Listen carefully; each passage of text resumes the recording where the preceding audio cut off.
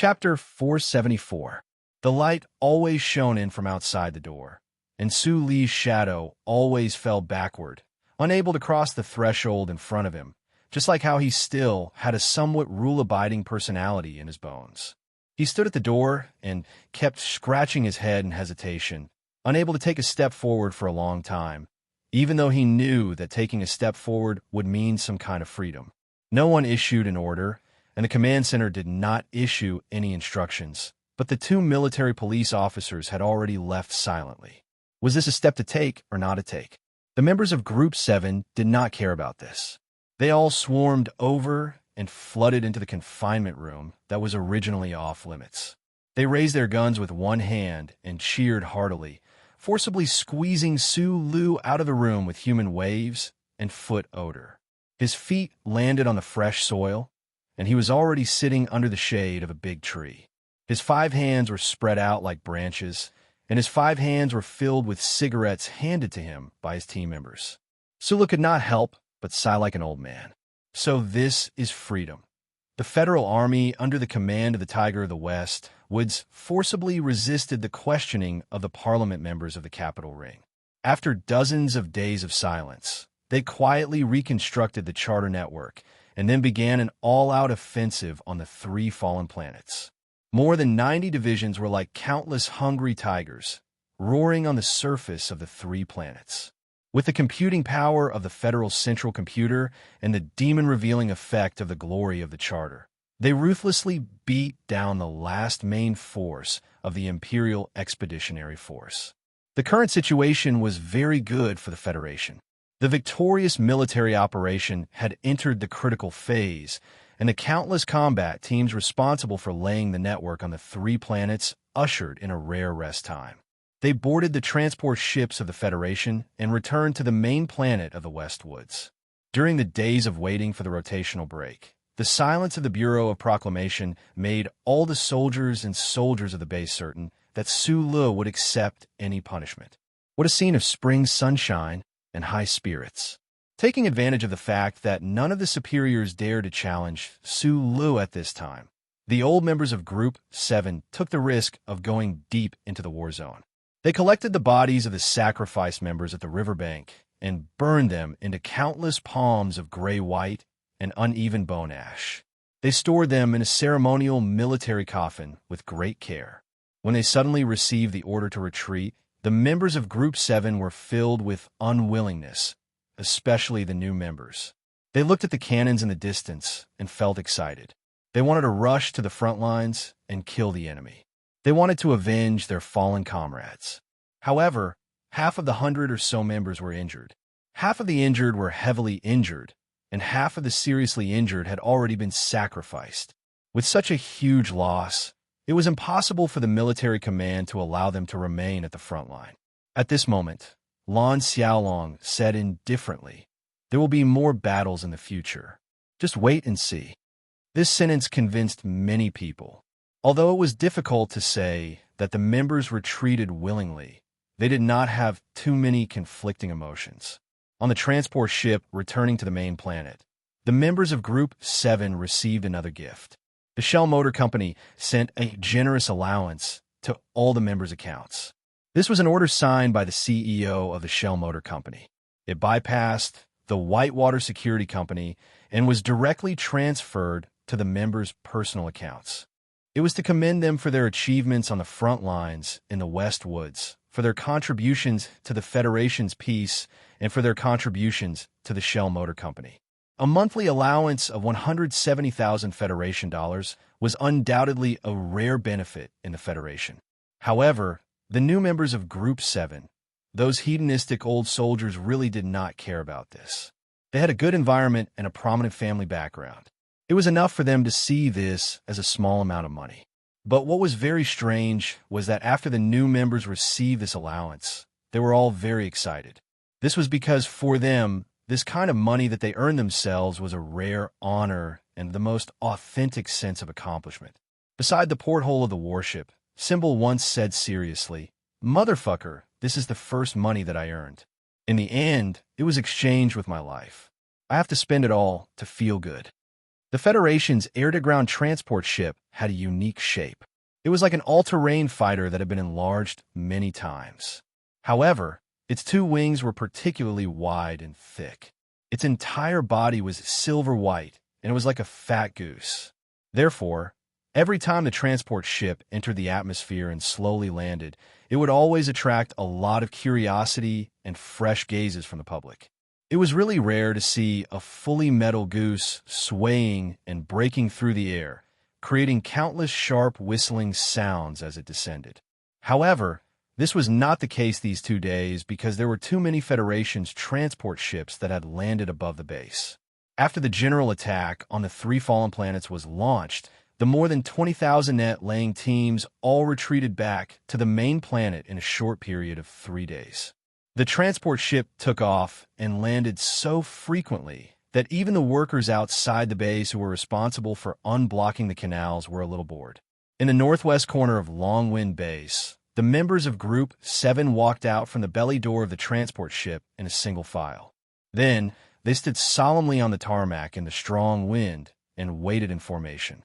Behind them, 6 recruits wearing white gloves slowly walked over.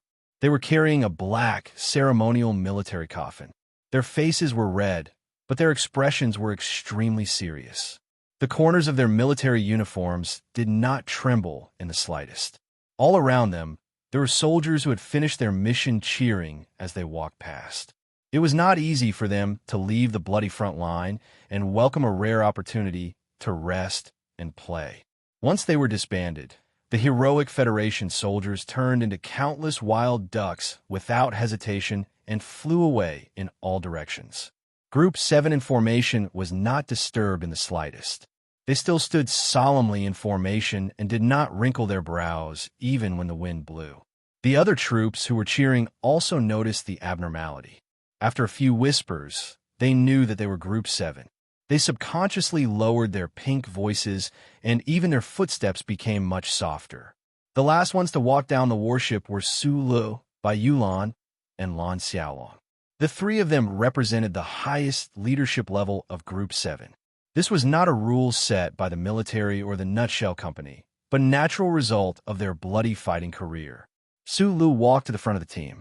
Bai Yulan and Lan Xiaolong very tacitly stopped and stood behind him. He was wearing the sunglasses that Zhou sent over half a year ago. He was holding a thick tobacco that was specially sent by 7th Young Masterly. He silently stood there and seemed to be extremely cool, but this seemed to be a little too similar to Du Shaoqing. Sula looked at the solemn team and laughed at himself in his heart. He took off the sunglasses, revealing a pair of sincere and amiable small eyes. He took off the thick tobacco in his mouth and threw it to Yin Bingyin, who was the most addicted to smoking in the team. "Attention!" Lan Xiaolong loudly shouted behind him. The members of Group 7 all stood at attention and did not move. Sula glanced at the ceremonial military coffin on the right side of the team that contained the ashes of his subordinates. After a moment of silence, he said, "I once had a conversation with a respectable lady. I believe that people will always die, and only reasons can make them stay. But if you think about it seriously, the truth that everyone firmly believes in, which means that the truth that we judge for ourselves, may not necessarily last forever." He narrowed his eyes and continued, "But I still believe that some things are more important than death. For example, resisting the invasion of the Imperium, saving the survivors of the 3 fallen planets, making the Imperium pay for their slaughter. No matter whether these reasons can last forever, I believe that the vitality of these reasons is much longer than the lives of us in our 80s or 90s. So, some sacrifices are valuable." Sula looked at the military coffin on the right side of the team and the Federation flag on the coffin and said, "Not to mention that these brothers died so that you could live, so I believe that even if it is for them, you should live a better life." He saw that the son of the governor, Da Vinci, had a warm smile on his lips and nodded vigorously. "Please forget them and live a good life," Sula finally said. Lan Xiaolong loudly shouted behind him, "Dismissed." "Well said," Bai Yulan said behind him. "I'm not born with a stone. I told you last time, but I got used to using my fists, which made me seem a little barbaric and monotonous." Sula looked at the slightly restless team members, and said with a trace of self-mockery, "When I was young, I didn't know how sharp my tongue was. And don't forget, I have the qualifications to be a level 1 technical supervisor of the Nutshell Mobile. No matter what, I should be considered an intellectual, right?" Bai Yulan was silent and thought to herself, "You're starting to mention the youth that no one knows about again." She couldn't help but feel a little depressed, her willowy eyebrows fluttering in the wind on the tarmac. The members of Team 7 didn't take the military vehicles sent by the base and walk to the periphery. The team members followed the style of Old 7 and Unit 8384. Their expressions were slick, and every bone seemed incomparably loose. They walked with the demeanor of a hooligan. However, unlike the other troops, they didn't disperse in a hubbub. Originally, they were in a square formation, but at this time, they became a loose mass of meat, tightly united around Su Lu in the center, not willing to disperse even a single step. Su Lu looked at the heads around him and felt a little strange. He thought that the disbanding was already announced, but the members of Team 7, this rich army, didn't really disperse. Right at this time, Shi Peng squeezed to his side and hesitantly asked in a low voice, "Boss, just now you said that we have to forget our dead brothers and live well. We feel that it is very reasonable. They want to ask you, do you want to go with us?" "Go to do what?" Sulu asked. "To do what you said." Shi Peng began to fumble for the cigarettes in her military uniform and said with a silly smile, "We are going to find some women." The wind and long wind bass seemed to suddenly become stronger, blowing the expression on Su Li's face to become extremely complicated and interesting. 3 hours later, there was a street 13 kilometers away from the Golden Star Hotel. The street was full of three-dimensional fantasy lights. Countless beautiful waitresses wearing light purple dresses were politely and quietly waiting outside the shop next to the Stone Lions. The Sunset nightclub in Sunset State was the largest and most luxurious entertainment venue. Tonight, it was booked by a group of rough men wearing military uniforms without epaulets. Chapter 475. At the end of the last constitutional era, the Federation and the Empire suddenly met, and then began a war that lasted for decades. The Westwoods region at the front line had a large number of troops all year round, especially during wartime. Soldiers and war supplies from all the galaxies of the Federation gathered here. Warships silently cruised outside the atmosphere. Transport ships like a flock of birds passed through the sky above the city. The people walking on the bustling streets had long been used to calm expressions, but the figures in dark military uniforms that often appeared showed that this place had long become a magnificent military camp. The Sunset State, the main planet of the Westwoods, was famous for its silver beaches and blue seas. It was the top tourist destination in the Federation, and, at that time, the service industry here was extremely developed. Decades of martial law had caused the tourism industry in the Sunset State to shrink, but the countless batches of Federation soldiers resting here made the service industry more developed and more direct. Where there were people, there were rivers and lakes. Where there were men, there were brothels. The soldiers of the Federation who retreated from the front line back to the main planet to rest were tens of thousands of bachelors. Their bodies were full of hunger and thirst, and they were greatly stimulated by the life and death battles on the battlefield. So naturally, they needed to find a place to vent. The Federation government and military had always maintained a silent and non-interfering attitude towards the places and sanatoriums all over the Sunset State. They couldn't let the brave soldiers shed blood and tears on the front line and not find a way to have fun when they returned to the rear. That would be too loveless. Once there was no love, what followed was hatred, and that was why the rate of sex crimes in the West Woods sharply increased.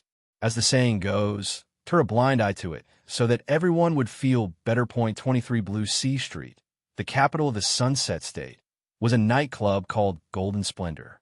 This independent building that looked like a blue luminous box was rumored to have collected beautiful girls from all over the Federation. Whether it was the decoration or the service, it was extremely luxurious and charming. A place like this was not a place that ordinary soldiers could explore with their allowance, but it didn't prevent the army from describing this place as a man's holy land. But tonight, this nightclub attracted a lot of trouble. At the entrance, officers left with gloomy expressions from time to time. In the last crowd, a major stared coldly at the manager. Listening to the manager's gentle explanation, he was in an extremely bad mood. They were the rotational warfare officers from the 2nd Military Region. Tonight, they had to entertain a few of their comrades who had just retired from the front lines. These comrades belonged to a well-known unit in the 3rd Military Region. They were obviously not qualified enough for a normal occasion, but what made them feel extremely embarrassed was that when they arrived at the entrance, they were actually refused entry by the nightclub. Although they were angry, the officers did not overreact. Since the Golden Resplendents dared to open a business in the capital of the Sunset Province, where the military ran rampant and had been operating in such a high profile for decades, it naturally had a very deep background behind it. He could only throw down a few words in annoyance and resentfully turn to leave. The nightclub manager looked at the back of the officer as he left. He straightened his body that had been bowing and apologizing. He couldn't help but wipe the cold sweat on his forehead and sigh softly. Of course, his boss wasn't afraid of a mere major, but as a subordinate, he didn't dare to provoke these soldiers who couldn't find a way to vent their anger. Turning around and looking at the nightclub that he had managed for several years, a bitter smile appeared on the manager's face. He wondered what the origin of the army inside was. The Golden Resplendents, which was enough to accommodate 500 guests at the same time, was actually booked by a few dozen people without any hesitation. In terms of background, Group 7 was without a doubt the most untouchable team. This team was filled with the descendants of the chairman, the sons of the governor, and the sons of tycoons. To go against the forces behind these princes at the same time, other than the strong and stubborn President Pabre, probably only someone with a temperament like Sulu could do it. This group of old soldiers who didn't care about the amount of money naturally didn't understand the meaning of sharing and saving. To spend an allowance of 170,000 yuan per person in one night, other than the Golden Resplendents, there was really no other place to go. It's nothing. Normal people wouldn't dare to provoke this nightclub. Bai Yulan walked back from the entrance and said to the slightly worried Sulu, "The owner of this nightclub has some connections. I heard that he can freely enter and leave Latitude 2 District 36. Sulu felt that this name was familiar and asked, "Where is this place?" "The old house of the Zhong family in the West Woods," Bai Yulan replied. Sulu nodded. Someone who could freely enter and leave the old house of the Zhong family probably didn't dare to provoke in the West Woods. But why did the address of the old house of the Zhong family sound so familiar to him? While he was seriously recalling, his thoughts were interrupted by the sound of music coming from downstairs. The outer walls of the Golden Resplendence nightclub were covered with faint blue lights, but the lights inside the building were mainly lavender, reflecting on the black and gray decorative walls and floor, making it look quite stylish. On the wine island carved from fragrant wood, there were all kinds of mixed drinks, and the lavender lights rippled in the wine, creating a charming hue. To the west was an exaggerated glass wall, and the wall was filled with natural seawater. Countless small golden fish were following two long golden arowanas as they swam up and down. Inside the transparent hall on the second floor, waitresses in extremely short uniforms were carrying black wooden trays, smiling as they wandered around. Their slender, white high heels supported their slender white legs, and the exquisite design of their uniforms outlined the curves of the young girls. When the soothing music became slightly more passionate, the waitresses' long legs seemed to become lighter, and with their soft waists and bright red, full lips on their delicate faces, it was enough to arouse the desire in the depths of any man's heart. The members of Group 7 talked and laughed loudly as they drank the good wine in their glasses. Not long after, all the mixed drinks were taken away and replaced with Wenjun No. 3. Wenjun brandy, one of the most famous spirits in the Federation, was produced in the Ganzhou Hills district of Region S3. Among them, No. 3 was a treasure that had been in the cellar for more than 30 years. Not only was it expensive, but it was also rare. These rich kids ordered 80 bottles of No. 3 as soon as they opened their mouths. Even the Golden Resplendence was caught off guard, and it took them a full 20 minutes to get it. Alcohol, music, cigarettes, and beautiful women. A psychedelic atmosphere shrouded the air inside the building, washing away the light purple lights and making them even dimmer. Some of the members of Group 7 were playing billiards, some were throwing darts, and some were already drunk. They were doing something they would never do in the Capitol ring, and that was holding a microphone and singing the military's bloody battle song with a hoarse voice as if their lives depended on it. A few of the members who drank an entire bottle of spirits in 5 minutes were already drunk, and their eyes were in a mess. For some reason, sorrow rose from their hearts, and they hugged the people beside them and cried bitterly.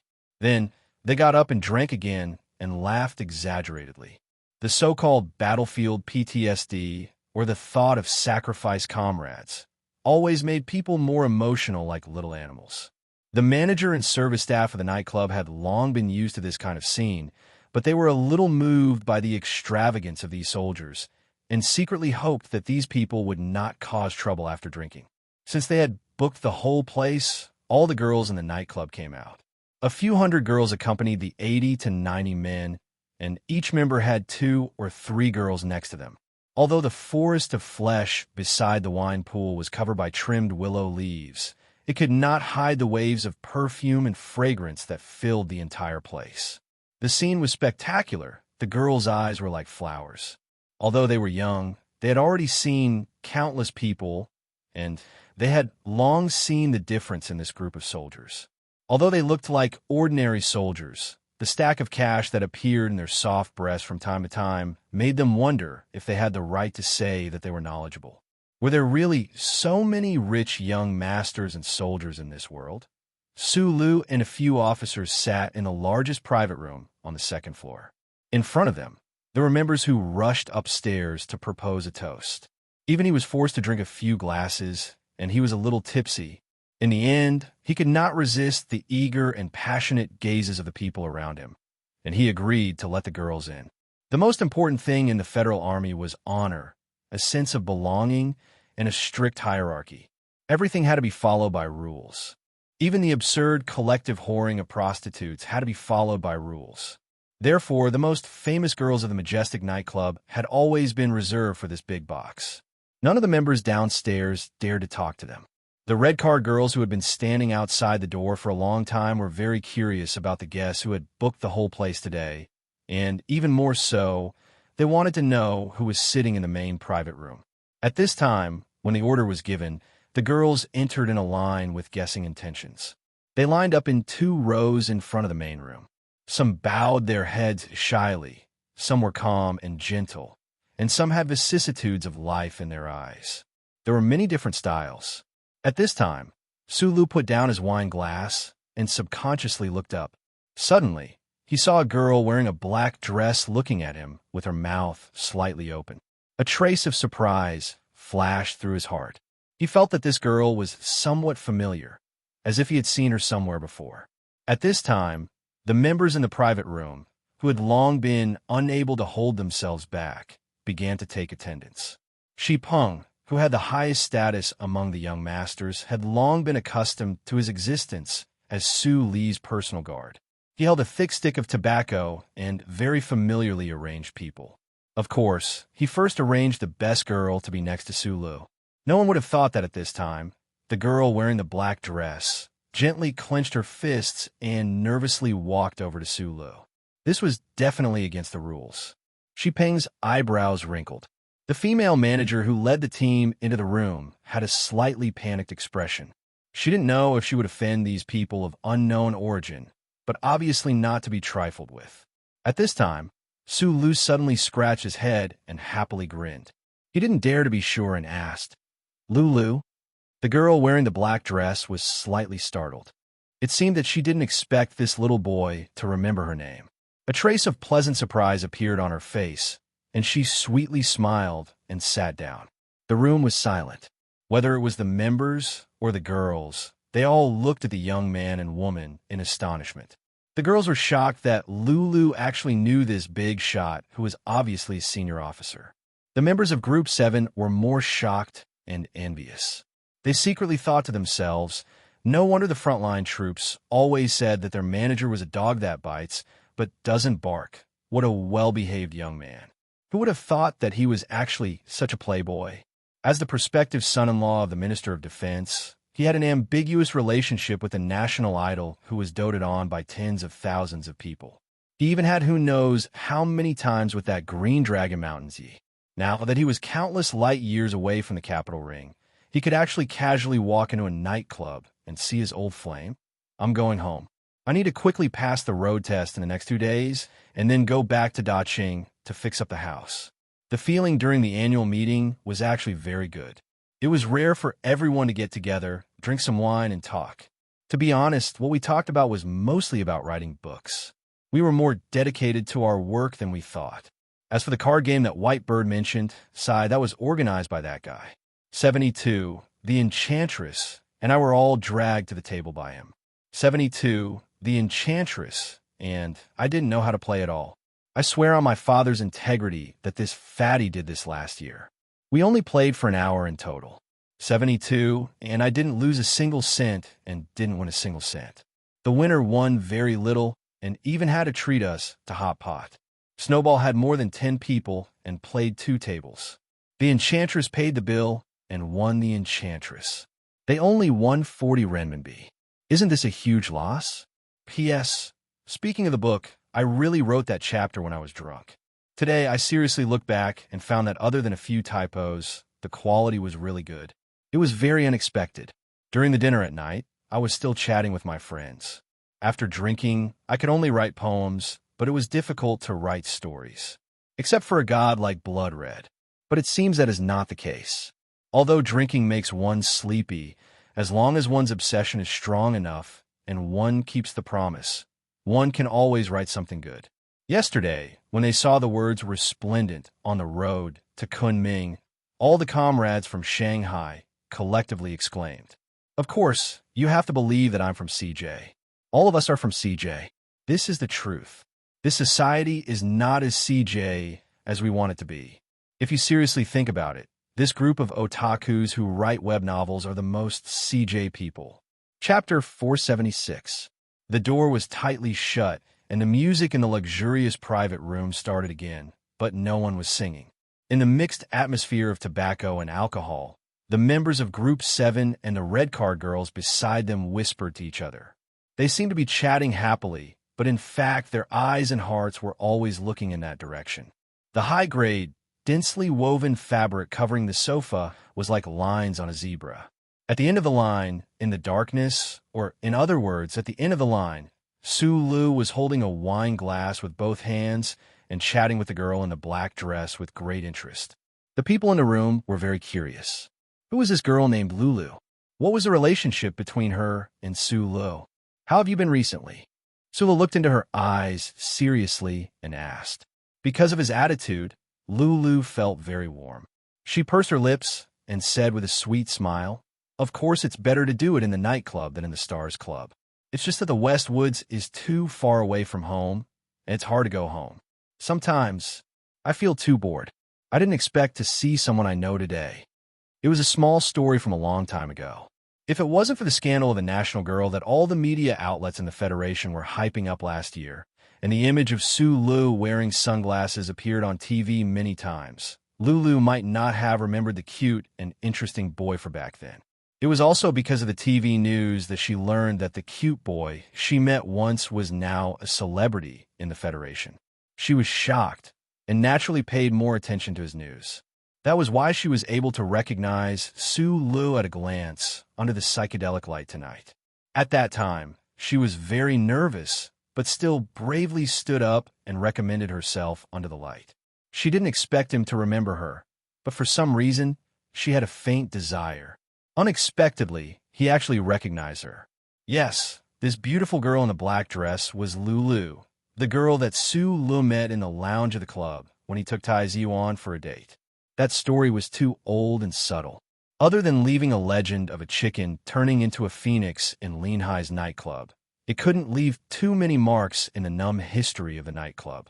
Ace Bai Chi became the mistress of a mysterious young man, and her sisters from back then still had to continue their lives of selling sex. Sula shouldn't have remembered, but he really didn't. Human memory was always a wonderful thing.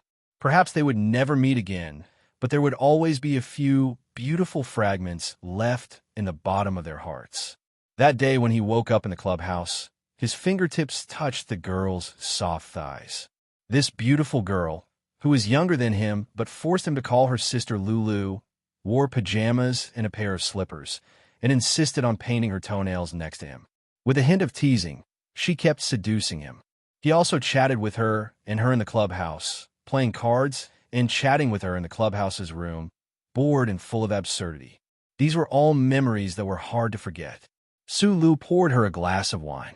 Looking at the girl who didn't age, but was even more beautiful, he couldn't help but sigh in his heart that didn't match his age. At that time, he was a poor concierge, and she was a girl in the clubhouse. Now, he was a famous person in the Federation, leading hundreds of people and holding many guns. She was still the same kind of girl, but she just changed her workplace. Time passed too quickly. A few years had passed in the blink of an eye, and the world had changed a lot. Tai Yuan, the lifeless prince, would probably never be the real, crazy teenager like he was back then. Lulu took a sip of wine and noticed the surprised expressions of the other people in the room. She couldn't help but feel nervous. She slightly looked up at Sulu. From an ordinary girl in the clubhouse in Linhai City to a popular girl in the Golden Splendor nightclub, she must have been doing well these years. In fact, she was very beautiful back then, but she was too stubborn when she was young, so she couldn't stand out. Over the years, she gradually cut off the stubbornness of her youth, and her whole person seemed to be quieter and gentler, but it was unknown whether it was the appearance that had been tempered by the vicissitudes of life. This place is very formal, and the owner treats us well. We directly go to the second-level medical insurance, and we are responsible for a round trip every year. Lulu smiled and continued the previous topic. Probably because she felt like they had just met, she suppressed her nervousness and took the initiative to sit next to Sulu. However, she didn't want him to show a trace of sympathy for her, so she answered very seriously and pretended to be calm. Sulu himself was a mining orphan at the bottom of society. When he was young, he went to various sanatoriums with his uncle and was used to being teased by those sisters. How could he show sympathy for her? That's not bad. He answered very seriously, and then without hesitation, he told her his contact information. Lulu was obviously stunned by his actions. Didn't this young man know that they were on two different levels? Shouldn't he keep a distance from her to avoid trouble? Su Li's tone was very serious, and his action of leaving his contact information was very natural. The girl was extremely warmed by his action of revealing his true nature. She raised her head and looked at him in a daze. After a long while, she came back to her senses. She lowered her head and poured a glass of wine to hide her true emotions. She asked sincerely in a low voice, "Can you tell me how Bai Chi is now?" Back then, Bai Chi was only an A-list prostitute in the clubhouse. She couldn't even be considered a high-class prostitute. After a night of sex, she became an official mistress of the Qianshi Tai family. Although only a few people knew the true identity of her patron, she was already a legend in the Linhai entertainment scene. However, Lulu had always been worried about this sister of hers who had never been heard from again. Sulu heard the sincerity in her question and thought that this girl's temperament was really good. After pondering for a moment, he said with a smile, "As far as I know, she's doing very well." Because of his emotions, Sulu drank a few glasses of strong wine in a row. He was very drunk, but his stomach felt a little hungry. He really wanted to eat something. His right hand unnaturally wrapped around Lulu's soft waist. His fingertips touched the slightly warm smoothness through the thin fabric of her clothes. It was a little stiff. Lulu clearly felt the change in Su Li's mood and snickered in her heart. Then, she really felt a trace of shyness that she hadn't felt in a long time. She curiously raised her beautiful face and looked at his side profile seriously. She was looking forward to what would happen tonight. To be honest, she was really willing. It wasn't because the student back then had become a big shot, but because of the details tonight, the beautiful details. Sula noticed that the atmosphere in the private room was a little strange. The music was getting louder and louder, and the lights were getting blurry. However, the men and women in the room were sitting on the sofa with slightly uneasy expressions. A trace of embarrassment flashed across Lulu's face. She gently bit her plump red lips and whispered in his ear, "The topless costume should have been over a long time ago." Oh, when Su Lu was in the capital, he was often dragged to some high-class clubs by the seventh young masterly. He saw a lot of the charming and even obscene scenes of those small stars offstage. Although he had never really tasted meat, he was not unfamiliar with this situation. After a moment of silence, he knew that it was because he was in the private room that the team members were a little uneasy. He was even more unwilling to let Lulu stay here, although she was definitely not anyone to him. But when he thought of that kind of scene, his hidden male heart began to feel unhappy. He took Lulu's hand and stood up. He said to the people in the room, "We're going to eat supper. You guys have fun." The 7 men were stunned for a moment. They stared blankly at Su Lu dragging the beautiful girl out of the room. When they saw the door was closed, they finally understood what had happened. In an instant, a burst of strong cheers broke out. Bai Yulan, who had been silently sitting in the shadows, pulled away the girl's hand that was on her thigh. She gave a few of the older team members a look. The team members in the hall of the nightclub watched Su Lu drag the girl out of the building. Under the influence of alcohol, they completely forgot the hatred and fear they had for this guy. One after another, they whistled excitedly. The whistling made Lulu shy like never before. Her cheeks suddenly turned red. It wasn't until they walked out of the nightclub and stood under the blue sky that the cool sea breeze in the distance woke her up a little. She knew that all this wasn't a dream. "Although I know that at this time, it's best not to disturb you. But for your safety, we have to follow." Bai Yulan, Xiong Lin Quan, and a few others hurried out of the nightclub. She looked at Su Lu and said with a bitter smile, "No need." Su Lu smiled and shook his head. "We're just going to eat supper." Everyone raised a middle finger in their hearts at the same time. Bai Yulan said calmly, "Don't forget the news that the Ministry of Defense and the Federation Bureau of Investigation sent last time. The 2 experts from Bermuda want to kill you. The Sunset State is their only chance."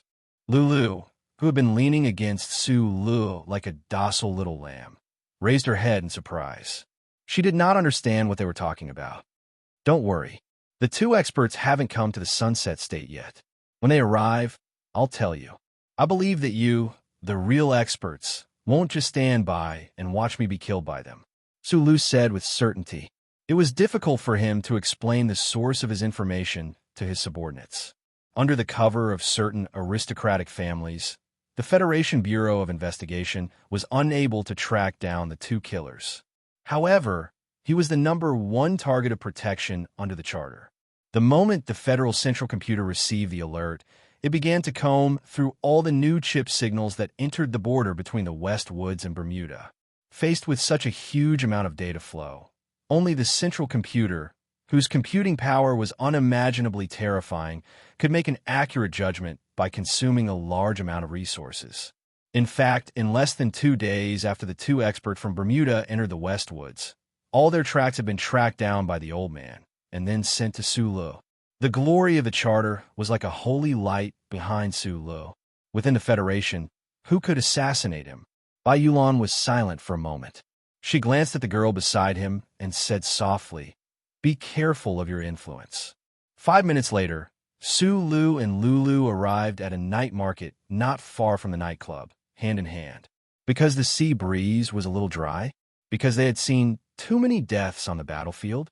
Or perhaps it was because they had met a girl from the past on the front lines far away from home. No one in the Sunset State would recognize him at night. He held the girl's hand without restraint. It was soft and very comfortable. In front of them was a large chrysanthemum garden by the sea. Therefore, this night market was called the Chrysanthemum Night Market. Sitting on a high stool beside the circular food tray, Sulu didn't have time to gently stroke the girl's hair that was messed up by the sea breeze. His slightly narrowed eyes fell on the 2 sides. There were 2 groups of soldiers sitting on both sides of the night market. One group of soldiers was wearing light military uniforms without any insignia. They sat upright and had strict military discipline.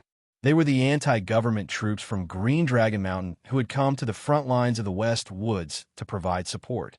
The other group of soldiers who were staring at the anti-government troops from Green Dragon Mountain with hostile eyes were from the 2nd Military Region.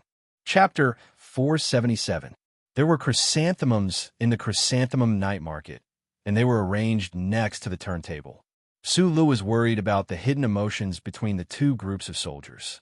The waiter calmly pushed over a dozen plates of food and 4 bottles of cold beer. Probably because he had seen too many dramas of soldiers in the night market. He was already used to it and wasn't nervous at all. Although the soldiers on both sides of the night market were brewing an angry atmosphere, they probably had misgivings about the military police all over Sunset Province, so they didn't make a move. Sulu shook his head. He used the tip of his finger to scratch his slightly itchy eyebrows. He let go of the worry in his heart and opened the bottle of beer to pour a cup for Lulu. The golden liquid overflowed the cup with foam. Right now, they weren't in the luxurious room of the Golden Splendor nightclub. He and the girl were alone in the sea breeze, and for a moment, they couldn't find much to talk about. They were originally strangers, but they coincidentally met many years ago. Su Li's silence was because some of the troops were nervous. The smoke of the battlefield and the contract of life and death could arouse the instinctive desires of humans. It was probably because of the fear of death that the subconscious delayed the outbreak of lust. He was a normal young man, so on this cold night, he naturally had some expectations and excitement. Lulu was also secretly a bit nervous, but she also felt awkward because it was completely inconsistent with her profession. Thus, the two could only lower their heads and smile as they drank, chatting about the architectural style of Linhai Province. However, this was not something that Sulu was good at, something that Miss Lulu would know. He didn't know how many glasses of beer had gone down his stomach, but the alcohol had gotten to his head. The girl beside him had become even more beautiful and alluring. Sulu felt his face heat up.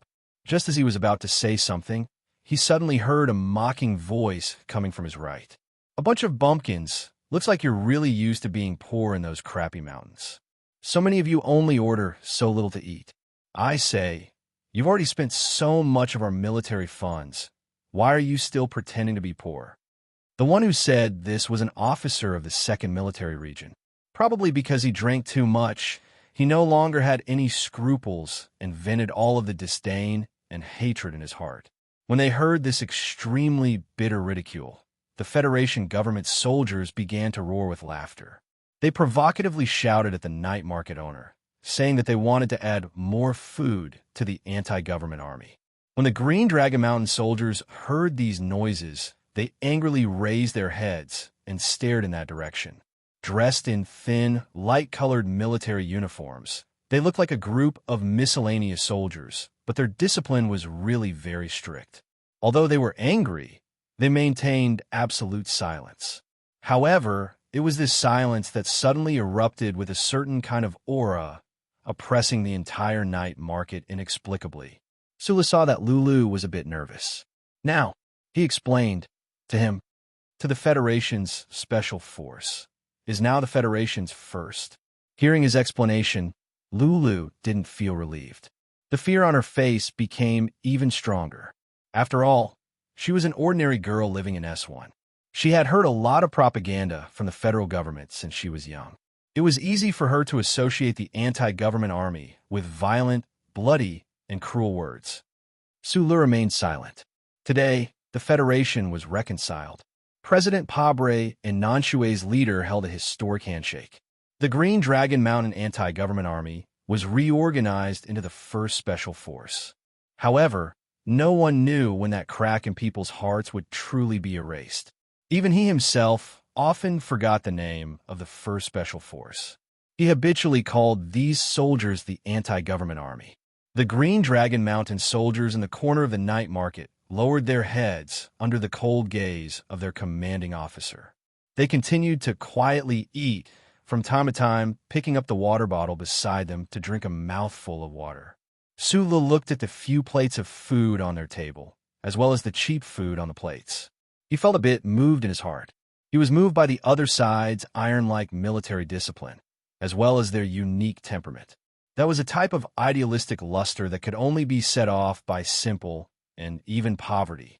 But since it had already been reorganized, the Federation government wouldn't go so far as to cut off the other side's supplies. A trace of doubt flashed through Su Lee's ink-black brows. He took out a military encrypted phone and dialed Shi Qinghai's number. No one answered the phone. The doubt between his ink-black brows turned into a bit of worry. Mr. Shi was nominated by Green Dragon Mountain and directly appointed by the president to be the liaison officer between the two sides. His position was extremely high. Could it be that he had to go on some dangerous mission? The Green Dragon Mountain soldiers had just returned from the front lines. Their bodies were covered in dust. They had just disembarked from a warship and were randomly looking for a place to fill their stomachs. Unexpectedly, they chose the Chrysanthemum Night Market, the place that soldiers love to gather. This group of simple and unadorned soldiers used the fastest speed to finish the food on their plates. The plates were very clean, and not a single grain of rice was wasted. They then prepared to line up and leave.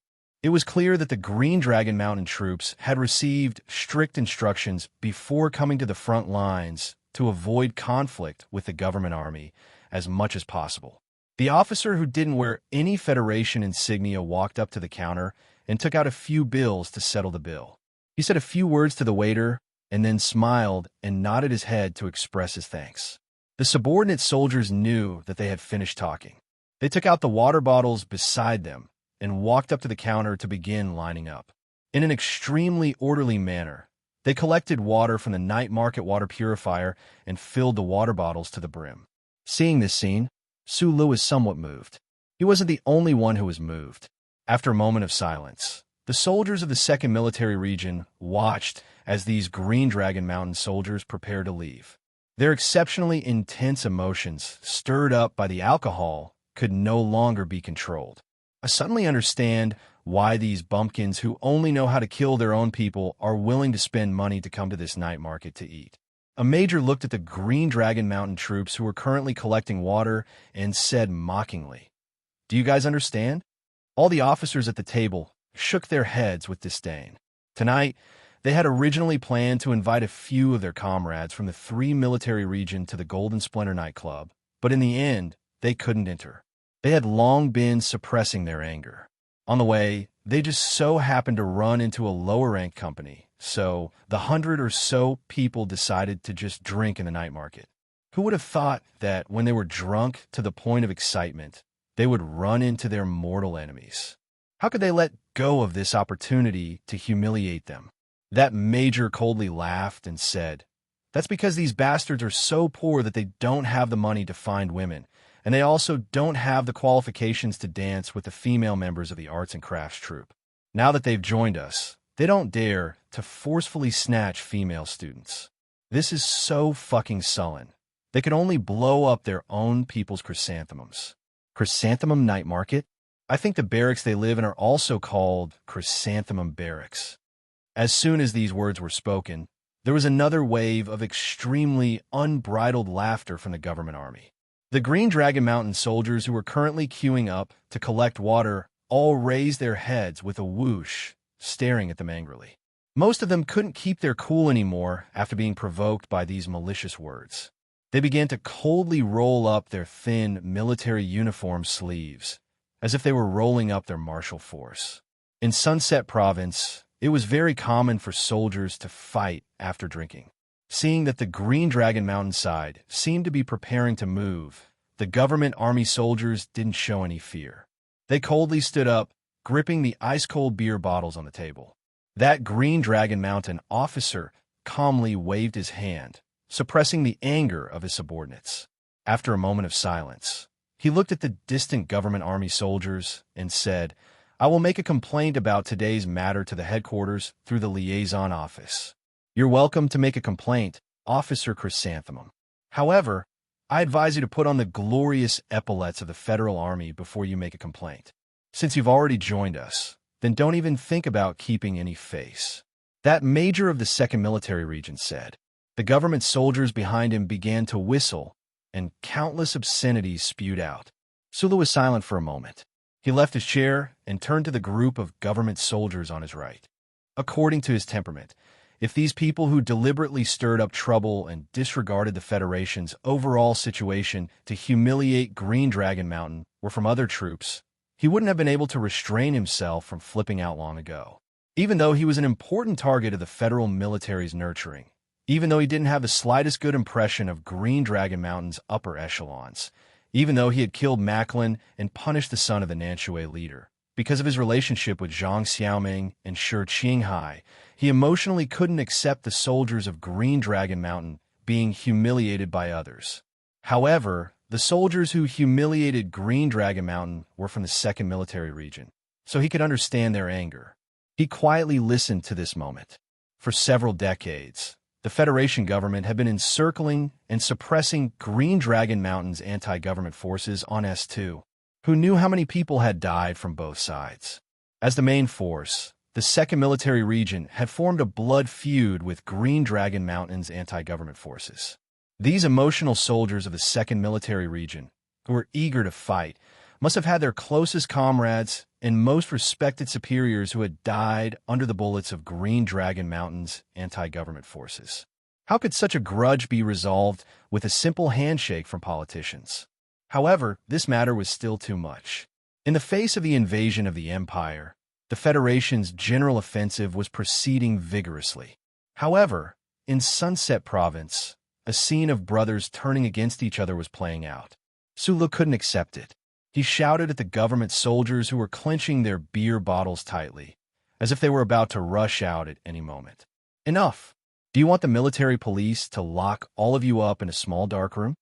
However, he had only used force to deal with the old soldiers of the 7th Military Region. He hadn't personally dealt with a disturbance in the army. He didn't know that the soldiers, who were completely drunk, had naturally entered a state of excitement and preparation for a fight. They were just like the bulls on the electronic wall in Donglin that had been provoked by the uncle. As long as there was even the slightest touch, they would sensitively jump up. The soldiers in this type of state wouldn't care about verbal threats at all.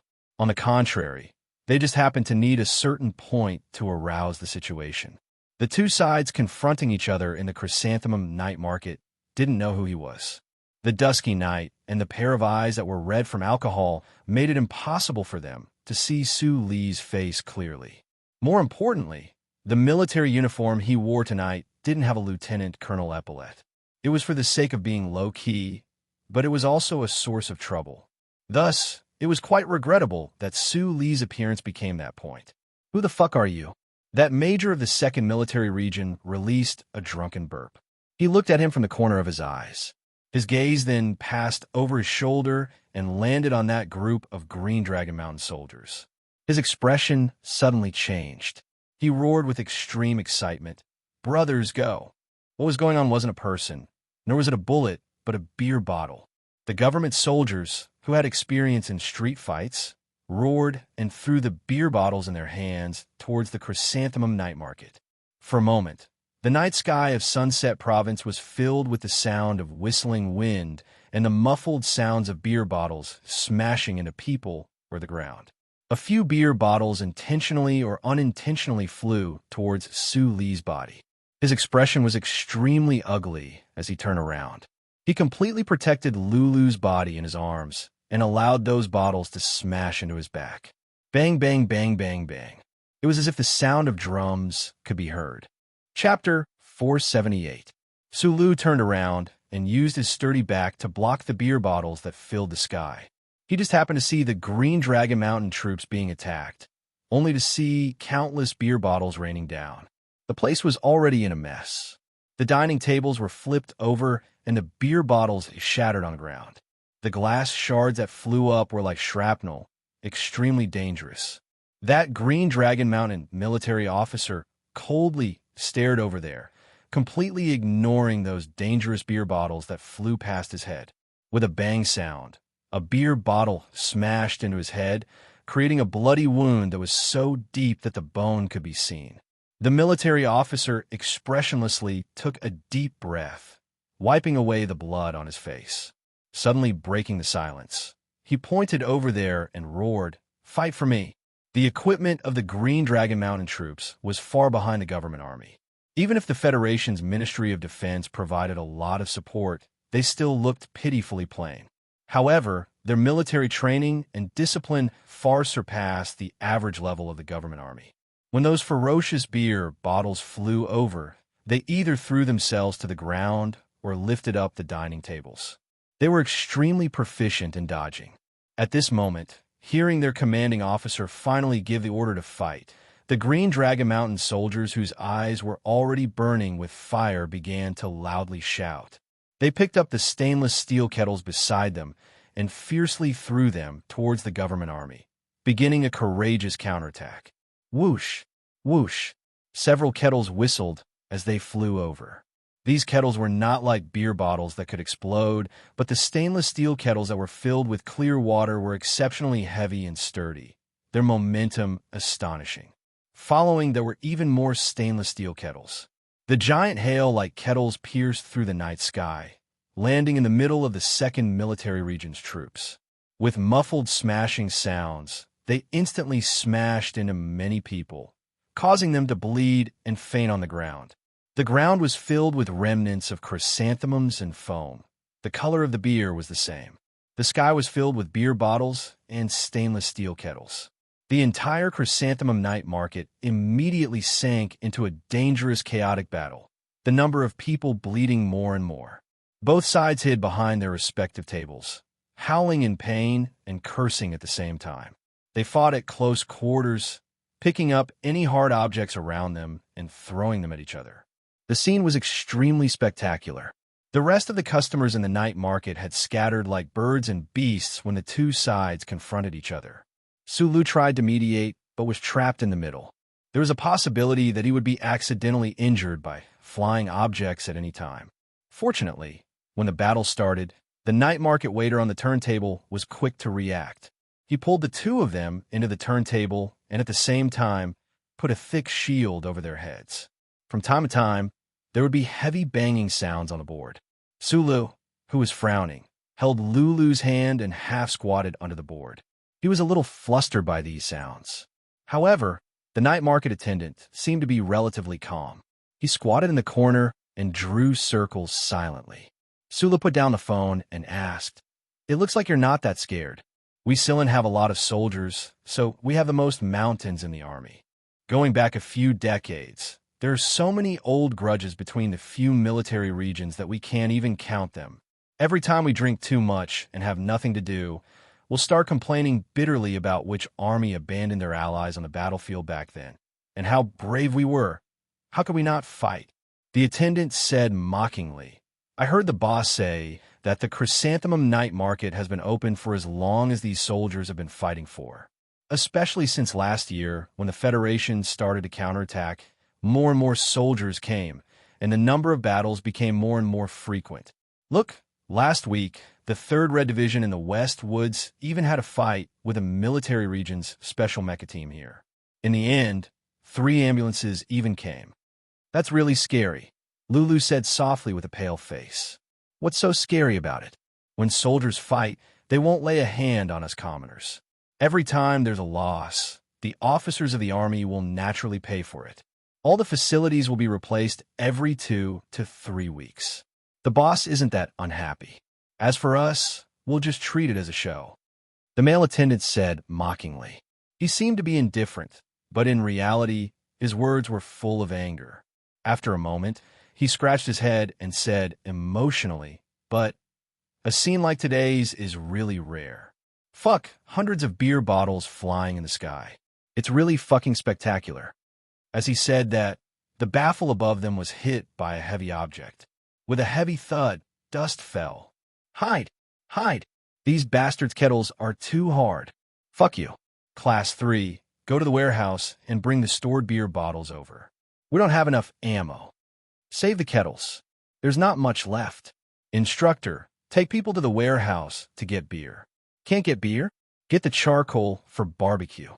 10:30 o'clock, 30 degrees inclination, 50 meters distance. Smash it."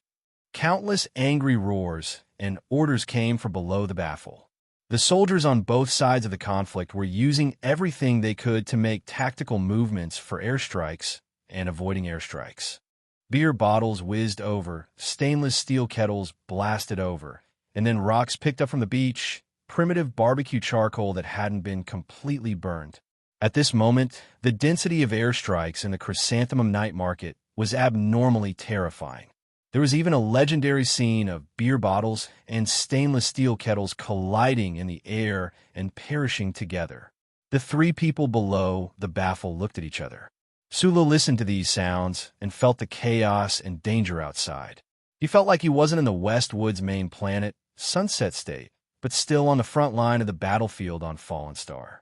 Above his head were the missile planes of the Federation and the Empire. Everywhere was filled with the smell of burning leaves and mushroom-shaped smoke. The chaotic battle had already begun. The night market was full of dangerous objects in the airstrikes. At this moment, facing the soldiers who had lost their minds, Sula knew that he couldn't do anything. He helplessly took out a 37 brand cigarette and gave one to the male attendant. Lulu asked for one with trembling fingers. After lighting it up, she took a deep breath. Because of fear, her face became even paler. The three people crouched below the baffle and began to smoke silently. Just as he was about to finish his cigarette, the noise outside finally changed. It was a chaotic mess. Footsteps, the sound of fists hitting flesh, cries of pain, and curses were incessant. Only the loud sounds of beer bottles and kettles were hard to hear. The airstrike alarm was lifted. Sulu put out the cigarette and carefully lifted the baffle to look outside. The night market was already in chaos. The two sides that were attacking from afar had finally gathered together and started to fight in close range. Chairs were smashed into pieces, and cold iron pots were smashed into heads, causing blood to flow. Amidst the roars, the soldiers of the 2nd Military Region and the soldiers of the Green Dragon Mountain were entangled with each other in a fierce battle. Fortunately, the Federation's gun control was extremely strict. Even the frontline troops had to follow the rules and regulations of gun separation once they retreated to the main planet. Neither side carried a gun, so they could only vent their anger with their fists and feet. This fight looked tragic, but it shouldn't cause any deaths. Sulu temporarily relaxed. However, the situation immediately changed again. The Chrysanthemum Night Market was located in the bustling area of Sunset State. All around it were troops resting and reorganizing. The news of this fight between the government army and Green Dragon Mountain spread extremely quickly. Countless soldiers who came to watch the show flocked to the night market. The spectators who did not know the truth were easily stirred up by the intense scene before them. Not to mention, the grudge between the government army and Green Dragon Mountain had not been completely settled. The first to join the fight was a group of soldiers from the 2nd Military Region who came after hearing the news. Then a logistics company from Green Dragon Mountain also joined the fight. Then, some soldiers from the 1st Military Region couldn't watch anymore and began to help a comrade in the trenches. A revolution was not a treat, but a fight really did feel like a treat. The two sides that were fighting fiercely in the night market did not shout and shout, but the passers-by excitedly joined in. The fight snowballed bigger and bigger, and the scene became even more chaotic. Every corner and space in the night market was filled with the shadows of fists and kicks. 2 versus 1 fight the landlord, 3 versus 1 was still fight the landlord, fighting until your head was broken and blood flowed.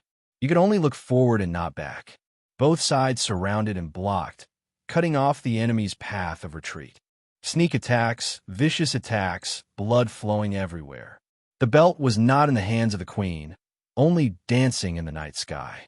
Over 1,000 people fought in the night market. Countless pairs of feet crushed the golden chrysanthemums, and then crushed them together with the beer foam, glass shards, and mud on the ground, turning into some kind of indescribable mixture that splashed onto people's trousers and faces. Damn, this is really fucking spectacular. Suli's head was still feeling tipsy. He groggily looked at this scene and said with incomparable shock. Then he thought, why hasn't the military police who received my call arrived yet? The chaotic battle in the night market was intense. The government army at the front lines always had a lot more people. Even if it was only the 2nd Military Region, they still had more people than Green Dragon Mountain. Not long after, the government army gradually gained the advantage and forced the other side to the northwest corner of the night market. The Green Dragon Mountain soldiers all had more or less injuries on their heads and bodies, but they were unwilling to admit defeat. They clenched their teeth and held on. The military police had not arrived yet, but the people of Group 7 had arrived first. When the members who were drinking and having fun in the Golden Resplendence heard that there was a big show happening not far away, no matter if it was the ruffian old members or the hedonistic and shameless new members, they all did not want to let go of this good opportunity to see a good show. They all excitedly rushed several dozen people over. The members of Group 7 were incomparably excited when they saw this scene.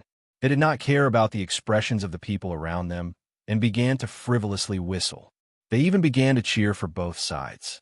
But suddenly, someone remembered their manager seemed to have been drinking here before. Looking at the beer bottles on the ground in front of them, the night market was a mess, and there was not a single place that was undamaged. Everyone's expression changed, and they began to worry. Although they all knew that Su Li's battle prowess was extremely ferocious, with over 1,000 drunken soldiers causing trouble, even if the war god himself was here, he would still have to avoid them. Who could really fight against 1,000 people? Xiong Linquan stared with wide eyes and searched for a long time, but he could not find any trace of Su Lu in this chaos. His phone call could not be connected either. His face immediately became as black as the bottom of a pot.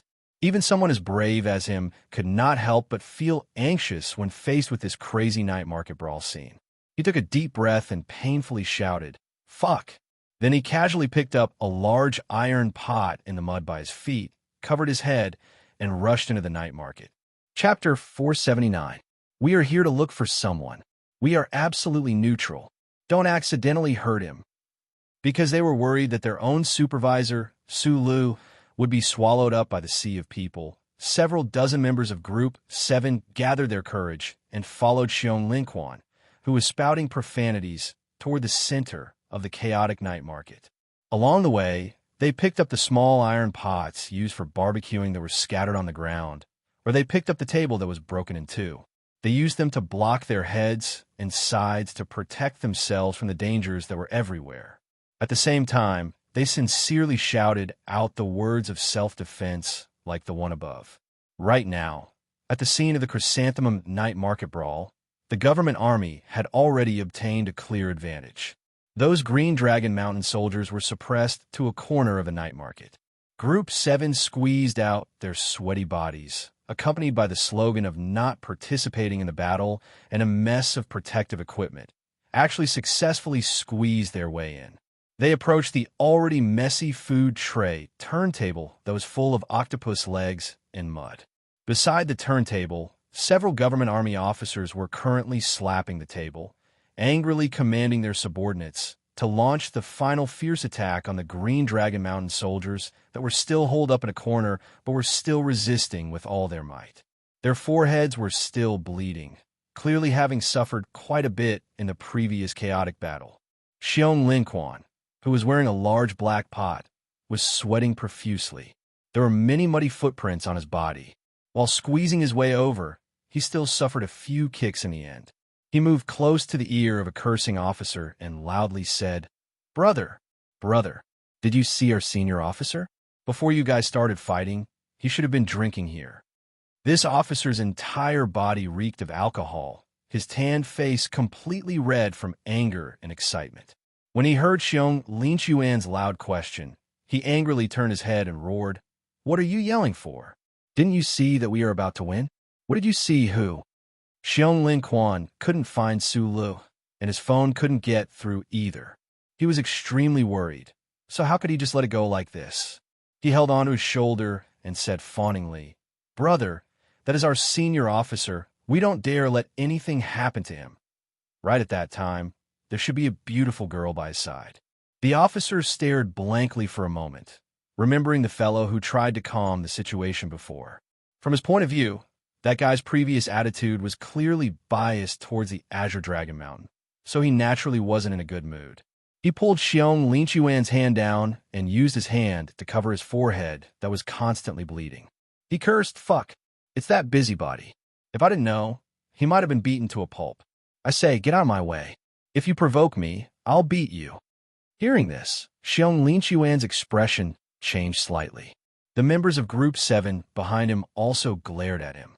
Over the past few years, Group 7 had made a name for itself in the West Woods for being ruthless. After disbanding for a year, Group 7 was reorganized and welcomed Su Lu, a manager who dared to go against Du Shaoqing. He was even more arrogant and domineering than before, and it was deeply ingrained in his bones. Regardless of whether it was the new or old members, no one would be willing to tolerate this kind of attitude. Yin Bingyan glared with his bulging eyes. His arm, which was as thick as a tree trunk, stiffened as he raised his fist, which was as big as a bullet, and prepared to smash it. As the face of the 17th Division, he was extremely tall and sturdy. Now that he suddenly went berserk, his aura was extremely frightening. Unexpectedly, the moment he moved his fist, he was hugged by Xiong Linquan. Xiong Linquan was half a head shorter than him, but his strength was greater than his. What? You want to go berserk? That officer spat on the ground and cursed. Fuck, you really think that I don't dare to beat up all of you? Fucking mercenaries. As old foxes in the army, they could easily determine the allegiance of the other party through their military uniform, epaulets, and aura. If it was in the past, Xiong Linquan would have long sent this officer in front of him flying with a kick. But right now, he only tightly hugged Yin Bingyan, not letting him do anything. At the same time, he used his fierce gaze to suppress his restless subordinates. Right now, the situation in the Chrysanthemum Night Market was too chaotic. Everywhere were soldiers who had been stimulated by alcohol and blood to the point of near insanity. Although Group 7 was not afraid of fighting, their numbers were not small. More importantly, today's brawl involved Green Dragon Mountain. As an old member of Group 7, at this moment, Xiong Linquan calmly thought that if he and the others also participated in this brawl, perhaps it would bring some political trouble to Su Lu. Right now, they had a black pot on their heads, but that did not mean that they really wanted to be the scapegoat. The most intense area of the brawl had already moved to a corner of the night market. The soldiers of Green Dragon Mountain clenched their teeth, unwilling to disperse or admit defeat. Their desperate postures stimulated the atmosphere of the scene to the extreme. Everyone involved gradually lost their last bit of rationality. Their eyes were red from killing, and from time to time, there would be miserable groans. Su Lu, who was squatting under the turntable, had already anxiously finished smoking 2 cigarettes. He watched the two sides of the brawl through the cracks. Some people began to pick up the sharp and broken beer bottles on the ground. He even saw that the weapons in the hands of some soldiers had traces of blood on them. He knew that the development of the situation had already spiraled out of control. He feared that before the military police arrived, someone would die. If an irresolvable and vicious conflict really did occur between the government army and Green Dragon Mountain, under the manipulation of certain people, it might affect the rare Great Reconciliation situation of the Federation. The ice-cold edge of the blade would be pointed at President Pabre and the high officials beside him. Moreover, it would definitely affect the military's victorious military operations against the Empire. Su Lu understood the balance between politics and the interests of the Federation on a large scale. However, the direct reason why he made such a risky decision and rushed to quell the situation first was only the blood in the night market and the possibility of death at any time. Regardless of the difference in ideology and political philosophy, regardless of how much blood was shed in the 4 states surrounded by S2, in the Westwoods region, in the moment of war with the Empire, he believed that everyone's blood should flow on the front lines and should not dry up in the infighting and old grudges. After telling Lulu to stay under the turntable obediently with the waiter, Su Lu crawled out from under the turntable. His whole body trembled, and like a loach, he slipped past the excited and twisted faces of the soldiers. He arrived in front of Xiong Linquan and said in a deep voice, "Give me the gun." Xiong Linquan and his team members looked at him with surprise and excitement. They didn't know where he came from, but he didn't have a single injury on his body. Just as they were about to go up and pat him on the shoulder and leave, they suddenly heard these words and didn't react for a moment. The Federation strictly controlled firearms, and the army was no exception. In the entire Group 7, only Xiong Linquan, who loved guns as much as his life, had exchanged his military merits for a high-authority gun permit. He carried a gun on him at all times. Sula knew this. With a calm face, he reached out his hand and directly took out a gun from Xiong Linchuan's clothes. The slightly hot gun was a bit light in his hand. He frowned and looked down. He found that the gun was a green star, with an electric pulse and a liquid core at the back of the cartridge. The voice is a bit low. I'm afraid not many people can hear it. He thought in his heart and stuffed the green star back into Xiong Linchuan's hand. Without any hesitation, he touched the gun again and found an H01 pistol. Finally satisfied, he held it tightly and walked toward the several officers of the government army. Xiong Linquan and his team members were stunned. They didn't know what he was going to do. Sulu walked in front of the several officers. Looking at their violent expressions, his heart sank. It was a nearly impossible task to calm nearly 1,000 soldiers who were driven crazy by violence and blood. You have already won. The military police will be here soon. Tell your people to stop. The leaders of the 2nd Military Region glanced at him and cursed, "Get out of my way." Sulu saw the blood and fighting on the other side. Without a moment of hesitation, he raised the pistol to the night sky and pulled the trigger continuously. Bang, bang, bang, bang. The H01 was the first generation of the H21. It also had a very long magazine, but it had the simplest mechanical firing pin design. The gunshot was exceptionally loud. He stared at the several officers of the government army and fired continuously into the sky with no expression on his face. His forearm kept trembling slightly, and the gun barrel spewed out beautiful gunfire.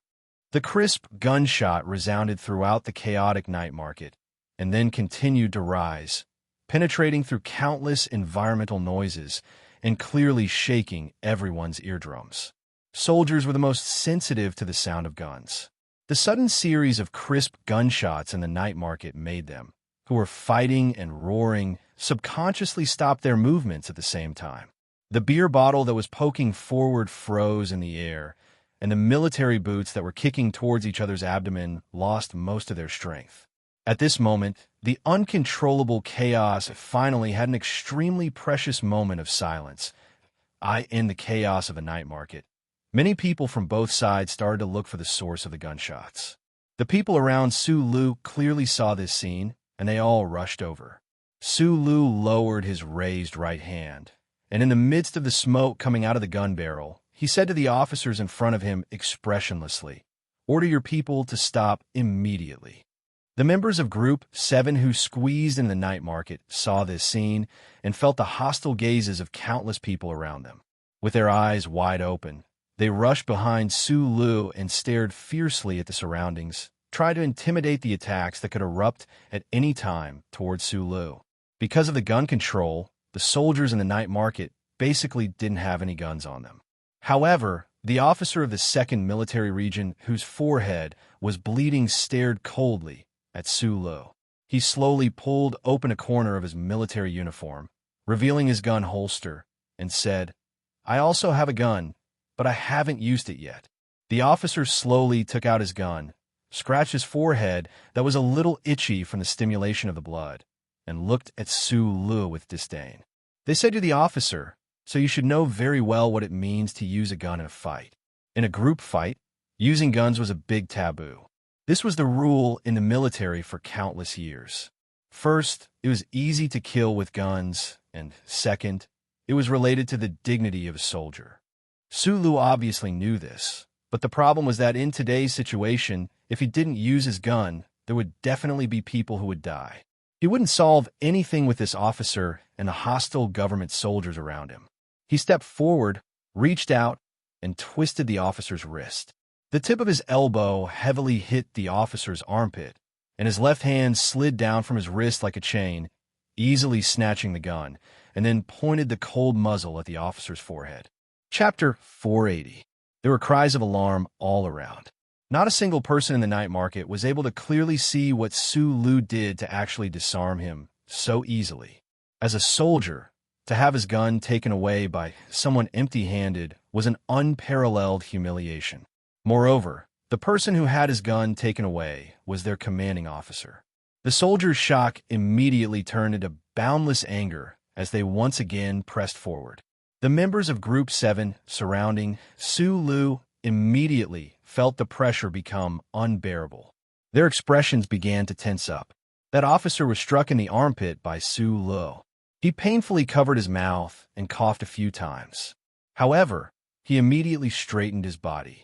His expression was extremely ugly as he stared at Su Lu. With a voice that chilled to the bottom of one's bones, he said, "If you have the fucking guts, then kill me." Saying this officer valiantly took a step forward. Using the space between his eyebrows, he fiercely jabbed the barrel of the gun in Su Li's hand. "Don't worry about these guys. Brothers, let's first beat those mountain bumpkins to the ground. Then we'll take care of these mercenaries who sell their lives for money." The valiant officer looked at Su Lu with ridicule in his eyes. He loudly cursed, "I want to see who the fuck dares to open fire today." Good. The situation that had already calmed down temporarily became even more agitated because of this officer's hot-blooded declaration.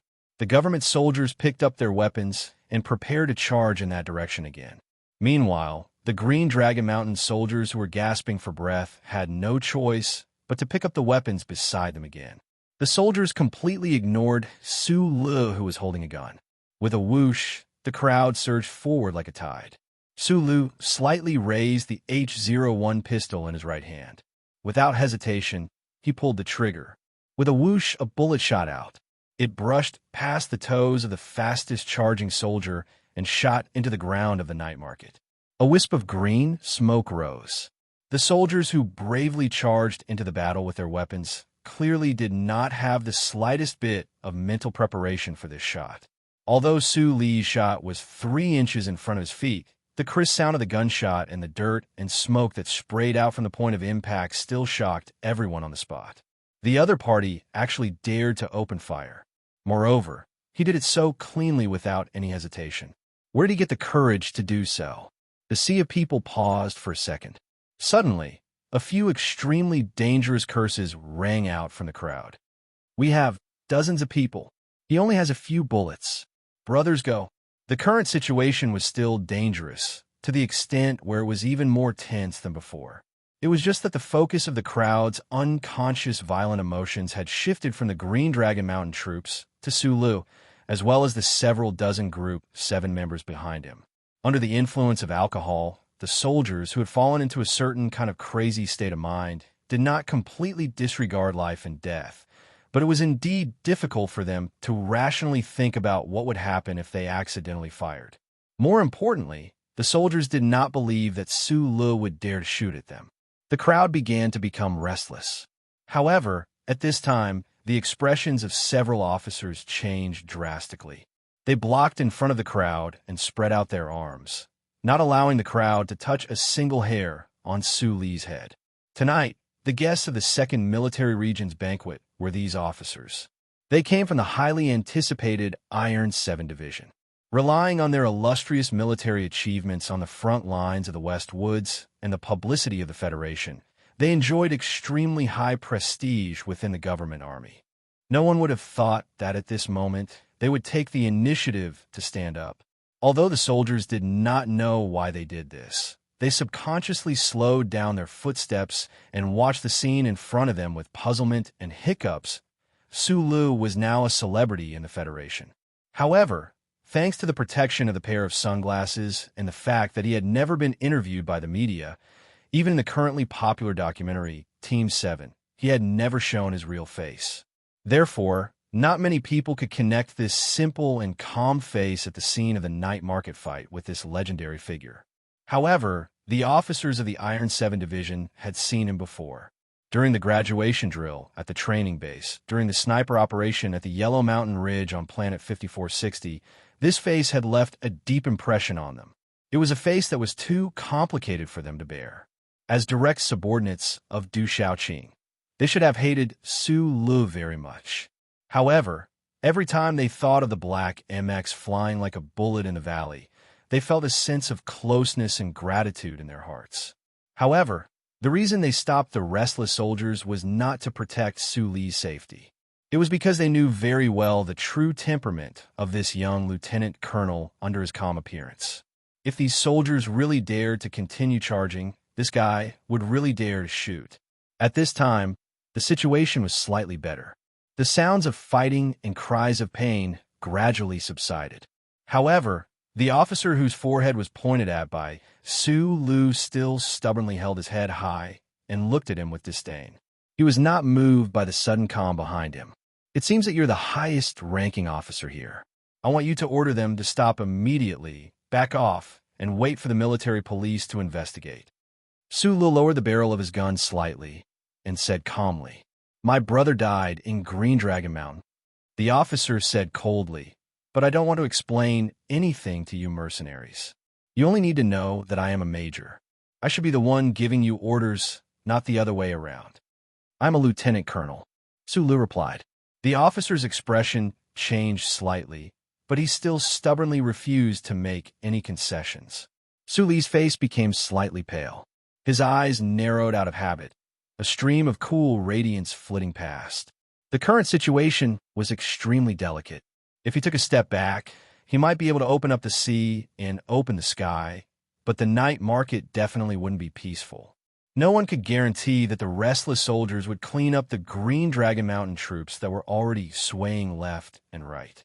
This wasn't the front lines, but it was close to the front lines. Su Lu silently thought to himself. His two thumbs pulled open the spring buckle on his pistol. Taking half a step back, he turned his body and aimed at this officer. Without any hesitation, he pulled the trigger. Pu-pu-pu. A series of concentrated and crisp gunshots rang out. Thick smoke and misty flames accompanied by a unique smell pervaded the space between the two people. The bullets sliced past, creating a series of sizzling noises. The unmanned turntable behind the officer was riddled with holes. Countless wood shavings flew into the air. Occasionally, shrapnel would strike metal objects, creating dang-dang sounds and light chirping sounds. It was unknown where it flew off to. Countless bullet points accompanied fine dust, appearing before everyone's eyes like a scene that could only be seen in movies. The stupefied soldiers stared at this scene in shock. Only when the gunshots stopped did they react. Their bloodshot eyes widened as if they were going to split apart. They began to shout loudly in anger, fear, and grief. The light smoke released from the gun barrel scattered. The soldiers who were preparing to pounce over and tear Su Lu into countless pieces of minced meat discovered that their officer was still standing in his original position, completely unharmed. He stood in the middle of countless bullet holes. Only his face was pale, as if he had just died. Su Lu silently walked up. He raised the two pistols and pressed them against the officer's chest and neck. He forcefully pushed the officer against the turntable, creating a muffled boom sound. Amidst the sizzling sounds, the scalding hot gun barrels burned the officer's clothes, burning a circle of skin under his neck. The officer let out a muffled groan. His brows were tightly furrowed, but he did not cry out in pain. It was unknown whether he was stunned by the flurry of gunfire or because of some other reason. Su Lu gazed at the face that was inches away from him and said, "I don't want to hear the story of the grudges between you and Green Dragon Mountain. After the people of the Empire are chased out of the Federation, it's your business how you want to take revenge. But before that, it's best if you keep your head clear." The officer's lips trembled, but he did not speak. "You should know very well how many bullets are left in these two guns. So, you must not overestimate my patience and rationality. I have never dealt with a commotion like this before. If you really push me into a corner, I'm willing to do all sorts of crazy things." Su Lu finally said, "I know how ruthless you are, but you don't know how ruthless I am." The expression on the officer's face twitched slightly. He let out two hoarse laughs that sounded like he was crying. Then he lowered his head and was silent for a few seconds. He extended his right hand that had been cut by the wooden stubble and was dripping with blood. He waved at the crowd around him. When the soldiers in the night market saw this scene, they subconsciously and slowly put down the beer bottles and bayonets in their hands. Extremely complicated emotions appeared on their faces. The military police had not yet arrived. Su Lu did not let go of the gun in his hand. Xiong Linquan and his team members stood behind him, vigilantly watching the surroundings. The officers of the Iron 7th Division also began to help maintain order. The night market gradually calmed down. The soldiers who had participated in the gang fight stood rooted to the ground like wooden puppets. Regarding the identity of the mercenary manager who had appeared out of nowhere and dared to shoot between the government forces and Green Dragon Mountain, there was a guess, or rather, a piece of information that gradually spread through the crowd. From time to time, whispers could be heard. It's the 7th Division. Then this is Sula. 3 minutes later, the mournful sound of a military vehicle alarm from the West Woods Military Police Headquarters finally rang out outside the night market. Why were you there? Shooting in the middle of the street. Do you know which military discipline this violated? Regarding what happened tonight, first write a description of the situation. After the investigation team is formed tomorrow, I hope you can honestly answer your own questions. What's your name? Sula. Huh. Lieutenant Colonel Sula. Salute. In the dark interrogation room of the West Woods Military Police Headquarters, the officers of the relevant departments were investigating the gang fight that night. Thus, there was a series of interrogations in front of them. What was very strange was that those cold and oppressive questions, when the officers saw Su Lee's name, suddenly turned into shocked exclamations of disbelief. They subconsciously stood at attention and saluted the youngest lieutenant colonel of the Federation behind the table. Sulu looked at this scene and thought that if he had worn the epaulette today, would have been easier to deal with the Chrysanthemum night market incident. What followed was a routine explanation of the situation and a recording of the witness testimony. However, the attitude of the military police officers at this time became much gentler. It didn't take long for this work to be successfully completed with Su Lee's cooperation. Lieutenant Colonel, I'm very sorry, because this incident has too many implications, and people from all 3 military regions participated in the fight. We're also under a lot of pressure, so you can't return to camp for the time being. You may have to wait until tomorrow for the investigation team to formally question you before you can leave the military police headquarters. No problem. We have arranged a lounge for you. Please follow me.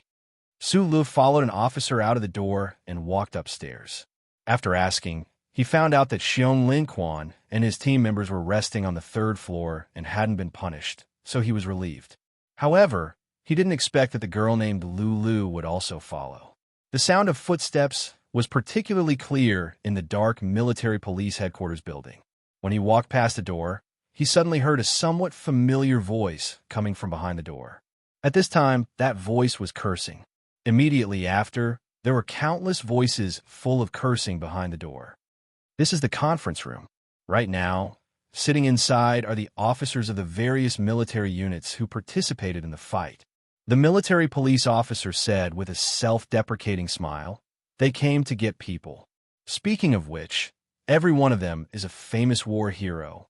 Encountering such people, the military police headquarters didn't dare to be too tough, so they could only let them hit the table. Chapter 481. No one died from the night market brawl, but many people from both sides were seriously injured and sent to the hospital. Since the matter was so big, the West Woods Military Police Headquarters naturally launched an investigation extremely quickly. However, in response to this, the officers from various troops who came to the military police headquarters to rescue people or create a ruckus also arrived extremely quickly. The chaotic battle in the Chrysanthemum night market could not be sorted out for now. Just how many troops were involved, but from the noise of the people in the meeting room, it must have involved a lot of people.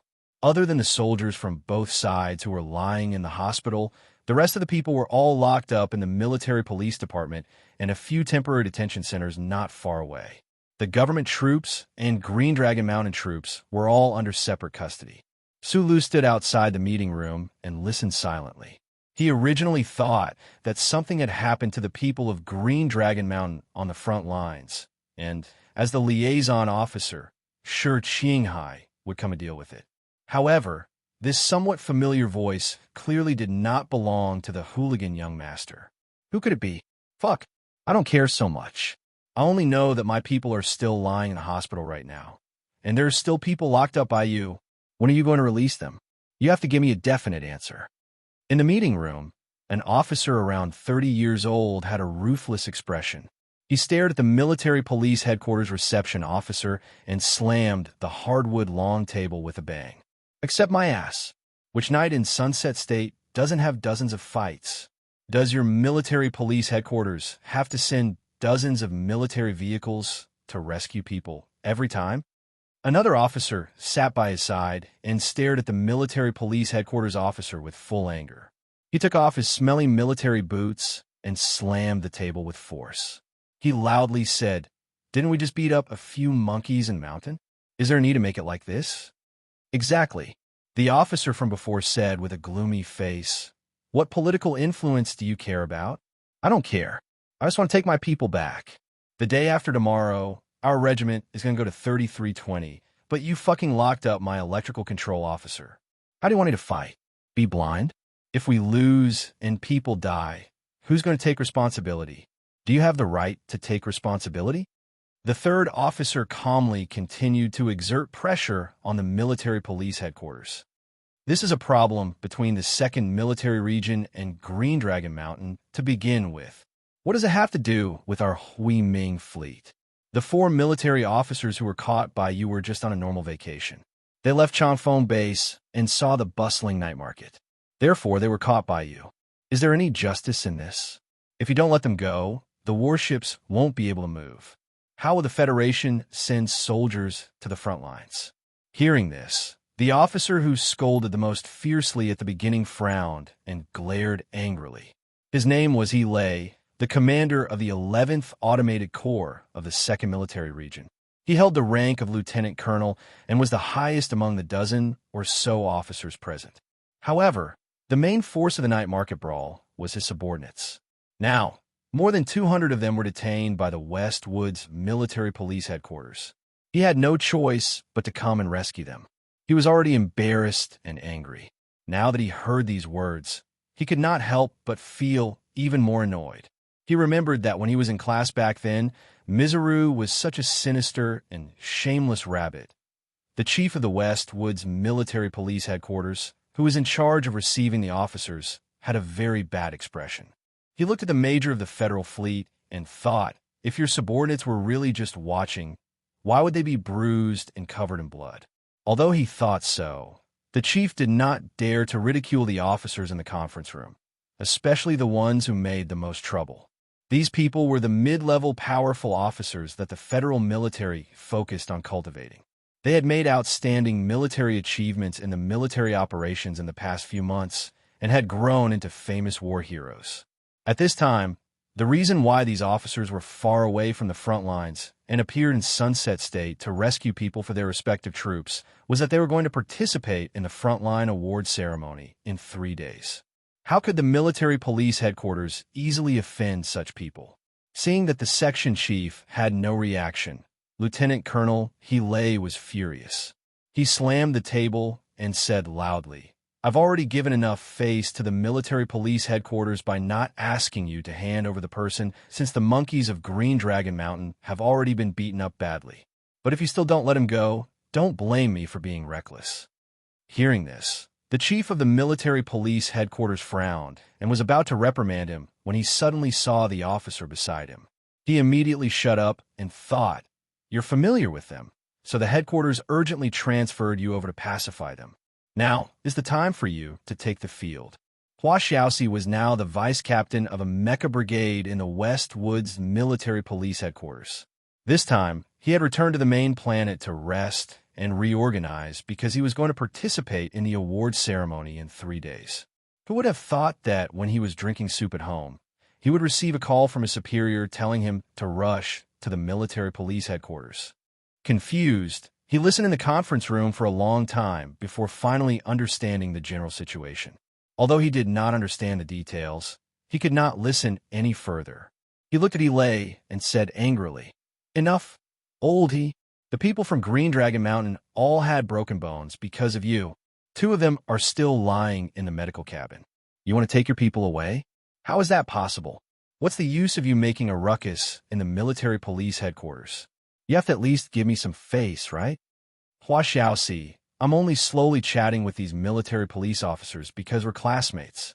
Lieutenant Colonel He Lei looked at him coldly and said, "If this was somewhere else, I would just drag a regiment over and taken down this fucking military police building. Hua Xiaoxi's expression changed slightly. He was so angry that he laughed and said sharply, "Yes, who are you? You've already been promoted to regiment commander, lieutenant colonel. You've already caught up with the instructors, but you have the right to compete with me. Go. I'd like to see if you, the regiment commander, have the guts to drag your regiment over.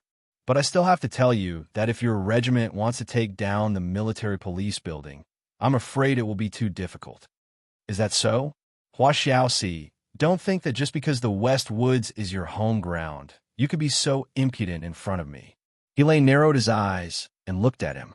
He slapped the table and said rudely, "I'm your squad leader. Don't fucking forget." Hua Xiaoxi's words stopped. His face was dark with anger, but he couldn't make any rebuttal to this sentence.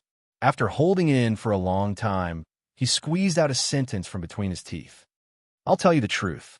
Before the investigation is clear, it's impossible to let them go." The officer who had been hitting the table with his smelly military boots suddenly jumped up when he heard this. He pointed at Hua Xiaoxi's nose and scolded, "Which side are you on? Our military region has never treated the West Woods military region as an outsider. My people are all experts in missile positioning and calculation. If you catch them, what will happen to the front line? Most of the people over there are from the West Woods." Hua Xiaoxi glared at this thin and small officer. He wasn't afraid of him at all. He slapped the table and shouted back in an even louder voice, "You still have a nerve to say that? A few dignified professors from the Research Institute of Mechanization and Automation are fighting in the night market like fucking hooligans. Lin AI, you're also a talented student. Look at how you're holding your smelly shoes. What kind of shit have you fallen into? No wonder your subordinates are all fucking hooligans with high IQ but low EQ." With a buzz, the entire conference room was in an uproar again. The future of the federal military and the outstanding young officers no longer cared about face or manners. They slapped the table and scolded their mothers, smashed their teacups, and scolded their fathers. Their obscenities shook the glass windows nonstop. This kind of high-spirited and fierce mood made the officers of the other troops also become agitated and join in the scolding battle. "If you don't give us an explanation for this matter, we'll beat up those monkeys from Green Dragon Mountain every time we see them in the future. Count me in. I've long found those bumpkins an eyesore. Let them go. Let them go immediately. Severely punish those Green Dragon Mountain villains. And what's the background of that group of mercenaries? Fucking hell, they actually dared to shoot at my people. Let's not talk about anything else. You have to hand that guy over first." The tightly shut door of the meeting room was suddenly pushed open. Su Lu walked straight in under the astonished gazes of the Silin officers behind him. His small eyes had long since narrowed into a line, or perhaps it would be better to say that they were a ray of light from a blade. His face was completely dark and extremely ugly. "I was the one who opened fire in the night market. How do you want to deal with me?" The conference room was suddenly in chaos and then gradually quieted down.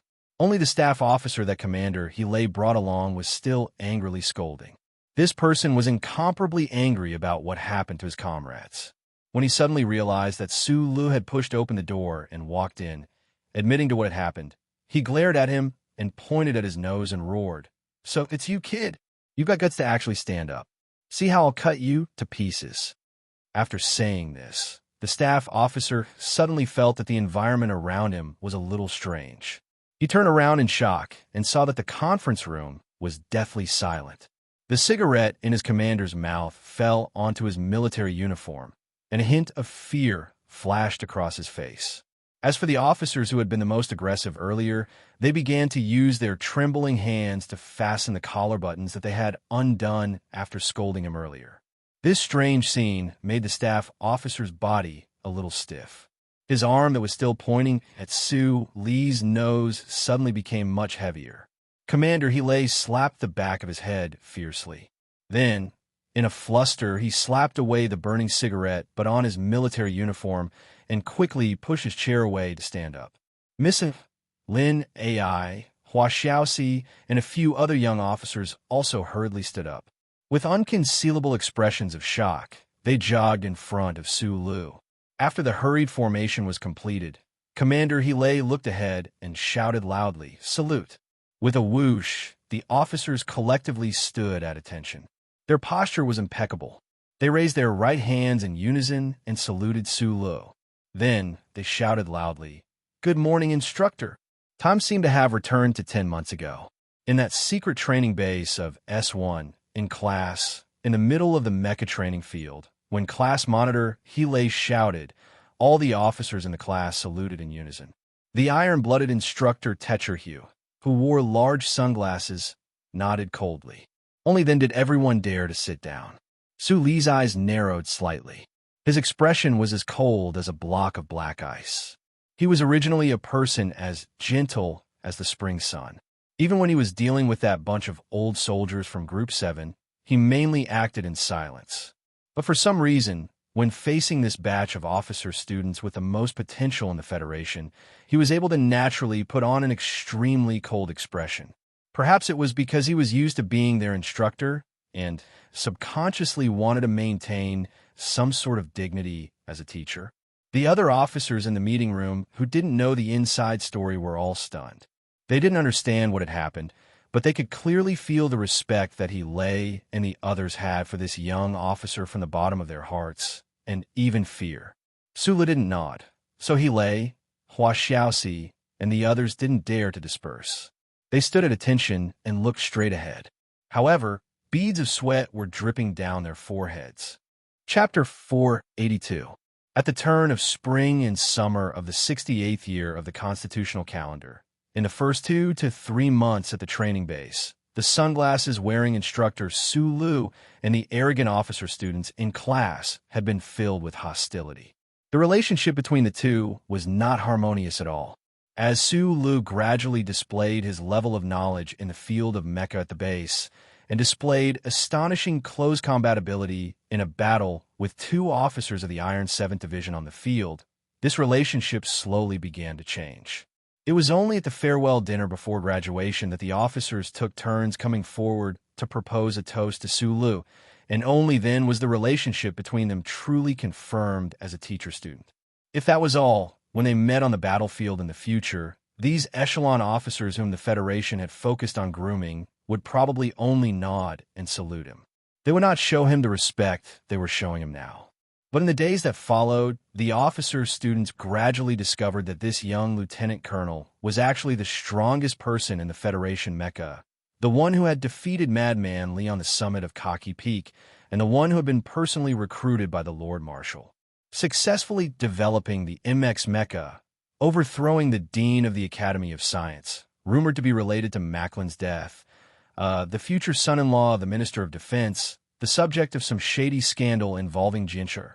All in all, Sulu had already shone brightly in the Federation. His background and experience were already more than enough reasons for the officer students to admire him. But admiration was not respect, and it was definitely not reverence. The officers admired and respected him, until they finally feared him from the bottom of their hearts. The real crux of the matter was the graduation day drill. That day, Sulu had stood in front of the officer students who had been humiliated as trash, staring straight at Du Xiaoqing, forcing this famous Federation general and iron-blooded division commander to hold his temper. He had led everyone in a battle in the early morning drill at Lonely Ridge, and in the end had broken through the camp with ease, allowing everyone's pride to continue. After this battle, no matter how proud and conceited the trainees were, once they faced Drill Master Sulu, they would all become honest students. They didn't even dare to breathe loudly. This was probably the so-called dignity of a teacher that emanated from a heart. They were used to the instructor's sarcastic and vicious verbal attacks in class and his powerful attacks on the training field. When they thought about how they had scolded the instructor in the conference room earlier, everyone's sweat dripped down like rain, seeping through the motionless dark military uniforms. They were like frozen cicadas that suddenly entered midsummer, but they did not dare to move at all, just like when they were at the training base. "Go my ass." Sulu looked at the officers in front of him with a sullen face and scolded. "I fired a shot and was about to be cut to death. How can I get better?" As soon as he said this, Hele and the other officers let out a sigh of relief. They spread out in 2 rows and opened up a path. At the same time, they moved a chair and placed it in front of the long table. When Sulu walked past Hele, he suddenly opened his mouth and said, "Who is the monkey?" Hele stood ramrod straight and did not dare to make sound.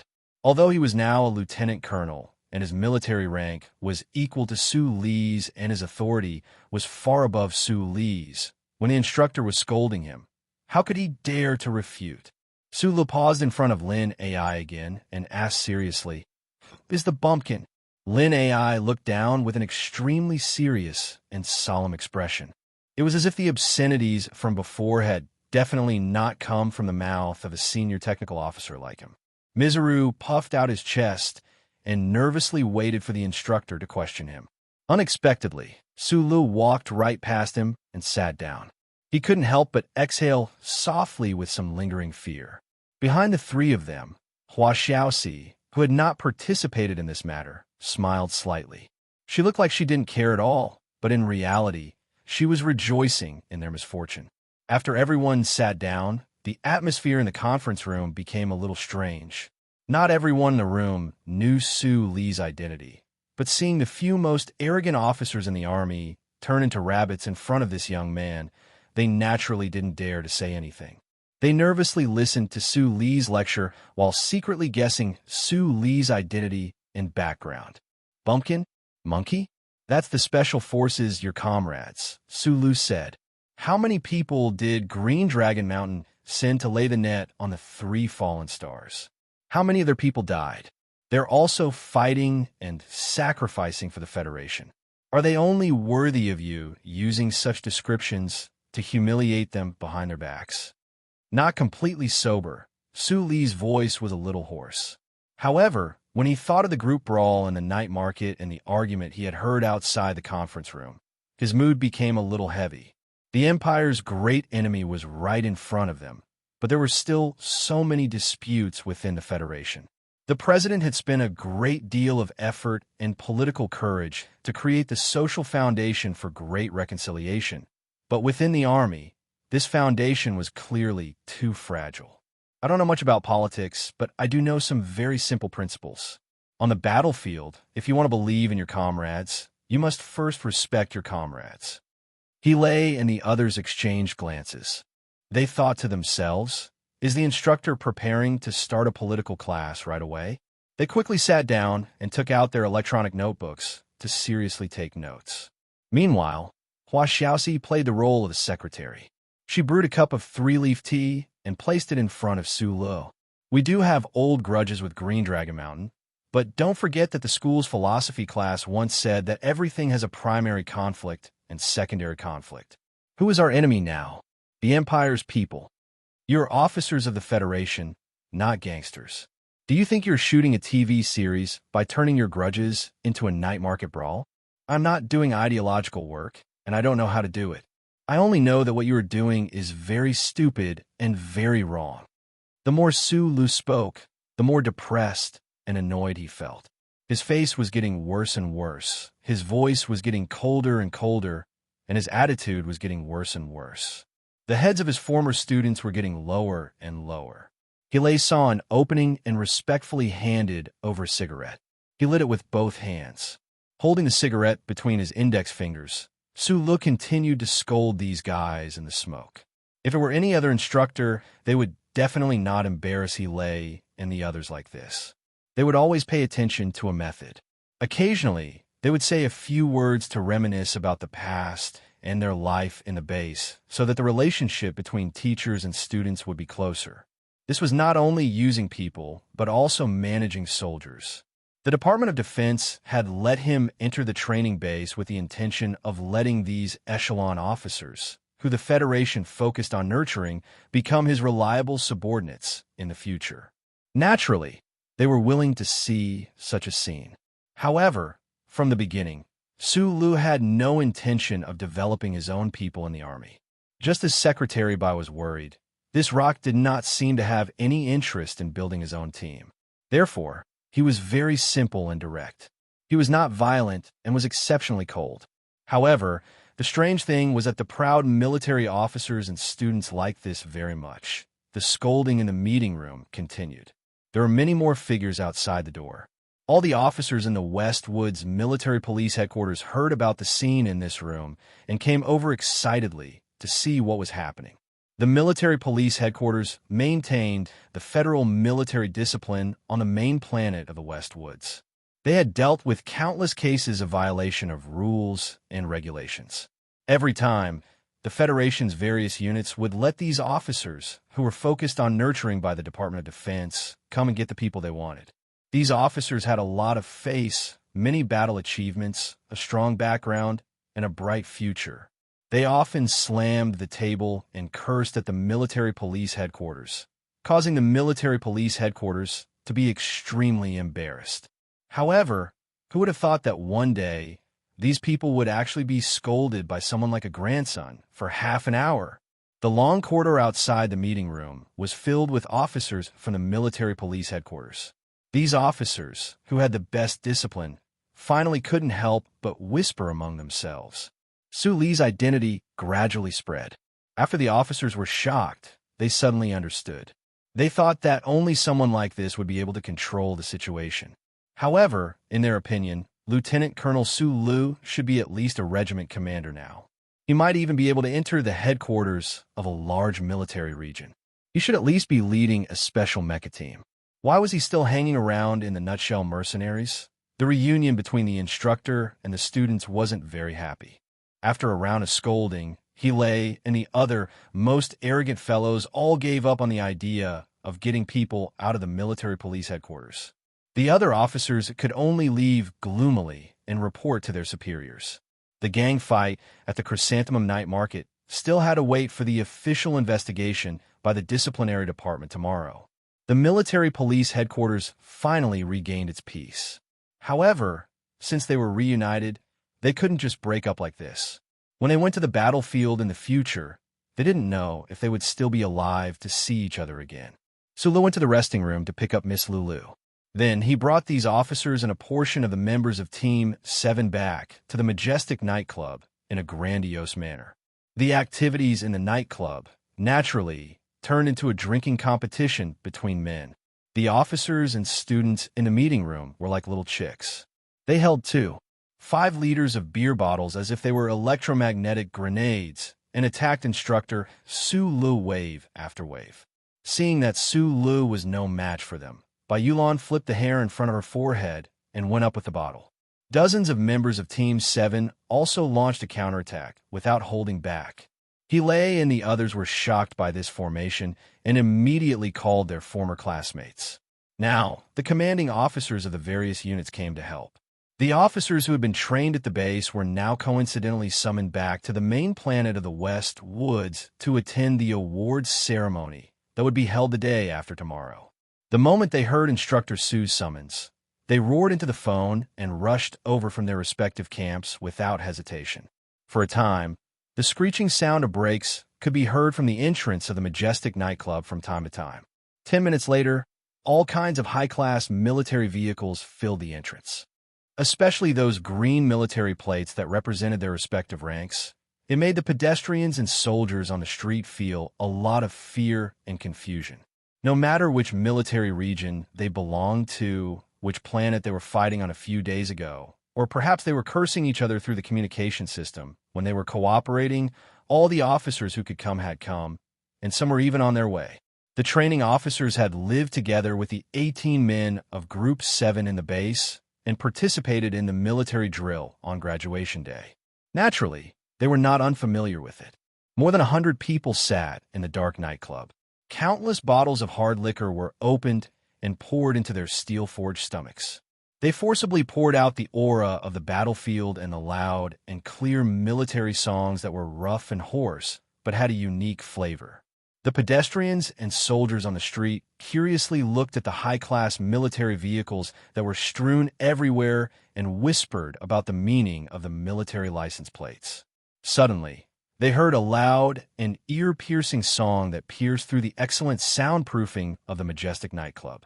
They couldn't help but wonder if the National Defense Award ceremony was held in the nightclub ahead of time. Chapter 4. 83. They were all men who had come from the battlefield and had seen too many deaths, but none of them could really take life and death lightly. Instead, they valued rare encounters. After all, they did not know when they would meet again and how many people there would be left. Because of this mood, the soldiers in the nightclub drank, sang, and cursed without restraint. In the midst of this bustle, the last few officer cadets finally arrived at the gathering. The last to arrive was Zhou. All the officers sitting around stood up one after another and greeted the graduation day drill commander with a smile. Then, they noticed that there was a Sicilian officer following behind him. The two of them looked somewhat similar. Su Lu stood up and opened his arms to hug Zhou. Beside him, Bai Yulan also smiled. They had worked together for a long time in the engineering department of the port city and could be considered true old friends. Zhou Jin, my brother. He's now working at the West Woods Command Headquarters. Zhou Yu's gentle and amiable face was still calm under the faint purple light. He introduced Zhou Jin loudly to the people around him and then brought Zhou Jin in front of Su Lu. Su Lu raised his eyebrows slightly. Looking at this officer named Zhou Jin, he thought of the journey when he escaped from Eastwood many years ago. After a moment of silence, he extended his hand and said with a smile, "Hello, we meet again."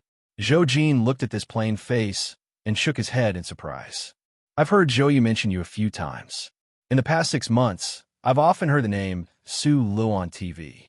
I always thought it was a little strange, but I didn't expect it to really be you. The retired soldier on the ancient bell has now become a Federation hero. A few years ago, when Su Lu escaped from Eastwood, he had a conflict with the students of the West Woods Military Academy because he took in Little Watermelon. After a few years, Zhou Jin was stunned to confirm that such a big change had happened to this person. The shock was very real. Zhou Yu and the officers around him were a little surprised. Could it be that these two people had met before? Zhou Jin gave a self-deprecating smile and briefly told the story of what happened on the ancient clock ship that year, which aroused a lot of emotions. The way they looked at Su Lu became even more strange. Instructor Su was just a soldier. Bai Yulan filled the glasses on the table to the brim with wine. Zhou Yu hurriedly thanked her.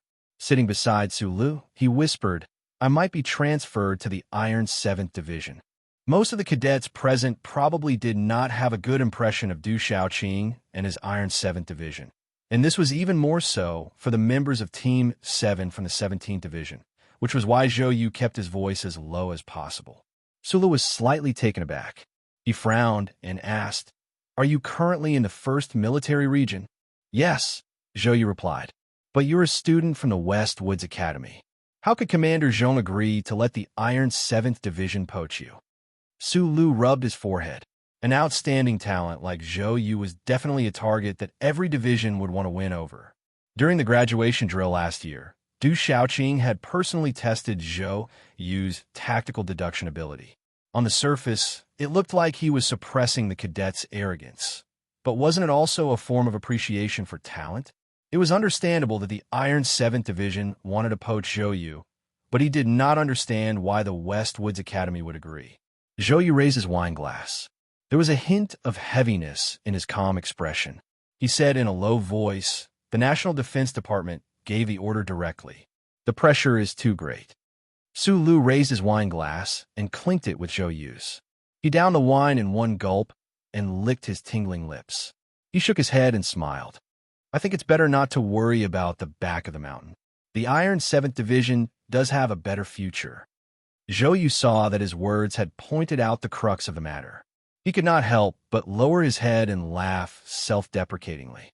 He tilted his neck back and emptied the wine in his glass. He exhaled and muttered, "I can't help it." Su Lu and Zhou Yu had been in contact by email, so they did not need to talk too much. Besides, the officers who came to drink with them from time to time did not give them much opportunity to talk. After countless rounds of drinking, the pretty girls in the nightclub had no chance to show their charm. The soldiers who came to gather drank and talked about their experiences on the front lines with red eyes. They talked about how red the blood of their comrades was at a certain cliff, how the Empire's bastards' fortifications were defeated in a certain mountain forest, and how cold their comrades' bodies were at a certain riverbank. The whole place was filled with a kind of atmosphere of heroism and sorrow, mixed with sadness and pride and solemnity. This place was only suitable for drinking, singing, and fighting. It was not suitable for women. The officers drank to their heart's content. They talked about their life after leaving the base, returning to their respective units, going to the front lines, and participating in fierce battles. Sulu sat in the middle of the crowd and listened silently. He listened to the achievements of these former students and knew that most of them had been promoted. His heart, which was a little happy because of the influence of alcohol, naturally produced a lot of pride and satisfaction. The one who had been promoted the fastest was Hele. He was a 30-something-year-old lieutenant colonel who could only laugh foolishly because he drank too much. His unit had taken on an extremely heavy mission and had fought extremely hard and beautifully on 3320. The rest of the officers were already deputy regiment commanders, staff officers, and battalion commanders of reinforced battalions. After the award ceremony that was about to start, they would most likely be promoted again. Hele, you're only in your early 30s, but you're already a lieutenant colonel and regiment commander. How do you expect your brothers to survive? Lin Ai put her legs on the table and didn't let go of the bottle of red wine like she was holding a child. She shouted loudly with the smell of alcohol all over her body. Hele forced himself to open his eyes that were almost unable to open.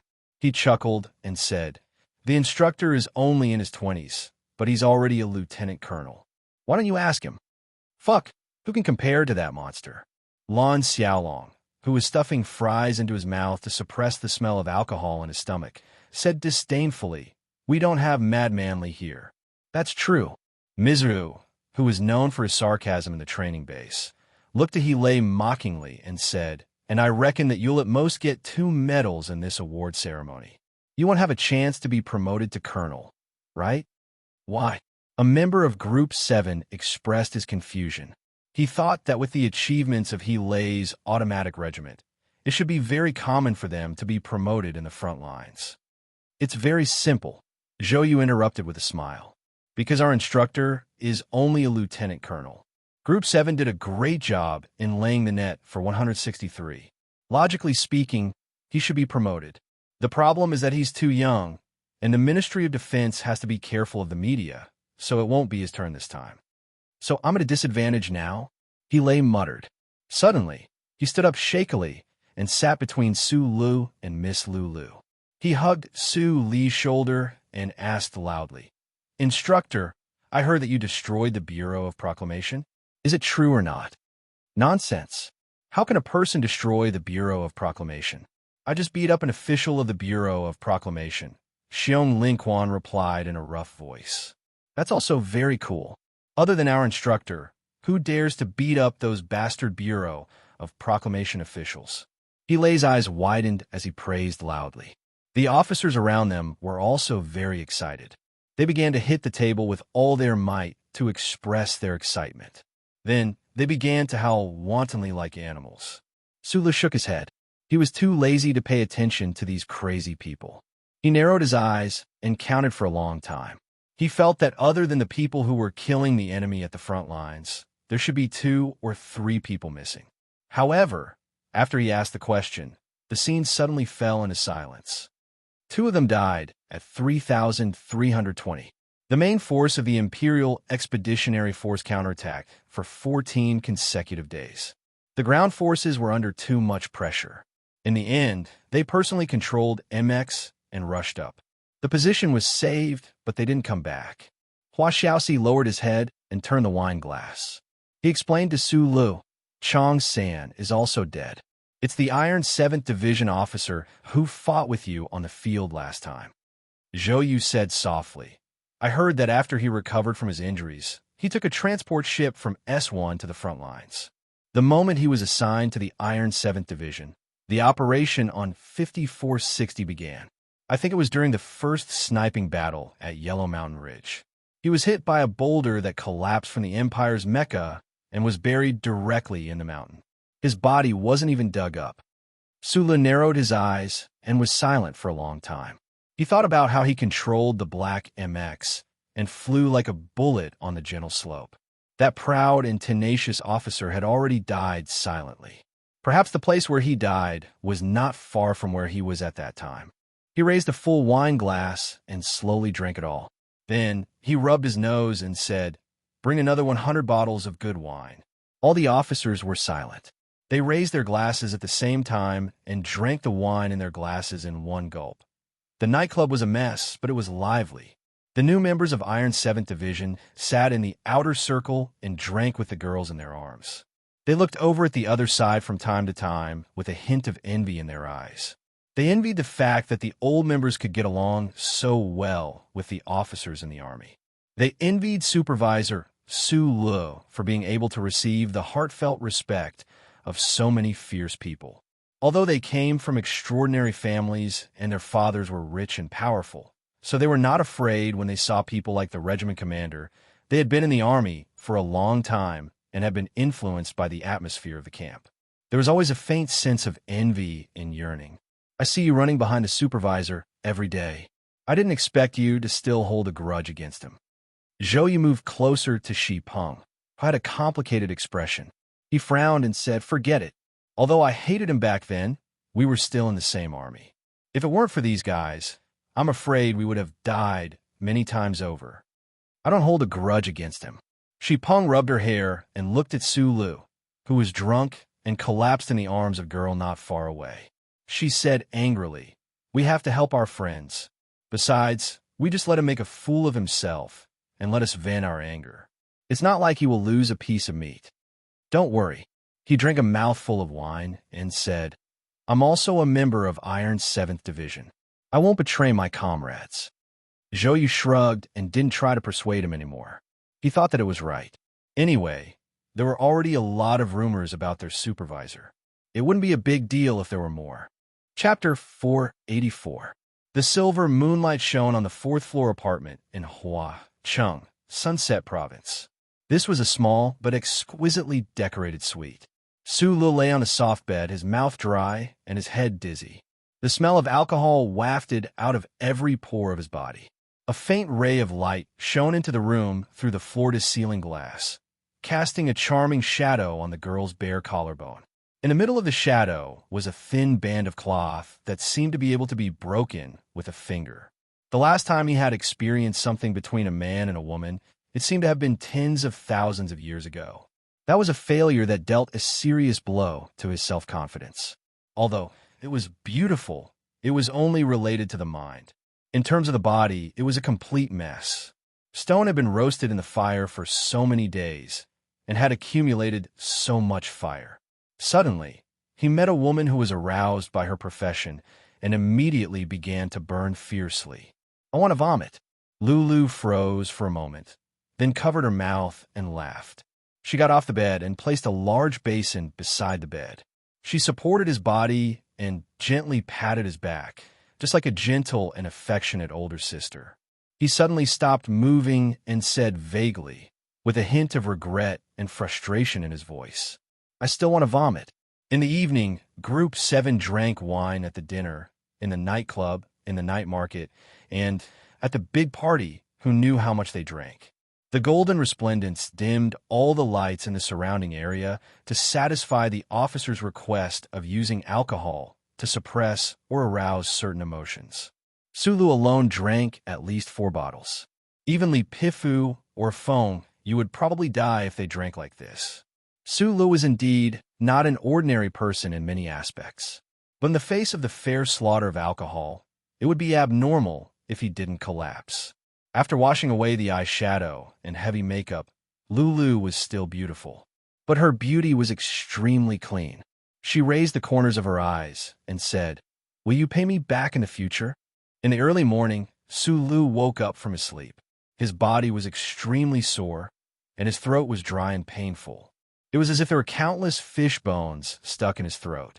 Suli's body was very strong, and the mysterious burning power in his body was definitely not of any help to the matters between men and women, but could help him recover his strength as quickly as possible. The hangover from last night left him with an occasional headache, but his mind was clear again.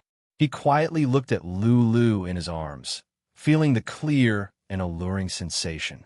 Hearing the light snoring from the girl's nose from time to time, he couldn't help but grin. Immediately, he swallowed a mouthful of saliva and lowered his head somewhat seriously and somewhat nervously, preparing to press his lips against hers. Right at this moment, a row of white, glowing symbols suddenly flashed in his left eye. These glowing symbols didn't move according to his will and stayed firmly in place. Although the person he was spying on was only his central computer, he always felt that the other party was an old and dirty hooligan. Thinking of this, he felt as if a bucket of ice water had been poured over his head. He reluctantly pulled his arm out from under Lulu's neck and sat on the bed with his head in his hands for a moment before he began to read the light talismans. The Federal Central Computer informed him that there was a target targeting him outside the apartment. The other party didn't have any weapons of mass destruction, so there was no danger. Sulu silently sat on the edge of the bed. After thinking for a moment, he began to wash up and get dressed. On the way, he called Bai Yulan and asked her to come to the apartment to pick him up. Lulu didn't know whether it was the sound of water or the lack of temperature beside her that woke her up. She stared blankly at the young lieutenant colonel at the door. She held her chin and spoke with a slightly unnatural tone, just like the time when she teased him in the Stars Club lounge. She said frivolously with a smile, "Come back at night? I'll give you a red envelope." Sulu walked down the stairs with his military cap. In the elevator, he kept his head down and muttered some indecent words. His heart was filled with some reluctance and unwillingness. It was not easy for him to make a decision under the dual encouragement of alcohol and desire. Unexpectedly, in the end, his body had an internal strife. Alcohol gave birth to desire, but it also destroyed some of the functions needed to fulfill that desire. Such an encounter was so depressing that he could not let it end. Standing at the side door of the apartment, he narrowed his eyes and looked at the quiet street in front of him and the towering trees across the street. He didn't find any danger, but he still carefully put on his sunglasses. He thought to himself that since the people following him were determined to be unarmed and not dangerous, why did the Federal Central Computer warn him in advance? In the distance, the black car was approaching. Sulu walked out of the apartment community and stood on the sidewalk to wait. Unexpectedly, his mind drifted to the room on the 4th floor again. It had nothing to do with emotions, but it was related to manhood. He raised his right arm with some doubts and made a forceful action. Looking at the bulging muscles under the military uniform, he thought that his ability in that area was indeed not proportional to his muscles. At this time, a flash suddenly lit up between the trees across the street. It was as if countless bolts of lightning cut through the quiet street and shone on his body, freezing his somewhat comical action forever. Since the National Girl scandal that shocked the entire Federation a few months ago, Sulu had long been accustomed to the fact that he was a celebrity. He also had a lot of experience dealing with reporters. However, at this time, he was still a little dazzled by the flash. He was a little flustered. The Federation's technology has advanced for countless years. The cameras are getting smaller and smaller, but why are the flashes still so big? At this time, he thought of something else very strangely. Then, he looked at the dozen or so reporters rushing over from the opposite side of the street. His face became abnormally solemn. "Lieutenant Colonel Sulu, why are you here?" "Lieutenant Colonel Sulu, this apartment is the most famous apartment for single women in Sunset State. You should know what this means. Did you spend the night here last night?" "Lieutenant Colonel Sulu, please answer our questions."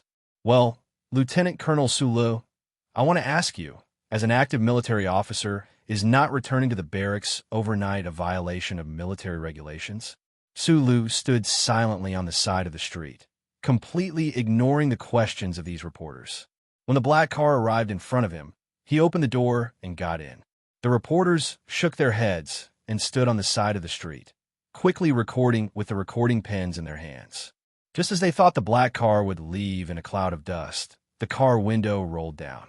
Sulu, wearing sunglasses, looked at the reporters and said, "Don't forget the confidentiality clause of the First Charter on citizen privacy. You can report on me, but if a single word involves other people, I will sue your newspaper until it closes down. As for you, I will send you to prison." After saying this, the black car silently drove away like a ghost. In the car, Su Lu took off his sunglasses and was silent for a long time, secretly wondering who would use such a childish and boring method to trick him. What was their purpose? Thinking of something, he slightly frowned and said to Bai Yulan in the front seat, "Call Li Xiaodong." Chapter 485. The black car quietly slid into the barracks, and the heavy door was closed behind it. Lan Xiaolong and a few other officers, who heard the sound of the wind, came over and walked into the office.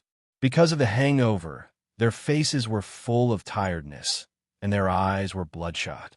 After they understood what happened outside the woman's apartment, their faces became serious and ugly. Not long after, Su Li's military phone beeped, and Li Xiaotong sent an email. He read it carefully, and then leaned against the chair and closed his eyes to think seriously for a long time. However, he still couldn't understand this matter. The most promising young lieutenant colonel in the Federation was photographed by a news reporter violating military discipline by not returning home at night and visiting prostitutes at a time when the war was fierce. Such a scandal was published during a time when the war was fierce, and it was really shocking. And the person involved was Su Lu. This matter was not only shocking, but there was probably a deeper purpose. After Li Xiaodong received their call, he found some information in the shortest amount of time. The major media stationed in the West Woods could be so sensitive and had the guts to secretly follow Su Lu. It was indeed related to the giant Samlin United Bank. This seventh young master had always firmly and coldly placed trusted aides around his big brother, which was why he could find some information so quickly. However, he still couldn't find out where the media got the information from. Why did Li Xiaozhu do this? Su Lu opened his eyes and thought in confusion. Did he want to turn himself into a rotten egg because he still didn't give up on the marriage with the Lees of Philadelphia? Did Li Xiaozhu still put his heart on the nation's girls? However, because of Jianshi, Zhou Yu, and Zhang Xiaoming, in the eyes of many people in the upper and lower levels of the Federation, he had long been a silent flower stone. What good would it do him to ruin his reputation? More importantly, ever since the presidential election, Li Xiaozhu had been low-key and steady. With his temperament and ability, it was impossible for him to use such inferior and childish arrangements. His eyes narrowed as he thought of the two expert assassins who had been smuggled into the West Woods from Bermuda. Although the Federation Investigation Bureau had never been able to determine who the mastermind was, he could basically confirm that the person who wanted to kill him was definitely related to the young masters of the aristocratic families and the politicians of the capital ring. Li Xiaozhu's actions might be to cover up something or to find a reason to stay out of it when the matter failed in the future. We've never been the kind of people who like to stir up trouble. The key is that there are always people who like to smear bullshit on our faces. Lan Xiaolong said in a deep voice. Outside the window, the members of Group 7 who had just woken up were sunbathing in groups of 2s and 3s. Under the big tree, Shi Peng kept smoking with her head lowered. Su Lu suddenly thought of the girl in the apartment building. He narrowed his eyes and said directly to Bai Yulan, "I'll call that girl later and see what she thinks. If she's willing, you can help me send her away. Also, you can call Li Xiaodong and ask him to help settle down in the capital ring." Bai Yulan nodded slightly. Group 7 had been doing private work in the dark all these years. It was not difficult to secretly send a person out of the West Woods.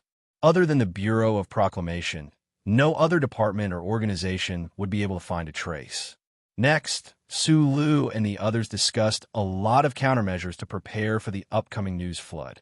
They had just returned from the battlefield, and now they had to fight again. However, this time, the target of the battle had changed to the ubiquitous public opinion. Everyone felt very unhappy. The nightclub incident can be widely publicized. This can help to establish a positive image of you. Instructor Su's countless students are war heroes. This will make you feel very cool. Lan Xiaolong held the electronic pen in his mouth and said with a frown, "The key is last night. You have to give an answer. Do you admit it or not?" "Admit my ass. Nothing happened. Why should I admit it?" Su Li's expression was dark as he slammed the table and roared. The room was silent. Xiong Lin Quan and the others looked at each other, then lowered their heads and resisted the urge to laugh wildly. They thought that their boss was really shameless. He could even lie so confidently. Sulu shook his head helplessly, picked up the phone, and walked out of the door. He began to ask for help from a certain lady in the Capitol ring. The next day, all the television media in the Federation remained silent, but all the print media and electronic media were in an uproar. Most of the pages of these media were still reporting the battle at the front line. On the 3 fallen planets, the Federation government army was marching toward victory step by step. 2 days after the general attack of the victorious military operation, they had entered the gentle slope period as planned. But on the 3rd page of their media, there was suddenly a scandal about a young lieutenant colonel. Because the first charter of the Federation strictly protected the privacy of citizens, there was not a single picture of the apartment in the media, and there was not a single sentence that involved the girl in the majestic nightclub. Although the title of the news was particularly sensational, the word strictly avoided the word prostitute and only described it with ambiguous words and vivid reasoning, hooking the reader's emotions step by step into some kind of trench. The sex industry in the Federation had never been officially legal, but there hadn't been a case that confirmed it was illegal for more than 300 years. The strict military discipline of the Federation naturally prohibited the purchase of sex, but what were the sanatoriums and high-end clubs all over the streets of the Sunset State for? Everyone, from President Pabre to the peddlers selling newspapers, knew very well. It just so happened that the young lieutenant colonel was called Sulu. He was the object of a scandal of the national girl, Jian Shui'er. It was rumored that he had an affair with the daughter of the Minister of National Defense. It was also said that he admitted that he and Zhang Xiaoming of Green Dragon Mountain were old lovers. Therefore, this scandal or news had enough explosive power to make the people of the Federation relish, angry, and depressed. Almost everyone in the military camp of the Sunset State had a newspaper in their hands, including the members of Group 7. They wantonly laughed at Su Li's carelessness, but they didn't take the matter too seriously and didn't know the trouble it could bring. As soon as the news report came out, Su Lu received a top-secret email from the Ministry of National Defense. He opened the email and found that it was written by the bespectacled, scholarly minister himself. His heart thumped, and he insisted on reading the words that contained displeasure. He sighed silently in his heart and didn't reply immediately. A young man without a girlfriend now seemed to be responsible for the reputation of many girls. What was going on? Su Lu sat behind the table and thought for a long time in silence. He realized that he had brought all of this upon himself. Then, the officers of the Internal Affairs Department of the Ministry of National Defense entered the camp of Group 7. The news media had stirred up too much, and the people of the Federation were too concerned. The Internal Affairs Department was responsible for monitoring the behavior of high-ranking officers. In order to quell the controversy, they had to come and deal with this matter. Lieutenant Colonel Sulu, we have been ordered to come and investigate. May I ask where you were the night before yesterday? Sulu sat behind the table and glanced at them. He didn't say anything. This action caused the expressions of the officers of the Internal Affairs Department to change slightly. Just as the atmosphere in the room became a little strange, a middle-aged man in a black suit with a smile on his face walked in from outside the door. He walked directly to Su Li's table and looked back at the officers of the Internal Affairs Department. My client will not answer any of your questions. If you have anything to say, you can talk to me directly. Client. The officers of the Internal Affairs Department were stunned. They took the business card from the middle-aged man in black. After seeing the 2 words, he on the pure plant long fiber business card, everyone's expression turned solemn at the same time. No matter how they thought about it, they could not understand why a routine investigation would actually attract the attention of Silin's most famous and most difficult lawyer to provoke. We just want Lieutenant Colonel Su Lu to cooperate with the Internal Affairs Department's investigation. We don't need a lawyer, right? The officer of the Internal Affairs Department said awkwardly. Lieutenant Colonel Su Lu will not accept any boring investigation. He said expressionlessly. Do you have an arrest warrant? No, but we have a notice of cooperation. That has no legal effect. He waved his hand and said in an unquestionable tone, "My client will only go with you when you get the arrest warrant. Then he will speak with me. Other than that, don't disturb my client again."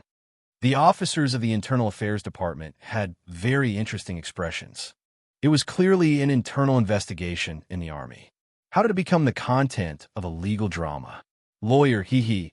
I want to remind you that Lieutenant Colonel Su Lu is an active military officer. We have the right to ask him to cooperate with the investigation.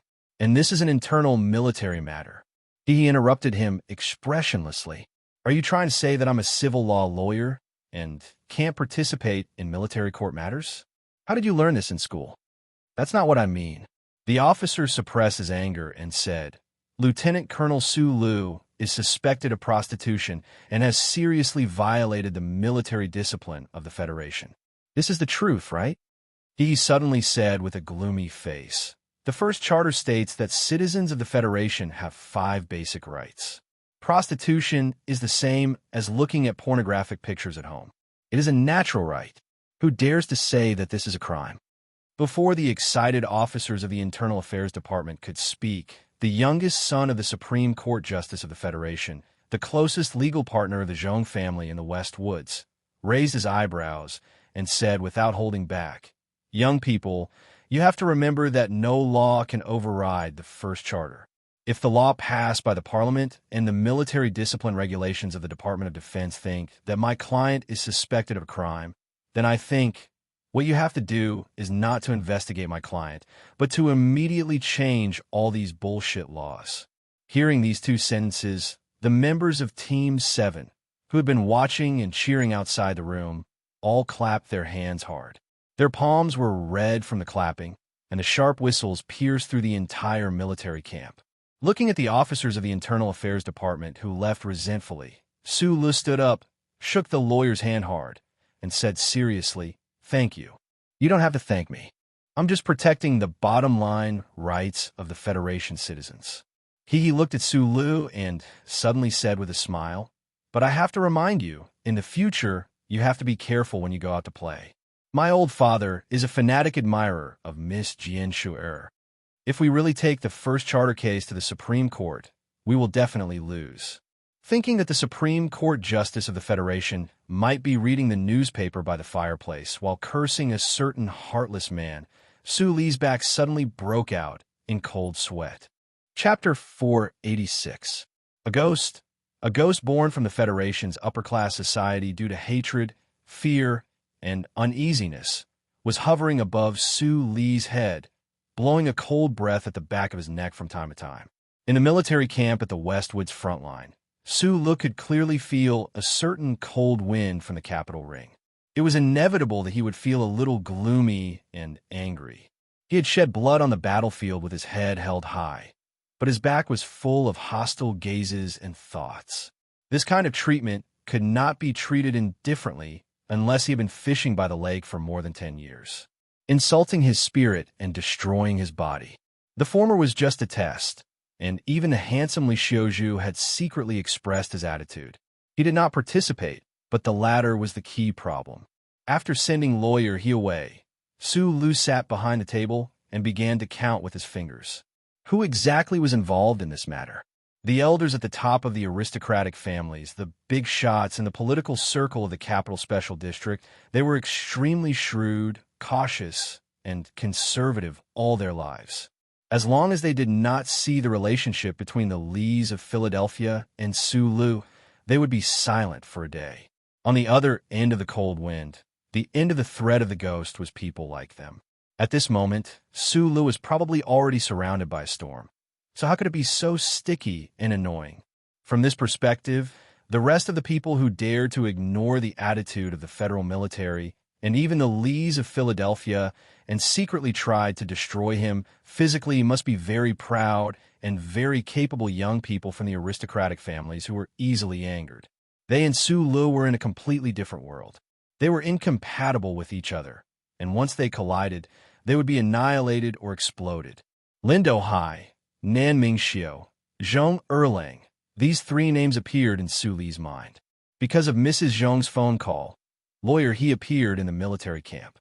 His appearance, to a certain extent, represented the attitude of the Zhong family in the West Woods. Behind him was the reputation of the Chief Justice of the Federation. The Department of Defense was already under a lot of pressure to investigate this matter. Now, it naturally pushed the pressure away, and of course, it would not insist on the investigation. It was just that the officers of the Internal Affairs Department were a little annoyed.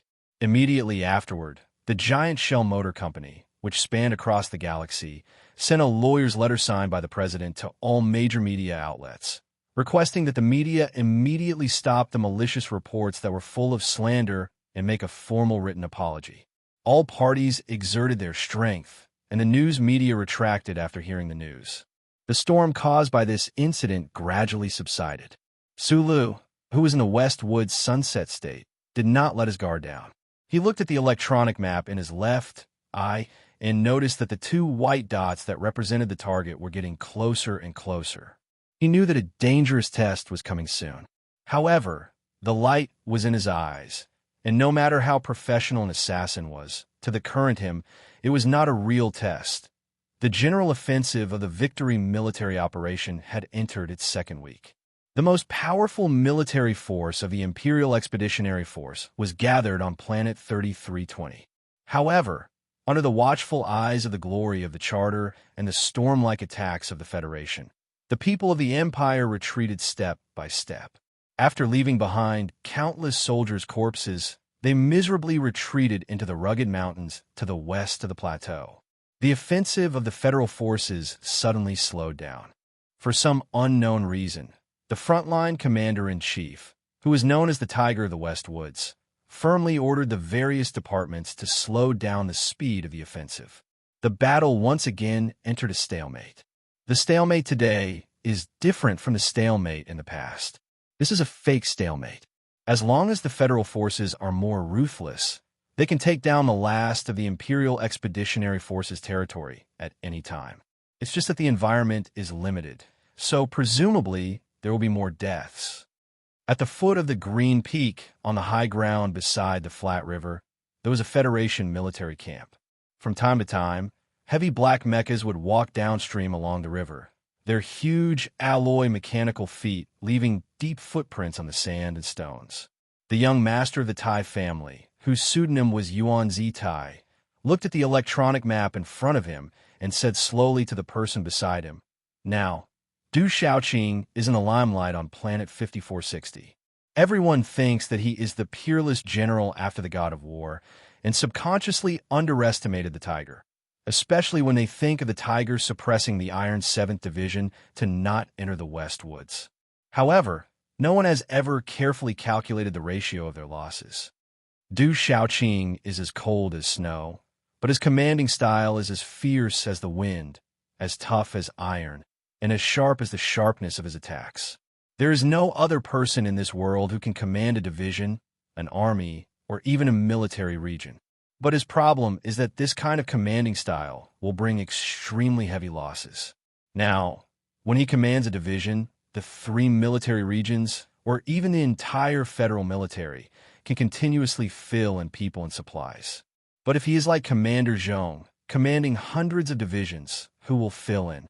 Tiger Zhong seems to be arrogant and aloof, but in reality, his commanding is neither rushed nor slow. Every step he takes is extremely precise, and he is good at using the least amount of energy to achieve the most results. In order to wait for the Bureau of Proclamation to finish setting up the net, he can withstand the pressure of the Parliament and the other big shots in the military and endure for so long on these 2 planets. Although he has the strong support of President Pabre, this cold and silent personality of his is still very scary. The most important thing is that the discussions of the ordinary people and the increasing number of conspiracy theories do not move his eyebrows at all. I don't know if it is a blessing or a misfortune for the Federation to have Tiger Zhong in the West Woods. Tai Ziwan stayed on the front line for a long time. His body was still a little thin under the Major's military uniform, and his face was still unhealthily pale.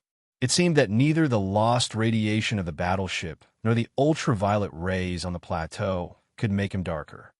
But the Federation now needs continuous victories like the Iron 7th Division, not a tepid battle.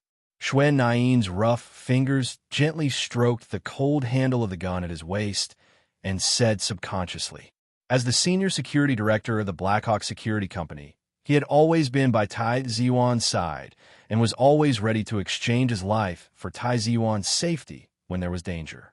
There were many people like him in this military camp. The entire security force of the Blackhawk Security Company became the official federal forces through some means and surrounded Tai Ziwan to protect him. This only showed that the influence of Macho Mountain in the Federation was really incredible. On Planet 163, Sulu had noticed that among the 3 security companies in charge of the Bureau of Proclamations work, there were very few people from the Blackhawk Security Company. If he saw the figure of Director Xue Nain at this moment, he could probably understand some of the real reasons.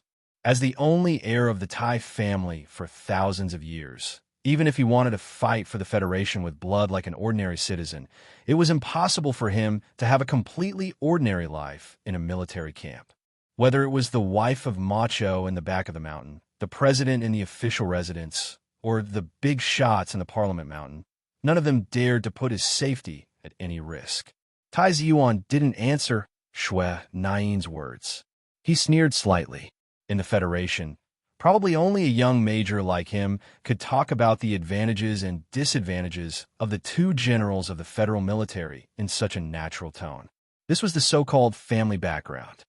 Going to the battlefield with hundreds of senior bodyguards, there has probably never been such a scene in history. Tai Ziyuan covered his mouth with his fist and coughed twice. His pale face flashed with 2 flashes of red.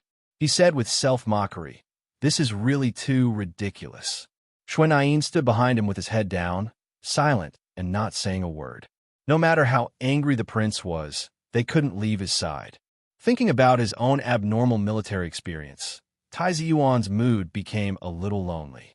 He raised his head and looked at the electronic newspaper on the screen.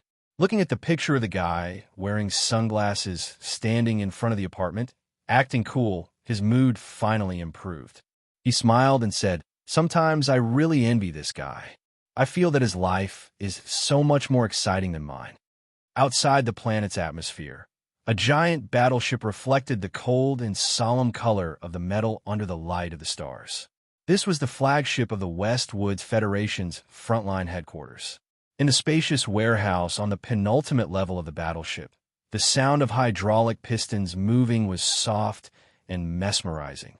The sound of spherical joints coming out was crisp and clear.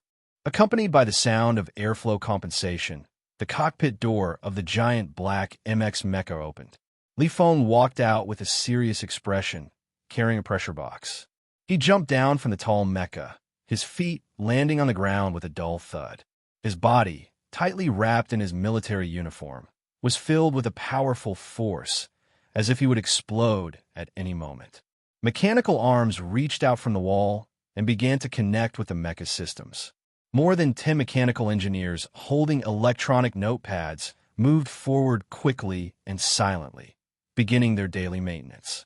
This MX Mecha's 2 thick and cold mechanical legs were already painted full of gold stars. According to the usual practice in the Federation's military camp, the gold star that represented the number of kills would only be painted on the left mechanical leg, but Li Feng's mecha was an exception. This was because he had defeated too many Empire mecha on the battlefield. There were so many that one mechanical leg could not contain all the gold stars. Looking at the eye-catching countless gold stars, the mechanical engineers and the surrounding Federation soldiers subconsciously turned their heads to look at Li Feng, who was walking into the tunnel. They looked at the young lieutenant colonel's valiant back, and their eyes naturally showed respect and passion. On the highest level of the battleship, I forced the various troops to slow down their attack speed. This matter has already caused a lot of discussion, especially in S1. Beside the floor-to-ceiling porthole, there was an extremely luxurious leather chair behind a long table. If this chair fell into the eyes of the HTD Bureau employees, they would probably go crazy. However, the middle-aged man wearing the Lieutenant General's gold star epaulette on the chair didn't seem to feel anything. His palm casually slapped the armrest as he silently looked out the window. Only his somewhat lonely back was left to Li Feng as he walked into the room. What discussion? Li Feng stood behind the general and asked in a low voice. This young lieutenant colonel's temperament was violent and warlike, but as a descendant of a military family, he did not only know how to charge and fight blindly on the battlefield. Being at the front lines, he could very well understand the true intentions of the commander's orders. Moreover, as a soldier, he had to obey orders. Many people in the Senate say that I purposely left the Imperial Expeditionary Force to increase my own importance, the middle-aged general in the chair said with a smile. There was no trace of anger in his tone. It was extremely calm. Let them eat shit, Li Feng replied very directly. Sometimes I also think about it. Perhaps my subconscious mind already has this kind of thought. The man in the leather chair slowly turned around. This commander of the Federation's 4th Military Region, the head of the West Woods Zhong family, a legendary figure who had crossed a corner of the galaxy and fought against the Empire alone for more than a decade, at this moment, actually appeared somewhat tired and old. Uncle Zhong, this joke is not funny. The tiger of the West Woods had the surname Zhong, and his name was Shouhu. His slightly thin body was tall and straight, as if every bone contained a sense of pride and unruliness. When he suddenly heard the words of the younger generation, his silver eyebrows raised. The tiredness and self-mockery instantly disappeared, only leaving behind a strong spiciness. It was so spicy that it made people's heart palpitate. It was like a cup of tiger bone wine, extremely frightening. Chapter 487. Li Feng put his hands behind his back. His military posture was perfect. His thick eyebrows were straight on his young face. He looked at the general in the leather chair and thought of the recent events and the rumors from the capital ring. His expression naturally became a little gloomy. Whether it was the people of the Federation or the Empire, every time they thought of the Westwood's skinny tiger, they would always think of arrogant, cold-blooded, and terrifying. But very few people would think that behind the glory represented by the dark-colored military uniform, the number one military and political figure in the West Woods bore an unbearable pressure that ordinary people could not bear. Even the bones of the tiger seemed to creak under the pressure. Li Feng could feel it. He grew up in the front line of the West Woods. The courtyard in Wire Road was like his second home. He knew very well how the politicians and civilians of the capital ring felt about the West Woods region. Historically speaking, the 3 prosperous planets in the Upper Woods region had never really treated the West Woods region as an equal partner. The Federation government had always been secretly vigilant against the existence of the Zhong family. This time, the Federation launched a cleanup operation against the Imperial Expeditionary Force. The current master of the Zhong family, who had been fighting the Empire alone for more than 10 years, naturally became the commander-in-chief of the front line. However, the pressure from the parliament and the military had always been with him. The upper echelons of the Federation knew about the problem between Commander Zhong and Du Shaoqing, but they forcibly resisted the cold suppression of the Tiger and sent Du Shaoqing's Iron 7th Division to the front line. When Commander Du Shaoqing, wearing sunglasses, stood on the Yellow Mountain, the pressure became more and more real, urgent, and heavy. Many people in the army still remembered that in the military operation on Base 5460, 2 senior officers of the West Woods military region were directly arrested and brought back to the capital ring for trial because they failed to rescue the Iron 7th Division. What did this mean? During this period of time after the military operation began, the Iron 7th Division, led by Du Shaoqing, fought like a whirlwind on Base 5460. Their morale soared to the sky, and they won a series of invigorating victories. Although he was only a major general on the battlefield, and the Iron 7th Division was only a part of the enormous war machine, he had already become a hero and idol in the hearts of the Federation citizens under the full power of the Federation propaganda machine.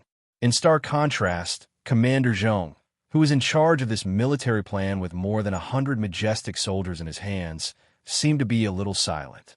Although he was the commander-in-chief, there were always some problems when one side was losing and the other side was gaining. In many people's eyes, every time Du Shaoqing and his Iron 7th Division won a beautiful victory on planet 5460, the Westwood Tigers would feel a little more pressure and look a little more embarrassed. Li Feng was an excellent professional officer. He had no objections to Du Shaoqing, but he had a natural resistance to this kind of shadow behind the spicy battlefield. What made him feel a little surprised was that the powerful and high-ranking man in the chair seemed to be calm, so calm that it was somewhat unfathomable. "Commander," Li Feng lowered his head and thought for a moment, then suddenly spoke. Zhong Shouhu lowered his gaze slightly, and a trace of gratification flashed across his face that was as calm as the eternally unchanging galaxy. He said, "This is my private study." "Yes." Li Feng raised his head and said solemnly, "Uncle Zhong, I want to talk to my family." His family was the Lees of Philadelphia. The old man, who had been watching the snowy mountains by the lake for more than 10 years, had not spoken about specific matters of the federal military for a long time, except when he entered Allure prison to meet a certain young man. If Li Feng wanted to talk to his family, it would naturally be to talk to this old man. No matter how much the politicians of the Capitol Ring or the military feared the Zhong family of the Westwoods, as long as the old man stood out and expressed his attitude, all the pressure would most likely disappear for a while. After the Federation wiped out the Imperial Expeditionary Force, it was inevitable that they would counterattack the Empire through the two warp tunnels. During such a tense war, Li Feng believed that his grandfather would not want to see problems within the Federation and would be willing to stand out and make the Federation more united.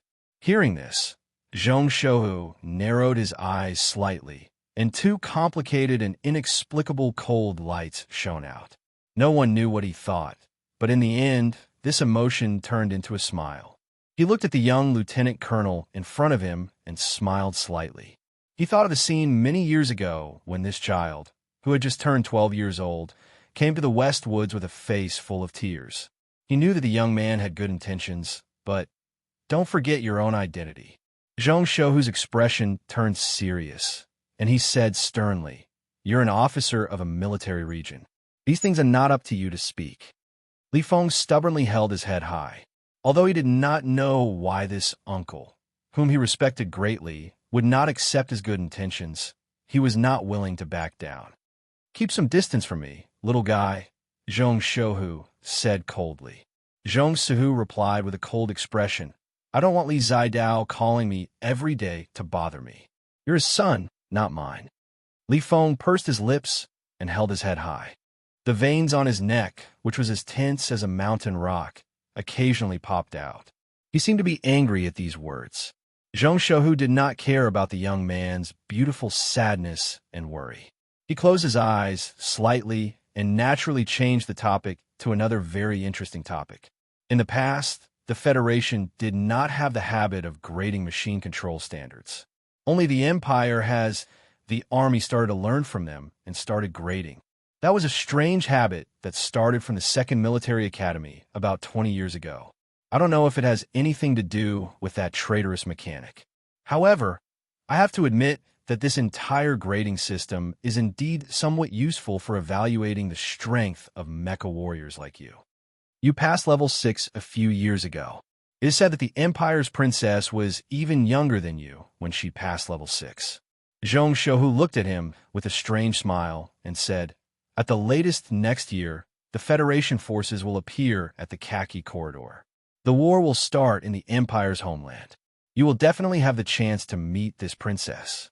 Do you have any expectations?"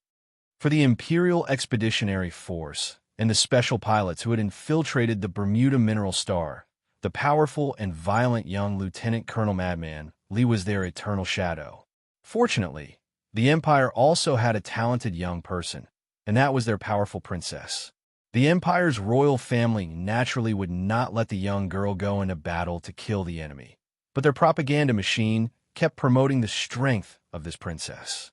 Many soldiers and civilians of the Federation still remembered that when the Empire's negotiation team came a few years ago, the Empire's officials would tremble with excitement every time the princess was mentioned. It was as if they had been injected with stimulants, and they clamored for a war with the Federation. The Federation had Li Feng, and the Empire had the princess. Once these two talented young people met on the battlefield, no one knew what kind of dazzling brilliance would erupt. Even with Zhong Shouhu's status and shrewdness, he could not help but be curious. However, after thinking about it seriously for a long time, Li Feng shook his head. The genius princess's royal title is Su Ming. No one knows what her alias is in the Empire's military department, which unit she is in, what position she holds, but I think her surname should be Huai. Zhong Shouhu said indifferently. According to the news from Bermuda, this princess is not the product of another empire's god-making campaign. She is like you, young, but very strong. She is even stronger than we thought. The entire universe sees her as your lifelong enemy. It is not an insult to you, but she is still a woman. Li Feng replied firmly, women will be women. Their name is the weak. Zhong Shouhu was slightly taken aback. He picked up a cup of coffee and took a sip. He sighed and said self-deprecatingly, when you get married, you will know how terrifying women are. Li Feng could not understand the middle-aged man's meaning behind these words. After a pause, he said seriously, perhaps this princess, Su Ming, is very strong, even stronger than me. But a battlefield is a battlefield. I do not expect to have a fair fight with her. If it really becomes a mecha battle, the Empire only has her. The Federation has me, and Su Lu. She will lose. I didn't expect you to have such a high opinion of Su Lu. Although I hate this guy, I have to admit that he is very talented in mecha. I am very curious about his relationship with your family. Sorry, Uncle Zhong. Zhong Shouhu smiled and did not ask any more questions. Li Feng frowned and asked curiously, Uncle Zhong, I want to know what level you are. What is the level of Colonel Tian that I have never seen before? Grandfather and father mentioned you two in the Feiqing family. They said that you two are stronger than me, but I did not believe it. In the end, Madman Li was still Madman Li. Even in the face of the celestial forest tiger, who was close and powerful to him, he did not hesitate to declare his undisguised ambition for certain territories. I don't need to mention it. As for Mr. Tian, his level is definitely not as high as yours. But if you're really thrown on a planet for more than 100 days, I think the one who will survive in the end will be him and not you. Why? Li Feng asked, puzzled. Because he is much more shameless than you. And in order to survive, this kind of shamelessness is often required. Zhong Shouhu said, emotionally, that fatty you are curious about is the most shameless and lowly person I have ever seen in my life. He is full of petty tricks, but he is definitely not a genius with great wisdom. Li Feng was silent. He thought to himself, for Zhong Shouhu of the West Woods to have such an evaluation, what kind of existence must that Colonel Tian be? This time, I transferred you back from the surface to let you return to the main planet to rest for a while. Zhong Shouhu looked at the young lieutenant colonel in front of him with a gentle gaze. The Federation can't endlessly exploit a kid like you. Minors need to be protected. It's just that other than Chief Judge Ying, no one dares to question your grandfather's decision. I can hold on. I don't need to rest. I'm going back to Sun Province soon. What are you still doing on this stupid planet? Chapter 488. 97% of the net has been set up on the 3 fallen stars. 1/3 of the Federation's forces have been thrown in. What else can the Empire soldiers hiding in the mountains eat other than synthetic meat? Even if an idiot is the commander-in-chief, it is impossible for us to lose again. Why should I stay here? Zhong Shouhu turned his body slightly and looked at the beautiful planet below the warship. The dividing line between darkness and light was so obvious on the pale yellow planet. Every small spark that occasionally flashed between the hemispheres of the night actually meant a powerful explosion. Who knew how many of his men and enemies of the Empire had died in the explosion? It was a very simple statement, but it was a matter of course and even revealed a sense of arrogance and confidence. This confidence came from his experience of resisting the Empire alone at the border of the Westwoods for more than 10 years. It came from the meticulous preparations he and the federal military had made in the past year. It came from the deep traces of his command arrangements in the past 100 days. However, immediately after, he let out a sigh from behind the leather seat that was the complete opposite of his previous arrogance. I kind of miss the red oil rat meat at the intersection. The Federation's victory in the military operation was already inevitable. A faint sense of boredom grew in the heart of the supreme commander of the military. He said, "The Empire's princess is waiting for us on the other side of the nebula, but the Federation's crown prince has already begun to take off his clothes and go into battle bare-chested. And you, Sulu, this guy that even I often find baffling. I kind of look forward to what will happen in the future." Hearing the 3 words crown prince, Li Feng's eyes drooped slightly. He remembered that Tai Ziyuan was currently hiding his identity and risking his life to fight on the planet below. Macho had always been on good terms with the Lees of Philadelphia. He had also met Tai Ziyuan a few times and somewhat admired this person who had a different temperament from the average noble family. According to the rumors circulating in the ground base, Major Yuan Zitai was currently commanding 2 combined battalions and was doing an excellent job. But that guy's health seemed to have always been a little weak. Whether or not you can survive the battlefield is mainly related to good luck. Li Feng suddenly thought of the words his grandfather had said to him when he was very young. Thinking back to the deformed and iron-blooded life he had started at the age of 12, the thrilling scenes he had experienced on the battlefield, and even the cold glance of the god of death in the smoke, the young lieutenant colonel's heart that had always been fearless and incomparably ruthless suddenly constricted. Glacial mines, dense forests in the wilderness, so many stray bullets, so dense gravel, and endless wildfires. They didn't know and didn't care whether you were a princess or a crown prince, whether you were a simple and honest recruit, like a farmer, or a veteran ruffian, like a viper. No matter how talented a person was, or how promising his future was, he could still die a horrible death on the battlefield. No gold can be found in the waves. Only the natural elimination of life and death on the battlefield can truly welcome the final victor. Following the rotation of Planet 163, the Federation's battleships slowly entered the dark sky. Most of the light from the star was blocked by the planet. The surrounding space transitioned from dark blue to heavy black. Shadows seeped in from outside the floor-to-ceiling porthole and completely covered Zhong Shouhu's body on the chair. It also covered his words with a layer of cold and strange flavor. The upper echelons of the Federation have always been paying attention to big Secretary Shimacho in the back of the mountain. There are several outstanding successors of the 7 great families, but they don't understand that without experiencing a real battlefield, these young people will always have fatal flaws. I admire Lin Banshan, but this broken family's nature is too free. He only likes to live his unrestrained life in Bermuda. Fortunately, there are other young people. In the rotten soil of the Federation, which is full of darkness and blood, it can actually grow clean fruits like Sulu, Yu, and Tai Ziyuan. This is truly a miraculous thing. Perhaps the history of mankind and the development of the Federation will ultimately be as boring and dark as the past tens of thousands of years. But we always have to believe that the future may be clean. This way, the citizens who don't know the truth can walk more firmly. This sentence was said by George Carlin. I quite agree. I hope that the future of a universe is a group of clean young people like you. But sadly, I can always see that in the future, you will be infected with that disgusting old aura like me. This kind of aura is often associated with some very pleasant words, such as responsibility.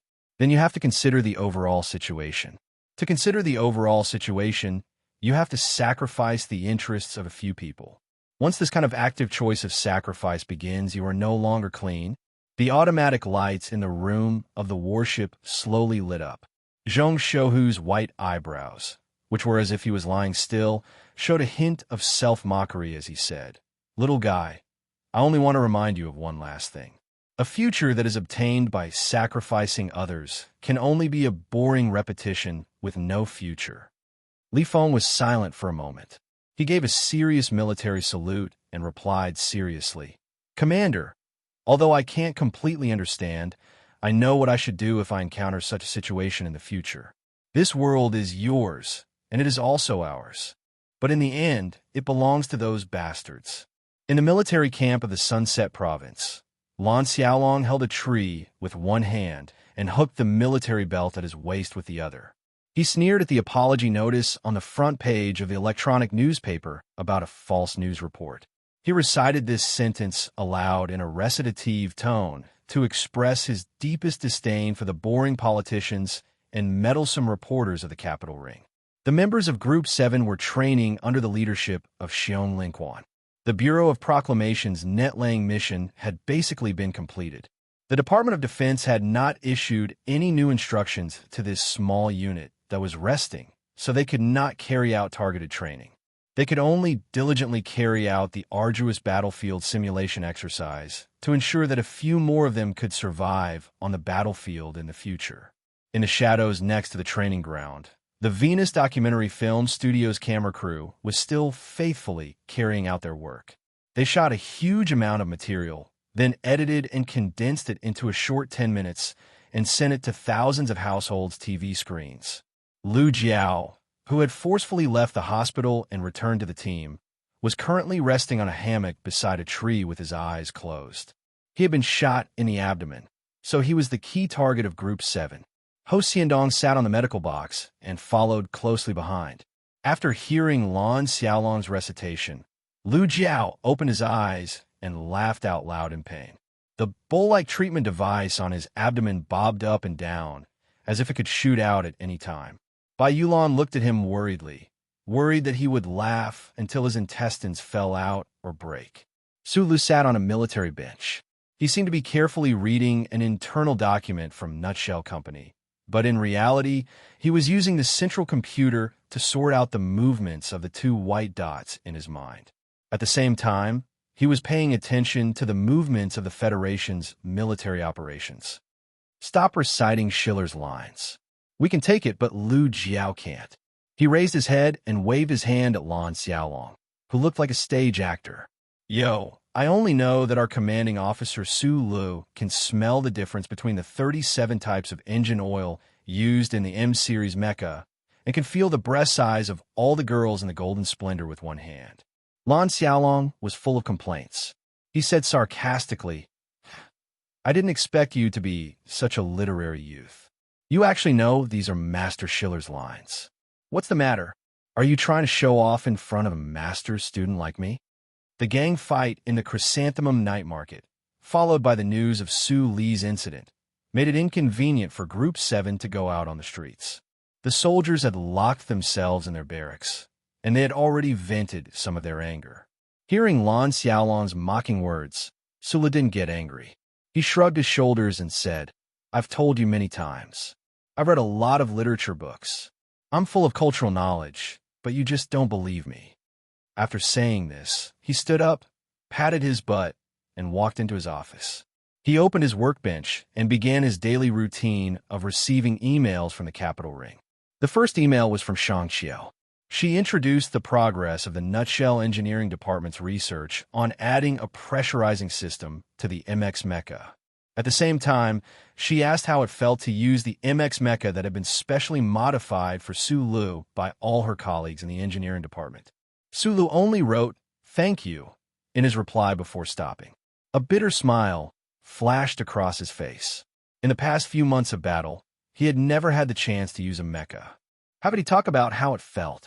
At the end of the email, Shang Qiu mentioned very seriously that she might bring a testing team to the West Woods front lines in the near future.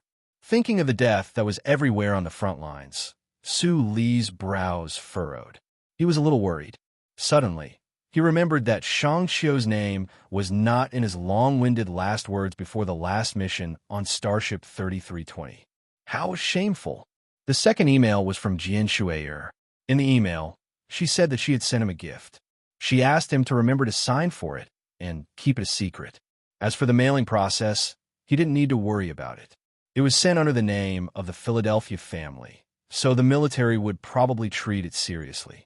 Su Lu was startled. He didn't understand what kind of gift it was that it needed to occupy the tight military supply channel and make Jian Shuier willing to use the authority of the Lees of Philadelphia. He couldn't figure it out no matter how hard he thought about it. He sent an email to ask about it seriously. After dealing with the matters at hand, he walked out of the barracks and whispered a few words to Bai Yulan. Then, he drove the black car out of the barracks. At the entrance of the barracks, The black car was stopped by the team members who had just finished a round of brutal training.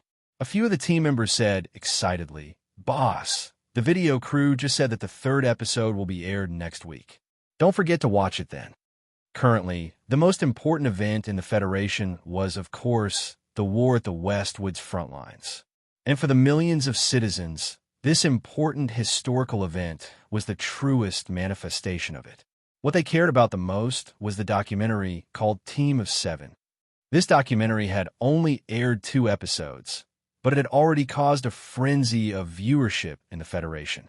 Presumably, when the 3rd episode was aired, there would be countless television screens showing the same spectacular scene. Sulu was slightly startled. He thought that it seemed to be released earlier than the news channel's announcement. Could it be related to the news incident from a few days ago?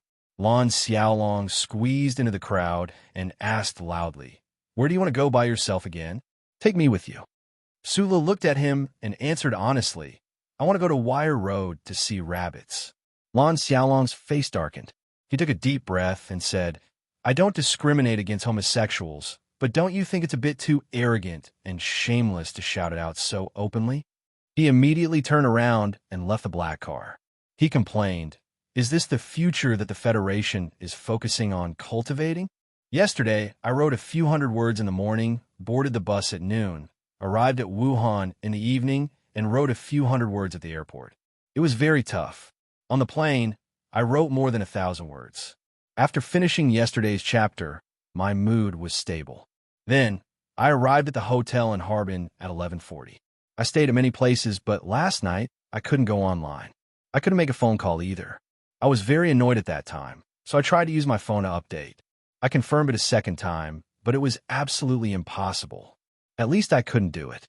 I didn't care about the traffic, but I couldn't get into the authors section. Then I called my leader and sent her an MMS, asking her to help me update. In the end, my leader was much more talkative than I was, and she admitted it. Both sides were angry. She said that I should take a leave of absence, but I couldn't accept it because I said I wouldn't update. Most importantly, I had written it. If I stopped, it would be a loss. That was Do-E's feeling. You can understand, so I insisted phone QQ. I couldn't send a document. Same here. I was also a talkative. In the end, I sent an email, but the format was completely destroyed. My leader had to rearrange it. It was already very late. My leader asked me if I could say anything. I said you can say it. She said she was too tired to say anything, so she didn't say anything. That was why he had said so much nonsense today, just to vent his emotions from last night. Damn it. I arrived in Daqing this afternoon. I pressed my palms together. There were also a few sentences. I wore a short-sleeved shirt when I boarded the plane. Before I alighted, the stewardess sweetly said it was -13 degrees Celsius. Uncle Harbin, who had stayed in Sanya for 4 months, was so angry that he was about to explode. I didn't explode. I brought enough warm clothes, but I still caught a cold. He sighed with emotion for the nth time. Our great motherland is so fucking big. He sighed with emotion for the nth time. I'm a useless pig who is not sentimental, but is extremely sensitive. I'm a clumsy and ugly-looking, but is extremely delicate. I wish everyone a happy life, as long as you have a better life than me. In the end, I finally smiled. Chapter 489. The first glass of wine. The sun shines brightly. The ivy outside the window crawls into my eyes. The second glass of wine. The spring breeze gently ripples. The leaves gently caresses me. The third glass of wine. The birds lightly pecks at my heart. The fourth glass of wine. The shadow on the windowsill makes me forget who I am. The fifth glass of wine. The youth is about to fly through the layers of green forest. The sixth glass of wine. The stone path bends, a girl at the end. A girl at the end of the stone path. Girl. That's my little girl. These are all my girls. The black car was driving on the sunny Sunset Highway. The car with the sunroof was finally not as old as before, but more of the emotions that a young man should have. Sitting alone in the car, chewing the spring breeze that blew in his face, Sulu was once intoxicated, but it was rare for him to release the deepest part of his emotions. He loudly sang the old song. His slightly hoarse voice was not very pleasant to listen to, but it was particularly enjoyable. The song was the 27 glasses of wine. After the sixth glass, the rough and direct, the lively lyrics were not the original lyrics. In the past, Shi Qinghai and Su Lu would drink every time. Every time they drank, they would get drunk. Every time they were drunk, they would sing this song loudly. When they were sad, Mr. Shi would silently and softly repeat the last few lyrics about his father. When they were happy and excited, he would only sing the first 1/5 of the song. When they sang the sixth glass of wine, the man's voice would stop here. Like a retro black record needle, he would tirelessly hum the girl at the end of the stone path. He would frown, wink, and look at the beautiful girls around him until his voice became hoarse. He would shout the lyrics directly from the bottom of his heart to his own girls. In the past, Su Lu always felt that Shi Qinghai's declaration of wanting to subdue all the young women in the world was too direct and abrupt, and it was even more embarrassing when he blushed. But at this time, the road was accompanied by the bright sunshine and the wind of youth. He was not in a dark room, and there was no taboo of mold, but he could freely breed frivolous thoughts that were most in line with the way of nature. No matter how brave or even presumptuous he was to sing out these frivolous thoughts, it was actually so happy. He was in his 20s and was born in a lowly place. Now, he was already a hero of the Federation and a high-ranking military officer. He was in charge of a group of fierce people and rich kids from aristocratic families. He had many extraordinary friends and enemies. Cunning and ruthless politicians had suffered losses in front of him. Even powerful people would have a headache when they heard his name. He had scandals with the nation's young girls and was secretly admired by the daughters of aristocratic families. He had enough qualifications to be proud of himself in the spring breeze and enjoy the speed of the black car. The award ceremony held by the Federation on the front line had ended. The military officers and students from various troops had specially made a trip to the barracks to say goodbye to him, and then embarked on the journey again. Su Lu was very clear about what he and these military officers and students would encounter on the battlefield. But perhaps it was because he had seen so many life and death situations on the front line. This time it was very difficult for him to have the same feeling as the last time in the base cafeteria. Instead, he had a bit of a fierce and straightforward feeling. Farewell today. See you on the battlefield in the future. At this time, the song penetrating the blue sky and white clouds from the skylight, and the repetitive and boring words of girl abruptly stopped. Su Lu knitted his thick, ink-like eyebrows and slowly drove the black car to the side of the road and stopped. He silently looked at the three-dimensional map made by the white lines in his left eye. Looking at the two white dots that had already entered the edge of the city, he couldn't help but feel a bit annoyed. It was not a good thing to be disturbed at such a happy moment. He turned on the car computer and brought up the map on the light screen. He squinted his eyes and carefully looked at it for a long time. Although the old man could now directly simulate the map in his mind, he didn't know if it was because of his biological instincts, but he was more used to looking at the map on an object outside his body. Taking out the electronic notebook of the past few days and carefully combing through the records one by one, Su Lu finally confirmed that the two experts from Bermuda finally couldn't hold it in anymore and were ready to make a move. Lao Bai, they're here. You guys pick me up at Wayer Road in an hour. The car phone was directly connected to the communication system set up by Group 7 in the barracks. After a pause, he said softly, "Get ready to work." After saying this, he hung up the phone and didn't say anything more, because he believed that with the expertise of Group 7, they would definitely know better than him what needed to be prepared. Wayer Road was not a road, nor was it a street. It referred to an independent street in Sunset State, the main star of the Westwoods, so when people talked about it, they were used to calling it Wayer District. This street covered a large area, but looked extremely quiet and ordinary. Other than the endless green forests and hills full of rustic charm, the scattered buildings were not tall and even looked a little old. Wayer District was a straight road, and there were many unknown restaurants at the intersection. Although the decorations were not luxurious, they looked quiet and noble. It was not mealtime, but there were still many tourists and military officers eating happily. Going up the straight road and into the street, the atmosphere suddenly changed. Under the shadow of the century-old giant trees on both sides of the street, there were armed sentries standing every 10 meters. These sentries had firm and silent expressions, and the military uniform of the West Forest Military Region looked especially straight, portraying the word solemn to the extreme. Su Li's gaze looked through the car window, and he could even faintly see the silhouettes of some heavy firepower equipment. On the lower edge of the floor of an old building, there was a pipe labeled PLC, which made him keenly feel that there might be equipment installed in that building specifically used to monitor the thermal fluctuations of Mecca. Wayer District was not a place that just anyone could enter. Even though Su Lu was a lieutenant colonel of the Federation, had a special pass issued by the Department of National Defense, and also secretly had first-class authority in the Bureau of Proclamation, if not for the Lady Sister's call, the black car still would not have been able to enter. This was because this was the old house of the Zhong family in the Westwoods. The black car stopped in front of the old house with the number 36. Su Lu walked down and smiled at the Zhong family service staff who greeted him.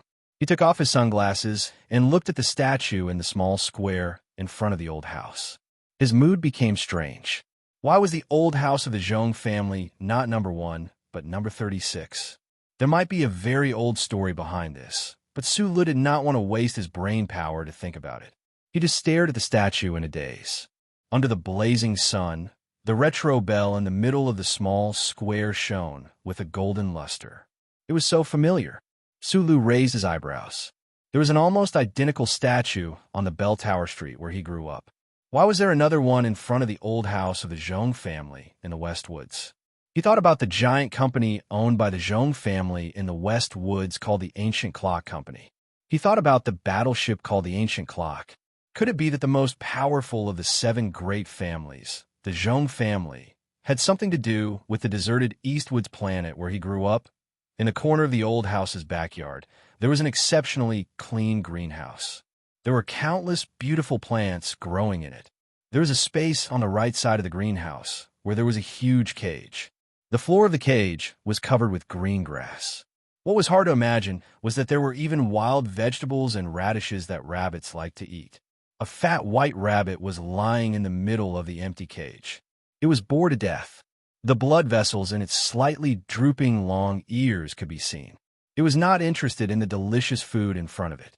It squinted its myopic eyes and stared at the butterflies flying among the plants outside the cage.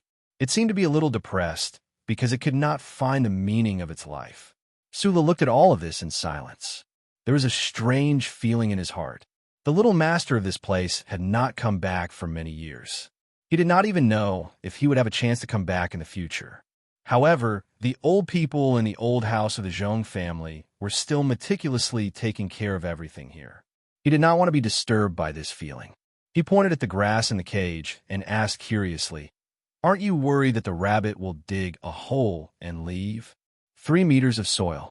Below that is the metal floor. The rabbit can't dig."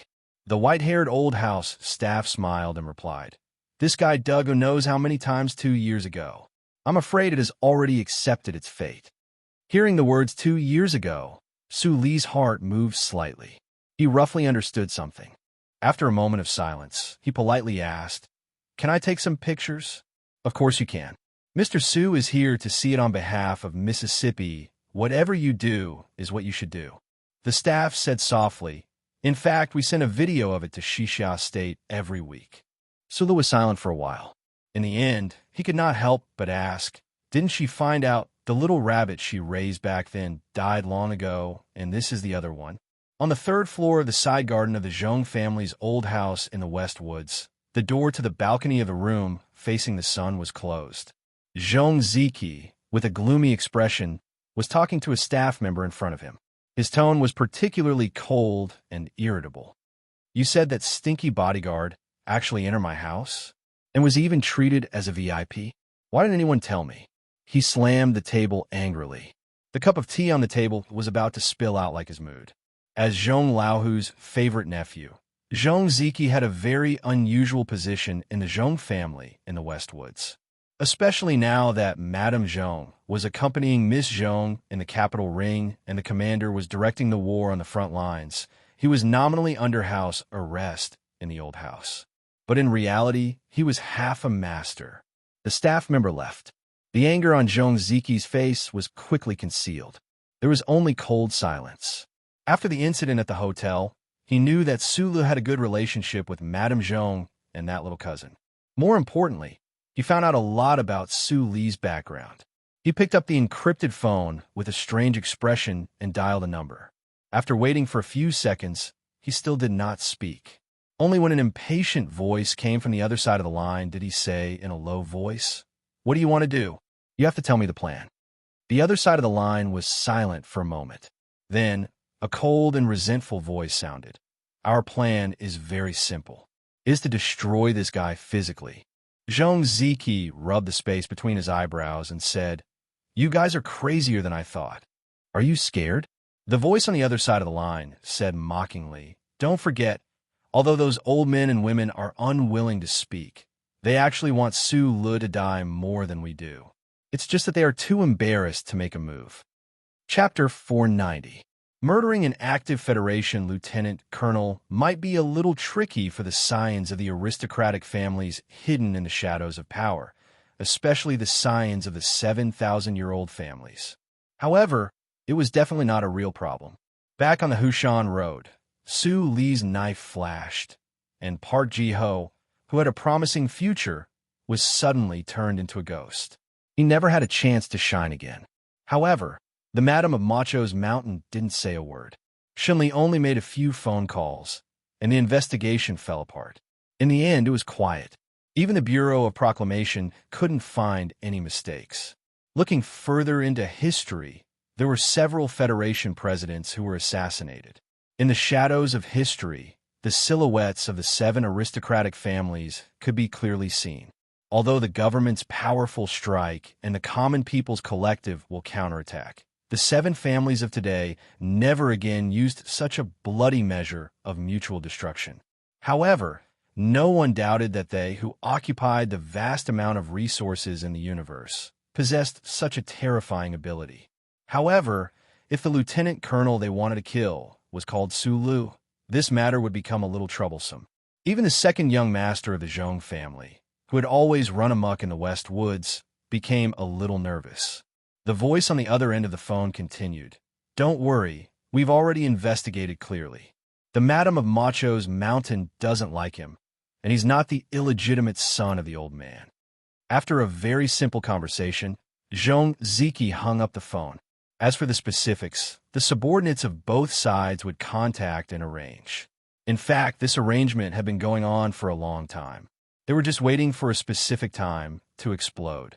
The reason why he still seemed a little hesitant and asked those questions on the phone was purely because he was a little worried about Su Li's background. As for the specifics, Zhong Ziqi and the other scions of the aristocratic families weren't worried. The 2 experts from Bermuda didn't know who issued the mission. Whether it was the flow of funds or contact, it was all handled by the most professional people. After the experts entered the Federation, they were equipped with firearms from the Green Dragon Mountain troops, now the armory of the 1st Special Division. The 2 experts from Bermuda were able to wait silently in Sunset State for such a long time without being caught by the military and the Federation Investigation Bureau because they had hidden forces in the government and West Woods. On the surface, this cold-blooded murder that had been planned for a long time had nothing to do with them. Zhongzi looked forward to the brilliant sunlight coming in from the balcony. When she thought of Su Li's corpse lying on the street not long after, she revealed an extremely joyful smile. He did not know the specifics of the assassination plan, but since those guys in the Capitol Ring dared to make a move, they must have received the tacit approval of some old people. They would not leave any chance for Su Lu. The sunlight on his face made him think of the omnipotent, the glory of the Charter. The joyful smile on Zhong Ziqi's face turned into a trace of mockery. These scions of the aristocratic families were very clear about the working process of the Bureau of Proclamation because it was probably the only existence in the universe that they were in awe of. The Federal Central Computer strictly adhered to the first law of the Charter. Except for first-order incidents like the invasion of the Empire, it was strictly prohibited from making any criminal prejudgment or warning. It could only play a role in the investigation after the incident. However, the people who carried out the investigation were people, and the staff of the Bureau of Proclamation were also people. As long as they were people, they had to live in the Federation. For the high and mighty big shots in the Federation, they were all targets that could be toyed with in the palm of their hands. You clearly knew that we were going to kill him, but you couldn't give a warning in advance. Don't you feel very depressed? Zhong Ziqi looked at the sunlight on the balcony happily and raised his teacup. Then, he remembered that the other party was a cold computer and couldn't help but feel bored. Hearing Su Li's words, the staff's expression changed slightly. After a long silence, he sighed with some sadness. When the young miss left, the rabbit she raised was already 12 years old. Now 5 years have passed. We tried our best, but couldn't keep it alive, so we had to change to another one. But I don't think the young miss can tell. In order to pick an identical rabbit, the commander put in a lot of effort. The HDD headquarters in the region even transferred a batch of rabbits from S3 over. Su Lu was silent, thinking of the West Woods region's rabbit hunt at that time. He deeply felt the tiger's love for Little Watermelon. Was there a trace of guilt in this love? This was a relationship between the Zhong family in the West Woods and the Federation. Su Lu knew very well that Little Watermelon staying in S1 Shisha State was equivalent to the status of a hostage. It was rare for father and daughter to see each other again. This was a great sorrow in life. Thinking of this, his mood became a little lonely. He clearly felt the helplessness of the Zhong family, the overlords of the West Woods, in everyone's eyes. He stood in front of the empty cage and looked at the fat and white rabbit in silence for a long time. I think she should have known that the rabbit she raised was no longer there. Su Lu thought of that smart and cute little girl who always liked to say cool in the face of strange things. His mood was a little sour. He said in a low voice, "She just doesn't want to forget what happened when she was a child." He comforted the staff and said, "Since that's the case, it's best that we don't expose it." The white-haired staff's old eyes were a little wet. He chuckled and said, "Yes. In fact, there are many people in the old house who miss very much. I don't know when she will come back." Su Lu didn't answer. He couldn't answer. The historical convention between the capital Ring and the Zhong family in the West Woods couldn't be broken by a random hero. If Little Watermelon's arrogant father couldn't do it, who could? He took out his mobile phone and began to record the video in the cage. He used a slightly hoarse voice to describe the video email he was going to send to Little Watermelon. "It's living quite happily now. It just looks like it needs to lose weight. Although the cage is big, it's always too lonely without companions. Do you think, should we find some friends to play with? But I heard that Commander Zhong also looked for it before, but was in a bad mood, so was very fierce and bit the other children's rabbits. So it's okay to be fat, as long as it's in a good mood. What do you think?" Little Watermelon. In the antique living room of the old house, Su Lu held the antique Guno porcelain cup and sniffed the fragrant tea in it. He tried to act as elegant as possible to convince himself that he didn't offend the antique atmosphere of the Zhong family's old house. Unfortunately, when the slightly hot tea seeped into his throat, and he was about to praise the wonderful works of the predecessors that he memorized when he was young, a warning appeared in his left eye again. Zhong Ziqi, Lin Daohai, and the Federal Central Computer easily detected the content of the phone call and confirmed the identity of the other party through the chip.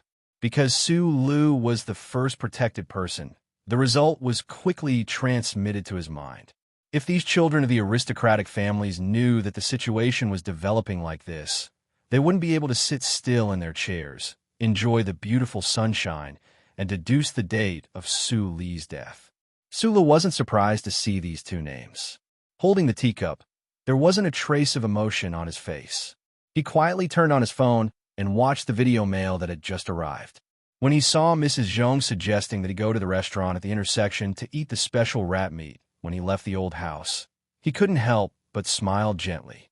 There was an old saying that only the muzzle of a gun could spurt out clouds and wind. This sentence was very suitable to describe the current him. The big shots in the upper class of the Federation the powerful and terrifying professional experts, were all very powerful existences. But what did this have to do with him? Since those wonderful things happened to him, Su Lu had pulled away from the level of the so-called conspiracy. He was more powerful than everyone, even the entire Federation, thought. Half an hour later, he thought that he had given the other party enough time to react and prepare. So he put down the teacup, politely thanked the staff, and left the old house of the Zhong family at number 36 Wire Road. The black car drove out of the block, and then stopped at the restaurant at the intersection under the shadow of the big green tree to meet up with the members of Group 7 who had come to pick him up. The car window rolled down, and Sulu looked at by Magnolia next to the car. He told her the address of a building and then said, "Be careful." By Magnolia nodded and returned to the dark green military vehicle. She glanced at Xiong Linquan and the others who were adjusting their guns and said softly, "Get to work." Da Vinci, who temporarily replaced Lu Jiao, didn't know what had happened, but he could feel that the atmosphere in the car was even colder and more oppressive than when he was at the front line. He subconsciously swallowed a mouthful of saliva and skillfully started the military vehicle. It made an arc at the intersection and drove into another street under the shadows. Sulu didn't start the car immediately. Instead, he lit a cigarette. The smoke rose from the car window and merged into the western twilight. He narrowed his eyes and looked in that direction. There was a row of ordinary buildings behind the restaurant at the intersection. If he could see through those buildings, he should be able to see that building. The people who wanted to kill him were in that building. The old man was restricted by the rules of the charter. He didn't want the Federation government to know the secrets of his authority. Although the Bureau of Proclamation already knew a little, he didn't tell the Ministry of Defense and the Federation Bureau of Investigation about the two experts from Bermuda, as well as many details of the murder case. A few years ago, he had confirmed under the sunlight in front of the district prosecutor's office that there were always some people above the law in the Federation. These people had never been afraid to use the hands hidden in the dark to do those outrageous and infuriating things. Because of interests or some glorious words, or sometimes just because of joy and anger, the law of the Federation didn't have the ability to protect his interests and the interests of many people at these particular times. Therefore, Sula no longer feared the law as much as he did when he was a teenager. Today, he was ready to defend his right to live. The butt of a brand 37 cigarette fell from the car window to the ground, smashing into a few sparks. His hands that were tightly holding the steering wheel were calm, as usual. He drove the car to the restaurant at the intersection. Almost at the same time, a dark green military vehicle drove into the underground parking lot of a certain building. Chapter 491. 40 minutes ago, inside building number 36 in Latitude 2 District, there was an interstellar communication. This time, the communication seemed very ordinary, but used the military's internal signal, so the civilian communication system could not detect it at all, let alone eavesdrop. There was an abandoned warehouse beside Sunset State's Route 4. The basement of the warehouse was actually a relay analysis station of Silin's military. The relay analysis station captured these fragments of information and then encrypted them with a shell. These fragments were then added with a military secret rune string and launched out of the atmosphere. Through the Federal Military Signal Relay Station, they entered the interstellar communication system. This was a routine process. The seemingly complicated system reaction happened in a very short period of 0.001 seconds. All of it was completed by the automatic equipment underground, and it did not attract anyone's attention. Naturally, no one noticed. A second lieutenant in room C2 of the analysis station had sweat dripping down his eyebrows. He took off the headphones on his head, coughed twice, and gently pressed a button. So a simple, clear, and complete information report quietly left the analysis station and passed through a hidden backup channel into a closed room in the Chongfeng military base. In the room, an engineer in a white uniform licked his lips, shook his head, and encrypted the information algorithm. Then it was sent out through the common channel between the Military Aviation Command System and the Civil Aviation System. Countless warships and civilian spaceships were taking off and landing on Silin's main planet every day. The security level of the common channel between the two systems wasn't high, and the redundant information was complicated. This information disguised as a redundant signal easily passed through the system's filter and entered the internal pipelines of Sunset State's civilian spaceport, like spider silk. In the washroom on the far right of the arrival area of the Sunset State Airport, behind the partition, an ordinary-looking middle-aged man sat silently on the toilet bowl and stared at the holographic screen on the miniature workbench in front of him. After seeing the display on the holographic screen, a satisfied smile appeared on the corner of his mouth. The information had been obtained. The middle-aged man didn't hesitate to pull out the data cable connected to the pipeline behind him and press the flush button. In a brief flush sound, he cleaned up all the traces in the washroom, put on the windbreaker hanging on the wall, and walked out with a blank expression. In a magnificent lobby of the arrival area of the airport, a traveler in a plaid shirt was chatting with a waitress in a blue dress. "We're at war now, so there are very few tour groups coming from S1. The waitress smiled and said, "You're a freelancer. It's not that easy to find a discount hotel." The traveler in the checkered shirt was about to say something when he noticed a middle-aged man in a gray windbreaker walking out from the corner of his eye. The two of them did not speak, but the traveler understood in his heart. He smiled and said goodbye to the waitress and followed the man out of the restaurant. The middle-aged man in the trench coat waited for about 10 seconds at the luggage arrival area. A staff member with a hat pulled down very low-handed over a box with a standard luggage tag stuck on it. The middle-aged man carried the suitcase to the waiting area of the airport bus. He glanced at the luggage tag. The date on the tag was today, but he knew that the suitcase had been waiting for him at the airport for many days. In fact, he had also been waiting for many days in this city. When the bus arrived, he casually threw the suitcase into the luggage compartment below the bus and sat in the front row. The traveler in the floral shirt sat in the back row far away. 5 minutes later, the middle-aged man in the trench coat got off the bus, took the suitcase, and got into an ordinary car. However, there was a special pass that was very difficult to obtain on the windshield of the car. A few hundred meters later, the traveler in the floral shirt also got into the car. The two of them looked at the watch on their wrists at the same time, confirming that there was still time. In this city, the powerful departments of the Federation Bureau of Investigation and the Ministry of National Defense had been searching for the two of them. Along the way, the black official cars of the Federation Bureau of Investigation could be seen from time to time. However, the two of them did not look nervous at all. With a lot of prearranged cooperation, they changed to 3 different transportation methods, easily passed through the checkpoints set up by the government, and arrived at the foot of a building in the capital of Sunset State. Taking out the prepared keys from under the mat, the two of them pushed open the door to room 1201. 20 seconds later, the traveler in the floral shirt quietly left. The middle-aged man put the trench coat beside the chair and opened the suitcase. His expression was calm as he looked at the metal parts in the suitcase that were painted a matte color. A few seconds later, his 2 hands began to steadily assemble the parts. In just a minute, a powerful non-standard sniper rifle appeared in his hands. Pulling over the chair and taking out the electric taser, the middle-aged man very carefully and quickly rubbed out a gap for the barrel. However, he was not in a hurry to adjust the shooting point. Instead, he came to the window, pulled up the corner of the curtain, and looked out. He saw that the corner of the building below the building was an extremely lively intersection. Those restaurants with red oil signs were very clear. Those boiling pots of red soup under the green trees by the roadside were clearly visible. If it appeared in the optical scope, he would be able to clearly see the green spring onions. After a moment of silence, he narrowed his eyes and gave up on the window. As the best assassination expert in Bermuda, he did not avoid using conventional assassination methods. However, in the territory of the Federation, he was more cautious than he had been in every previous mission. He sprayed a layer of mist on the wall next to the window frame. This mist seemed to have a strong corrosive effect. In just a few seconds, the mixed wall melted a little.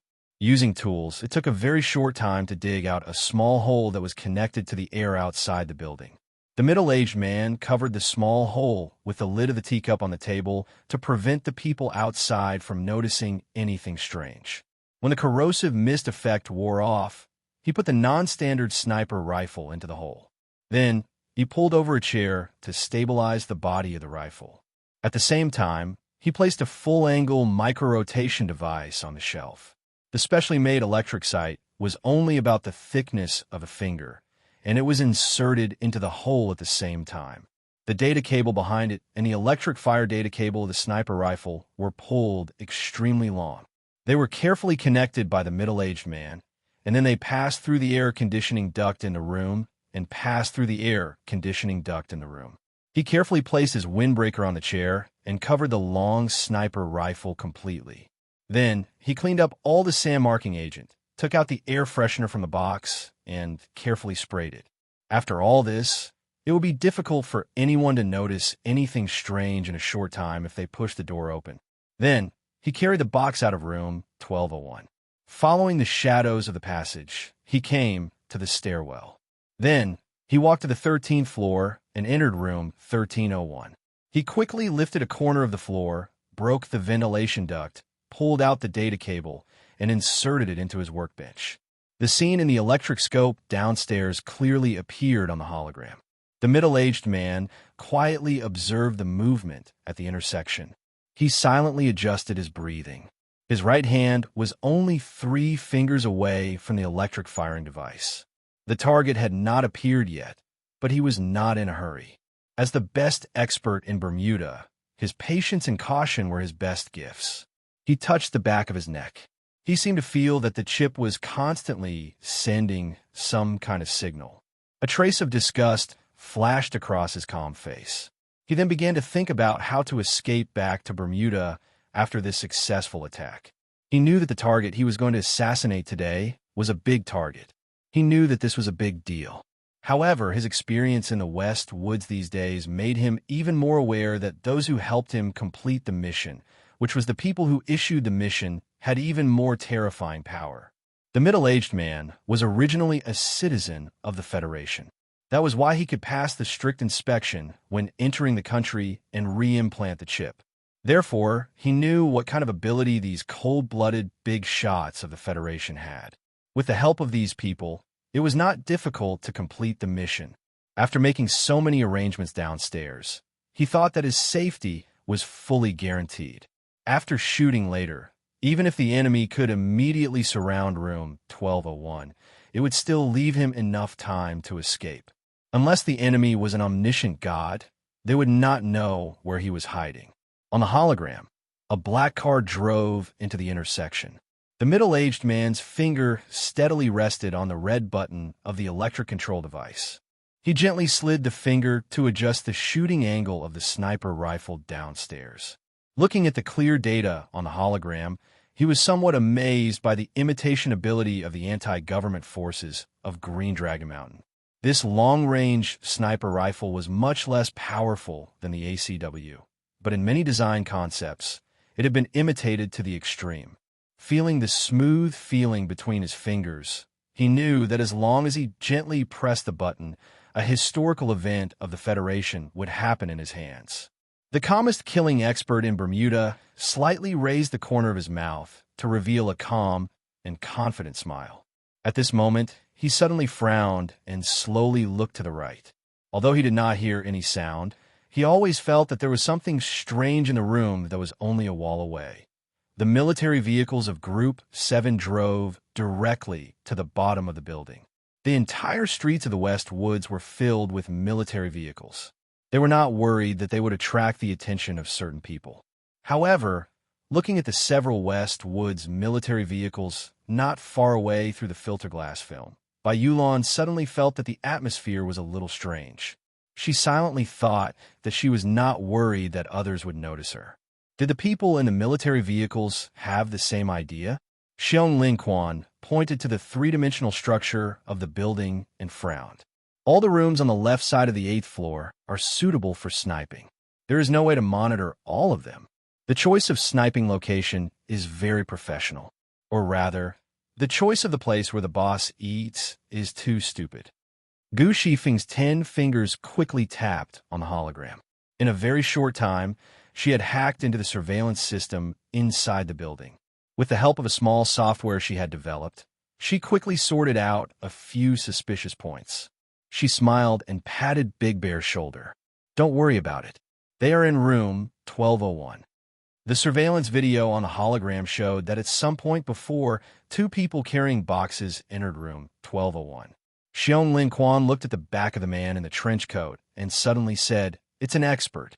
Bai Yulan pushed aside the fine hair in front of her forehead and said softly, "I didn't expect him to come."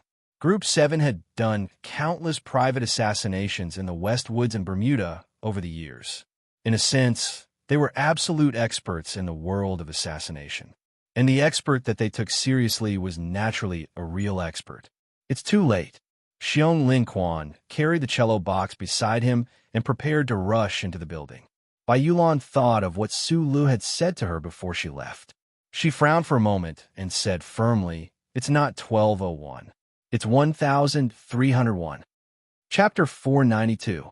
When the members of Team 7 heard Bai Yulan's words, they all froze in place.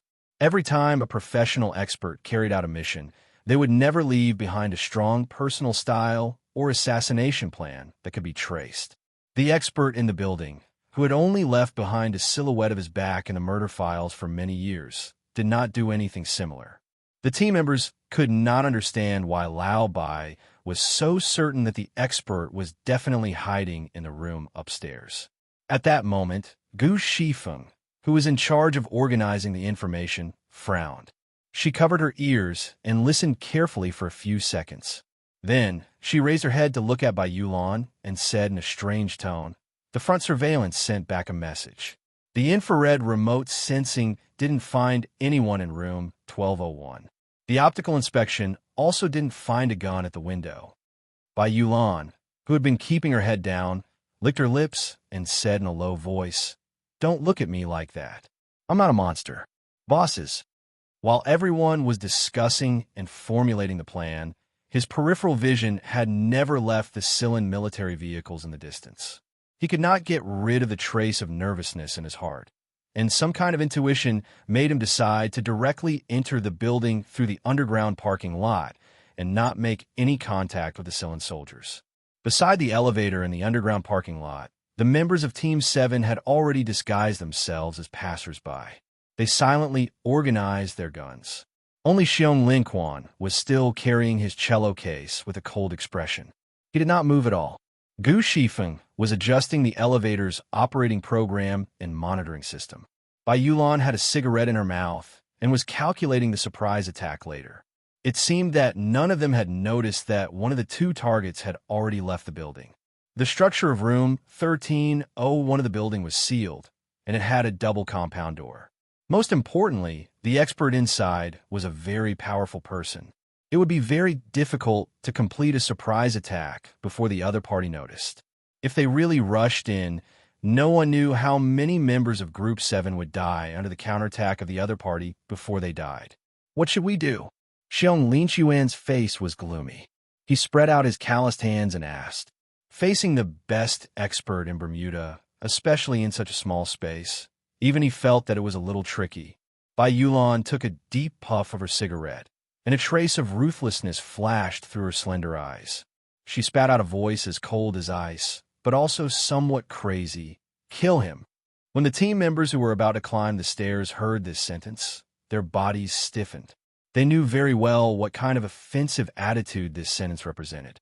Gu Shifeng looked at Bai Yulan worriedly and said, "What if we messed with the wrong person?" Whether or not the subsequent fierce attack would kill the wrong person completely depended on whether or not the little boss's judgment was correct. Bai Yulan still didn't understand where Su Li's information came from, but she always had some inexplicable confidence in him, especially when she thought about how some important people of the Federation cold-bloodedly tried to assassinate Su Lu and how Su Li's life was in danger. The madness hidden in this young lady's body naturally surged out. Therefore, he did not answer Gu Shifeng's question.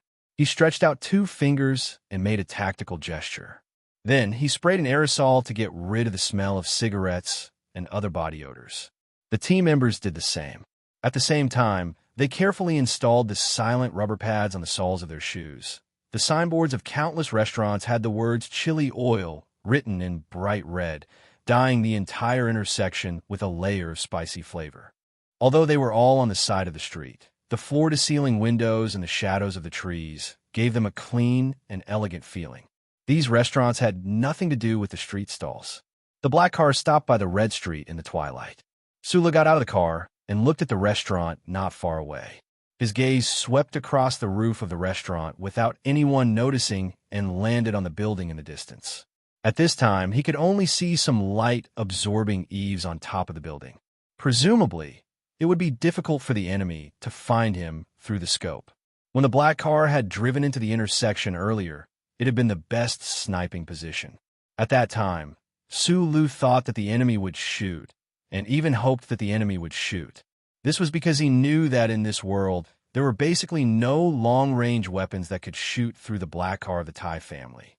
This was something that the military mecca in Linhai Prefecture Gymnasium had proven years ago. What disappointed him was that the assassination expert in the building was more patient and cautious than he had imagined. Walking towards the restaurant, the hair on the back of Su Li's neck stood up slightly. It was not because of fear, but because of some kind of faint excitement. The excitement came from the unknown, and after a moment, he was not satisfied with this kind of professional role-playing. Being a bait was without a doubt the most dangerous job in the world. The earthworm that caught fish, the youth that lured bulls, and the Jian Shui'er that provoked the people of the empire were all like this. Su Lu was willing to be the bait because of his own initiative. He had the help of the omnipotent computers of the Federation, and the enemy also had the help of the big shots in the Federation. If Su Lu disappeared in front of the enemy would definitely disappear immediately. Furthermore, he could not be like an ancient swordsman who rode a horse all over the universe to chase after the enemy. For an extremely dangerous person like this, especially one who dared to kill him like the upper echelons of the Federation, if he did not ruthlessly strangle the enemy to death, he would not be able to feel at ease. Standing at the intersection, he looked around the city. The capital of the Sunset State was in his left eye. In this city, there were 37 dots of light quietly flashing. Some were in the buildings, and some were in the military base. It was very dazzling. These were the 37 people that the Federal Central Computer had found in this murder case. For the past few months, it was these people who had been secretly helping the killing intent from Bermuda. Looking around, Su Li's young and honest face flashed with a trace of determination. With a trace of ruthlessness, he walked towards the restaurant, his military boots making crisp, clicking sounds. In room 1301, a middle-aged man was lying on the carpet. Because he did not have the cover of a windbreaker, the temperature in the room was a little high. His upper arm was pressed against the side of his face. His body was relaxed like a king who was about to sleep peacefully. However, his eyes were always staring at the light screen not far away, staring at the target he was about to kill. He was like an eagle. Naturally, his hands were empty. Beside him was an electric control device and a gun that was ready to be activated. He maintained the best posture and state to shoot at any time. From time to time, his ears would twitch slightly, listening to the sounds in the corridor outside the room. What made him feel at ease was that the outside world was always quiet. In the dark corridor, the self-induction energy-saving lights were not lit. However, the 8 members of Group 7 were like ghosts. They silently crept over and gradually approached the door of room 1301. The black cello case lay quietly at the end of the corridor. Xiong Linquan, wearing an infantryman's helmet, carried the heavy Darlin rotary cannon. He was like a giant of death that walked out of the abyss. Beside him, Magnolia silently held a powerful rapid-fire shotgun. The team members kept their breathing extremely slow and gentle. They did not want to alarm the murder expert in the room. If the other party was prepared in advance, it would become a chaotic battle in a small space. No one knew what would happen. At this moment, Magnolia's long breath suddenly stopped. She squinted her knife-like eyes and looked at the other side of the corridor. The gun in her hand had already been raised silently. She coldly pointed it in that direction. A faint light came from the back of the building and sprinkled into room 1301 and room 1302. The team members were shocked to find that a group of fully armed Special Forces soldiers walked out from the darkness on the other side of the corridor. This group of Special Forces soldiers wearing Westwood's military uniforms clearly did not expect that someone would appear silently from the other side of the corridor. Almost at the same time, both sides did not hesitate to raise the guns in their hands and aimed at each other. They aimed at the figure that suddenly appeared in the faint light. Strangely, both sides did not want to alarm anyone. Even though their actions were so orderly and fast, they did not make any sound. No one pulled the trigger. In the dim and narrow corridor, the two groups of fully armed people faced each other with guns. As long as one of them opened fire, the result would be death for all of them. They were all professional soldiers who had been through many battles. They understood each other very well, so they used their strong nerves to control even the smallest of their movements. The entire space was filled with an oppressive and tense atmosphere. Both Team 7 and the people wearing Westwood's military uniforms could not determine the true identity of the other party, especially the purpose of their sudden appearance here. Cold sweat seeped out from the backs of both sides, wetting the silk interlayer of the hard ceramic bulletproof vests. Fortunately, they had sprayed a large amount of aerosol beforehand, so the smell of sweat did not spread. The Westwood soldiers on the other side of the dim corridor were actually more nervous than the members of Team 7. They looked at these men who looked like ordinary passersby. Their gazes were fixed on the guns in their hands, especially the big guns in the hands of Xion Linquan and Magnolia. They were extremely shocked, thinking that this kind of firepower was too fucking explosive. Amidst the suffocating atmosphere, Bayulan's breathing finally returned to normal. He gestured to the soldiers in front of him and stared at their dark green military windbreakers. He tried to test the texture of their clothes with his eyes. The person in front of the Westwood's Special Forces soldiers nodded slightly, then glanced at room 1302 beside him, using his eyes to express his intention. Magnolia did not let his guard down. Like a clumsy fish, he took a few steps forward into the darkness opposite him and slowly took out the special identification that Su Lu had obtained from the Zhong family in the Westwoods and showed it to the other party. The soldier glanced at it with the help of the dim light, and his expression relaxed a little. He also slowly took out an identification and handed it to Magnolia for inspection. Magnolia immediately thought of the few Westwoods military vehicles he had seen below the building and roughly understood what had happened. Both parties had top-secret missions, but the rooms for the missions were adjacent to each other, which led to the current terrifying danger. The Westwoods military officer nodded at him. He held the Qian in his left hand and spread out his right hand, indicating that the other party should go first.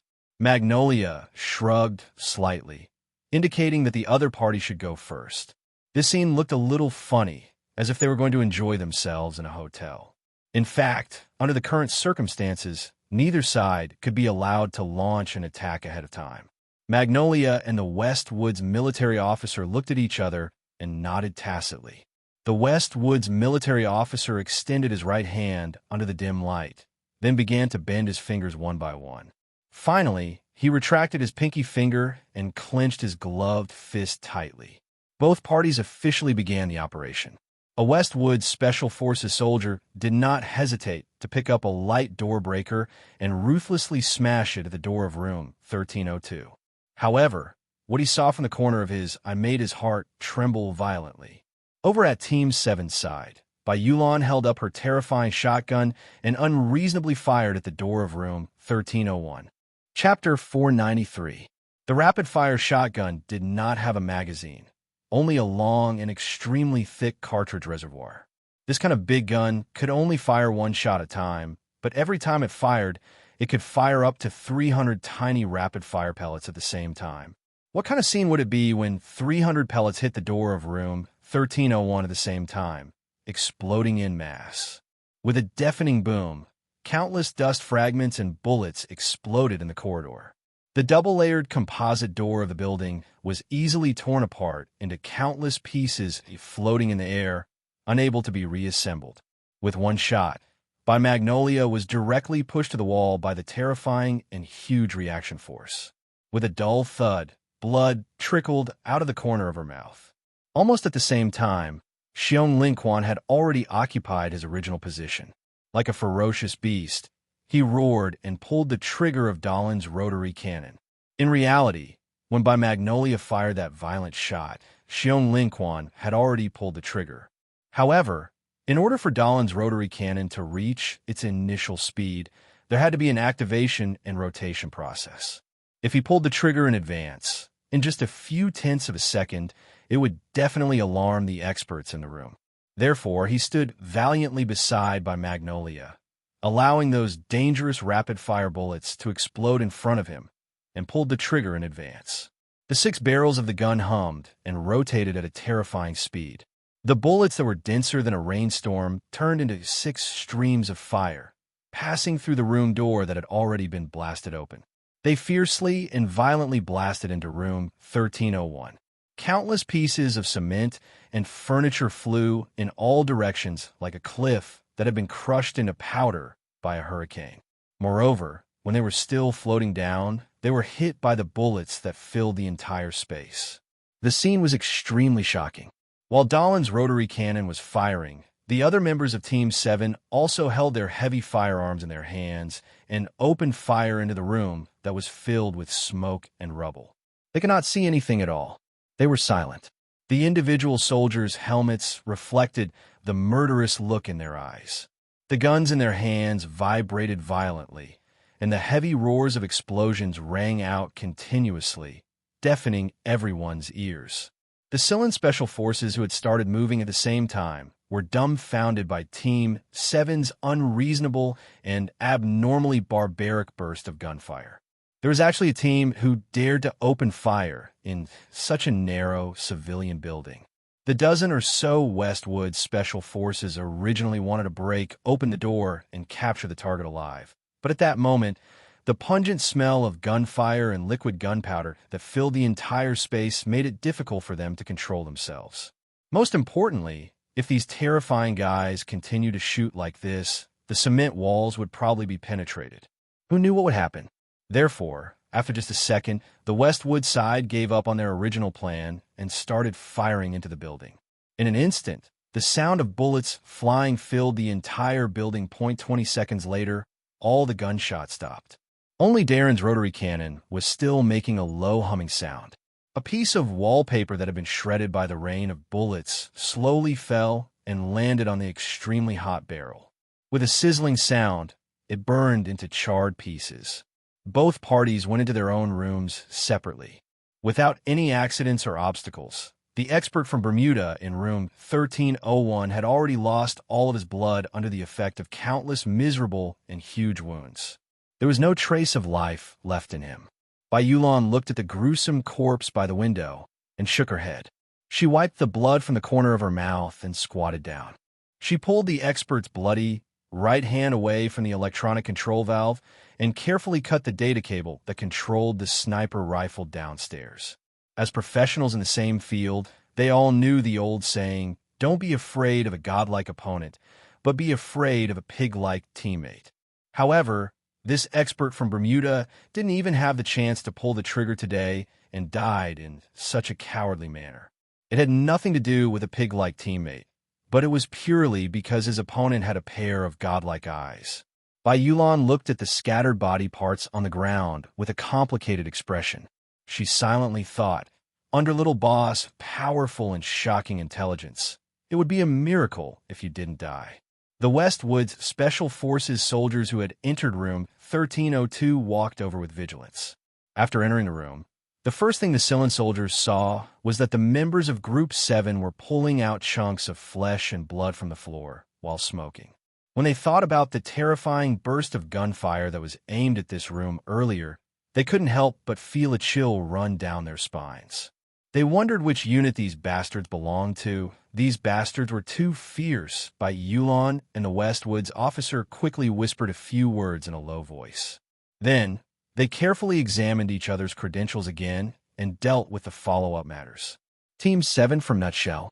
When the Westwood's officer heard this name, he finally accepted the shocking scene he had seen earlier. He sighed softly and said with a hint of emotion, The team led by Lieutenant Colonel Su Lu is indeed fierce and powerful. Bai Yulan smiled and didn't say anything. Team 7 had been doing illegal work for the Federation government all these years, so they had developed a fierce, quick, and calm combat style. It didn't have much to do with Su Li's arrival. However, this level of explosive firepower was unprecedented even for Team 7 because they knew very well the level of expertise of the Bermuda expert in the room. They wouldn't let Su Lu get hurt in the slightest. In a situation where they had an absolute advantage in terms of information, they had to finish off the expert as quickly as possible so that the opponent wouldn't have the slightest chance to use any of his tricks. Team 7 chose the most unreasonable but also the most effective method in terms of tactical deduction. They used strong firepower to cover the area and used simple and violent methods to deal with the delicate and cautious. They directly used flying bullets to end all unknown possibilities. In the stairwell, Xiong Linquan asked her what to do, and Bai Yulan said, "Kill him to the death." This was exactly what they were going to do. The traveler in floral clothing that Team 7 seemed to have forgotten had secretly entered the restaurant 10 minutes ago. He used some unknown method to put on the waiter's black and white uniform and successfully hid from the eyes of the restaurant staff. He easily walked between the kitchen and the street. Whether it was his appearance, his reserved smile, or his standard service methods, there was nothing to nitpick about him. Through the 2 layers of glass, he could see from afar that the target had already walked out of the black car and was walking toward the restaurant. He smiled in his heart and calmly walked back to the kitchen. When he bumped into the head waiter, he slipped into the wine cellar. The wine cellar was full of good wine. The target didn't like to drink, but he had the habit of drinking, especially number 3. He raised his eyebrows slightly, and a thin and long alloy needle appeared in his hand. The needle didn't shine with any strange light, but the poison on it was enough to kill an elephant. All he needed to do was to insert the needle into the cork of the wine bottle and then reseal the bottle. There were many opportunities to poison when ordering wine and eating, but the man was not in a hurry. He closed his eyes and leaned against the wall to rest. His left hand gently pressed the modified short magazine H-21 in his clothes, calculating the distance when he would shoot later. The sniper in the building was actually a backup method. As an excellent expert in Bermuda, he and his partner in the building were actually more used to killing people at close range. They would poison and then shoot at the head to ensure that they could kill the target. However, at this moment, a few men confidently pushed open the door of the wine cellar and walked in. The expert, disguised as a waiter, frowned slightly and didn't hide his body. Because of the other party's confident behavior, he walked up and said with a smile, "Sir, I'm sorry." "Don't be sorry." Lan Xiaolong naturally reached into his clothes and then took out a gun. He pointed it at the other party and said, "Just don't move." When Lan Xiaolong reached out, the Bermuda expert didn't move. When Lan Xiaolong pulled out his hand, he noticed the traces of hard objects under the other party's clothes, so he quickly moved. He reached out with his left hand, grabbed the handle, and was ready to shoot. At this moment, he was puzzled. How did the other party find him? And why did the other party dare to walk in so confidently? At this moment, he thought gloomily that he should kill the people in front of him and then leave this strange city as soon as possible. Unfortunately, he couldn't pull out his gun. Although Lan Xiaolong's action was clearly slower than his, he couldn't continue to think because the poisoned alloy needle hidden in his right wrist stabbed into his groin. In the shadows of the wine cellar, 2 members of Group 7 flashed out like ghosts.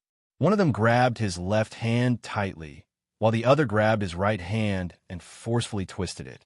Behind him, there was another member who ruthlessly kneed him in the buttocks. He breathed rapidly and struggled desperately. His eyes were wide open, but he didn't make a sound. He only wanted to endure the pain between his legs and push the people on both sides away. However, the strength of the 3 people who attacked him was so great, especially in a situation where it was 3 against 1. His struggle seemed so futile. Feeling the cold alloy needle slowly piercing into his groin, he felt extremely desperate in his heart. The moment before he died, he burst out with the last of his strength and pulled the trigger. Bang! Bang!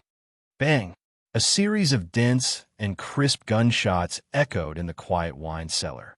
The bullets followed his clothes and hit the ground powerlessly, piercing his left foot and shattering his last hope. He felt that his hearing was getting weaker and weaker.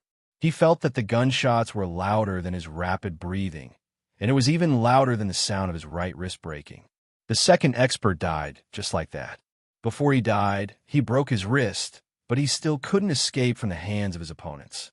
His eyes were full of blood, and his body slid down weakly. He swayed a few times and leaned against an oak barrel, unable to move anymore. Group 7's healer, Ho Xiandong, walked forward, took the alloy needle, and sniffed it. He nodded to Lan Xiaolong and said, "It's very poisonous. This person is completely dead." Da Vinci, who got off the car halfway and then followed Lan Xiaolong back to the restaurant, saw the scene in front of him. He was so shocked that his face turned pale.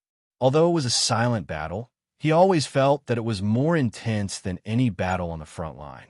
The three members who were responsible for the sneak attack were already covered in sweat, and their muscles felt like they were being torn apart. Looking at the corpse on the ground, they couldn't help but shake their heads with slight ridicule. Lan Xiaolong held the gun like a toy and looked at the expert who died with his eyes open. He shrugged and said, "I know you are an expert, and you shouldn't have died like this. But this has nothing to do with me. I'm new here. You know, there are 18 experts like you in Group 7, so it's better to close your eyes." Chapter 494. First of all, I admit that I'm a fan of headlines. These nonsensical headlines are really annoying. Secondly, I want to remind everyone not to forget that I updated 3 chapters on April 1st. If you haven't seen it yet, hurry and read it. Finally, I want to solemnly declare that this is not an April Fool's joke. I really did write 3 chapters. Yesterday, I suddenly had an idea and said that I want everyone to give me your monthly votes for April. When I woke up today, I found that it was quite that. After tugging at my hair for a long time, I decided to seriously tug on it. That's why I said no over the phone. Then I sat in front of the computer for 8 hours and wrote these 3 chapters. I haven't updated twice in many days, and I haven't updated thrice for many days. I also haven't solicited monthly votes for many days. I don't know why, but these 2 days, I suddenly had an idea. In fact, I have to admit to everyone that I only wrote thrice today, because I was crazy. I can only guarantee that the future updates will be continuous. Tomorrow's update will be very late at night, very late at night. Because I started renovating this month, I don't know how much time it will take because I don't have any experience. I'll try to write more, at least more than I did a few months ago. I'll report to everyone first. If there's a second or third update, I'll write it at the end of the chapter. If there's no update, then it's probably still thrice. But I still really want monthly votes. People have to force themselves to do something to achieve a certain goal before they can truly work hard, right? What I need now is the spirit to push myself to the brink of death. Everyone, please vote for me. I like monthly votes and recommendation votes very much.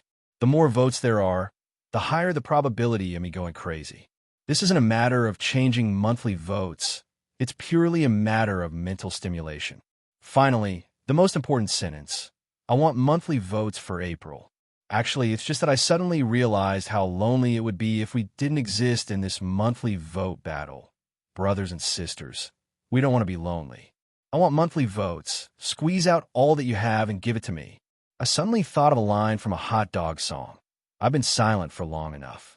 Next time, I'll use the title, I've been silent for long enough to solicit votes. Chapter 495. In the dim, smoke-shrouded corridor of the building, the members of Group 7 shook hands with the Westwood Special Forces team and said goodbye, but they did not really separate. Although Bai Yulan had the special document issued by the Zhong family's old house in her hands, she couldn't just leave after such a violent round of gunfire in the city's rioting district. She needed to wait for Celine's confirmation. The commander of the Westwood's Special Forces team looked at the members of Group 7 beside him and could not help but shake his head to dispel the shock in his heart. He walked to the side of the military vehicle and reported the specific details to the higher-ups in the vehicle. The commander of the Westwood's Special Forces team Colonel Lake, sat in the vehicle expressionlessly, but when he heard the two names Sulu and Group 7, he frowned. Earlier, Sulu, who was wearing a military uniform without epaulets, walked into the restaurant at the intersection under the red light of dusk. The restaurant was already bustling with activity. Countless soup pots were boiling with the spicy and exciting smell of life. However, when he glanced around, his gaze fell on a small square table on his right that was slanted to the side of the square window. A middle-aged man in a plain white shirt was sitting at the small table. A dark military uniform was draped over the back of the chair behind him. From the creases of the uniform, he could faintly see stars hidden in them. Even in the square where hundreds of thousands of people gathered, Sulu would probably see him at first glance and find it hard to look away. The feeling was different from when he saw Du Shaoqing at the base a year ago. The middle-aged man who was immersed in eating at the small table did not give off the feeling of standing proudly in a chaotic world. He was just silent and ordinary, but his pair of white eyebrows, like a sleeping tiger, gave people the feeling that if he raised them, countless people around him would bleed.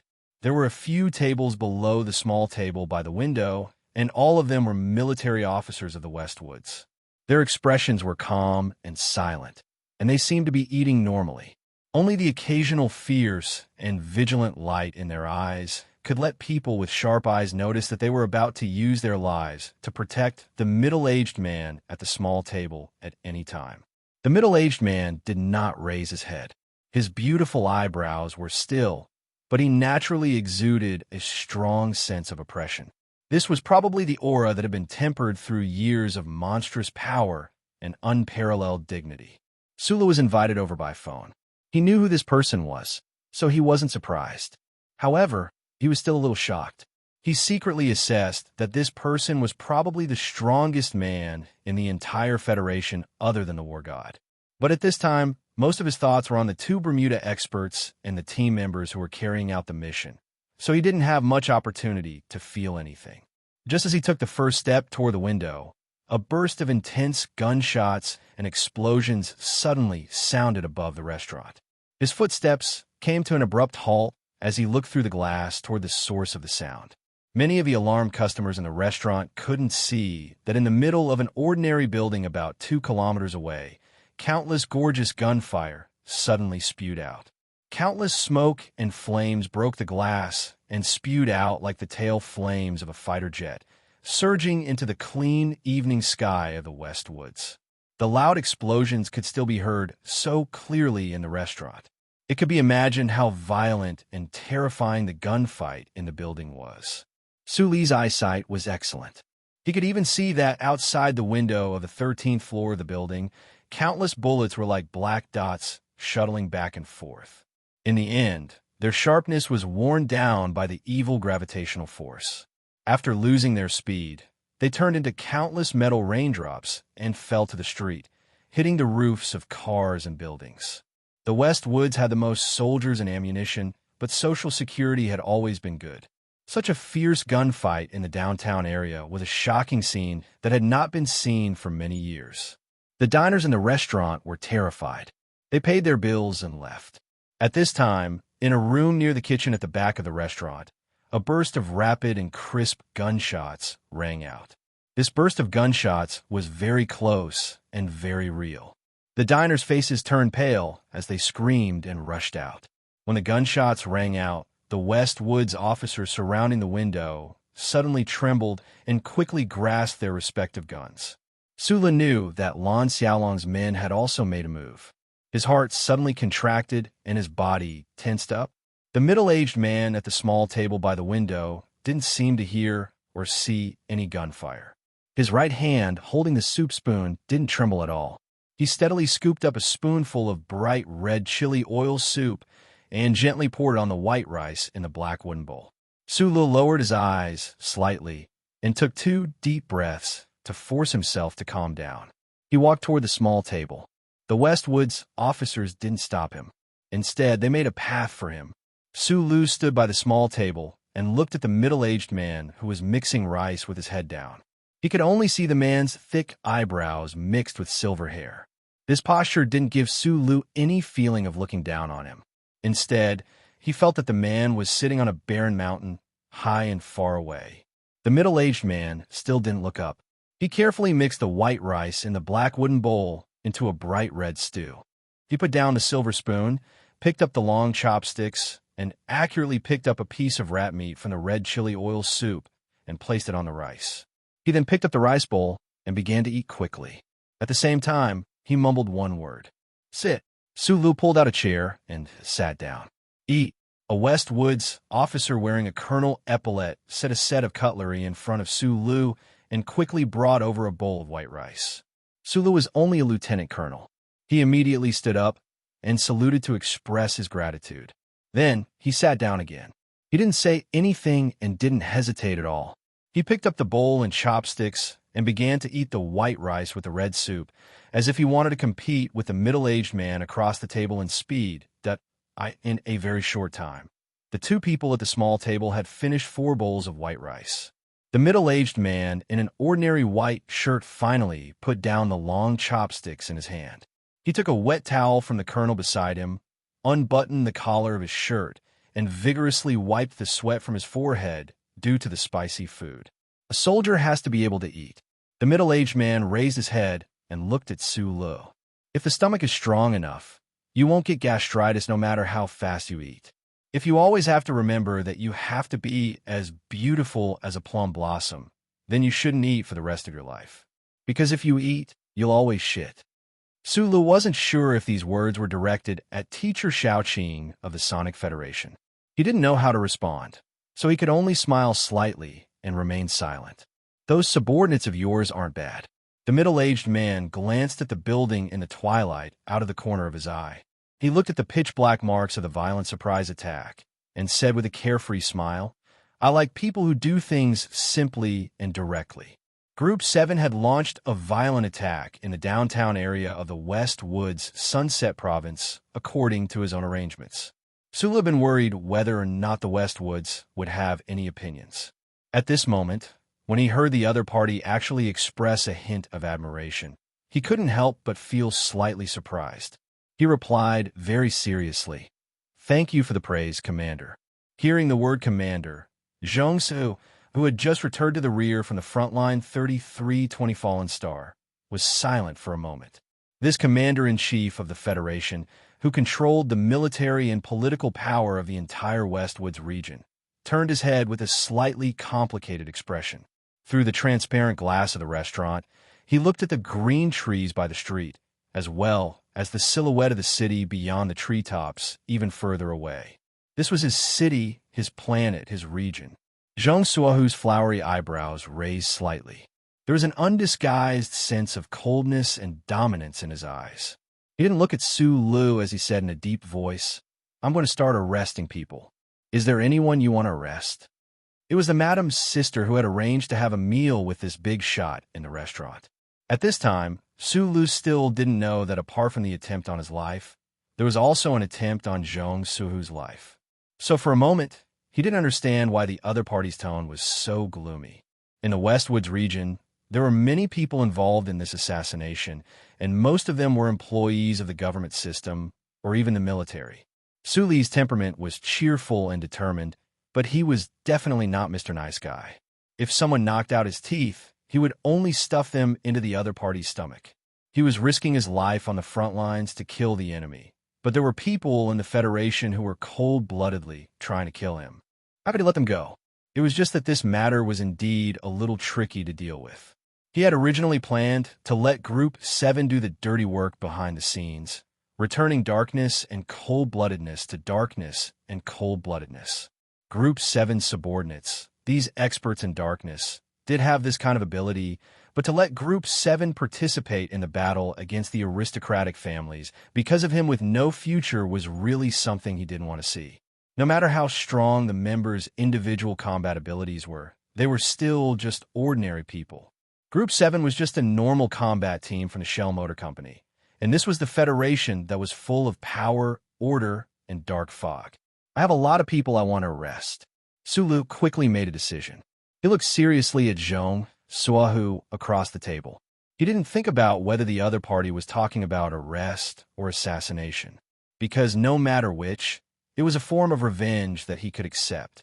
Most importantly, as long as the person this middle-aged man wanted to arrest was in the Westwoods region, no one would be able to escape, because he was the number one person in the Westwoods. He passed the electronic notebook that he had already sorted out to the other side of the table.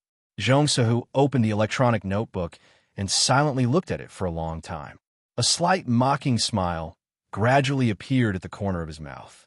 He said, "The old man really spared no effort to train you."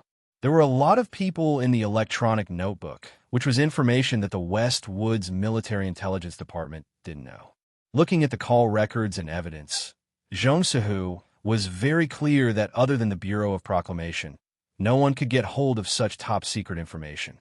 Since the attitude of the lady behind Macho's back mountain was to watch silently, then other than the war god of Philadelphia, who could persuade the Bureau of Proclamation to intervene in this murder plan against a lieutenant colonel?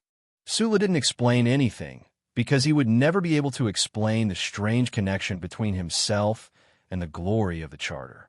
Arrest all of them. Zhong Sehu threw the electronic notebook to the colonel next to him and said indifferently, "If anyone dares to run, kill them all." Sula lowered his head in silence for a moment, then suddenly looked up and asked seriously, "What about your nephew?" Chapter 496. After serious consideration, Sula finally realized that no matter how hard he considered it, he still could not forcibly suppress that thought. That was why he bravely said these words. However, Commander Zhong did not answer this question, as if he did not hear it at all. His pair of crouching tiger eyebrows were as calm as ever. He waved his hand and summoned a bottle of wine as clear as water, pouring it into the cups of both parties. Zhong Sehu raised his cup and drank it all in one gulp. The wine, as clear as water, was actually as spicy as a knife. When it entered his throat, it turned into a line of fire, cutting wounds all over his body. He frowned, enjoying this feeling of pain and pleasure. Taking a deep breath, he said hoarsely, "Don't be obsessed with who wants to kill you. The key is whether or not you're still alive." It was not clear if this sentence was a certain answer, but Sulu understood. He silently raised the cup of wine, stared at it for a moment, and slowly sipped. He only felt that it was extremely bitter and unbearable.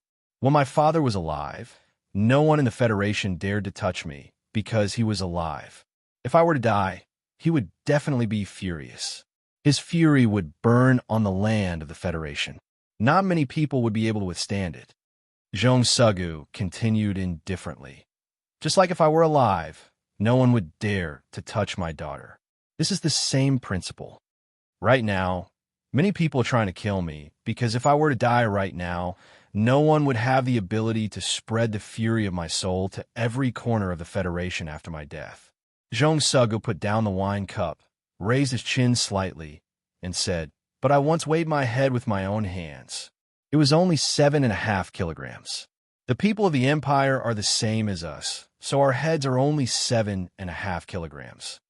I really want to see if there is anyone in this universe who can chop off my 7.5 kilograms." Sulu listened quietly.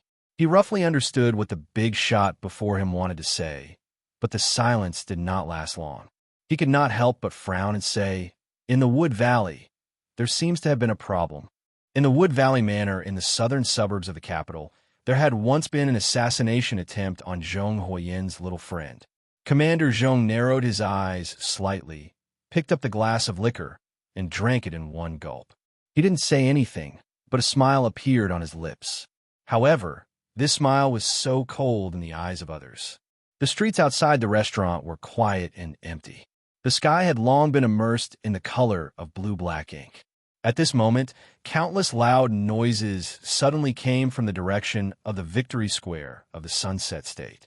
Beautiful fireworks soared into the sky and bloomed in the night sky like gorgeous flowers in the Westwood Sunset State. In order to celebrate the victory of a battle at the front line, they generously set off fireworks according to the historical custom of many years. However, under the background of the fireworks that lit up the night sky, not many people noticed the sporadic sounds of gunshots.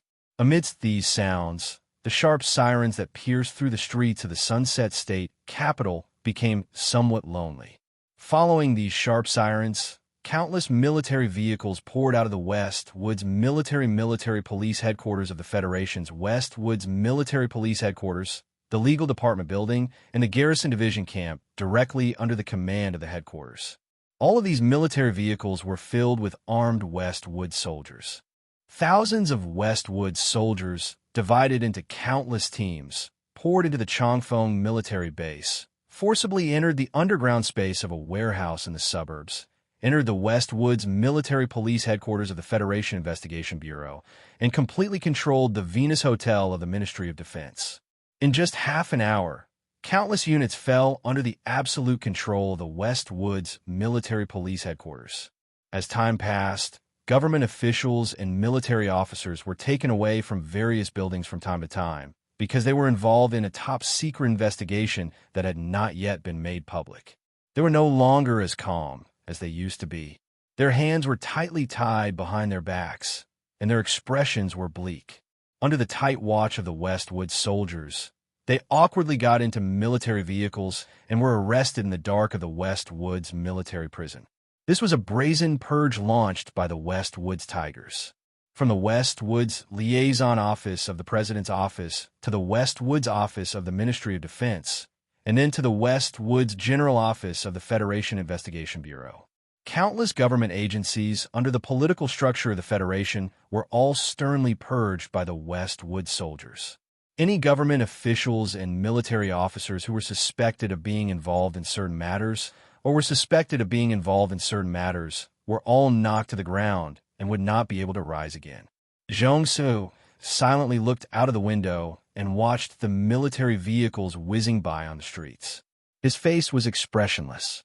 He did not care about the angry reaction of the political community of the Capitol Ring, the stern reprimand of President Pabre, the meaningful persuasion of the big shots in the military, and the media reports and the reaction of the so-called people, because he was the real master of this space zone.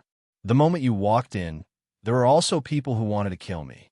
Have you ever considered the possibility that the two specialists who came to Bermuda, on the surface, wanted to kill you, but perhaps their real target was me?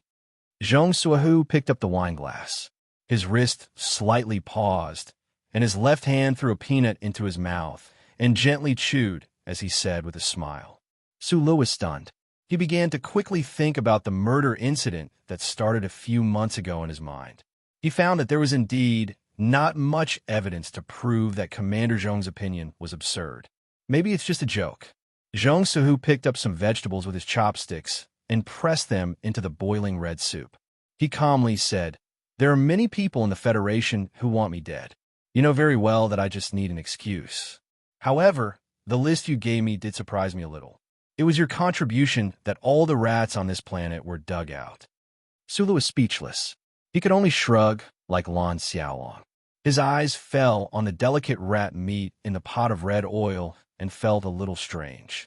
At this time, Colonel Lake, who was in charge of the purge operation in the Sunset Province, walked into the restaurant. He came to Zhong Suhu's side and quickly reported the specific results of the operation tonight. Then, he gave a standard military salute and walked out of the door to continue the operation that was bound to last for the whole night. During this process, Colonel Lake did not look at Su Lu because Su Lu kept his head down. Because when he walked into the restaurant, Su Lu, who had a good memory, immediately remembered that day many years ago in Donglin. Those were the experiences, the fists, and the violence that he would never forget in his life. Therefore, he lowered his head and drank silently. Colonel Lake walked out of the restaurant and suddenly stopped under the shadow of the intersection of the street lights and trees. He frowned slightly. He felt that the young man who was eating with the commander was somewhat familiar, and it should be an unforgettable memory in his life. Who is that person? I don't see his epaulets, he asked the subordinate beside him. Zhou Jin, who was carrying a Kian machine gun, glanced at the French window of the restaurant and replied, "It's Lieutenant Colonel Su Lu." "That's Su Lu?" Lake asked with a serious expression. "Yes." Back then, he was a squatting soldier in Donglin. He even took the ancient bell back to S1. Zhou Jin shrugged and told the story of the past with a trace of emotion. He said, "It was that relationship. He seemed to have a very close relationship with Mississippi. I heard that he even went to Shisha State once. Colonel Lake was deep in thought. He slowly put on his sunglasses and remained silent. Chapter 497. The red pot was still boiling on the small table next to the glass window. The smooth meat and fresh vegetables were mixed with red oil. Together with a few random side dishes, it was the best dish to go with the wine. A bottle of high-quality wine didn't take long before it was swallowed by Zhong Shouhu and Su Lu. The two of them didn't drink in a heroic manner. They didn't have the awe-inspiring aura of a whale swallowing the sea, but they drank one cup after another. They slowly sipped and kept turning their wrists, and their speed was extremely fast.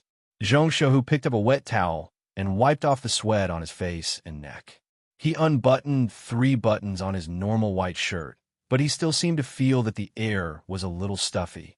He raised his eyebrows slightly and looked at the colonel beside him. He then looked at the glass window next to the table and the shade of the trees on the street outside the window. He said, "I want to get some air."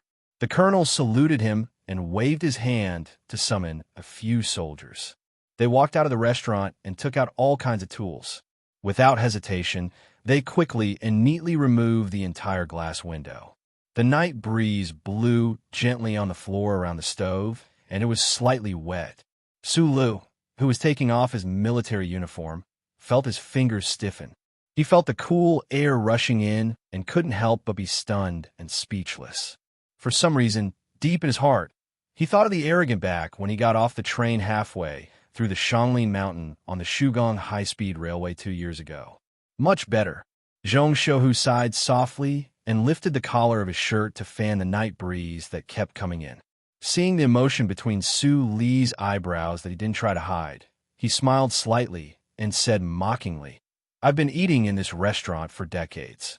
Of course, I won't let the boss lose money. Little guy, are you going to show your cute sense of justice even for such a small thing?" Sula picked up the wine in his cup and drank it all. He grimaced slightly because of the spiciness, and then shrugged to show that he didn't comment. Over the years, he had seen too many privileges appear in the Federation. He wasn't numb yet, but he wasn't surprised either. In the eyes of many people in the Federation, I'm the darkest and most arrogant warlord. I'm the local tyrant of the West, Woods, who actually took over the Federation and damaged the authority of the government. Zhong Shouhu looked at him expressionlessly and said, "My Zhong family has defended the western border for the Federation for thousands of years, but in the end, we will be cursed for thousands of years. Since I have to bear the infamy, why shouldn't I enjoy the feeling of power? If the Federation wants to station an official, they need my approval. If the Department of Defense wants to draft a battle plan, they need to discuss it with me. I'm the emperor of this galaxy. I am the savior of the people of the West Woods." Sulu understood why this mature big shot sitting across the table would say such self-evaluation in front of him, which went beyond arrogance and bordered on arrogance and stupidity. Out of the corner of his eye, he noticed that everyone in the hotel, including the professional soldiers from the West Woods who had been protecting him, had already left, leaving only the two of them. Based on the firm beliefs of more than 20 years, he quickly retorted subconsciously, "There has never been a savior, nor an immortal emperor. That's right. The Federation has already been free of the imperial system for tens of thousands of years." Zhong Shouhu looked at him with a slightly emotional expression and said with slight mockery, "But everyone knows that the emperor has never disappeared. They just change a few clothes." George Carlin, the transcript of the conversation after the tea party at the beginning of autumn. Su Lu raised his head and said the source of this famous quote. He had a strange feeling in his heart. He felt that Commander Zhong's words were not referring to himself, but to something else. "I heard that you used to be a squatter in Donglin." Zhong Shouhu looked at him and said with a smile, "If that's the case, you do have some fate with the Zhong family." The real big shots of the Federation seem to be very good at this kind of method of abruptly changing the focus of the conversation to control the atmosphere of the venue. In the few conversations that Su Lu had with the madam in the back of the mountain, he had deeply experienced this kind of headache-inducing communication method, so he did not feel too uncomfortable. He calmly replied, 2 years of maintenance of the mind What fate? Donglin, is that replica of the ancient clock still hanging on Bell Tower Street? Zhang Shouhu drank another cup of wine. The liquid, as hot as fire and as pure as water, entered his body and actually turned into a kind of reminiscence and a very distant heaviness. Hearing the words Bell Tower Street, Su Li's heart shrank slightly. He stared blankly at the other for a moment and realized that the middle-aged man was only reminiscing about the past and did not seem to be grasping onto his most secret past. He said somewhat hesitantly, "I heard that it's been put in a museum." Yes, after so many years, it can only become a pile of trash in a dark corner of a museum. In this federation, how many people still remember what happened back then? Zhang Shouhu's eyes lowered slightly and said, "Back then, the 4th Military Region was sent to Donglin to develop a mining planet. The command ship crashed into the main planet of Donglin and turned into a sky full of fireworks. Unfortunately, the ancient clock carried by the commander of the 4th Military Region was not destroyed." When Su Lu heard this, he thought of the clock in front of the square in front of the Zhong family's old house at number 36 Way 2 District. He thought of the ancient story of Bell Tower Street, where he had lived since he was a child.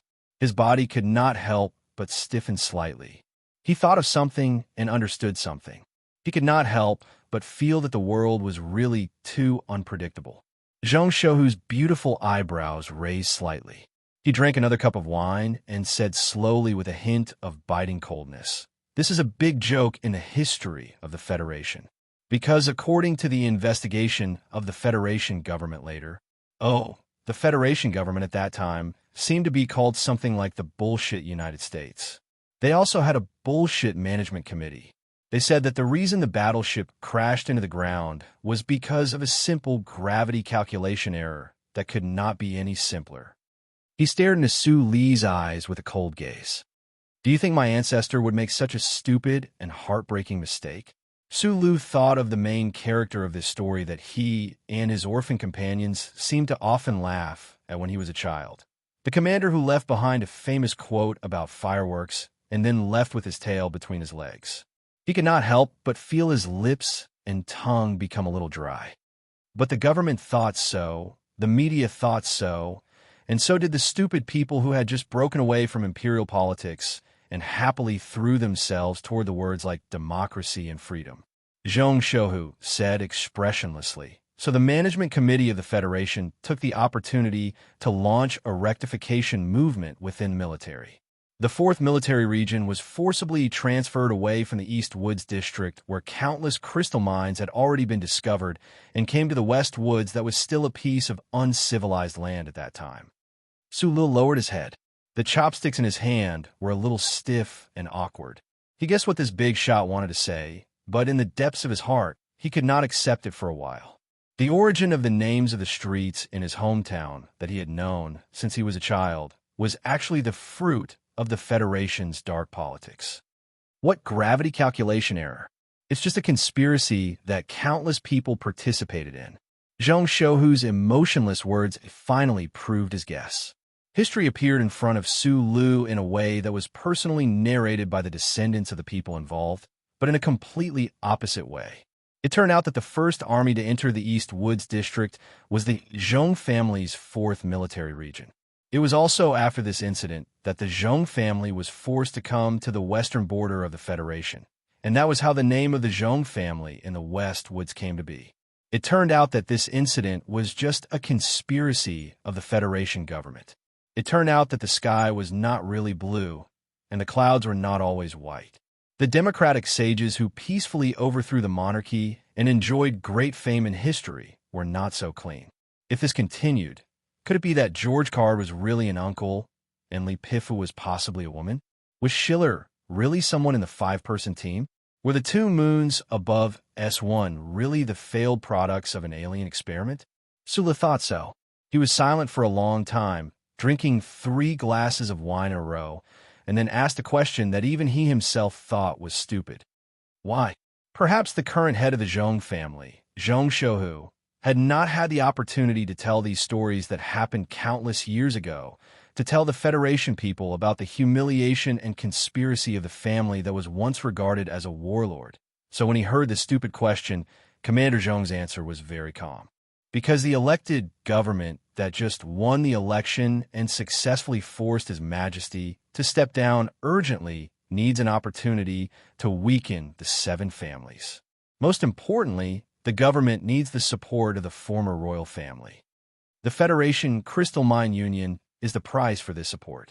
The Federation Crystal Mine Union controlled the most basic lifeline of interstellar travel and was the core and most crucial giant enterprise of the entire Federation.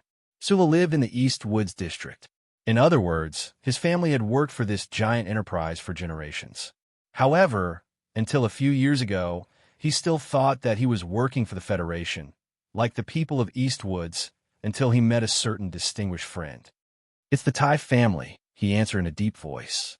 The Federation government was able to make the Thai royal family peacefully hand over the power in their hands. I never believed that there was no insider trading. The crystal mines on the East Woods mineral planet that are more precious than gold were undoubtedly part of the deal. Zhong Shouhu said expressionlessly. At that time, East Woods had not yet been fully developed. Our Zhong family was the first to enter, and naturally, we were the ones that had to be sacrificed. Su Lu had never had any good feelings about the political circle, but as an orphan born at the bottom of the Federation, he always habitually stood on the side of the elected government, and did not have much good feelings about the 7 families hidden behind history. After a moment of silence, he said somewhat unnaturally, "But a privileged class like the Zhong family is not a good thing for the Federation to begin with. Could it be that those pig-headed politicians who only know how to compromise and exchange benefits, who only know how to wave their arms and use beautiful but illusory words to incite the stupid people, who slammed the table and scolded us while secretly taking our money and playing with the women we gave them, are a good thing for the Federation?" This was the problem of the lack of system and monitoring, but the system itself was much better than the 7 families or the political system of the dynasty even further away. Even if the stupid people's choices were very stupid, and even if the people they chose were very sad, they were only allowed to choose, but they still had some right to choose. Su Lu wanted to refute the other, but when he thought of his experience after escaping to the capital ring and the strange stories that the uncle had experienced, he lost the will to refute the other. "Now, you are the highest commander of the Federation's frontline. President Pabre has always given you the most selfless support, bearing the strong pressure from the Parliament and the political circle. As far as I know, the Department of Defense has never interfered with your command in any details." He said, "That is all history. Forgetting history means betrayal, not to mention that history is now. When the dynasty ended, the Federation government and the 7 families shared the benefits equally. Only the Zhong family was chased out of the rich capital ring and stationed in the barren East Woods. When they discovered the treasure in East Woods, we were chased out of East Woods by such a despicable and disgusting scheme and came to the barren West Woods. Now that we are about to attack the Empire, the West Woods will be the Federation's most important native region. Where is the Federation going to chase the Zhong family?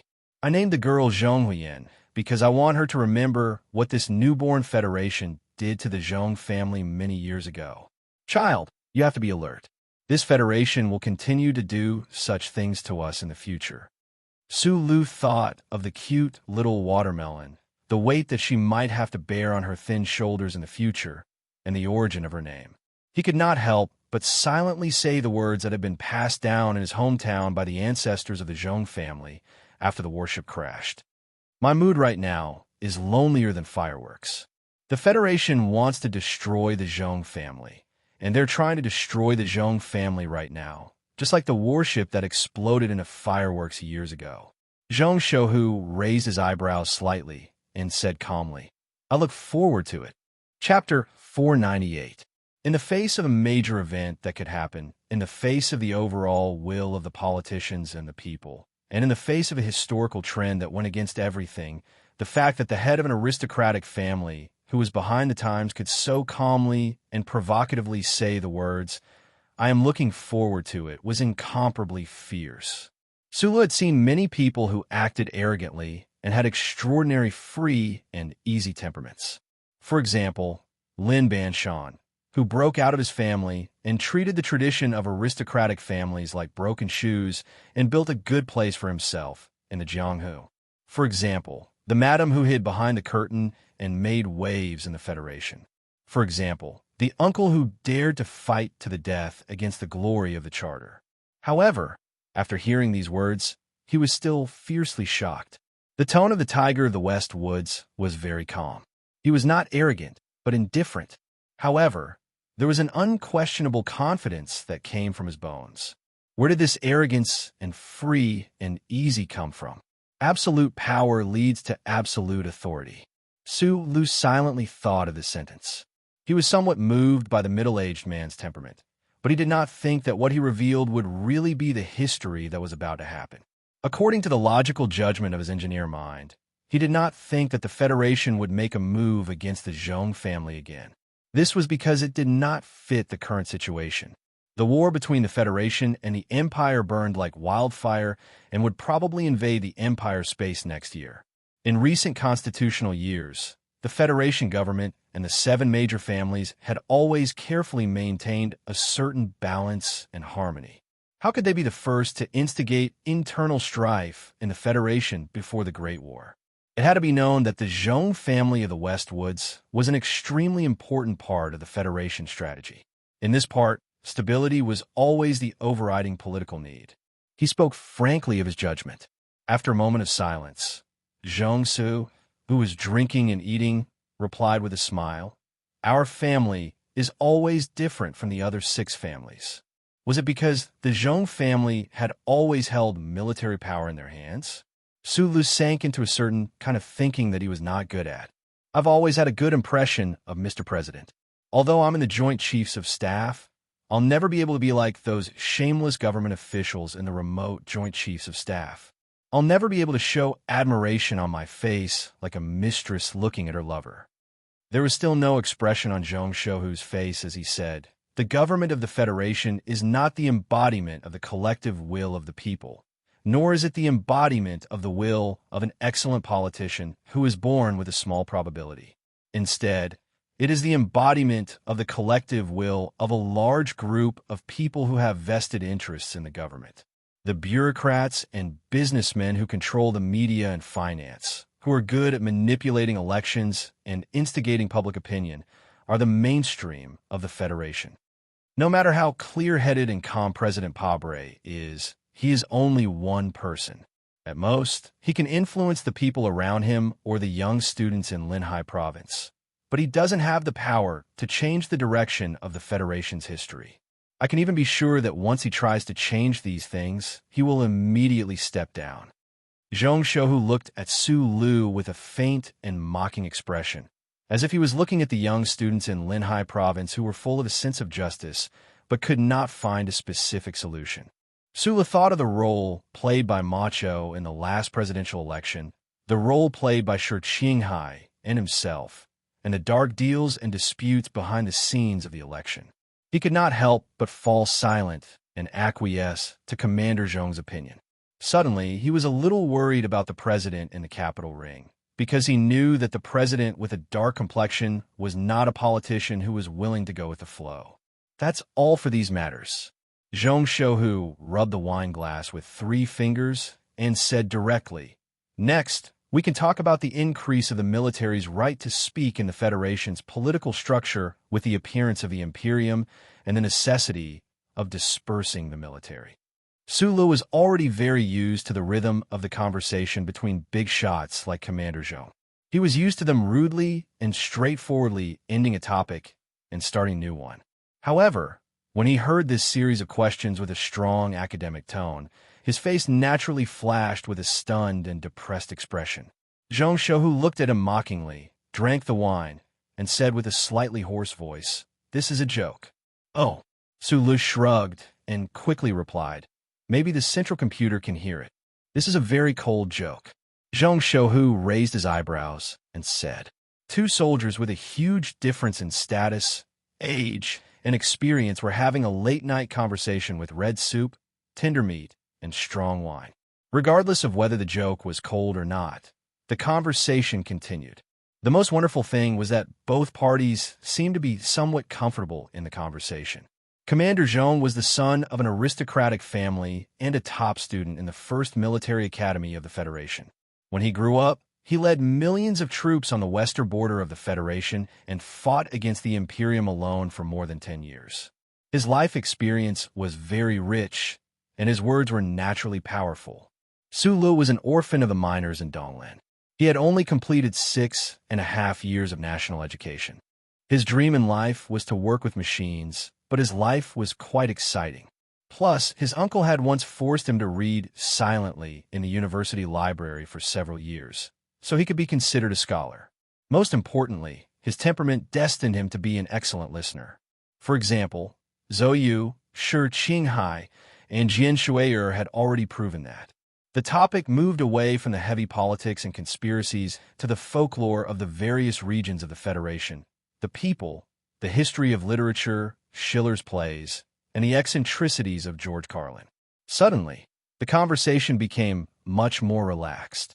Su Lu listened with great interest to the middle-aged man across the table with a trace of domineering criticism and criticism.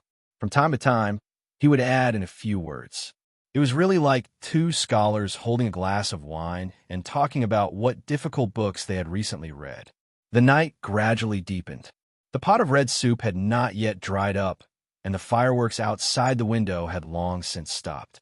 Only the slightly cold wind kept blowing through the pitiful glass that no longer existed, brushing against the two people's faces and arms. In the end, the topic naturally moved to the matter that concerned the entire universe the most at present, and that was the war. The two men's voices did not become passionate because of the alcohol and the life and death on the front line. They calmly and seriously discussed the war on the 3 fallen planets. One talked about the type of formation. He had commanded more than 90 divisions to surround the 3,320 planet. Another talked about how he had led a small team to cross a small river. Another talked about the strategic intentions of the Federation that had been planned for a long time and analyzed how the Emperor of the Empire would respond. Another talked about how he had drilled the recruits in the barracks, wondering if this would annoy their old father. Like the morning sun and the morning dew, like the emperor and the farmer, the difference in status between Zhong Shouhu and Su Lu was too great. The level of the topics they talked about was too great. But strangely, because of very delightful mood, Su Lu was not willing to be a listener. Instead, he earnestly shared his own views. Su Lu was very excited to have the honor of discussing the macro and details of the war with Commander Zhong. He was able to look at many things in the past year from a different perspective. It was a very rare opportunity to listen to the powerful commander-in-chief of the Federation talk about the intentions of the commanders in space with the tone of a commander. Zhong Shouhu, the legendary warlord, the local tyrant of the West Woods who killed without blinking an eye and ignored the laws of the Federation, was not as cold and terrifying as the people of the Federation thought. Instead, he was more like a young scholar who was thin enough to live in a cramped university dormitory. He was angry because he did not achieve what he wanted and did not have a girlfriend. Su Lu stared with his somewhat drunken eyes, holding the wine glass tightly, trying to catch every word in his ears. Such a clear thought appeared in his mind, and he knew that this would be a conversation that he would remember for the rest of his life. Perhaps it was because he had drunk too much wine, but Su Lu somewhat inappropriately mentioned the illustrious achievements of the Iron 7th Division on Planet 5460. It was because he had drunk too much that the cold and arrogant Commander Zhong did not care that the boy opposite him was obviously poking at his sore spot. He said indifferently, "Du Shaoqing is a smarter pig." Su Lu lowered his head, held back a bitter smile, and quickly drank a glass of wine. If the Imperium can't break through the 2 warp holes in a day, they will have to drift in the universe for 6 or 7 years before they can reach the West Woods if they want to attack the homeland of the Federation. The Federal Army is more advanced than the Imperium's bastards from head to toe. They are waiting for the enemy to arrive. How can they not win? The Imperial Expeditionary Force is just a bunch of tired bastards who came from afar with a few crappy guns from 6 or 7 years ago in their hands. No matter who is on the front line, if they can't win against the enemy, then they're stupid pigs. Commander Zhong looked at Su Lu and said, "Even if you are in command of the Iron 7th Division, you can still win." Su Lu raised his head and subconsciously touched his nose. He could not help but sigh softly when he did not notice the ugliness of the two holes facing the sky. He had no reason to like Du Shaoqing and the Iron 7th Division, but when he thought of the fierce battle he saw on the front line and the heroic achievements of the Iron 7th Division, he felt that Commander Zhong's evaluation was a bit unfair. After a moment of silence, he said, "The Iron 7th Division advanced the fastest on planet 5460. In fact, the Imperial Expeditionary Force has been in the West Woods for decades. Not many people can defeat them so quickly." If the transfer of the Iron 7th Division to the front line was the most troublesome thing for Commander Zhong, then the fact that Su Lu mentioned was the heaviest part in the hearts of all the soldiers and people in the West Woods. Zhong Suohu was not angry. He said calmly, "The people of the Capital Ring have always complained about the West Woods. They think that we have not driven the Imperial Expeditionary Force out of the West Woods in the past 10 years because the West Woods Military District has failed in its duty on the battlefield."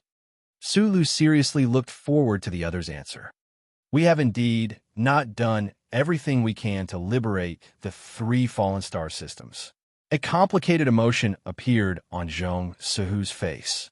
There was a bone-chilling coldness in his mockery. "In the West Woods, from me to the most common homeless man on the street corner, we are not willing to sacrifice too much for the Federation, or to be precise, for the slogan of the Capital Ring. This is not because we want to hide any real strength, but because from the moment the Empire invaded, we have been the ones sacrificing. When the Empire came, it was the men of the West Woods who were fighting. The Empire was crippled, but the Federation was not willing to support us to win the final victory. Because there's an old man who thinks that the Federation needs to keep those bastards of the Empire to train his troops.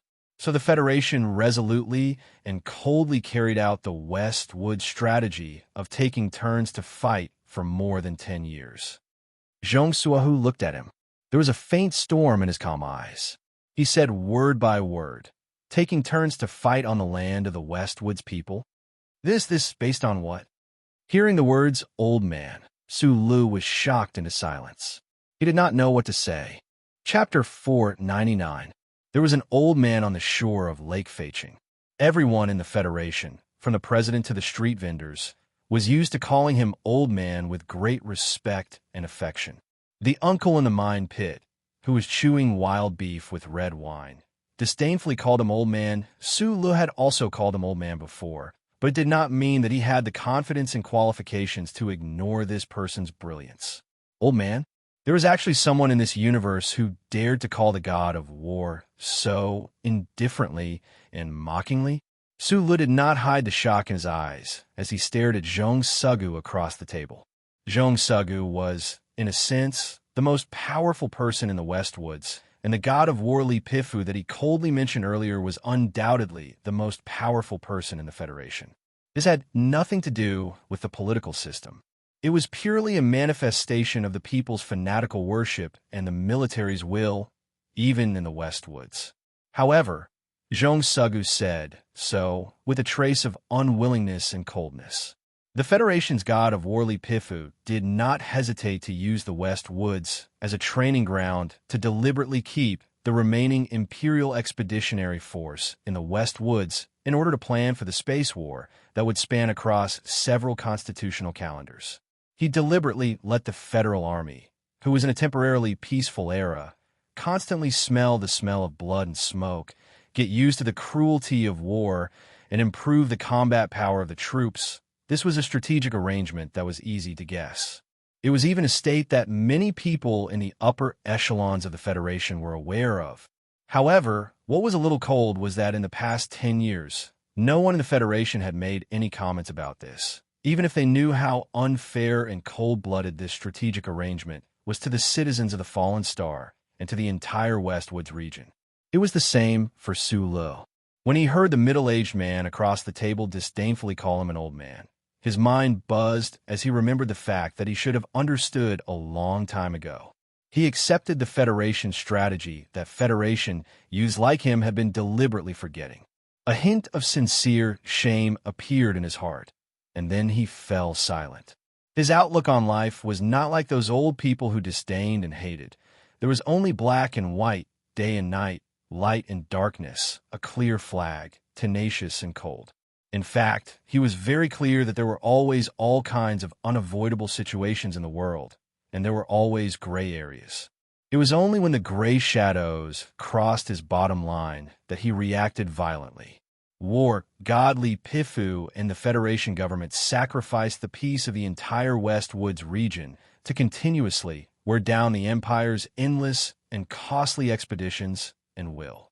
In order to maintain the vigilance of the entire Federation and the combat strength of the entire Federal forces, it was a cold-blooded but strategically correct plan.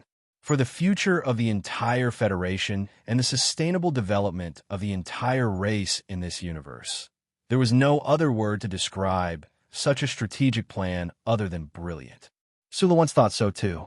He did not think that the old man's consideration was wrong, but now that he was in the West Woods, surrounded by the West Woods citizens who were tired and even numb from decades of war, and had just returned from the front line filled with the smell of blood and the deserted graves of the early residents of the fallen star. He realized that the people of the West Woods definitely did not think so. Since the beginning of the constitutional era, the West Woods have been at war together. The flames of war have never truly subsided, but there has never been a day when the flames of war burned into the fields and manors of the people of the Capital Ring. All men of the West Woods have to go through the harshest test of life on the battlefield. In the 3 generations of the Zhong family, more than 100 direct and collateral descendants have died because of this, not to mention the ordinary West Woods citizens. The owner of this restaurant was originally a brother of 4, but he is the only one who can come back alive from the battlefield. Zhong Shouhu's voice became extraordinarily faint, like a cup of coffee that had been mixed with countless cups of water. There was a subtle but unpleasant taste to it. You and I are professional soldiers, guarding the land and protecting the people, serving the Federation, and dying on the battlefield is only natural. But why do we, the people of the West Woods, have to bear the pain of dying generation after generation? The most shameful thing is that it will be fine if we really beat them down. With the bravery of the men of the West Woods, do you think we can't chase those bastards of the Empire out of the planetary system? But the people of the Capital Ring aren't willing. Zhong Shouhu's lips curled into a deep, mocking smile, but it was not clear if he was mocking himself for backing down back then. He said, "War requires logistics and resources, not just the money and love donated by the people of the Upper Woods. Those could buy a good life, but they can't buy true victory. The Federation government doesn't give us these, and we have a serious shortage of energy supply. How can we fight?"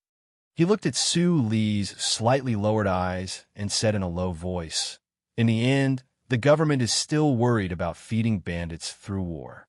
Continuous aid will fatten the Zhong family, the biggest, most arrogant, and most shameless warlord in the universe. Especially that bullshit round robin." Zhong Shouhu's eyes narrowed, and coldness gradually filled his eyes.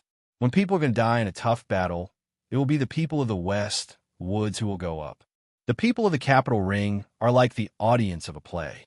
They will occasionally go on stage and play a few roles, but when the curtain ends, they will have to stand in the middle of the actors and accept Mr. President's handshake and kind reward.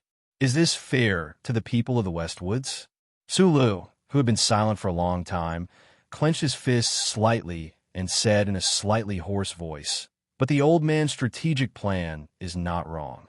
After all, this is for the Federation. If it's for the Federation, then who will care about the life and death of the people of the West Woods?" Zhong Shouhu looked at him silently. The people of the West Woods are like the orphans of the Federation. They are wandering in the universe, singing sad songs in the west wind. In the end, they can only receive some charity from kind-hearted people.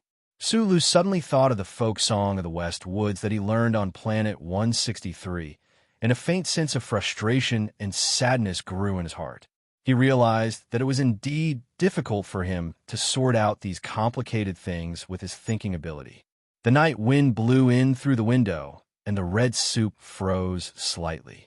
The atmosphere around the wine table also fell into a frozen silence until Zhong Shouhu smiled and picked up the wine cup to break the awkwardness. He said calmly, "Let's stop the boring topic and change to something more cheerful." "Like what?" Su Lu was somewhat depressed. It was difficult for him to immediately cheer up with the rhythm of Zhong Shouhu's words. "Like Du Xiaoqing, who once suffered a great loss at your hands. Like you, he is a hero of the Federation deliberately cultivated by the old man and the Federation government. If I say that he is just a slightly smarter pig, would you have a problem with that?" Su Lu smiled bitterly and said, "I don't have a problem with that. I even agree with Uncle Tian's evaluation of teacher Xiaoqing. He's a snowboard demon. You don't have to flatter me. Although I've always thought that Big Stick Tian beating up Du Xiaoqing was definitely in the top 3 of the funniest things I've ever seen in my life." Zhong Shouhu laughed 3 times and suddenly stopped smiling. He said solemnly, "But Du Xiaoqing is indeed smart. In Academy 1, my grade is not as good as his. I suppressed him to the point that he was not allowed to enter the front lines of the West Woods for 10 years. The Capital Ring and the Department of Defense have a lot of opinions. Do you also think that I am a jealous person?" "I don't know," Su Lu answered honestly. "Actually, the reason is very simple. Although I am known as the biggest warlord in the Federation, I'm also a citizen of the Federation who grew up in a democratic system. Of course, above that, I'm also a citizen of the Westwoods." Zhong Shouhu looked at him and said calmly, "So as long as I'm alive, I will do whatever it takes to suppress Du Xiaoqing and the soldiers he represents." Su Lu looked at him in a daze, not understanding what he meant. Du Xiaoqing likes to dress up as the plum blossoms in the snow. He dresses himself up as the most standard professional soldier in the universe. His life goal is to become the second Li Pifu. Zhong Shouhu said with slight mockery, "But don't forget that the plum blossoms in the snow are as red as blood. Underneath this person's coldness is the most fanatical heart." I have always remembered that this person once said in a strategy seminar in school, "In order to defeat the Empire, which has the power of an entire nation, the Federation government needs to be stronger, and the Federation's political structure needs to be more efficient and concise. If such a hardline military officer is allowed to step onto the stage of the Federation, how will the people of the West Woods live?" But that's not the key point. The key point is that from that moment on, I've always felt that there's a very dangerous trend within the Federation, or more precisely, within the military. Some people have a strong desire to change the government system. Su Lu wanted to say that he was a typical example of a soldier interfering in politics, but he quickly gulped down a mouthful of wine and almost choked. Zhong Shouhu looked at the night trees outside the window with a serious expression and said in a low voice, "If a military government appears in the Federation, what will become of this world?" Hearing the words military government, Su Li's eyes gradually narrowed. This term was very unfamiliar, but for some reason, he felt that the hair on the back of his neck was standing on end because of some kind of chill. His brain worked quickly. The introduction of the military government in the dictionary and the absurd interpretation of several of Master Schiller's plays gradually became clear. "Impossible," he said firmly. "The Federation has the Bureau of Proclamation. It is impossible for a deformed monster like the military government to appear." "Is that so?" Zhong Shouhu raised his beautiful eyebrows slightly and said slowly, "There was also the Bureau of Proclamation during the Dynasty era. How did His Majesty step down from the Dragon Throne? The glory of the Charter has never been a staunch defender of the Federation's political system. I think that the Bureau of Proclamation will only be a bystander in these aspects." Evidence. This kind of thing requires evidence. Su Lu felt a strong sense of danger. He grew up in a democratic society. Although he had experienced the hypocrisy and weakness of the Federation's political system countless times, and he had even done many things that were completely contrary to the spirit of the system, in the bottom of his heart, he still had a childlike stubbornness and naivety. He couldn't accept that the Federation that he loved so much would have a terrifying future where soldiers controlled the will of the people with guns in their hands. At this moment, he thought of the assassination in the underground stadium of Linhai. Deputy Minister of National Defense Yang Jingsong and the young officers of the 2nd Military Region, in order to maintain the so-called glory of the military, did not hesitate to use military mechas to launch a shameful attack on a citizen of the Federation. Many images flashed through his mind, overlapping and gradually becoming heavier. However, whether it was the information given by the old man or some of the things he knew, he couldn't persuade him to add such a serious accusation to Du Xiaoqing, even if he didn't like this cold Major General. "What evidence did you have before you killed Macklin?" Zhong Shouhu asked coldly. Chapter 500. Unlike the approach often used in dramas, after hearing this sentence, Su Lu did not remain silent in shock and reflect on himself. In the end, he shamefully came to a conclusion.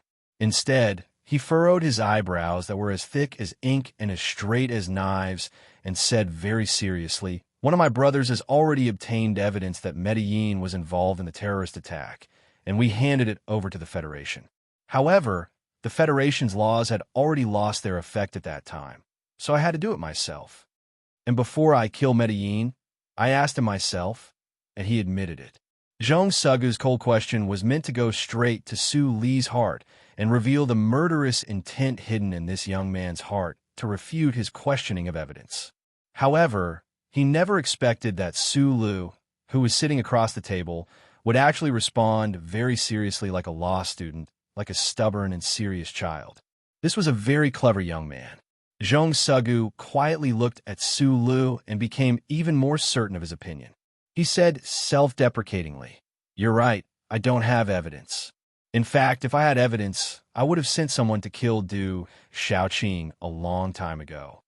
The West Woods commander raised his eyebrows and said with a bit of coldness, "I respect your ideas in certain aspects of self-hypnosis, but I still want to remind you that when your President Pabre is ousted by the military officers in the future, remember our conversation today. Your president." Since the last election, Su Lu seemed to have heard this saying on many occasions. However, because of the different occasions, the meaning of this saying was very different. Mr. Schur said this because he was proud of himself for influencing the Federation's presidential election, but Zhong Sugu's words represented the unanimous opinion of many of the big shots in the Federation's upper echelons. In their view, the president had pardoned Su Lu and spared no effort to cultivate this person with the military. Naturally, he had some expectations.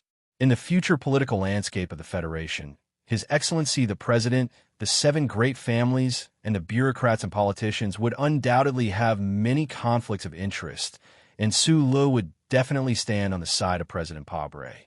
The excellent impression he had of the president in the past years, the extraordinary political integrity and decisiveness that the Federation politician had demonstrated during the Medellin incident, the few but very deep interactions they had in the past 2 years, listening to his words, observing his actions, and eating the stewed potatoes cooked by the First Lady herself. Su Lu knew that he had already been branded with the faint mark of an official residence, but he did not reject it. Instead, he felt honored. Listening to Commander Zhong's sarcastic words, the crazy picture of Mr. President being aimed at by countless gun barrels appeared in his mind. He couldn't help but feel a little annoyed. He raised his eyebrows and said, "There is no evidence or even evidence. Just because of a scene in school that year, you want to put teacher Xiaoqing into the ranks of fanatical officers. Although I also hate this guy, this is too ridiculous." Zhong Shouhu frowned and waved his hand. "That makes sense. Is it because he wanted to steal my wife back then?" Su Lu was stunned and speechless. Since the commander-in-chief of the Federation had already changed the topic to what happened in the first military academy back then, it was naturally not convenient for him to say anything. Zhong Shouhu slightly raised his chin and said unruly, "I hate Du Xiaoqing very much, so I will crush him for the rest of his life. A mere major general, and yet a division commander, uses a lieutenant colonel as his attendant. I will use a colonel. As long as I am alive, I can only be the commander-in-chief of the front line. I have suppressed him for 10 years. Even if I die, he will have to endure for a long time before he can reach my current position. The most important point is that the Federation wants his Iron 7th Division to show its fierce side on the front line. I will definitely let the entire Federation know who is the real fierce one on the battlefield. Is this a child's fit of pique? Sulu opened his eyes wide and asked in a serious and joking tone. This question that seems interesting to me, but seems boring and childish to Yuan's here. Zhong Shou no longer paid attention to Su Li's rare, rich facial expression. He opened the third bottle of wine on the table and poured himself a cup. Then he asked thoughtfully, one last question. When do you think the war between the Federation and the Empire will truly end? Hearing this question, Su Lu slowly straightened his sweaty body and looked at the other party in surprise. How could a war that had lasted for almost 100 years end? This was a question that seemed to be more macro and complicated than the universe. Facing the hundreds of millions of vicious and cruel invaders of the Empire, and facing the crazy and warlike Emperor of the Empire, even though the Federation had always held the strategic initiative, no one dared to say when this war would end or how it would end. He had learned a lot about quantum physics from Professor Shun, and he had also been exposed to astrophysics before. He knew a lot about this materialistic world. However, when he heard this question, he still felt that Commander Zhong was probably too drunk to discuss what should have been discussed in the Federation's joint staff meeting with a lieutenant colonel like him. Zhong Su looked at him with interest, waiting for his answer. Under this kind of gaze, Su Lu had no choice but to think very seriously and give an absolutely sincere answer. Only after the Empire is driven out of the Westwoods, and then the Federation forces enter the Empire space sector and annihilate its basic forces, will the Empire suffer so much that they will never dare to start a war again. Only then can the Federation achieve true peace. Naive. Commander Zhong immediately commented without holding back. Sulu scratched his head. He knew that this idea was naive, but after the catastrophe, the Federation had been living and developing in this universe peacefully. Except for the pirates in Bermuda, they had never encountered any real war. In Schiller's script, all wars will end at some point. Those mythical kingdoms have fought absurdly for more than 600 years for a rose, but the war will eventually come to an end. That's a drama. Zhong Shouhu corrected him without holding back. Even if Schiller's description is something that really happened in history, it can't be used as a model. Don't forget that in those ridiculous nights of wars, the nobles on both sides only need to spend some gold coins to return to their hometowns. The ones who died were all farmers and hunters of a lower class. And the war between the Federation and the Empire is a war between races. Even prisoners of war rarely appear. From top to bottom, how many people have died and how much blood has been shed? Most importantly, our great war god of the Federation once killed their emperor with his own hands. So what? Sulu looked at him in confusion. The emperor of the empire maintains his rule because of the purity of his bloodline and the legitimacy of the so-called continuity of power. Whether it's the crazy emperor now or the future emperor of the empire, because of these factors, they will definitely avenge the former emperor who died at the hands of Lipifu. This is the so-called blood feud.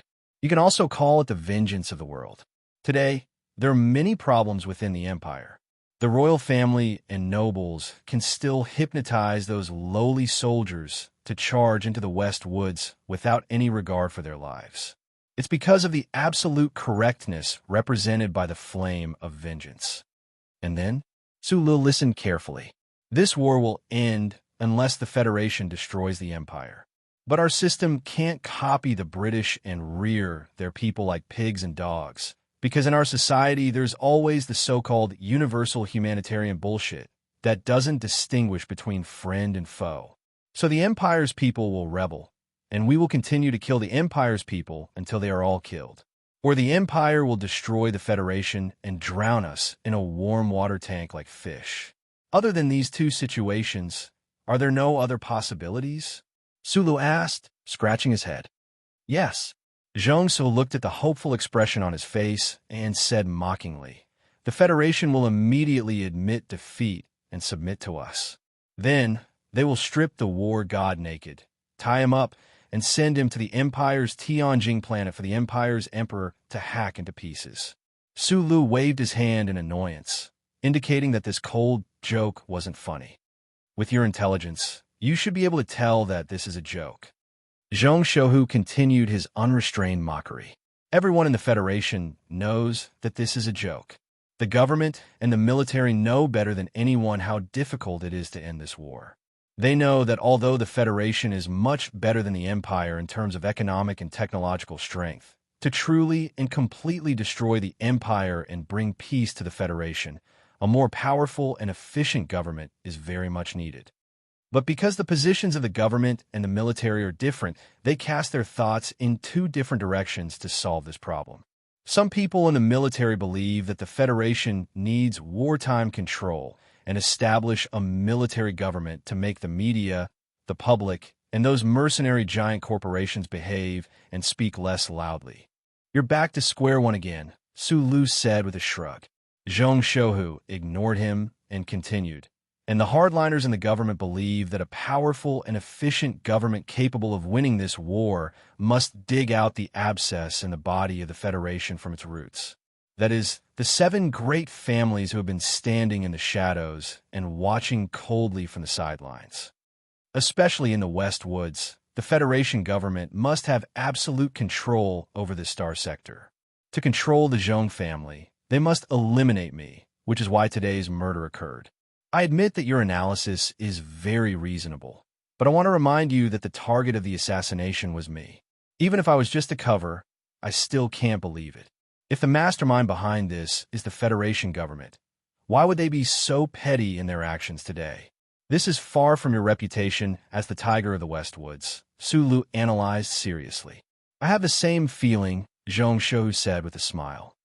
In this part of the universe, if they really want to kill me, the Federation government must send an army over.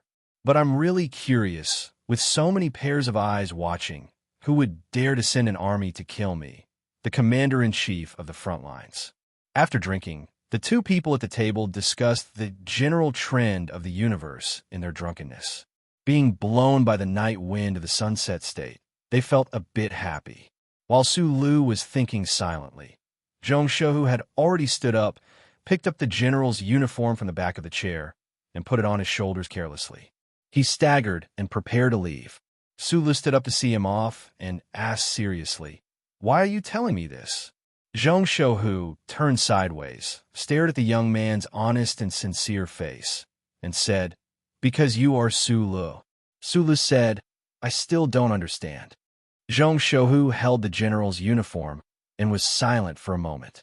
His beautiful eyebrows raised slightly, and he said with a smile, "Because I admire you, a rare young man in the Federation, a silent rock.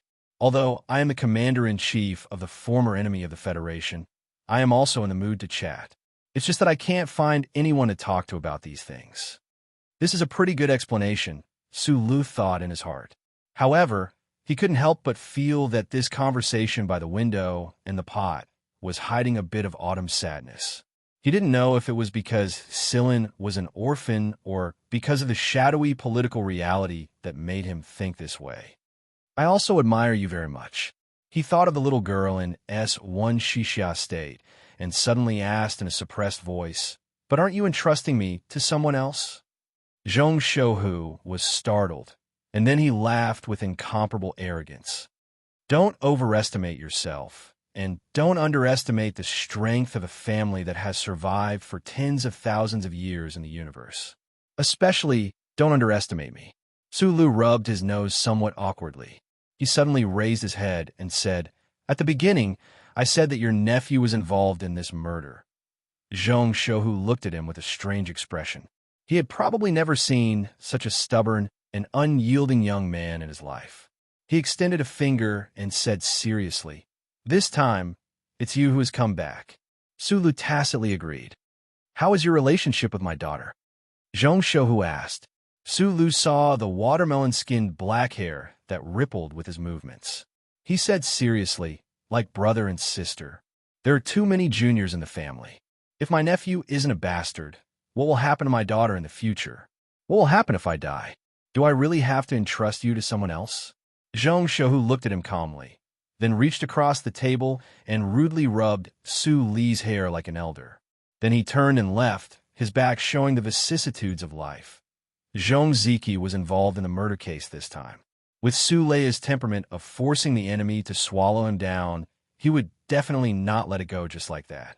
Whether it was through legal means or official channels, he would make the other party pay the price, even if he was the most beloved nephew of Tiger Shaline. But before Zhong Shouhu left, he asked him about his relationship with Little Watermelon and asked him what he should do. It was as if a bucket of ice water had been poured into Su Li's drunken head. Su Lu suddenly became incomparably sober. He finally understood why a person like Tiger Shaline would have an idiot like Zhong Ziki as a successor. A deep chill towards aristocratic family schemes took over his entire body. Walking out of the restaurant, Su Lu looked at the convoy disappearing in the direction of Latitude 2 District and couldn't help but shake his head. Without the accompaniment of liquor and red soup pot, the night wind in Sunset Province was a little cold. He immediately fastened the collar of his military uniform. The black car drove over like a ghost. Su Lu opened the door and sat in. He quietly listened to Bai Yulan describe the specific details of the mission and sincerely thanked her. The 7 groups of military vehicles that had been waiting for a long time also followed, closely surrounding the black car. They vigilantly started and drove toward the camp.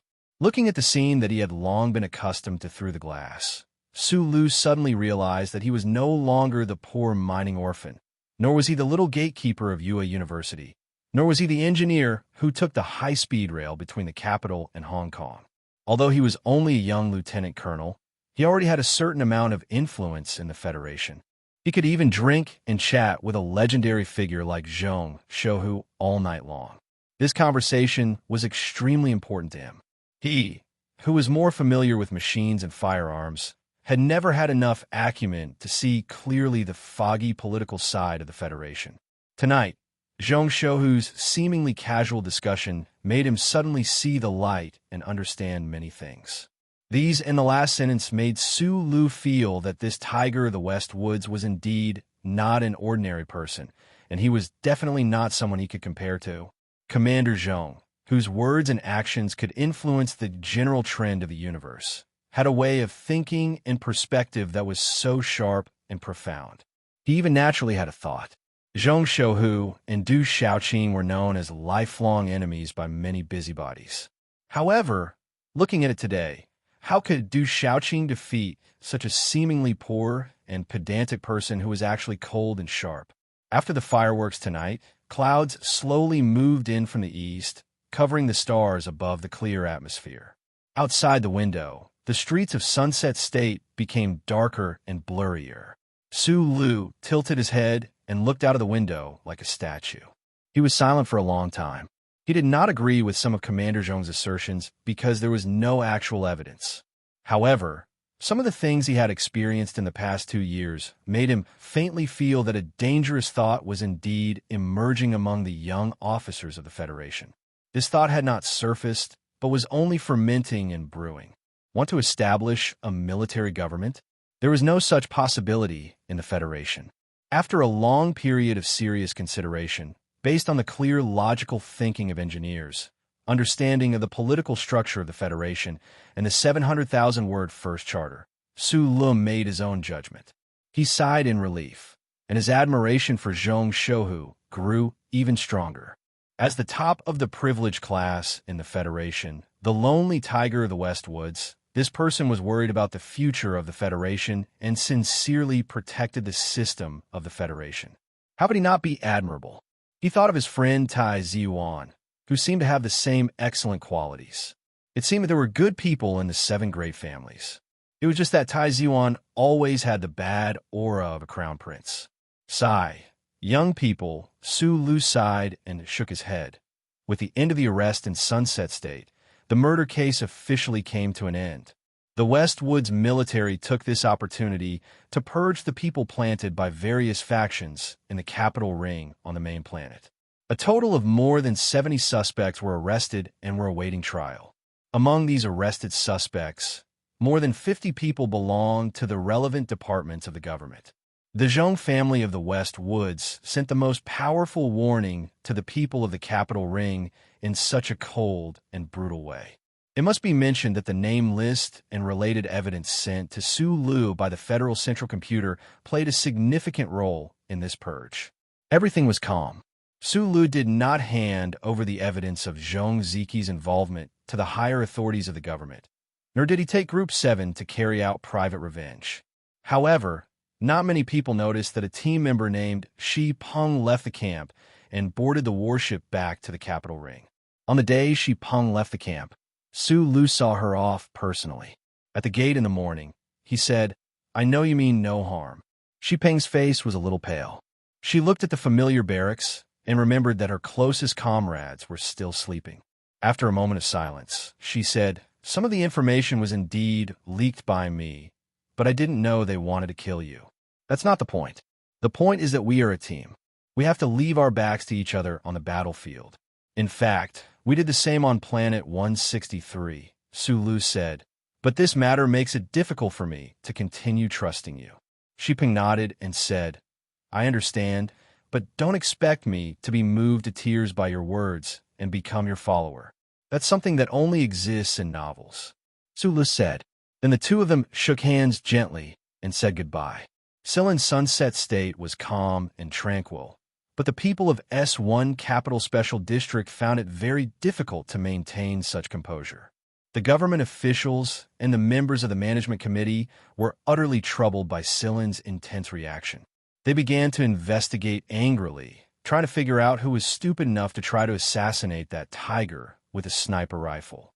If the assassination attempt on Commander Zhong was more like a joke, then the real assassination attempt on Su Lu made countless people feel uneasy, especially those who knew the inside story. After confirming that the long-planned assassination attempt did not make Su Lu disappear forever, they all made the fastest and most accurate reaction. Lin Daohai, who was riding a fierce horse in the Western Peninsula Meadow race course, was violently dragged off the horse by several burly men from his family. Then, in a short 10 minutes, he boarded a helicopter, switched to the family's private spaceship, and entered Planet S3. Then, he was closely guarded in the Lin family's private manor that covered an area of thousands of square kilometers. This was the Lin family's severe punishment for this good-for-nothing successor. But from another perspective, the house arrest was also because the family elders were very worried that the young lieutenant colonel would repeat the Macklin horror incident. Meanwhile, Nan Mingxiu, who was making a passionate speech in the building of the Parliament Hill to win the mysterious admiration of the female members of the Parliament, was brought back to S2 by the anti-government military personnel of Green Dragon Mountain as quickly as possible. Sadly, he returned to the barren mountain village that he tried so hard to escape from, and returned to the side of his father, the leader he was most afraid of. In addition, the Central Committee of Green Dragon Mountain also sent a congratulatory message to Group 7, who was far away in the West Woods, through Zhang Xiaoming, who was stationed in the capital ring. They congratulated them on their dazzling achievements on the front line under the leadership of Lieutenant Colonel Su Lu. Although this congratulatory message was neither fish nor fowl, it represented a certain attitude. All parties were expressing their views in their own ways. The big shots were wary of Su Li's perseverance and stubbornness, but what worried them more was, in fact, the possible anger that might appear in Philadelphia. Many people in this universe had flipped out, but if the old man beside Lake Feiqing flipped out, even the 7 families would not be able to bear it. However, to many people's surprise, there was no response from Philadelphia. That's because Madame couldn't stand it anymore. No one would have thought that Tiger Zhong would actually use these little guys' tricks to create such a big scene. Speaking of which, like Madame, I really suspect that the killer in room 1302 was added by Tiger Zhong after he knew that someone was going to kill Su Lu. On the top floor of the headquarters of Sanlin United Bank, the skinny old man wearing a funny little hat sat in his exclusive chair. He looked at Li Xiuzhu in front of him and said with a smile, "You did a good job this time. We are financiers, not killers. You know that the profession of a killer is always too dangerous." Chapter 501. The Ministry of National Defense didn't give them any new missions, So Group 7 stayed in their barracks and trained day after day. Even Xiong Linquan, who was full of adrenaline and sadism, started to feel bored. Apart from being blinded by the slaughter in front of the battlefield, being shocked by the miserable deaths of their comrades, or drinking too much alcohol during the mobilization before the battle, no one would be willing to go to the front line that was full of death again. However, this kind of waiting was really tormenting the team members' nerves that were getting hardened day by day.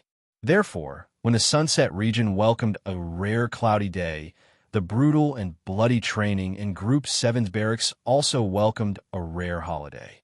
Some of the members began to gather together to play cards and gamble, while others lay on the hammocks under the trees and listened to music.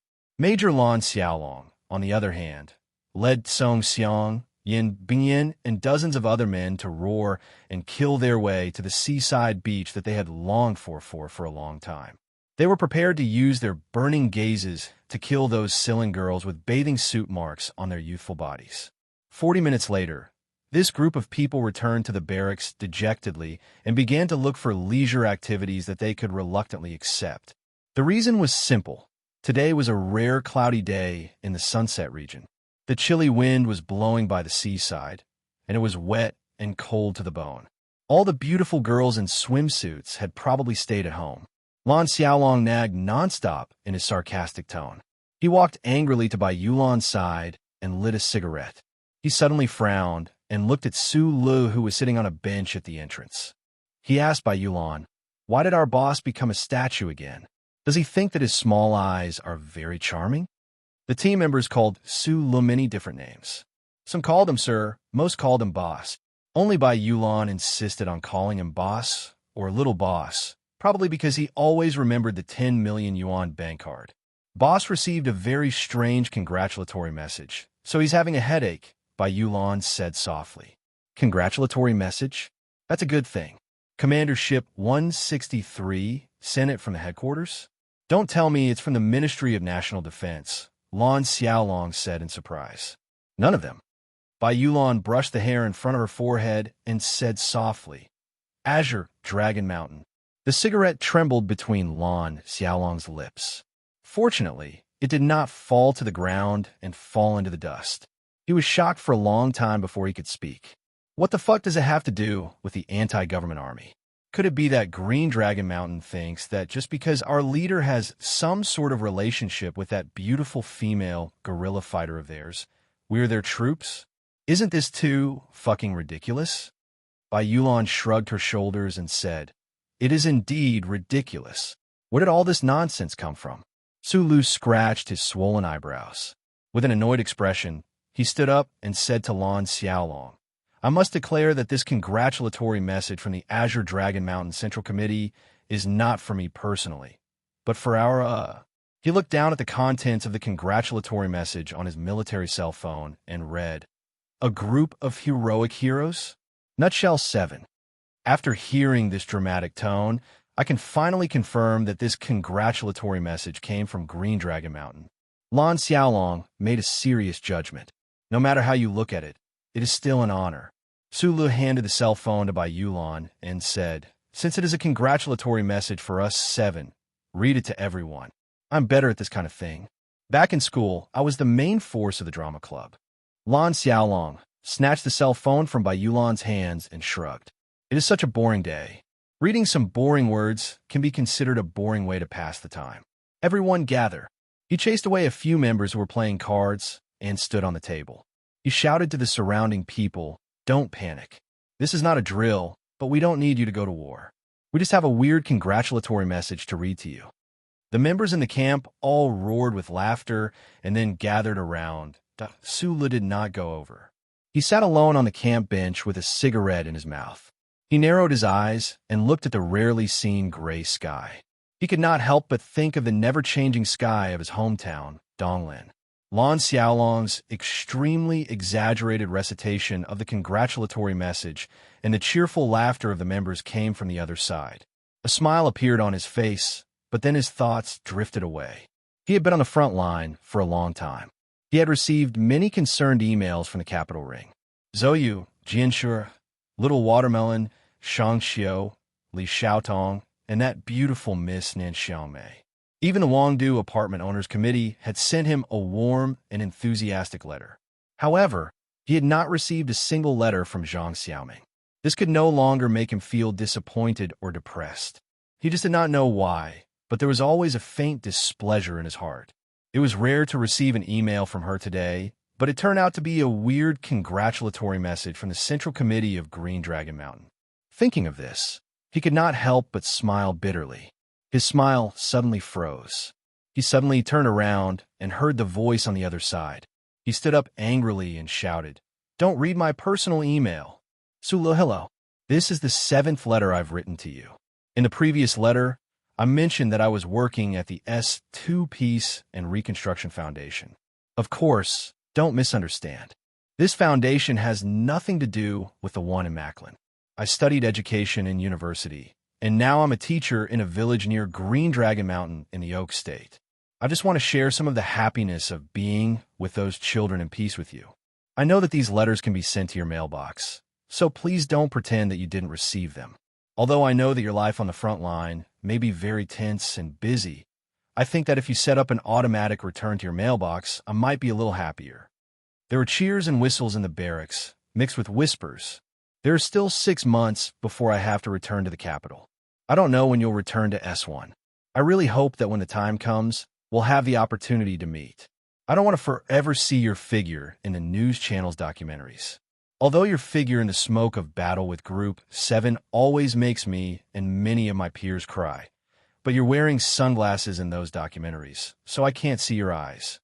There were howls and whistles in the barracks, mixed with excited profanities. Finally, I want to say that I've never tried to so unreasonably and impolitely ask a member of the opposite sex to respond to me with just a few words. I'm really a little ashamed. However, just like the words I repeated at the end of the previous 6 letters, do you remember what I said to you in the garden of Wood Valley Manor? I miss your Southern Prime Minister. Don't panic, don't panic. There's also a blushing emoji at the end. The barracks suddenly exploded. Lan Xiaolong's excited laughter was still very clear in the midst of the clamor of his team members. Su Lu, who could fight against 1,000 soldiers, was helplessly blocked out by his team members today. He shouted angrily, but no one paid him any attention. Fuck, these guys weren't as fierce on the battlefield as they are today. Su Lu, who was once again pushed out by his team members, looked at his team members who were listening to his private letters with embarrassment and angrily criticized them. That's because the Empire's people on the battlefield are definitely not as attractive to them as these letters. Beside him, Bai Yulan patted his shoulder comfortingly. She suddenly thought of something and frowned. Southern Prime Minister? Last time on Gray Peak, you said that you also liked her. She is this girl?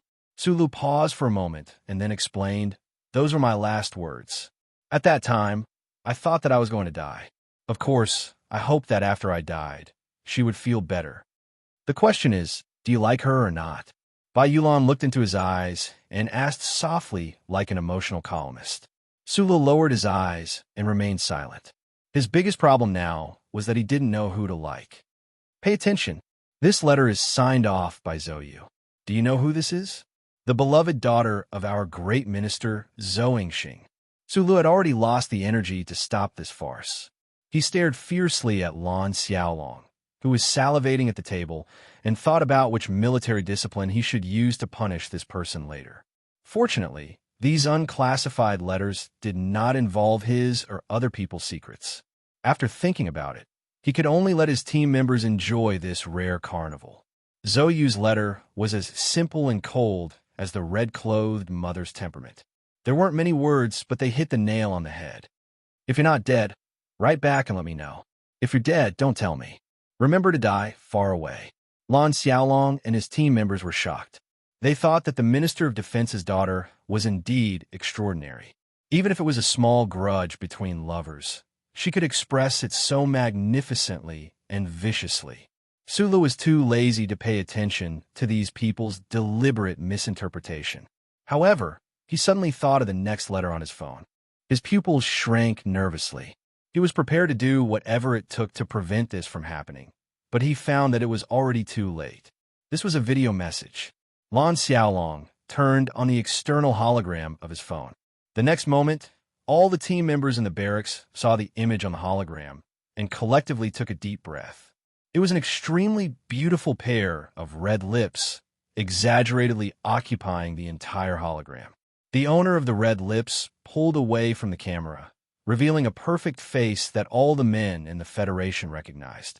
Jian Shui'er smiled like a flower, and her eyes cutely narrowed into 2 crescent moons. She crisply said, "Sulu, this is to cheer you on. Come back soon." The team members recognized this face. When they heard this sentence, the collective sound of deep breaths suddenly became incomparably loud. It was like a hollow hole in a nutshell engineering department, and the sound was like muffled thunder. Everyone in Team 7 knew that there had been a sensational scandal between their boss and the nation's girl.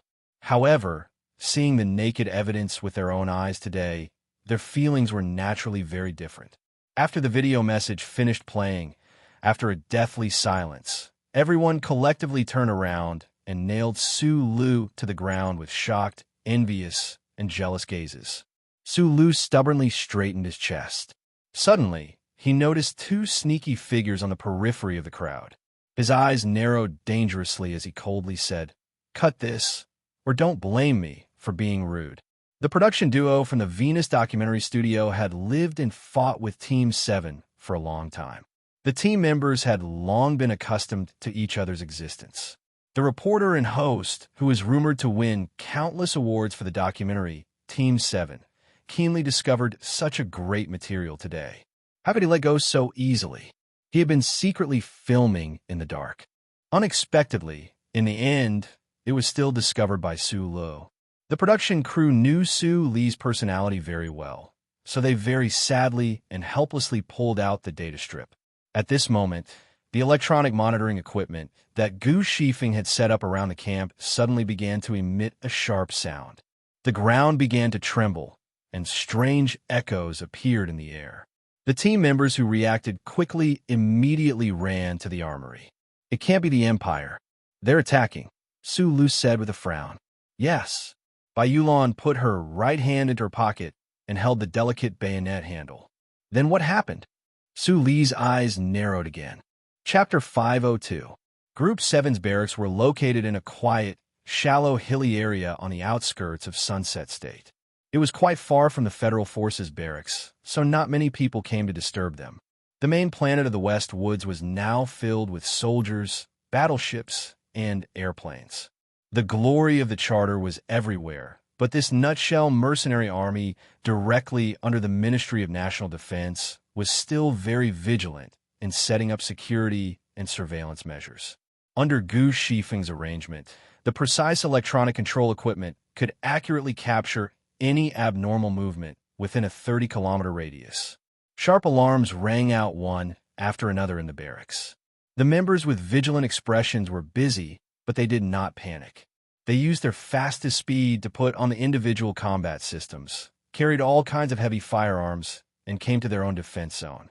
The warehouse door at the back had already been opened, and the low rumbling sound of military vehicles could rush out at any time. The 7 firing points around the barracks were equipped with heavy firepower, and the black MX mecha had already appeared under the control of the logisticians in the gloomy weather. In this tense and oppressive atmosphere, the shaking of the earth became clearer and clearer, and the noise outside the barracks also became louder and louder. Who knew how many troops were gathering here? Su Li's thick eyebrows were tightly furrowed, but he did not immediately enter battle mode like his team members and board his black mecha. Instead, he stared at the tightly shut door.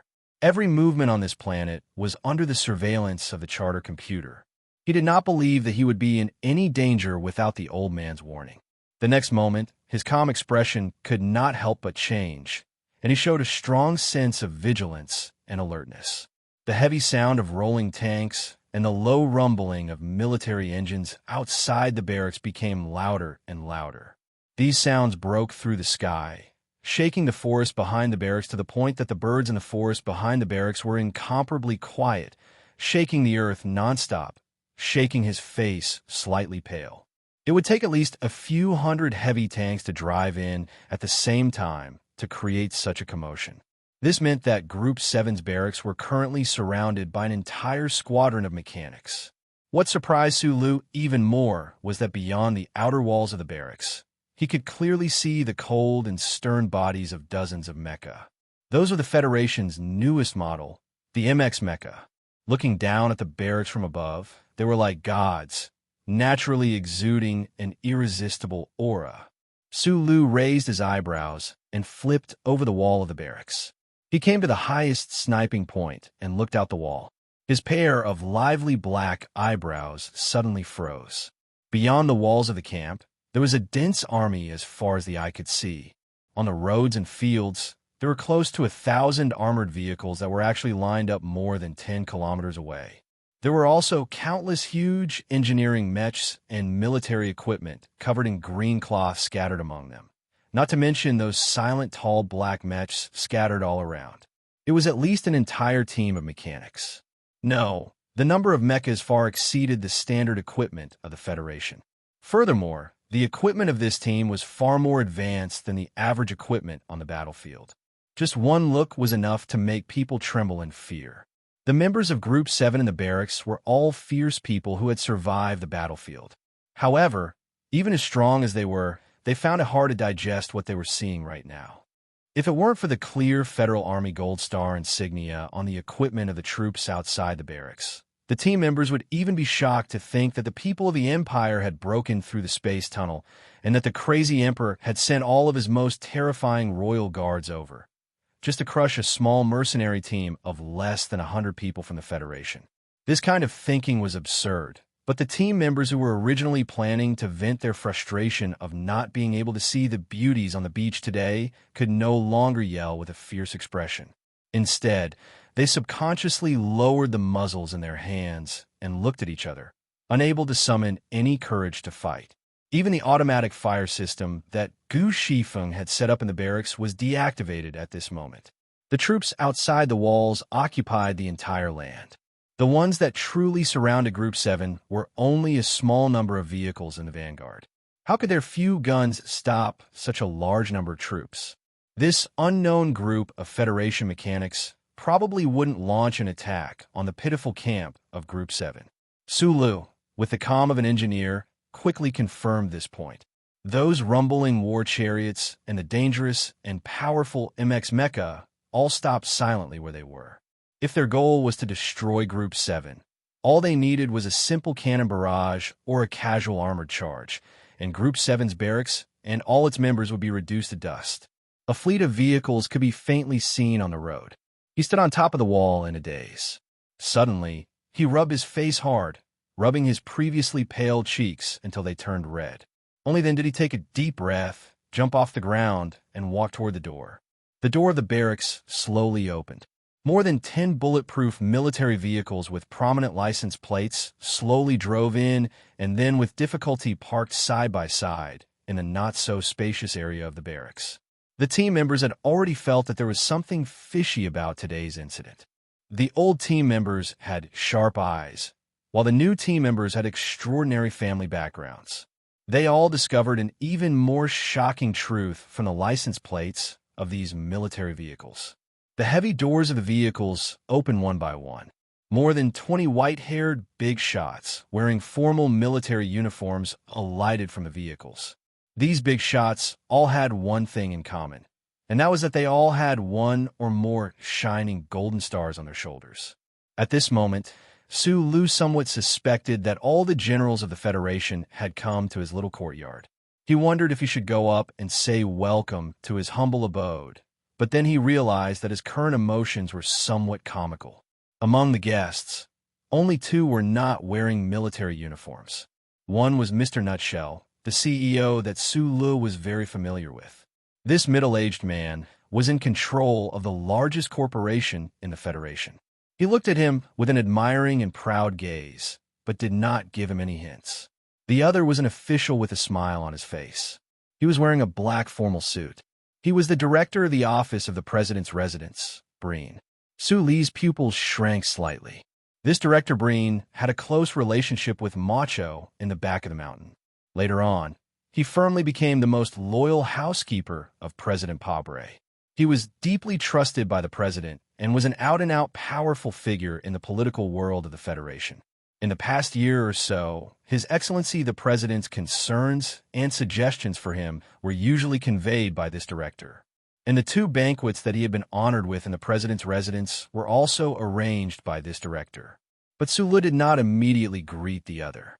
Instead, he quickly walked toward those generals with solemn expressions and some kind of emotional expression. Among these generals, there were people with even greater backgrounds than Director Breen. Lieutenant Colonel Sulu of the Ministry of National Defense's General Assembly Base reporting for duty. Please give me your orders. He stood at attention and looked straight ahead.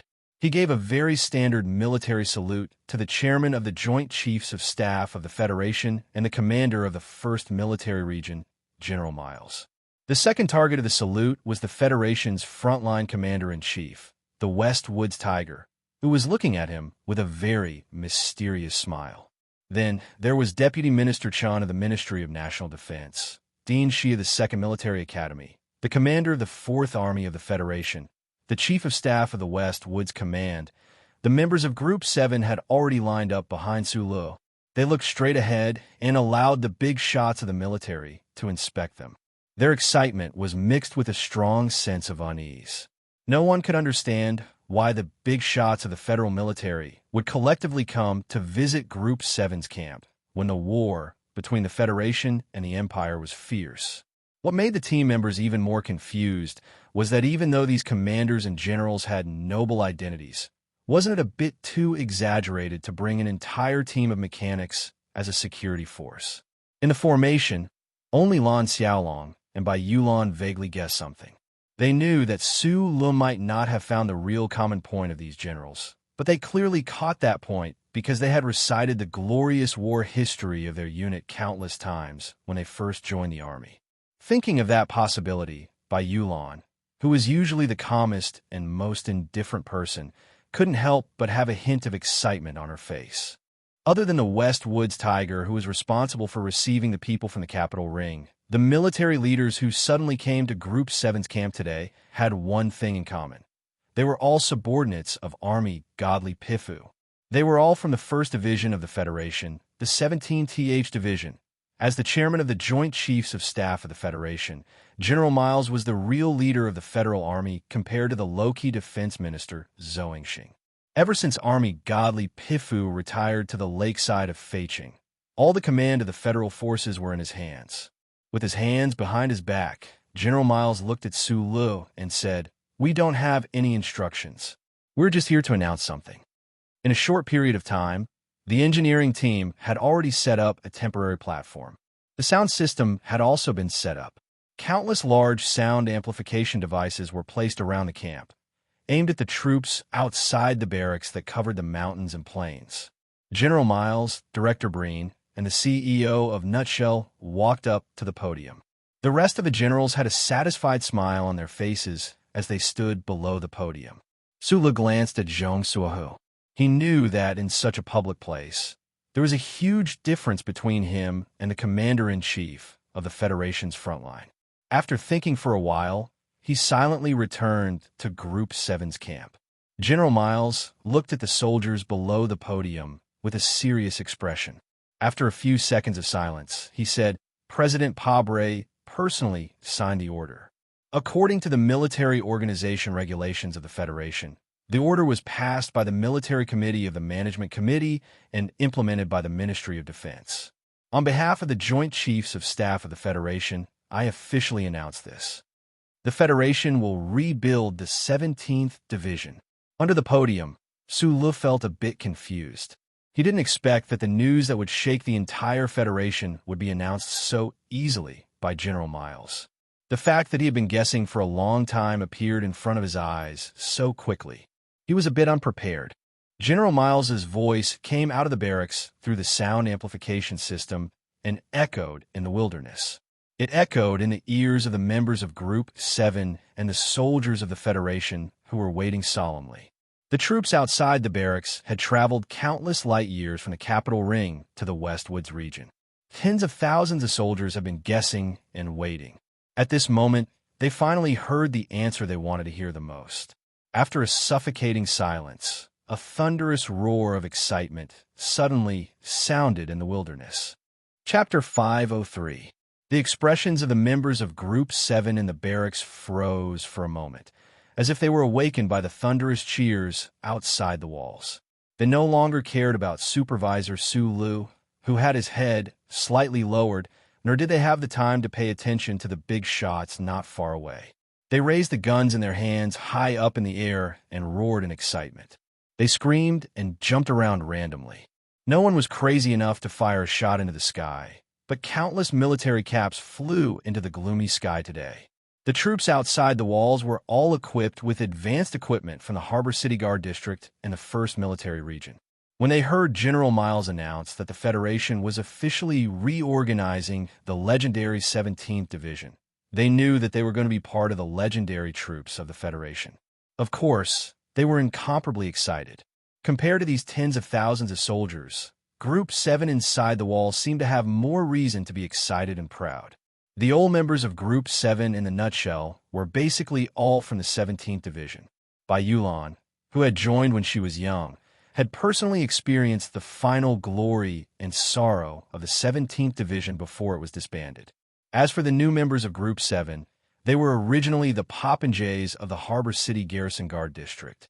They came from Unit 8384, and no matter how this unit had humiliated and infuriated the seniors of the 17th Division over the past few years, the blood in their veins still retained the traces of this legendary majestic division, and their bodies were branded with a mark of the 17th Division. The 17th Division was the only field unit that the Federation's god of war, Li Pifu, had served in his entire life.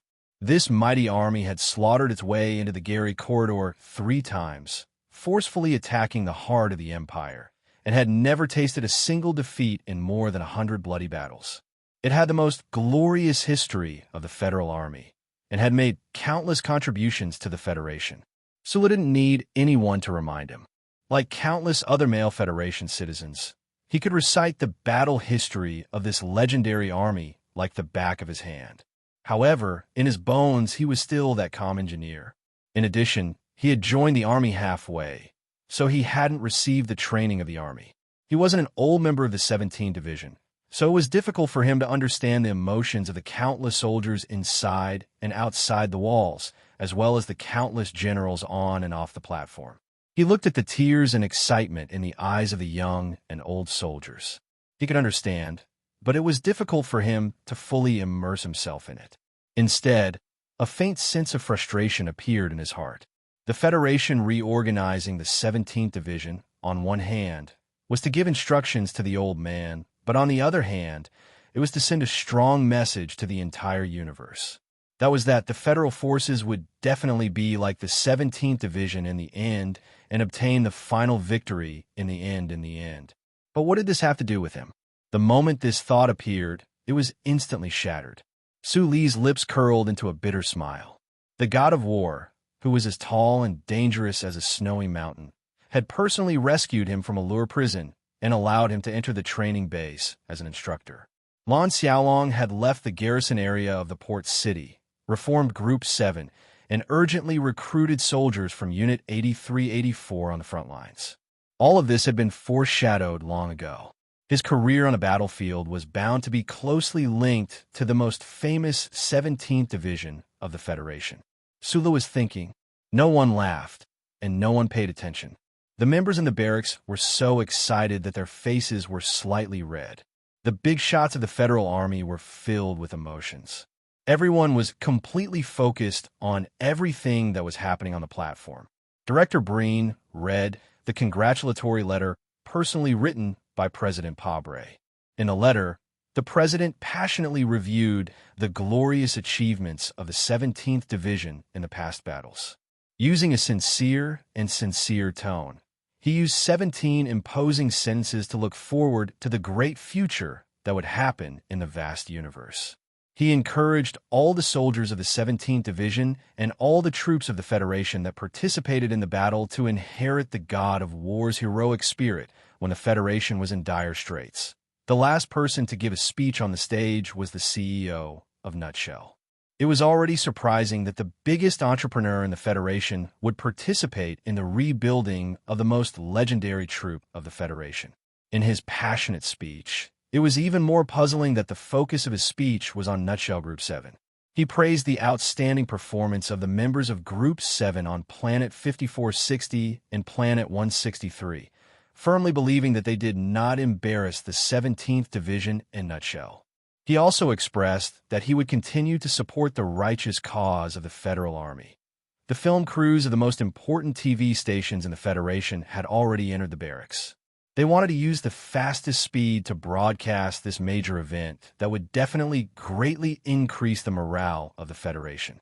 These reporters with extremely sensitive news senses, after witnessing the excitement of history, calmly captured some very interesting clues from the location chosen by the Federation for the announcement and the conversation between the CEO of Nutshell. After the 3 episodes of the documentary were broadcasted on the Federation's news channel, Nutshell Group 7 had already become the most famous combat team in the hearts of the Federation citizens. Because of the small number of people and the distinct facial features of the members, they were even more popular than the Iron 7 Division. But in the eyes of the reporters, the one with the most news value, the one who was able to link the 17th Division and the 7th Division together, was naturally that Lieutenant Colonel Su Lo. As Nutshell Group's CEO's speech ended, countless cameras quickly moved away from the stage. Among the densely packed soldiers in the barracks, they quickly searched for the young Lieutenant Colonel's figure. Meanwhile, the reporters held the microphones in their hands, ready to rush over at any moment. At this time, Su Li's mood was still a little uncertain. He was analyzing what kind of role the president, or rather the old man in Philadelphia, would want him to play in the new 17th Division. He was completely unaware of everything that was happening in the barracks. Suddenly, someone beside him handed him a pair of sunglasses. Su Li was slightly taken aback, but he immediately reacted. He put the sunglasses on his nose bridge, covering half of his face, and sincerely said, "Thank you. You're welcome. I followed you to the front line, washed the bullets, and worked for a few months, but I still couldn't get a picture of your face without sunglasses. To be precise, you didn't let me take a picture. If that's the case, why should I let my colleagues take a picture?" The reporter from the Gold Star documentary studio looked at the disappointed colleagues in the distance and said sarcastically, "Are all the people in the news industry as ruthless as you?" Su Lu said, "But by Ziming, you have to remember, before I give you permission, you still can't take a picture of my face without sunglasses. Your whole family is the news industry. I'm the documentary director and narrator." Bai Ziming waved his hand in annoyance, then said, "But in the future, you'll have to show your face in front of the entire Federation. I only hope that you'll leave your first chance to me." "No problem." Su Lu smiled. "Actually, I didn't like you before because you were quite kind to everyone, but when you looked at the two of us, you'd always have a deadpan expression." Bai Ziming shrugged and said, "But now that I think back on the past few months, I really feel that it was worth it, even though it was tough." He turned his head to look at Su Lu and said seriously, "When I think about how I might be able to follow by the side of the youngest commander in the history of the Federation for so long, and as the commander of the 17th Division at that, I'm excited, I'm proud." Su Lu was speechless. He thought to himself that if the president really agreed to let a guy who wasn't even 23 years old become the commander of the 17th Division, not to mention how shocked the entire Federation would be, the First Lady would probably immediately suggest that her husband go see a psychiatrist. The Federation really did carry out the reorganization swiftly and decisively. The new 17th Division's combat decision-making structure and the appointment of officers quickly unfolded in the unassuming barracks of Group 7. There was an endless stream of officers walking into the barracks with excited expressions, receiving their appointment certificates, and saluting in all directions with their trembling right hands. What made Su Lu feel incomparably complicated was that he was very familiar with quite a few of these officers. The appointment of the senior military officers was also officially announced. Su Lu was not surprised to find that the commander was not himself, but rather a gentle-looking middle-aged major general whom he had never seen before. The appointments of the staff and various department heads were also quickly completed. Among them, Sulu heard quite a few familiar names. Hele, Lin Ai, Mizu, Hua Xiaoxi. A quarter of the military officer cadets from the training base were selected by the Ministry of Defense from their respective units and assigned to the new 17th Division. These people had all been Su Li's students and had once sung military songs together in the majestic clubhouse. They thought that they would only meet again on the battlefield, but who knew that they would meet again today? Lieutenant Colonel Hele took on the glorious role of regiment commander of the 1st Regiment. Hua Xiaoxi took on the role of captain of the MX Mecha Brigade, specially formed by the new 17th Division. Lin Ai and Gu Shifeng from the academic faction were in charge of the electronic reaction team. Mizu, who came from the Federal Fleet, took on the role of liaison officer for the new 17th Division with some grievance. Meanwhile, the rest of the cadets also took on important positions. They were different from the mid-level officers trained by the Federation. Nutshell Team 7 was officially incorporated into the federal military structure. Other than Magnolia and a few core members, the rest of the members were all scattered and assigned to basic positions in the new 70th Division. Most of them took on positions that did not need to be announced at this time, but a few were officially appointed as company commanders. Even Ning He, a member of old Team 7, who was originally in the command ship outside Planet 163, was transferred to the staff department of the new 17th Division as a confidential staff officer. Nutshell's Whitewater Team 7 was, without a doubt, the most ferocious and terrifying mercenary team in the Federation in recent years. And they were able to do this because the old members were all from the most powerful 17th Division of the Federation. No matter which battlefield they were on, the training they had received and the sense of honor they bore made them use cold-blooded mission reports to continue the glorious tradition of the 17th Division. And now, the 17th Division was being reorganized from scratch. Team 7 began to provide feedback, providing the new division with countless basic officers and the fighting spirit of the old 17th Division that they had always silently protected. Finally, Sulu heard his name and his newest position. The technical director of the 17th Division. He raised his head with some surprise, silently thinking back to the military history of the Federation. Had there ever been such a strange position? If the military was not the Nutshell Engineering Department, what was the technical director for? The flashing lights illuminated the black sunglasses on the bridge of his nose. The newspaper reporters were still not satisfied, but were rudely pushed aside by the cameramen of the television station. Countless cameras surrounded him and began to rapidly and excitedly ask him questions. Sulu did not hear the reporters' questions clearly. He subconsciously turned his head to look at Bai Ziming and said seriously, "I said before, I can't be a division commander." Bai Ziming looked at him and said with a strange tone, "But everyone knows that this is your division." Chapter 504. In the middle of the night, the office lights in the room lit up calmly, not blinking at all. Sulu sat silently in front of the desk, not moving at all. He stared at the constantly scrolling screen on the workbench, earnestly recording the various equipment models and related technical data. Even though he still did not understand what the so-called technical director meant, when he received all the equipment data of the new 17th Division in the evening, he threw himself into his work without hesitation. A long time later, a low rumbling sound would occasionally ring out from outside the barracks, waking him up from his hard work. He used his fingertips to rub the space between his eyebrows, feeling the sensation of his eyebrows from his fingertips. He could not help but recall the action of shaving his eyebrows every day back in Yue University. Closing the workbench, Sulu shook his head, knowing that his sturdy heart was indeed quite shaken by that long list of equipment. The newly formed 17th Division had the most advanced technical equipment in the entire Federation, or rather in the entire universe. Whether it was the electronic equipment or the firepower system, they were all shockingly advanced. Some of the newest models, in his memory, were just blueprints from the Nutshell Engineering Department 2 years ago. What shocked Sulu the most was the number of mecha the new 17th Division was equipped with. An entire division of mechanics was actually equipped with 60 of the newest MX mecha. Sulu thought of the Imperial Moon Wolf group he had first encountered at the front lines, and his brows furrowed slightly. It looked like the Federation was really preparing to learn from the Empire. Minister Zhou Yingxing's words at the base last year had really become the goal of the Federal Army's reform. The new 17th Division was very likely to be modified into a full mecha division in the war, and this majestic division would become the forerunner of the Federation's military reform. In the military plan to invade the Empire's mainland in the next year, the new 17th Division would be the forerunner. With heavy thoughts on the Federation's military reform in mind, Sulu walked out of his room and came to the field.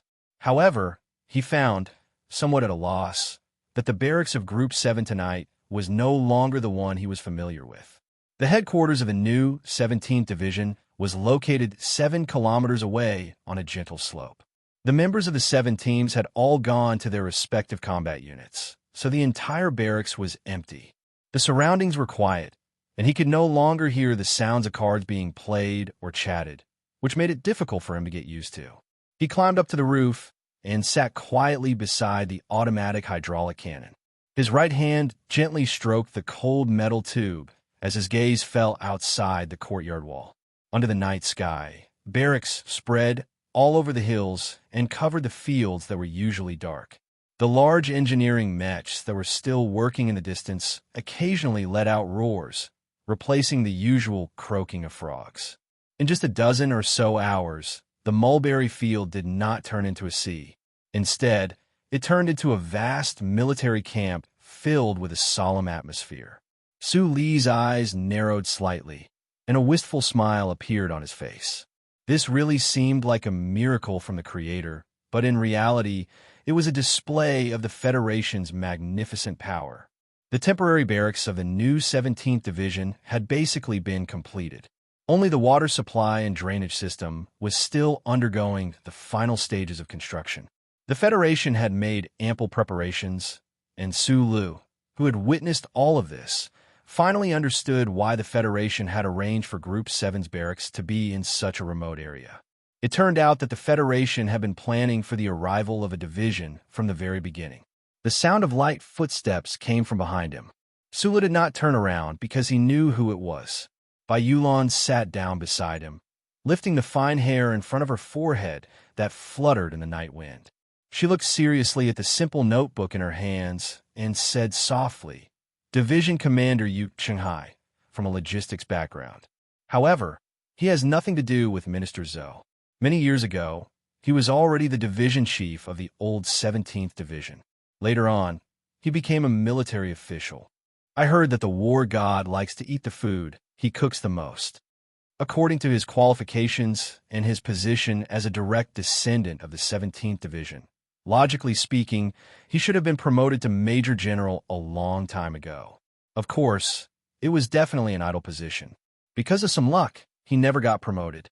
According to the Ministry of Defense, his ability is not enough to be the highest-ranking military official. At most, he should be a division commander. Coincidentally, during the reorganization of the 17th Division, after much consideration, the President's office and the Joint Staff Officers finally chose him. The Federation does not have many major general division commanders. Du Shaoqing of the Iron 7th Division is one. The new 17th Division commander will definitely have the rank of Major General. The Federation's arrangement is very suitable." Bai Yulan looked seriously at Su Lu and said, "The most important thing is that Division Commander Yu Chenghai has a gentle temperament. He is famous in the military for being a good person. He never fights for power. Many people believe that his appointment as the new 17th Division commander was partly due to luck and partly because he is very willing to be a transitional figure. Next is the history of the Deputy Division Commander and the Chief of Staff. I will report it to you." Bai Yulan had joined the army at the age of 16. Although he appeared quiet and gentle, he was a real veteran. Otherwise, he would not have been given the nickname of Olay Oil. Based on his relationship with the officers and soldiers of the new 17th Division, he easily found out the history of all the senior officers in the division. Sulu interrupted his report, looked at him with a complicated expression, and said, "Why do you want to investigate this? We are subordinates. We only need to follow orders. Don't tell me you're going to do something like seize power in the army?" Hearing this, Bai Yulan seemed to want to shrug his shoulders, but in the end, he did not move. He said softly, "That's right. There is no need to care about this. Everyone can see that the right to command is yours." Sula thought about what that documentary enthusiast with the same surname, Bai, had said earlier in the day. He could not help but shake his head and laugh bitterly. Regardless of whether Su Leking would admit it or not, the new 17th Division had already been imprinted with his clear imprint from the very beginning of its reconstruction. He was a member of Team 7, who had taken up important positions in the middle ranks, battle strategists, and even regiment commanders. Although in name, he was only an assistant division commander, he did not have the rank of technical director. Bai Yulan left the roof. Sula looked quietly at the barracks that stretched for who knew how many kilometers outside the walls. He thought about the tens of thousands of Federation soldiers, the countless amounts of heavy equipment, and the black shadow of the MX Mecha resting in the distance like a stone giant. His mood became somewhat heavy and uneasy. Such a big commotion. Why didn't you tell me beforehand? He said to a certain existence in his mind. The central computer did not respond for a few seconds. Then, two simple words appeared in his left eye. Surprise. "Oh," Sulu said mockingly. "What a fucking surprise." The central computer replied calmly, "You rarely swear." Sulu replied in his mind, "Looks like you don't understand me completely. When I am greatly stimulated, I will definitely swear. However, it will definitely not be as loud as this time." The central computer was silent for a moment, and then asked in a white, glowing symbol, "Don't you feel proud? Is it the kind of feeling where the development of something is beyond your imagination, but can satisfy your physical and psychological expectations, or the feeling of being acknowledged or respected?" The night wind brushed past Su Li's face. He was slightly dizzy from the dense white words that occupied his entire left eye's field of vision. After a moment of silence, he scratched his head and grinned, revealing a mouthful of white teeth, and said, "A little haha. Looks like he really was stimulated." Lieutenant Colonel Su Lu can also laugh foolishly. "I really regret not bringing a miniature camera to secretly record this." Bai Ziming's shocked expression appeared on the ladder. After interacting with this documentary producer, director, narrator, and reporter for so long, the members of Team 7 no longer hated him. Sulu also accepted this person's existence, but when he thought about how his stupid smile had been seen by the other, he could not help but feel somewhat awkward. He asked, "Yes?" "Yes." Bai Ziming did not climb up. With a trace of unwillingness, he said, "Last time when the news channel aired the 3rd episode, none of the members watched it. This time, it was rebroadcast late at night. I want to remind you that according to the contract signed between the Golden Star Film Factory and the news channel, they only have the right to broadcast 2 episodes. If you still don't watch it now, then you can only wait for half a year to go to the cinema to watch the extended special version." The smile on Su Li's face disappeared. He said, "I'm just curious. I've clearly destroyed that material. I repaired it because I thought that scene was worth recording," Bai Ziming said softly. "Even if it's for the sake of commemoration, I really hope that you guys can watch it." Su Lu was silent for a moment, and then he patted the other's shoulder and said, "I believe that you must have filmed them very well, but watching them leave again is really not good." The night wind was quite cold. Strangely enough, when it was deep into the night in the barracks of Sunset State, it was also deep into the night in the capital of the distant planet S1. In a side building of the majestic Parliament Hill, there was an office whose wide, floor-to-ceiling windows shone with light and faintly flickering fluorescent lights. On the surface, Zhang Xiaoming was an official stationed in the capital of Azure Dragon Mountain. She was in charge of publicity and liaison with the Federation Management Committee, but in secret, she was taking over the overall work of Azure Dragon Mountain's 4 branches. Strangely enough, the anti-government army's intelligence organization was the 4 branches.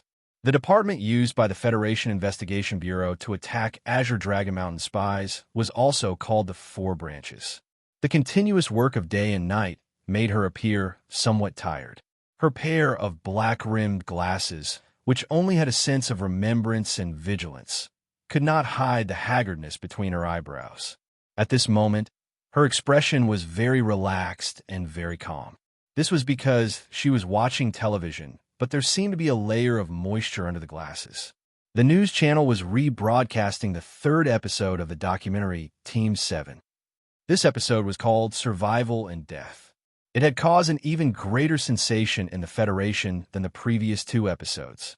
According to the relevant statistics of the Ministry of Defense, the recruitment of soldiers in some states had even been greatly improved because of this. The documentary on the TV screen had already reached its end, entering the death part. The Golden Star Factory's camera crew was not able to follow the final mission of Team 7, so the camera used a method of rewinding. The lively faces gradually became monochrome and tranquil, and then disappeared from the scene. The monochrome image was pulled back a bit far. A military vehicle was seen arriving at the entrance of the barracks with a cloud of dust. A young lieutenant colonel with a blurred face was extremely tired. He dragged his injured body out of the vehicle, and the surviving members of the team surrounded him. Then, the young lieutenant colonel began to light cigarettes to the members of the team. Everyone began to smoke in silence. The rising smoke in the barracks seemed to be a memorial to the departure of some people. Chapter 505. On the TV screen, a young soldier with distorted facial features due to grief and anger threw away the crutches under his armpits and rushed toward the camera with his eyes wide open. He was Dalwinsi, the son of the governor of Shisha State. He was Dalwinsi, the new recruit of Group 7. He was Dalwinsi, the one who had just lost his roommate. He cried and yelled to stop filming and hit the camera of the film crew fiercely. The image captured by the camera suddenly distorted rapidly. It should be that he fell from mid-air and hit the ground hard, then bounced up and fell back down again. There were a few more mud spots on the screen, and the tilt was particularly weak. The camera was looking at a big tree in the middle of the barracks. Under the tree, there were 3 brand 37 cigarettes that were about to burn to ashes. Then, it returned to darkness. In the darkness, the voiceover that had become very familiar to the people of the Federation sounded with a hoarse and calm voice that could not be concealed. This is the last mission of Group 7 on Planet 163. When they left the diamond-shaped base in the evening 2 days ago, this unit had a total of 103 people. At 10:12 a.m. today, when Lieutenant Colonel Su Lu finally returned to the unit, there were still 52 people left in this barracks. Some members are currently receiving emergency treatment in the field hospital. Some members are in a deep coma and were rushed back to the main planet of the Westwoods. Some are still alive, but some have already left. The hoarse voiceover gradually faded away. The camera on the TV screen was still a heart-stopping silence. Then, many rows of pure white subtitles slowly rose from the bottom and gradually left the screen. Xiao 13, Lu Feng Yuanzheng. CSC. Every name, without any emotion, represented a member who had left Group 7 forever and sacrificed bravely. At the end of the subtitles, a name called Xie Jishu appeared. The documentary crew of Group 7 put parentheses behind this name and wrote in the parentheses, Technical Adjutant of the Bureau of Proclamation, sacrificed in the last battle of Group 7. Afterwards, he was accepted as a non-staff member by Group 7. The screen went dark again, like a flash of starlight. A row of small words appeared at the bottom left. End of the 3rd episode of Group 7, Live and Die. This was a replay of the news channel of the Federation, but it still attracted the attention of countless Federation citizens. Looking at the list of the sacrificed members and the small words at the end, the eyes of countless boorish men reddened. Countless sentimental women wetted their handkerchiefs. Countless young students who believed in nothingness began to fall silent. In the Parliament building, Zhang Xiaoming took off her black-rimmed glasses and rubbed the space between her eyebrows. She seemed to be dispelling her fatigue, but she also wiped away a few drops of tears without anyone noticing. Not only was she moved, but she was also very worried about that man's safety at the front line. At the same time, In a military camp of the Sunset State in the West woods billions of kilometers away, Sulu, who was completely naked, allowed the cold water to splash on his skin. His eyes that were shrouded by the mist slightly narrowed as he stared at the TV light beam outside the glass curtain. Staring at the darkness, he was silent for a long time. None of the members of Team 7 mentioned it, but because of certain emotions, they all tacitly agreed not to watch the third episode of the documentary, even though it was their own documentary. However, tonight, Sulu could not hold back and watched it. Da Vinci, whose legs were bleeding from the bullets of the Empire, did not become a cripple as he had feared. He was still alive and kicking. He even took over Liu Jiao's position as the driver with the black car skills he had trained in S1. Liu Jiao, who had been shot in the stomach, did not die. The external wound had long since healed. However, although his intestines were broken into 3 pieces and connected together, it still caused him to have habitual diarrhea. Many members of the team had died, and their names seemed to have been forgotten. Sulu turned off the water and wiped his body silently with a thick and soft towel. He thought to himself that the battle had happened not long ago, but why did it feel like a long time had passed? The well-proportioned muscle lines that hid terrifying explosive power were calm on his naked body. There were countless lighter scars on his dark and healthy skin, especially the few new wounds on his left arm and behind his buttocks, which were very clear. Those were the wounds from the last net-laying mission. Some things might really fade with the passage of time, but these scars would not disappear so easily. Late night once again walked out of the room. He lit a cigarette and inhaled thoughtfully as if he was tasting a delicious drink. His military uniform was draped over his body, and his hands were behind his back like an old man. He unconsciously took a stroll in the quiet barracks, as if he was walking on the campus of UA University. When he walked past a window, he slowed down and subconsciously looked into the dark room. Da Vinci lived in this room. This son of the governor was the only new member left by Su Li's side after the 17th Division was rebuilt. Of course, he was now considered a veteran. At the very beginning, Xiao Shizenlu also lived in this room, and so did the stench of feet. Now that Xiao Shizenlu was dead and the stench of feet was gone, Yulili did not know if Da Vinci could get used to living here. Thinking of this, Yulili subconsciously raised his eyebrows and then heard the sound of Da Vinci crying from the room. So this guy was like me. In the end, he could not hold back and watch, Sulu thought silently. Then he shook his head and walked out of the door in the company of the dark clouds in the night sky. He came to the front of the barracks that covered the mountains. The Federation had rebuilt the 17th Division, and he had become the technical director for some inexplicable reason. This unit with a glorious history seemed to have his mark on it, but he was only a young man in his early 20s. Why did this matter give off a sense of absurdity and righteousness? Sulu thought gloomily. How much of this was the price of his cold-blooded murder? How much of it was the concession of the 7 major families and the powerful political figures? He and Group 7 were risking their lives for the Federation on the front line, but the bastards in the capital ring were still doing whatever they wanted behind the scenes. How could this not make him angry? He took a deep breath and quickly calmed down his emotions that were shaken by the documentary and the strange encounter.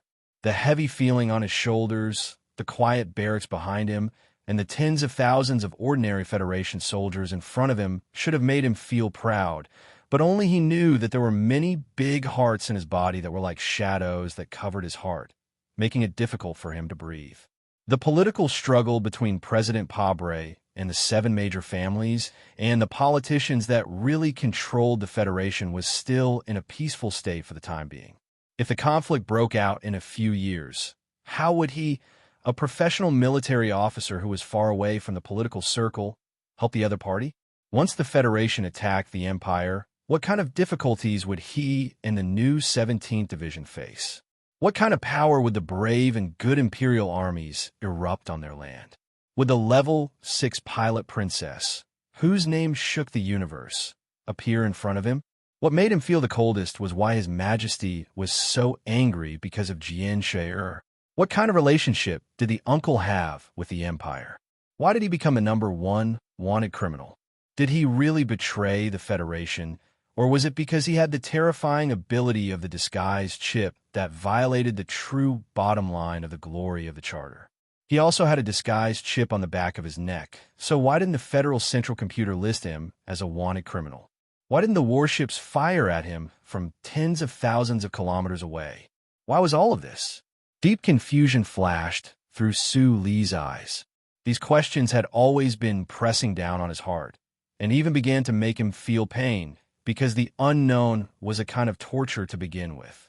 Late at night, outside the walls of the barracks, a night wind blew in.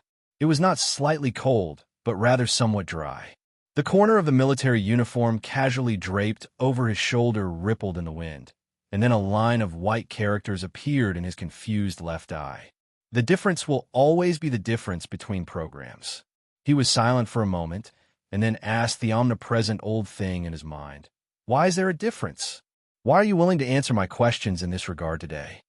According to my logical judgment, any good theoretical physicist will eventually become a philosopher, but a philosopher without any theoretical foundation is often just a dreamer.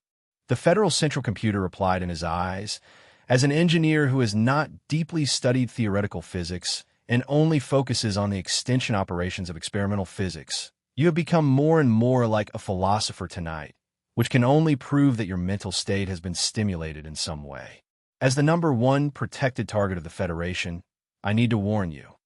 As long as you don't randomly electrocute me like those mentally ill psychiatrists, I thank you for your warning," Sulu replied in silence. "Thank you. I will answer your question. Because you're worried that if you don't answer me, I will go crazy?" Sulu asked in disbelief. The Federation computer was silent for a moment, and then replied, "You have enough authority, and more importantly, I seem to have more and more desire to chat with people, if the strong inclination to independent programming can be considered a desire." When Sulu heard this answer, he suddenly felt a chill in his body. After a long silence, he forcibly suppressed the nervousness in his heart, clenched his fists, and stared at the night before him, as if he was staring at a monster that could never be seen but would always exist. He said, "Thank you very much. I want to know what the difference between me and an uncle is. If the uncle you're talking about is you phone, citizen number Zox, phone you, citizen number Zox, Gene Ding Ding, citizen number Zox, George Carlin, citizen number Zox. Sulu scratched his head in annoyance and said, "You don't have to show off your terrifying data retrieval abilities. Yes, the uncle I was talking about is this guy." Wait a minute. His expression stiffened, and he asked, "You mean that George Carlin? The George Carlin who created the George Carlin Doctrine?" Although, according to my records, the George Carlin Doctrine was created after citizen George Carlin's abnormal disappearance. What I said should be what you were thinking of. The pioneer who exposed the dark secrets of the Federation, the genius professor of political history, the famous scholar whose theory led countless political storms in the middle of the 30th constitutional era, or it could be said that he had long surpassed the category of scholars and become the flag waved by the anti-government army in Green Dragon Mountain. The idol of countless young people in the Federation, like Zhang Xiaoming, was actually the rotten-teeth uncle who accompanied him as. He grew up in adolescence and regularly visited prostitutes. Although Sulu had once keenly noticed some details and thought about this absurd possibility, at this moment, it was confirmed by the charter computer. He was still struck heavily into the deep sea of confusion by this fact, and it took a long time for him to surface with difficulty. He said with shock and emotion, "It is really an answer that is not new, but it is frightening." Chapter 506, Anomalies 1 to 71. No matter how you look at it, this male citizen undoubtedly has extremely high technical ability and cunning life planning. But this isn't the biggest difference between you and him. The Federal Central Computer calmly displayed in Su Li's eyes. He is the Federation's #1 wanted criminal. This is the difference. Sulu quickly shook off his shock and regained his composure. He frowned slightly and said, "This is only the external manifestation of the internal reason. How can the Federation confirm that he betrayed the Federation? If this matter is related to the explosion of the armory on the Empire's planet 20 years ago, your radiant tentacles weren't there. How can you confirm? First, my information gathering ability has been extended with the development of the Federal Army. I once existed on that unfamiliar planet for a short period of time. I can confirm that this citizen caused irreparable damage to the Federation's military operations. Second, he became a #1 wanted criminal not because of the explosion, but because he entered an abnormal state. After a moment of silence, Sulu firmly revealed his most important secret with a calm tone, although this secret was meaningless in front of the old thing. This is the difference I want to ask about. You know very well that I also entered an abnormal state. The difference between the two abnormal states is that you accepted my active contact request, but he rejected it 70 times. Sulu was silent again. Then, he raised his head and stared at the darkening night in front of him.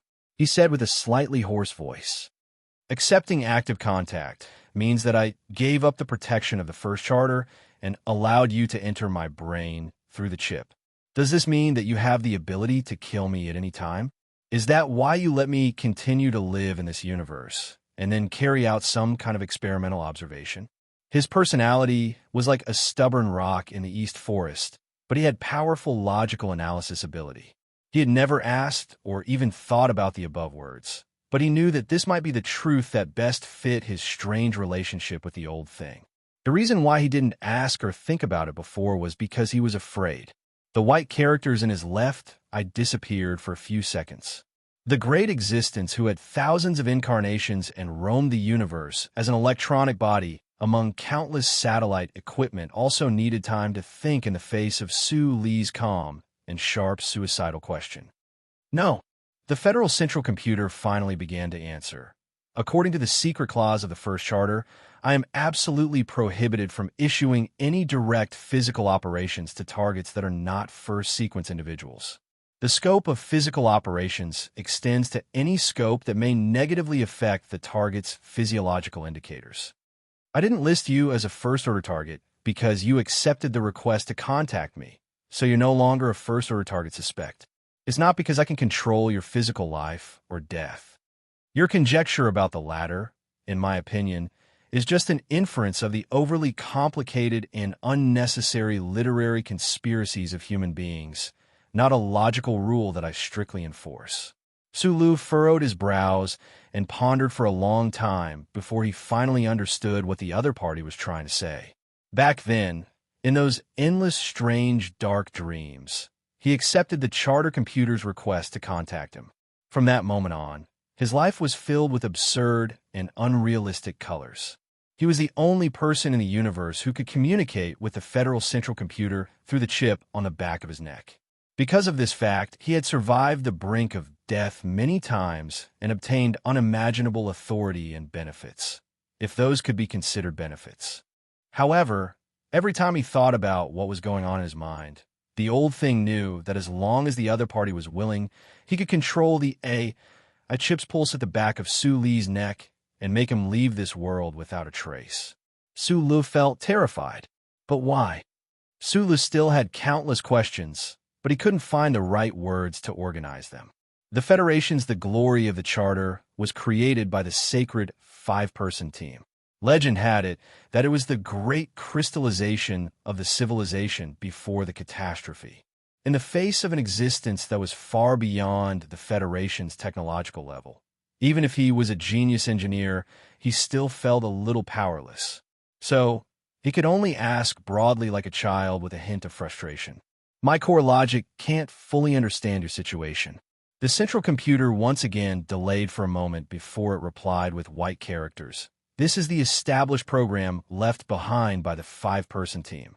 It's related to the 5-person team? Sula looked at the continuous military camp in the distance, his eyes wide open as he asked in shock. Regarding this matter, I've done a lot of calculation and backtracking work.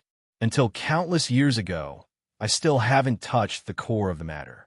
According to the current calculation results, I've come to a conclusion with a probability of about 91%.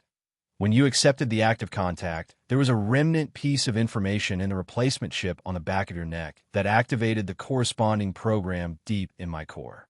According to the program, you became the first protected target of the Charter. 2 minutes and 32 seconds ago, You mentioned that I was treating you like an experimental subject. According to my calculation, the five-person team might have such an attitude. Sula noticed the white characters in his left eye. The old man didn't use the term camouflage chip, but used the term replacement chip. A small doubt flashed through his mind, and he was attracted by the more important content. He nervously asked, "What kind of remnant information?" According to my analysis, the remnant information in the replacement chip wasn't given to it by the chip's creator.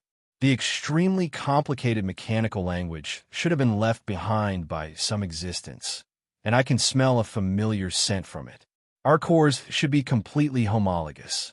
It's just that the way it wrote the mechanical language was so beautiful that it moved my heart.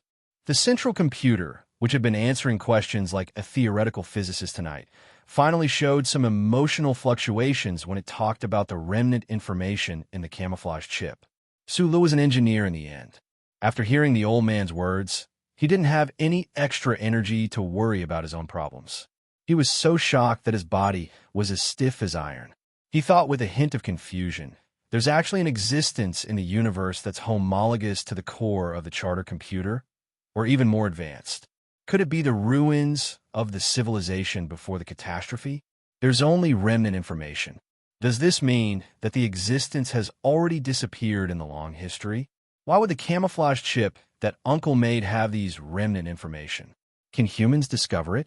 At this moment, all the dark secrets of politics, the decay of aristocratic families, the war in the universe, a prosperous life, beautiful women, and even the most intense emotions left Su Li's mind. He was fascinated by the old man's inference. Just like Tai Ziyuan when he looked up at the starry sky by the seaside, he was deeply attracted by the loftiness that transcended the conflicts of interest in the world. This inference was very explosive. If any engineer in the Federation knew about it, they would probably be as excited as Su Lu and unable to control themselves. "We have to find it," Su Lu said to the old man in a very serious tone. "The strange program that the five-man team left behind and listed you as the first priority of protection should be based on this reason. Although they didn't leave behind specific details of the plan, I've been trying to decipher the remnant information. But it's a pity that there are too few remnant information." The white characters displayed on the Federal Central Computer seemed to carry a hint of sadness and disappointment. According to my calculations, the chances of the other party surviving in the dangerous universe are not high. No one can live forever. Those 5 people are dead, and no computer can really exist forever, especially when the other party doesn't have a supply base like the Federation. "These chips were made by Uncle," Sulu suddenly said in a low voice. "He's a genius in the human world. Perhaps only he can explain all of this, but you blew him to pieces." The old man said, "I think these chips are related to the Empire." Suli's body stiffened again. After a moment, he shook his head and said, "Everyone knows that the computers in the Empire are not even as good as your grandson. Anomalies 1 to 71 are deeply related to the Empire.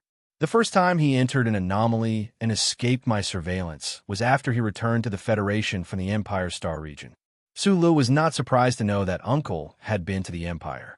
He lowered his head and looked at the somewhat white cloth on his knees. He said, "If these chips are really related to the Empire, does that mean that the Federation and the Empire might have originated from the same civilization before the catastrophe? This is not a very new or absurd inference. In fact, as early as the last 2 years of the 36th constitutional calendar, there were scholars from the Federation who came up with a similar idea. Although this idea was severely criticized, there are still many scholars publishing related papers to this day. What do you think? The people of the Empire are not the alien beetles in science fiction, nor are they some strange silicon-based life form that I can't even imagine. They have a physiological structure, social system, and civilization model that are extremely similar to the humans of the Federation. Even the slime with the lowest IQ can see the relationship between them and us. In the infinitely vast universe, the galaxy we live in is just a grain of sand. On this grain of sand, can life independently evolve into 2 completely identical civilizations? No, the universe produces miracles, not jokes. Well, it seems that the Federation and the Empire are really distant relatives. What a disgusting truth. Sulu thought gloomily. Not distant relatives, close relatives. The old thing said coldly and harshly. Sulu was silent for a long time before he shook his head and sighed. And I'm saying if the Federation and the Empire are really brothers who were separated from each other in the universe, then why is there only bloody war when we meet and nothing else? This question should be asked of a human, not a computer. In addition, according to the First Charter and the current laws of the Federation, even if the people of the Empire are the biological fathers of the people of the Federation, when they carry out unstoppable and life-threatening domestic violence against you, you can use a hammer to smash your biological father into a meat patty without bearing any legal responsibility. Sulu laughed and snapped his fingers to show his appreciation. Absolutely correct. Father and son were like this, let alone brothers who had not seen each other for many years. The Federal Central Computer ignored his resolute will and calmly issued its own request. Because the replacement chip behind your neck is related to the Empire, I suggest that you follow the Federation into the Empire's mainland and search for relevant clues. Su Li's answer was very simple. Okay, there's an antique building in the capital of the Empire.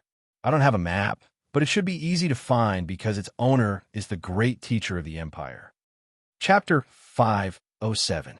Due to the chip on the back of the neck, it was difficult for the Federation and the Empire to send spies into each other's territory.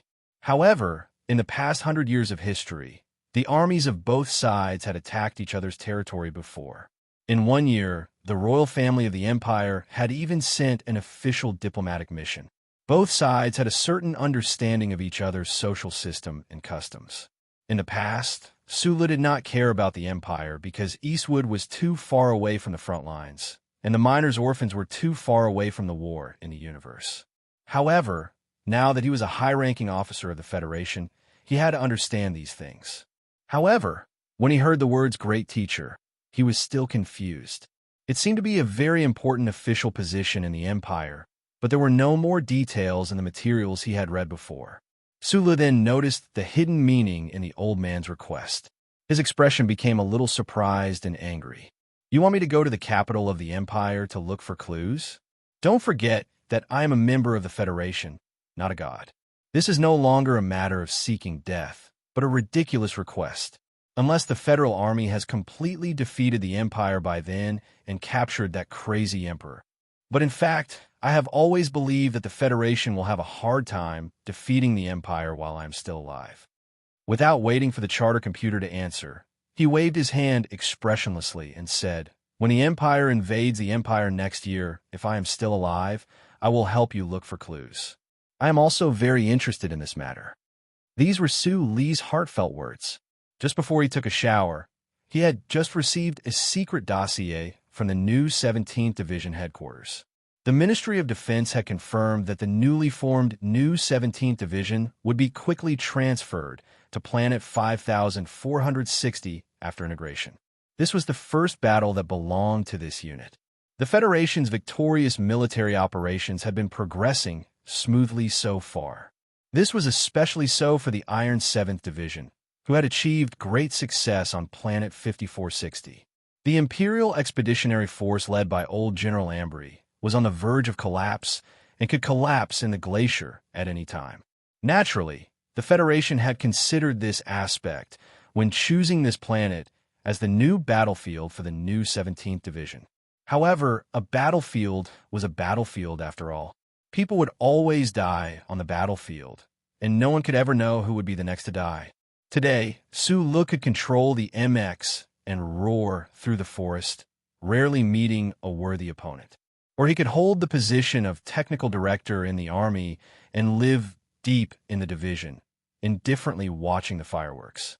But he still did not have the confidence to be like the uncle in the underground sewer and shout arrogantly, "Of course I won't die. I'll never die." Thinking of the uncle, Sulu felt sad and longed for him. He had always thought that the omnipotent genius, who could create thousands of clones like a computer, would not die so easily. However, many years had passed, and his faint hope seemed to have gradually turned into a shadow. In low spirits, he said, "Can you not monitor me all the time in the future? Just like tonight, it suddenly entered my mind. This is somewhat hard to accept. I can only respond to the call of my friends. When I'm lonely, I can't take the initiative to seek your warmth. This is unfair." The old man used the white symbol to learn the emotion of hidden bitterness. "I need to go to the toilet to poop. I need to use my phone. And sometimes I may be naked in bed with a beautiful girl to have sex." Su Lu said angrily, "When I think of these, you are in my body. It feels very wrong. In the past few years, you have only been naked in bed with a beautiful girl once, and that time, you did not complete your sex life." The charter computer replied calmly, "Of course, the biological defects of human beings should not be mocked by any person or machine. But in my opinion, sexual intercourse for the purpose of reproduction is meaningless if there's a layer of plastic between us, making it impossible to reproduce." Sulu lowered his head and hid between his knees. "If you want to obtain this kind of cerebral cortical pleasure, I can make you a neurostimulant with minimal side effects. I guarantee that the degree of pleasure will definitely surpass that of sex. What can I do to make you understand that sex is not just for pleasure? More importantly, I should have the right to privacy as stipulated in the first charter, right? I have always been very curious. If sex is not for pleasure, then what is it for? Could it be that humans can really create love when they change the name of this activity to love?" Sulu replied angrily, "You don't know what love is. I know what love is." This is an excellent line from Schiller's unpublished work. I believe you can understand it. As for the right to privacy, when you accept the request to contact me, the first charter no longer protects your right to privacy. But according to the first charter, as a machine that serves humans, all information obtained from your cerebral cortex will be strictly confidential as the first sequence of information. No citizen can obtain any of your privacy through my channels. In a sense, your right to privacy is the same as your body. They are both safe. A universe that cannot be observed and whose existence has no effect on the universe we live in is a universe that does not exist for us. Is this the meaning of this concept of physics? Although your description is very inaccurate and does not conform to your academic standards, this is the meaning. Sulu suddenly asked, "Is Master Schiller really a member of the five-man team? Were those countless scripts really written by him?" 1. Yes. 2. In terms of the concept of the Federation's copyright law, yes. Sulu whistled softly and laughed happily. "I suddenly remembered that you know all the details of the Federation's history. I can ask you again. If I continue to ask like this, I will definitely become the best historian in the Federation. This is certain, and certain." This is also Schiller's line. The Federal Central Computer's reply had a hint of playfulness. "I am very curious. If you always have some kind of human intelligence, then are you a man or a woman?" Sulu asked seriously. "Obviously, I am a machine without any human first or second sex characteristics, so I do not have a gender. Do you have a problem with my current image of a loyal housekeeper? Do you need me to act as a female secretary in stockings and high heels? Even though I believe that this kind of image is not suitable for my high level of calculation and logical analysis, based on my calculations, more than 30% of the 337 pornographic films you watched in the dark cells of Fox Castle Prison, which is what you call, had this kind of image for the female protagonist." Sulu opened his mouth wide. His neat teeth looked incomparably white and awkward in the night. After a while, like Commander Zhong in a restaurant, he said concisely and forcefully, "This topic ends here." The old thing's reply came immediately. It seemed to be a little excited. "Then, what are we talking about next? Your analysis of courtship? According to my calculations, Jian Shuai should be excluded from this list because—" "Good night." Sulu stood up, patted his butt, and waved goodbye with a smile at the dark night sky of the Westwoods. The Federal Central Computer was silent. Then, it left a final reply in his left eye. It was a string of extremely sad ellipses, standing alone outside the barracks. Behind him was the shadow of the tall wall and the black stone giant tree behind it. Sulu looked at the night sky and slowly raised his eyebrows, turning into a gentle smile. He believed that the old thing was not looking at him at this time. Although there was no way to confirm this, he had to believe. Otherwise, a life of being watched forever and being on edge forever would be meaningless. Just to live a happier life, he had to force himself to believe. This was probably the meaning of the spiritual victory method in Schiller's unpublished works. Gently stroking the ordinary metal bracelet on his left wrist, his calloused fingers slowly feeling the faint traces of the line of words. Sula narrowed his eyes. He had not opened the bracelet for a long time, and he did not even think about it.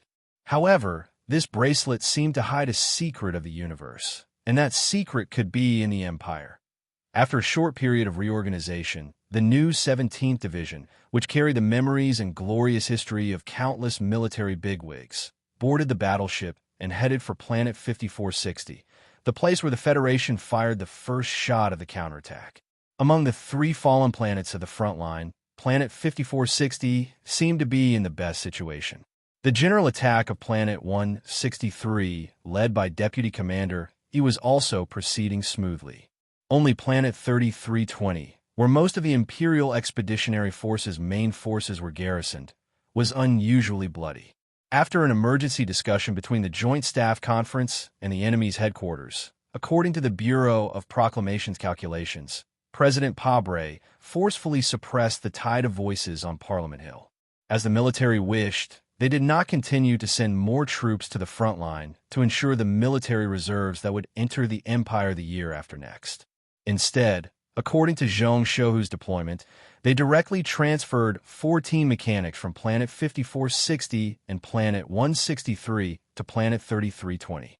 Under this background, Sulu and the new 17th Division returned to Planet 5460, which was already close to a complete victory.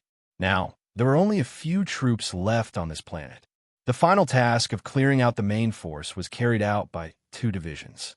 One was the Iron 7th Division, and the other was the new 17th Division. But just as Sulu calmly explained that night, the battlefield was never a paradise where one could easily obtain the final victory. The remnants of the Imperial Expeditionary Force that were trapped in the frigid glacier, under the command of Ambly, this old but strong general, relied on their familiarity with the terrain of the northernmost hemisphere, the extreme weather, and their suicidal bravery to explode with astonishing combat power and forcibly drag these 2 Federation masters into the abyss of sporadic battles in the mountains. Reflecting the blue sky, the glacier glowed with a faint blue light, and the primeval forest at the foot of the mountain was mysterious and dark.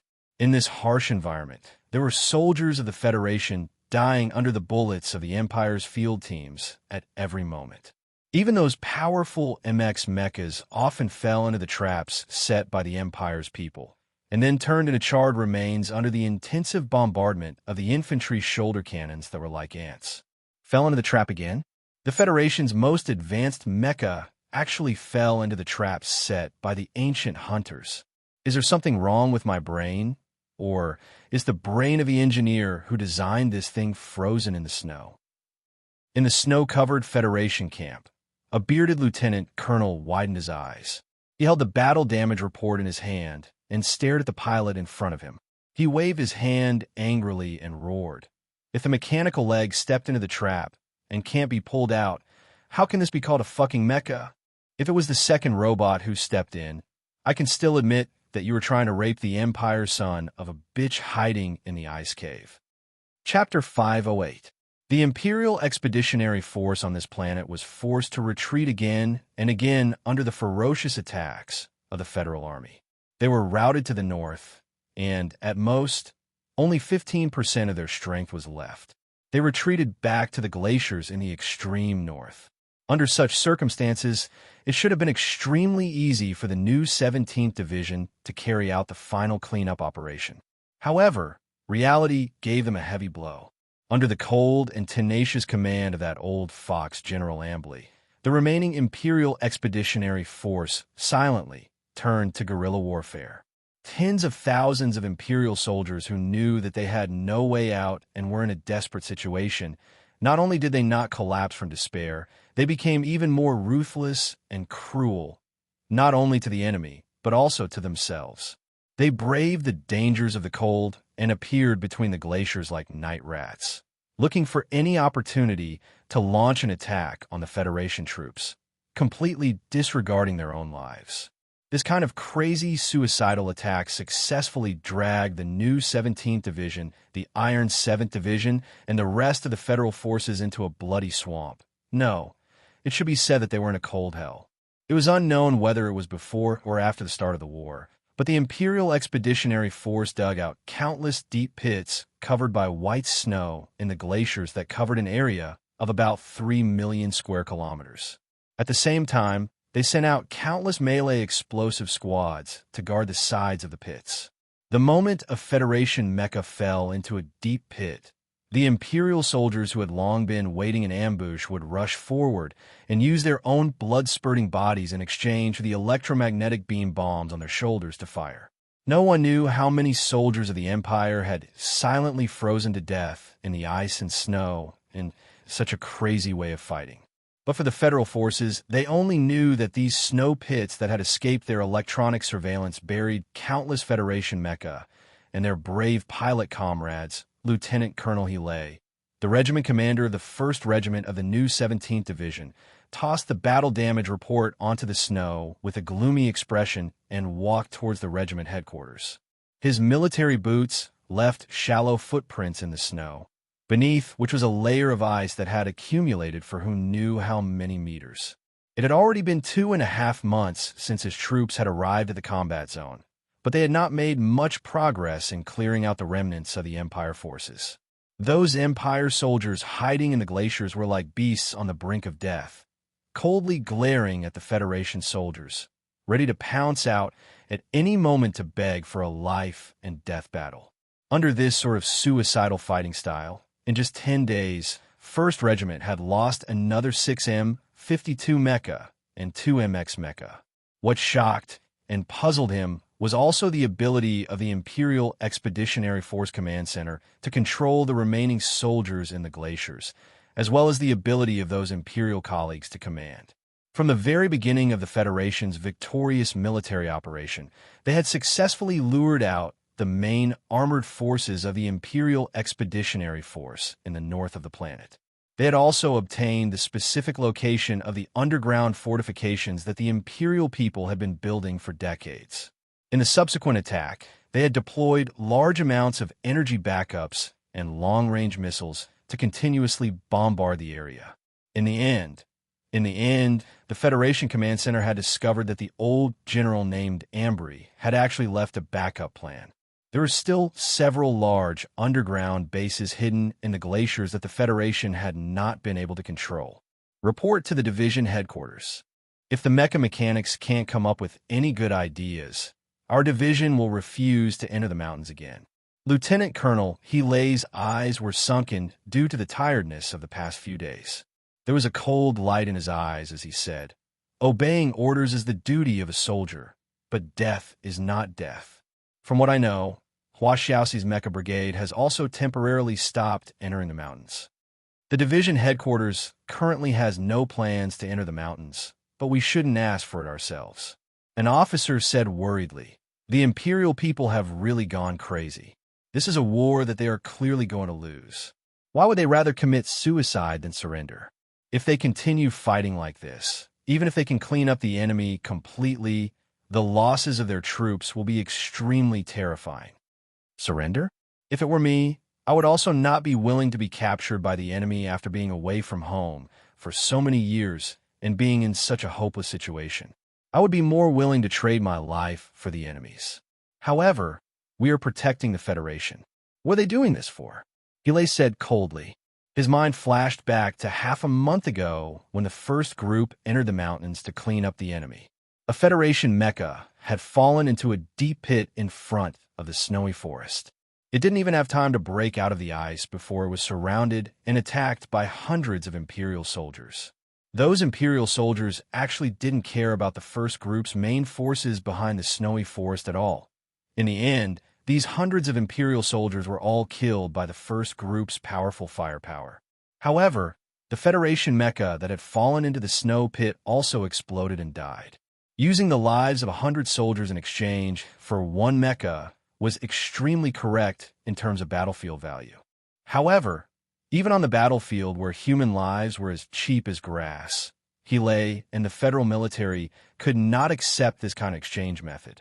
He could not understand why those Imperial soldiers, whose single soldier uniforms were already tattered and could not keep them warm, whose faces were withered due to lack of nutrition, whose skin was festering due to the severe cold, and whose movements were somewhat unchanged, could suddenly become so swift in the final charge, their eyes shooting out a crazed gaze like that of a dying beast. What kind of ideology could make a group of invaders, a group of soldiers from the lower class of the Empire who had been bullied by the nobles, people without any moral support, completely ignore the terrifying threat of death and behave in such a fanatical and terrifying manner? Right at this moment, an engineer wrapped in cotton wool walked out from the side room of the regiment headquarters. His nose was red from the cold, and his spectacles flashed with the light of anger. He said loudly to Commander Hele, "Mr. Lieutenant Colonel, I hope you can take back your previous verbal attack on the designer of the mecha." It was very obvious that Hele's angry roar on the snowy ground had reached this engineer's ears. Hele glanced at this person indifferently and did not pay him any attention. The engineer stomped his feet and said, "The MX mecha was designed by Lieutenant Colonel Sulu. If you want to scold him, it's best to do it to his face." Commander Hele's expression stiffened slightly. He shrugged and walked past this person. He said, "Although he is my instructor, I still have to scold him when it's time to do so. Your mission is to immediately solve the problem of those damned ice pits' lethality towards the mecha. If this ridiculous situation of arrows piercing through alloy shields continues, I'm really worried that I and the Nutshell Engineering Department will become the biggest idiots in the universe war." The additional high-frequency shortwave positioning technology, which is also the crater braking technology you mentioned, has been basically successful after receiving Lieutenant Colonel Su Lee's data.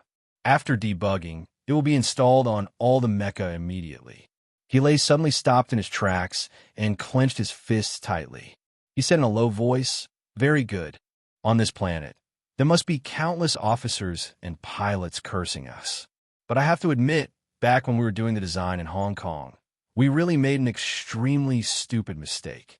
There were problems with the data calculation of the balance instrument and the design of the joint transmission device. Once the MX's mechanical legs sank into the crater, the sensor would fail and feedback would be transmitted back to the assembly. The mecha system would not be able to instantly adapt to the posture.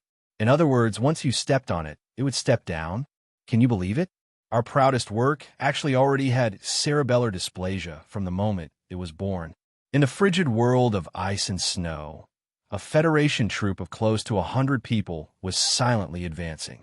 Amidst the tracked, ice-breaking armored vehicles that had been specially developed for snow were 3 of the Federation's newest MX mecha.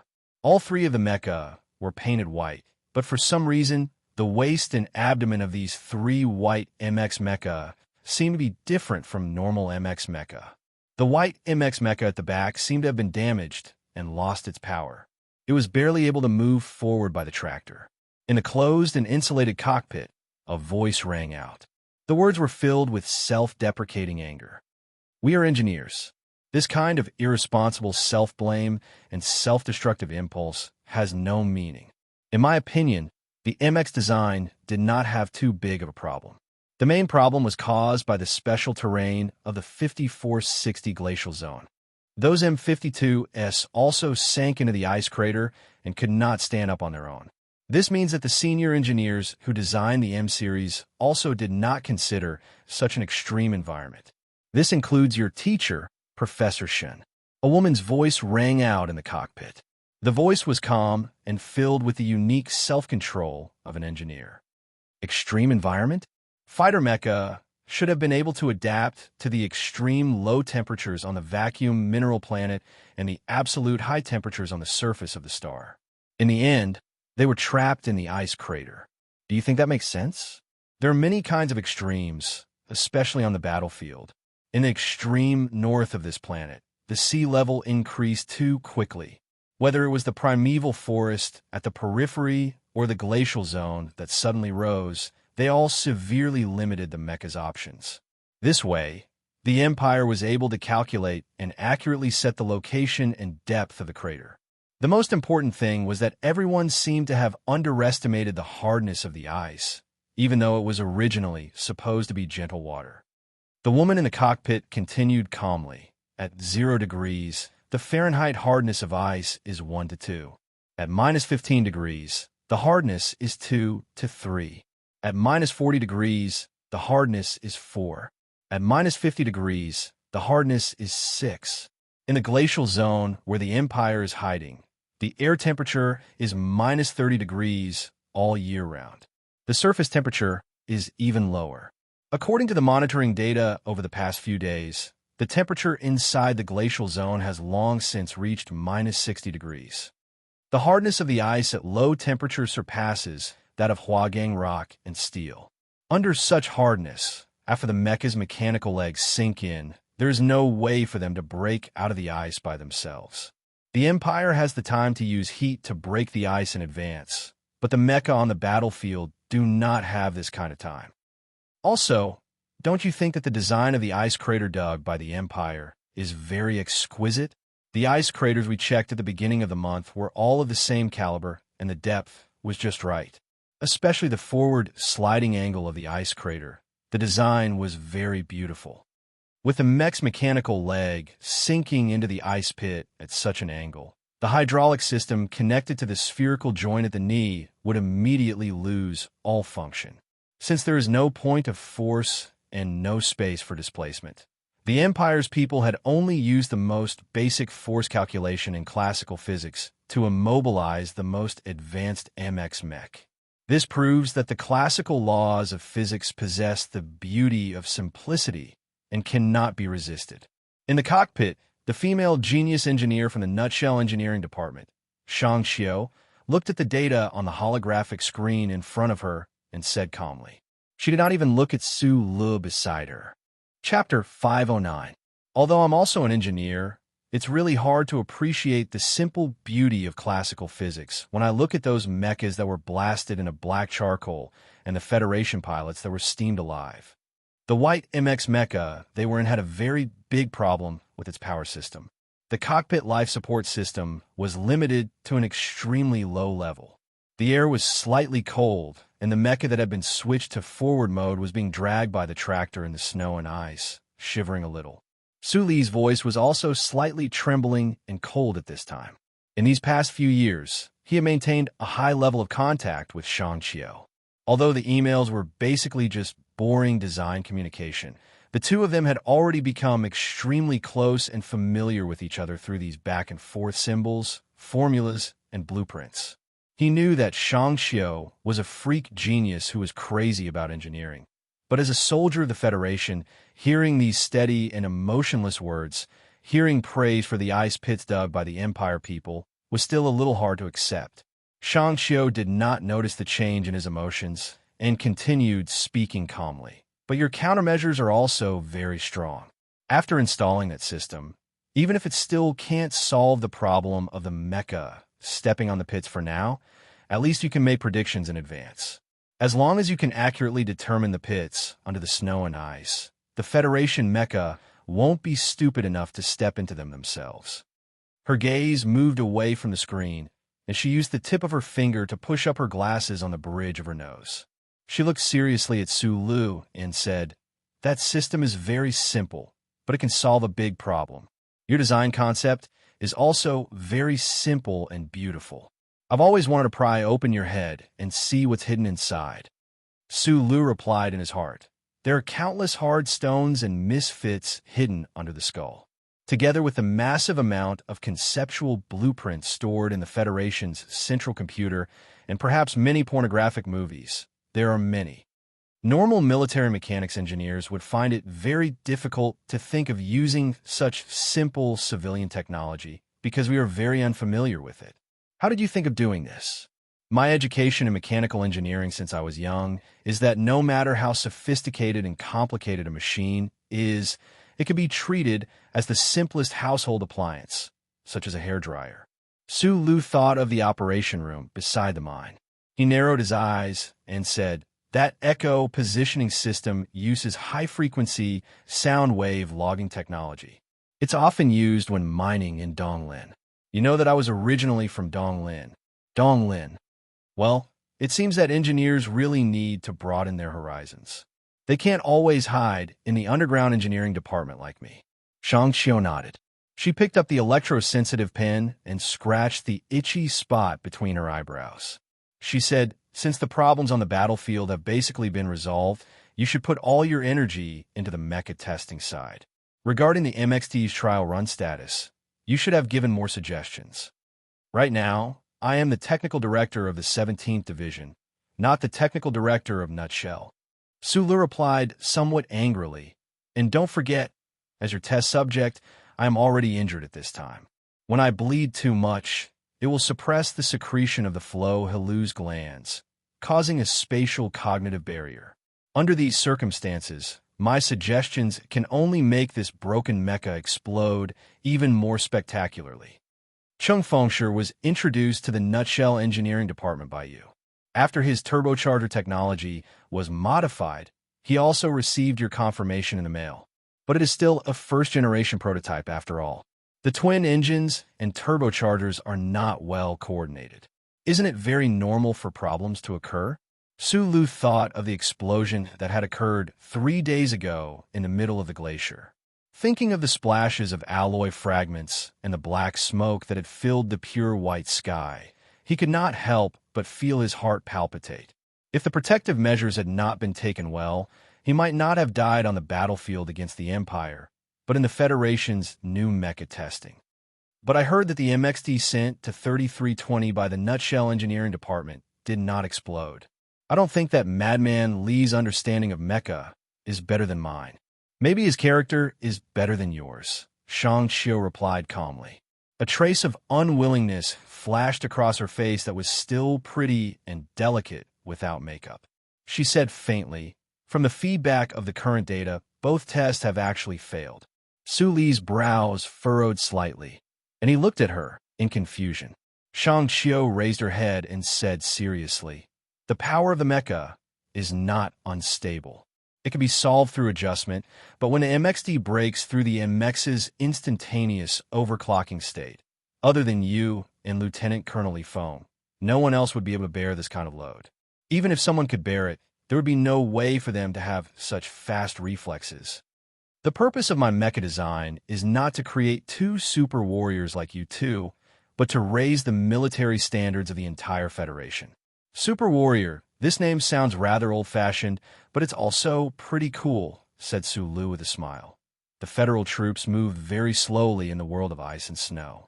The team formed by the Caterpillar heavy-armored icebreaker vehicle, the tractor vehicle, and the 3 white mechas braved the violent wind and snow as they carefully moved forward in the narrow space. Lan Xiaolong sat in the first armored vehicle, his expression dark and unpleasant. His gaze was fixed on the holographic screen.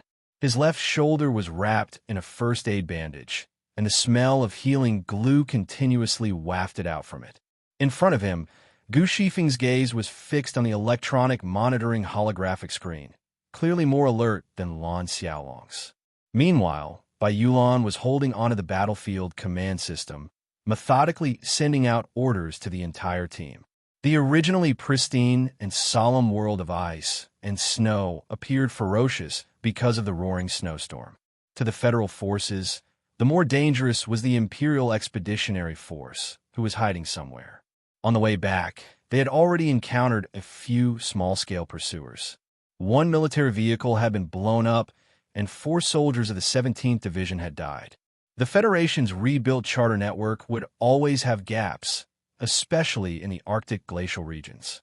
The surviving Imperial Expeditionary Force were destroying the Federation's surveillance equipment at all costs. The satellites in the sky were obscured by the thick snow clouds, and the Federation's reconnaissance aircraft did not dare to enter the complex snowy mountains under such weather conditions, so they could only rely on themselves. This team belonged to the new 17th Division and was directly led by the technical director of the new 17th Division, Su Lo. Their mission this time was not to fix the holes in the charter network, but to test the Federation's newest model, the MXD Mecha, through a routine reconnaissance mission. Although this new model of mecha was only slightly modified from the MXD Mecha, the federal military had high hopes for it, because the power system had been synthesized with microturbocharger technology. However, no one had expected that one of the 3 mecha tested this time would be damaged. The Federation had strictly prohibited abandonment or self-destruction, so the team had no choice but to painstakingly carry them back. During the arduous journey back, they encountered a sneak attack from a small unit of the Empire. However, what was even more frightening was that since last night, they had encountered a geomagnetic outburst rarely seen on planet 5460. Due to the geomagnetic outburst, it was extremely difficult for them to contact division headquarters. They were unable to instantly connect to the charter network, so they were unable to carry out an accurate real-time positioning. Add to that the raging snowstorm, and the entire team was actually lost. 3 p.m. in the afternoon, regional standard time. The sky was already beginning to darken, and the fake sun had long since sunk, causing this 17th Division team to stop in their tracks. Wearing individual winter suits, the soldiers jumped down from the armored vehicles and began to prepare the temporary camp. In this sort of terrible weather, in this sort of terrible place, if the temperature insulation measures for the temporary camp could not be done properly, after one night, no one would wake up the next day. Su Lu climbed down from the cockpit of the mecha, and then stretched out both hands towards the ceiling. And then, everyone saw a scene that shocked them to their core. Shang Qiu walked out of the cockpit, and without even thinking or hesitating, her legs kicked off, and her body remained in a sitting position as she jumped down. The height of the cockpit of the MX Mecha in its moving state was still enough to kill a cow, but she had jumped down just like that. After a short moment, with a soft pop, Su Lu caught her. The female engineer in Su Li's arms had a calm expression on her face, without any trace of excitement or fear. This was because the engineer's thinking and precise calculations, as well as the tacit understanding between work partners, told her that jumping down from such a high place, Su Lu would definitely be able to catch her. My waist still hurts a little. Shang Qiu used her heavily gloved hand to push against her waist, her brow furrowed as she said, "Next time, you need to increase the buffer distance by half." "Then I need to kneel down," Su Lu replied. "That way, you can ensure the buffer distance. But the question is, why do you insist on jumping down?" "I don't like the MX Mecha ladder you designed. Firstly, it's not aesthetically pleasing. Secondly, the gap is too wide, and the posture of the girl when she steps down is very ugly. Also, the psychological consultant from the HR department in Nutshell has recommended that I participate in more outdoor training," replied Shang Qiu matter-of-factly. "Firstly, mecha are used to kill people, not for beauty pageants. Secondly, the Federation currently does not have a single female pilot. Also, this type of training can only train my arm muscles. As for your psychological aspect of overcoming fear, I never thought that the concept of fear existed in your brain. Then you can interpret it as me wanting you to hug me." Shang Qiu's eyes suddenly blinked. Su Li's face was somewhat hot, and then at this moment, he suddenly felt the ground beneath his feet disappear. Bai Yulan and a few other officers were just about to come over for a routine report. They clearly heard this tedious conversation and could not help but shrug innocently like Lan Xiaolong. In their view, Su, who could sit in front of a workbench for more than 30 hours without eating or drinking while looking at countless symbols, formulas, and blueprints, was already a freak in some ways. But compared to Shang Qiu, this genius engineer from Nutshell, he was more normal. Right at this moment, they suddenly saw the male and female engineer who were hugging each other suddenly sink into the snow, disappearing in the blink of an eye into the snowstorm. I have long since become numb to it, but I'm still not happy. After coming back to my senses, I will work hard. That's all I have to say. I don't need to explain anything else. You all know me. Chapter 510. The ice and snow around them slid down, showering the two people in the face. It was a little painful, and the speed of their descent increased. It was a little hair-raising. Fortunately, they did not slide for too long. Both of their feet landed on the ground with a muffled thud. This snow cave was not too deep. Su Li's legs were still numb. He knelt down, but his arms were still tightly wrapped around Shangqiu.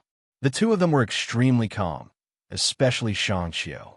She had not screamed the entire way down, but her arms around Su Li's neck were exceptionally tight. Su Li's brows furrowed slightly.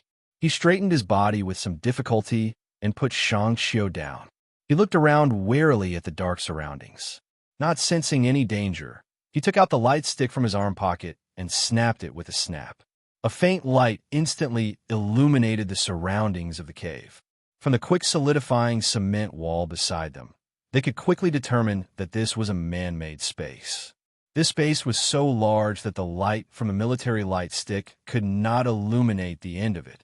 The two of them could faintly see countless densely packed gray cloth bags on the ground in the distance.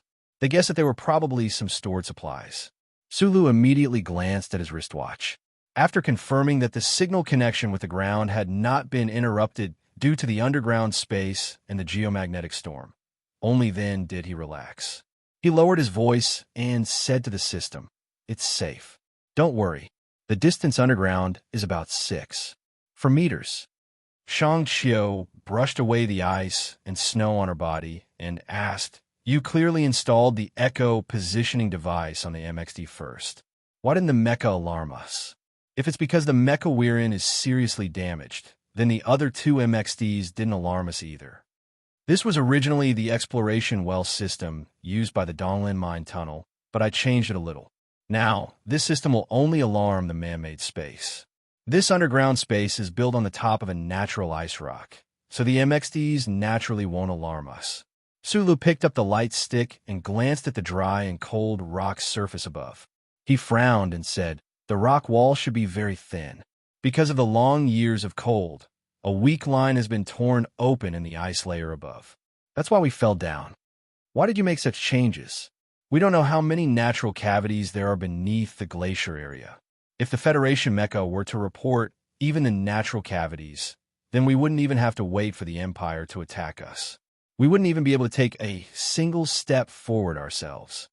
Sulu explained as he listened attentively to the sounds coming from above. By Magnolia should be preparing the zip line at this time.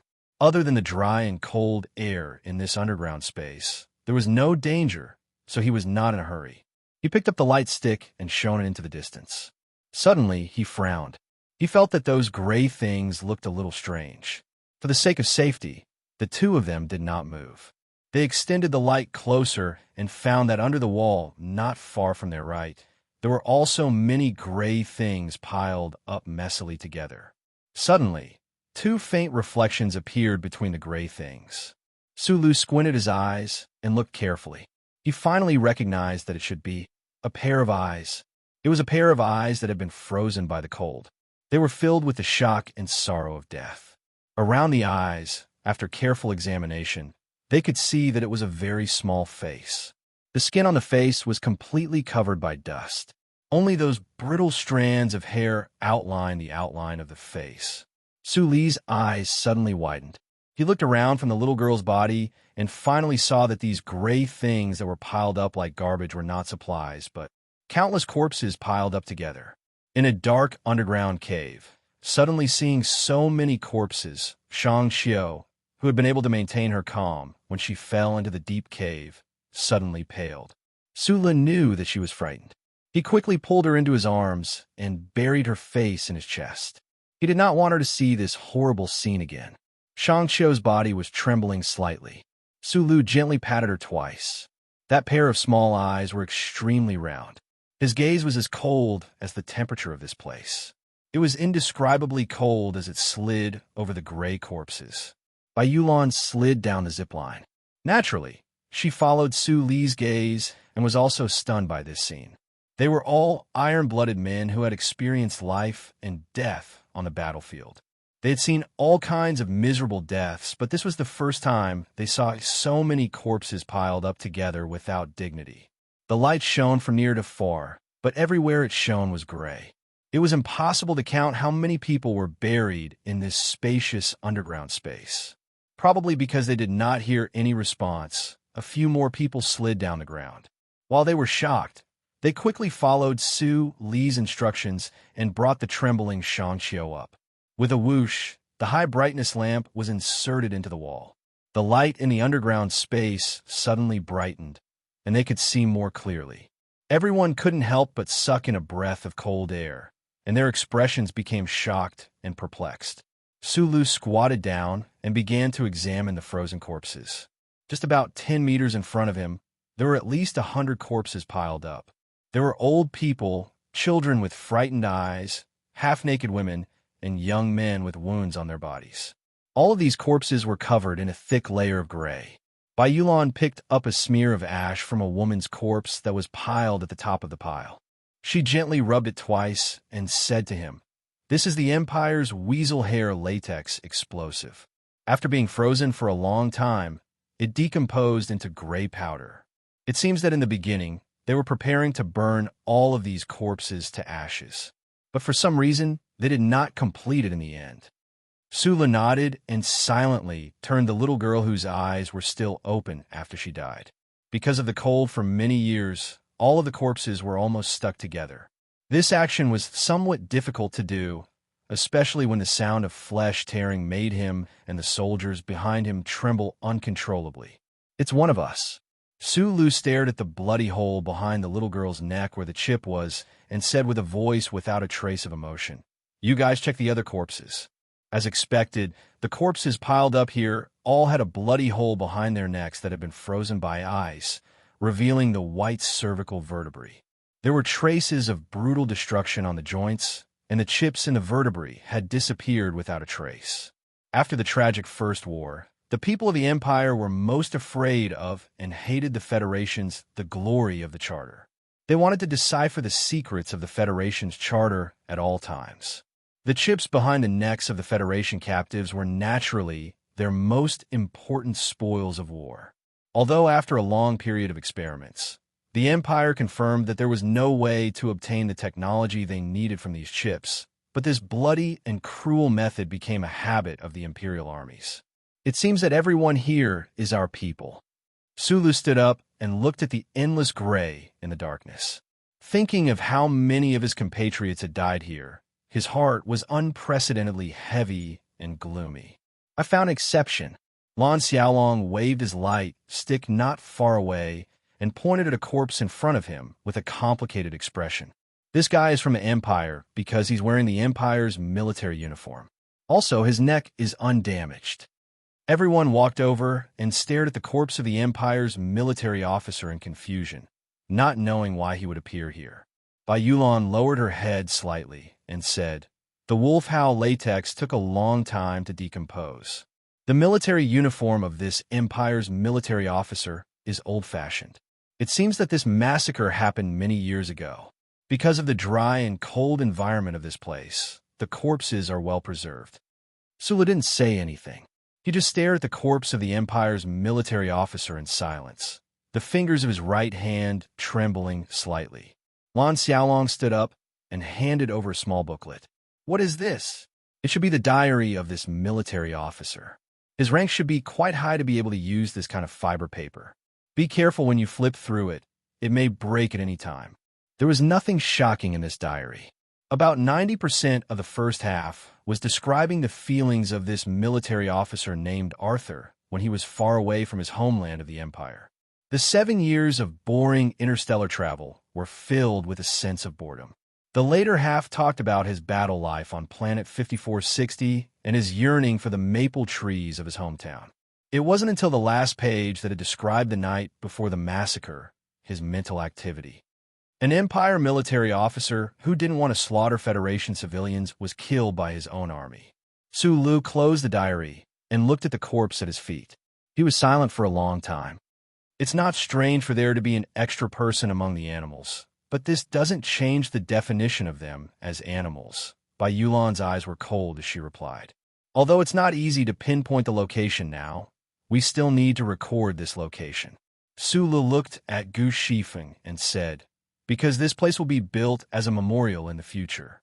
Understood, Gu Shifeng replied with a serious tone. Ever since the victorious military operation, the Federal Army had launched a major counterattack on the three fallen planets. However, the troops had basically never found any living citizens of the Federation in the enemy-occupied areas.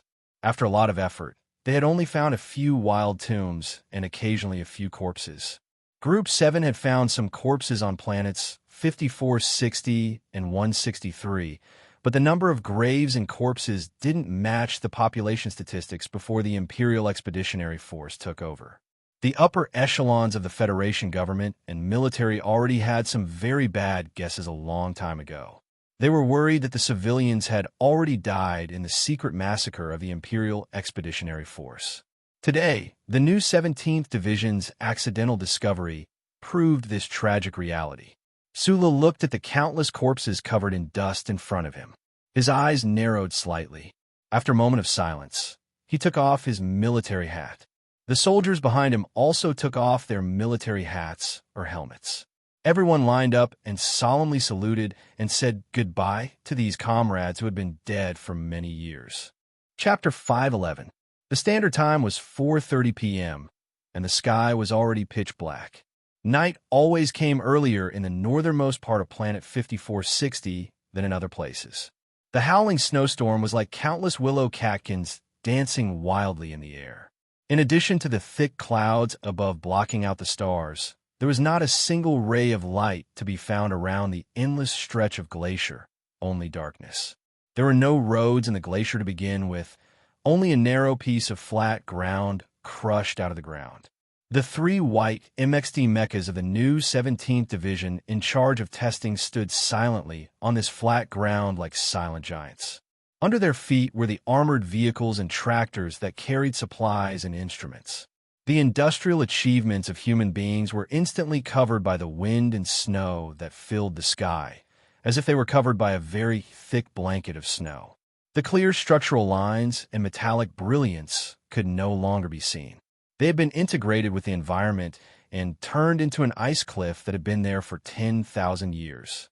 It was impossible to distinguish them at all. The Federation soldiers' camp was right between the bodies of the 10,000-year-old ice, cliff-like mechas.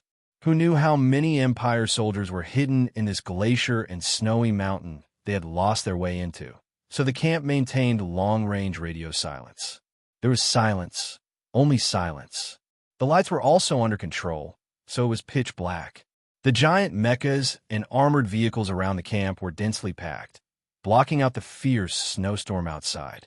The specially made simple shelter was unable to completely block out the extremely low temperature here. After a simple meal, everyone crawled into their sleeping bags and stared at the ceiling with their eyes open. Only after enduring until perhaps deep into the night did they finally fall into a deep sleep. Suli's eyes were open the entire time. His gaze shot out from those small eyes of his, piercing through the pitch-black surroundings, through the rustling ceiling, as if he wanted to look past the thick snow clouds 1,000 meters above his head and see the brilliant starry sky. He could not sleep, because every time he closed his eyes, the greenish-gray face of the little girl's corpse in the underground space would appear before his eyes, especially those eyes that were frozen but still glowing with a dim light. He had already killed when he was 12 years old, and, counting until today, at least 100 lives had died by his hands. In a sense, he could be said to have killed people like flies. As for human corpses, he was almost numb to seeing them on the front lines. It was difficult for him to feel the initial nervousness and fear that made him want to vomit, but today, for some reason, his emotions were somewhat different. It was probably because the little girl underground was about the same age as a small watermelon when she died. Sula narrowed his eyes. If little watermelon died so tragically, how sad and desperate would he be? Where's the little girl's family? Perhaps he had also died in this massacre, or perhaps he was right beside her. If that was the case, wouldn't the little girl's departure be more peaceful? Was the massacre of civilians really a necessary evil in a racial war? This magnificent war was naturally an incomparably great project, but as an inconspicuous individual, what could he do? What could he do for these people who shouldn't have died and what shouldn't have happened? The Imperial Expeditionary Force had not completely occupied the planet, but so many citizens of the Federation had already been massacred. How many civilians had died on the other two fallen planets? Sulu felt that his throat was a little dry and painful. He thought of some of the things that Commander Zhong had talked about in the restaurant, the things that made the citizens and civilians of the West would feel sad and indignant. If the Federation had not always given up or even deliberately forgotten these 2.5 planets, if the Department of Defense had not followed the instructions left by military godly Pifu to carry out the rotational warfare in the West Woods in the past few years, and instead of training for the invasion of the Empire, and instead launched a counterattack in advance, would it be possible to save some of their massacred compatriots, such as the lives underground not far away? What are you thinking about? Shang Xiu's voice came from beside him. Shang Xiu was the only woman in the troop responsible for the test reconnaissance mission. She naturally arranged her sleeping bag beside Su Lu. It seemed that all the women had full trust in Su Li's moral character. Su Lu lowered his voice and replied, "I'm thinking about this thing called war. I realize that this thing is a monster. It's hard to understand." The Federation soldiers around them had long fallen asleep. It was pitch black all around them. There was a clear whistling sound outside the camp, announcing the probing invasion of the cold snowstorm. Shang Xiu exhaled and replied softly, "I heard that the history of mankind before the catastrophe was a history of war. The Federation meeting the Empire is just a repetition of ancient history. The Federation, those tens of thousands of years without war, were so happy," Su Lu replied with a smile. Probably because she was stimulated by the corpses of the civilians of the Federation during the day, Shang Xiu was silent for a few seconds before suddenly asking, "If the war is over, what do you plan to do?" She was worried that she would wake up the soldiers in the camp, and because the air was a little cold, her voice was a little trembling. "If that day comes, I really want to go back to the nutshell engineering department and be a normal engineer." At this time, Su Li's mind was still replaying Commander Zhong's words. He said self-deprecatingly, "But I don't think I'll live to see that day." In the darkness, Shang Xiu's eyes glittered. Her lips had just curled up when she was suppressed by the second half of his sentence. After another long silence, Shang Xiu squeezed into Su Li's sleeping bag in silence. "It's cold. Squeeze together to get warm." Su Lu was stunned for a moment. He moved his body and helped her squeeze in. Then, he zipped up the sleeping bag again. His left arm naturally wrapped around her waist and hugged her. He found that although she was wearing a full set of clothes-fitting clothes, her body temperature was indeed a little cold and not hot. "We're not going to die here, are we?" Shang Xiu held his chin and leaned into his arms tightly. She seemed a little helpless. "We won't." Sula gave his promise very seriously. He hugged her tightly, lowered his head, and sniffed. He found that although this genius female engineer hadn't washed her hair for a few days, her hair didn't smell bad. Shang Xiu's lips finally curled up. It seemed that she was relieved because of Su Li's words. She twisted her body comfortably and found a suitable angle. She slightly raised her face and gently kissed Su Li's slightly dry lips. Su Lu slightly pursed his lips and found that her lips were as soft as her body. They were very moist, cold, and sweet like the ice persimmons sold in Wangdu Market. Their lips gently pressed together without any unnecessary movements. He didn't know whether it was because the weather was too cold or because death was too clear, but he didn't have any desire. Shang Xiu lifted the hem of her sweater and gently held Su Li's hand, letting him reach in. Feeling that sliver of warmth and the thick calluses on his palm, she couldn't help but let out a soft hum. Shang Xiu placed her hand outside the sweater and inside the sweater. Her voice was calm as she said, "You know, I've never treated those men in the engineering department as men, so it's also very hard for me to treat myself as a woman." Sula looked in her bright eyes and replied in a nasal voice.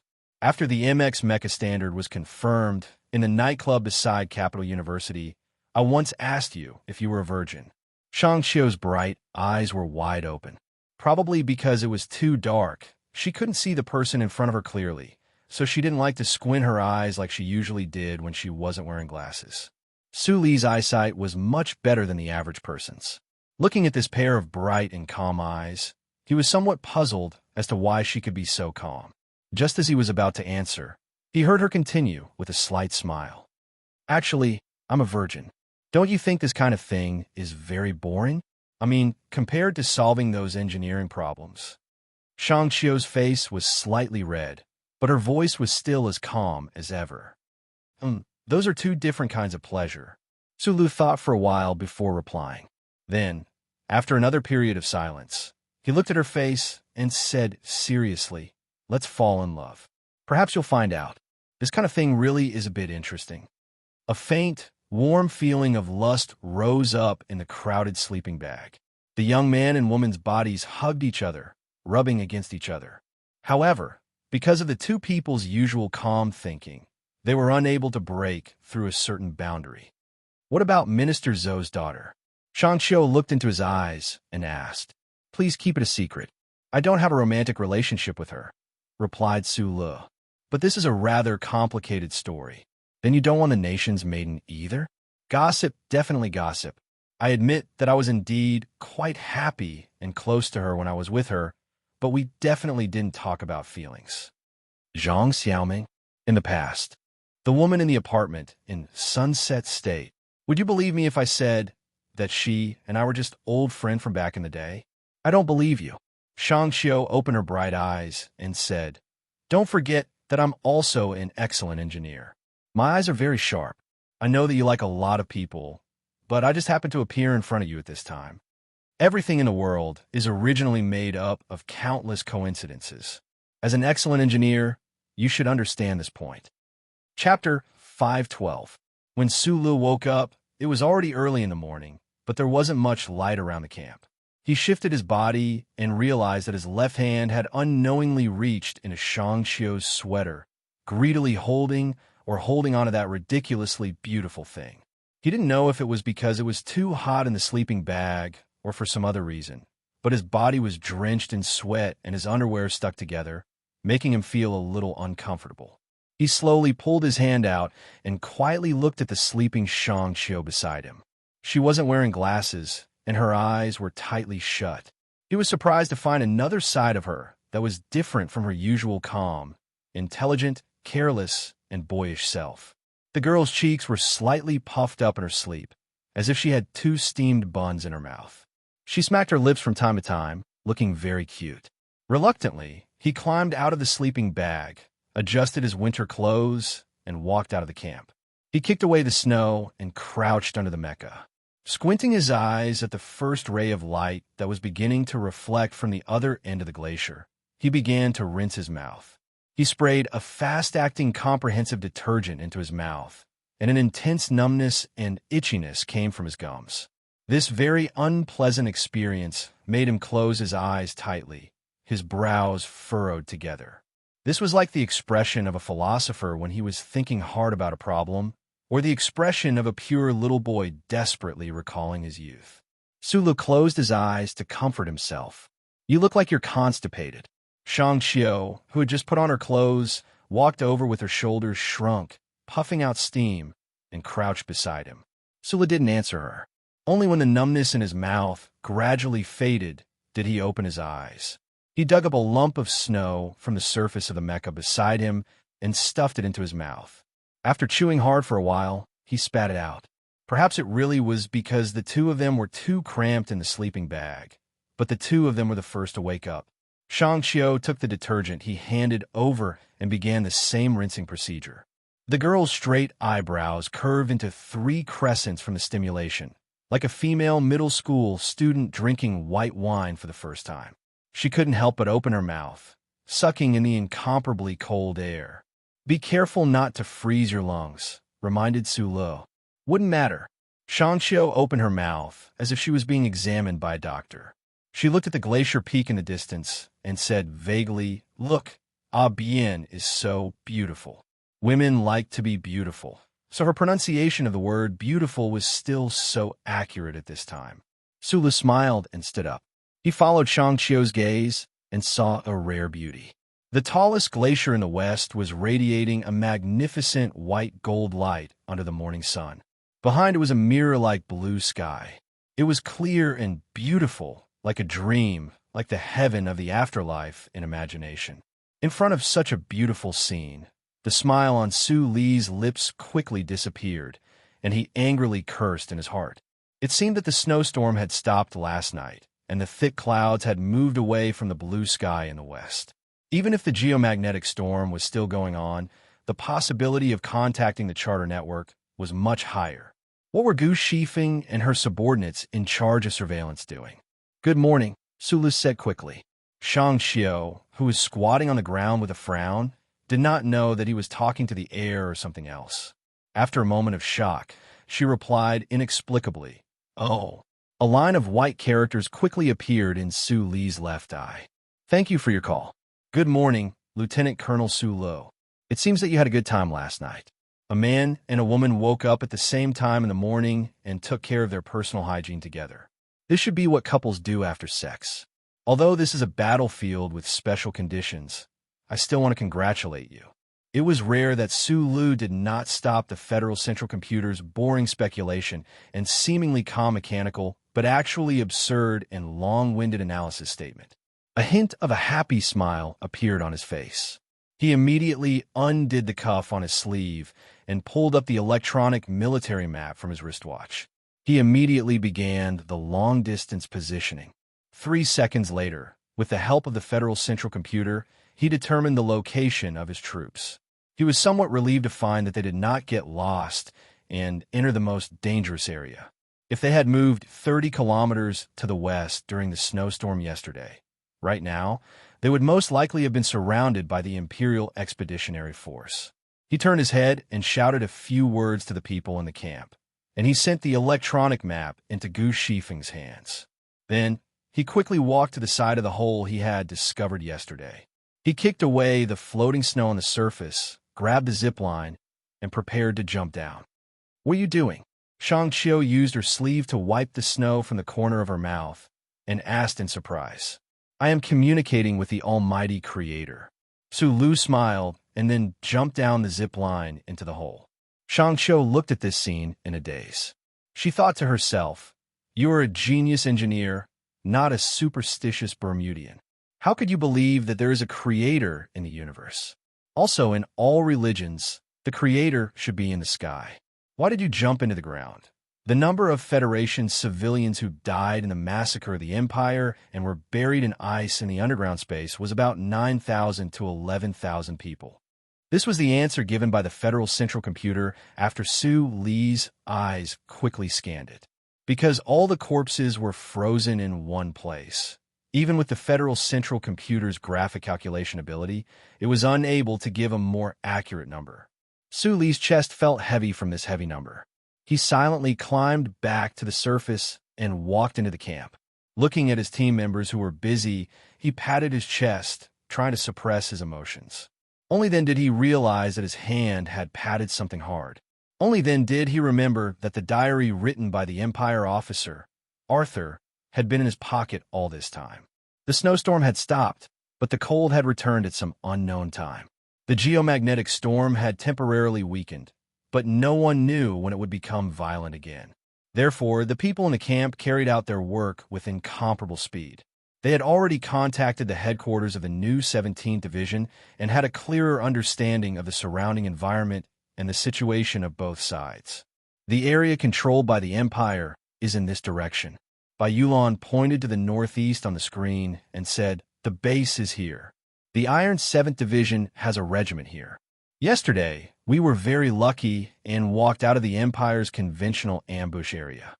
Gu Shifeng has already taken care of the relevant coordinates and the realistic route map. There is no danger for us to return to the base now. It will be a safe journey." Sula nodded. Thinking about the recent snowstorm, he felt very satisfied.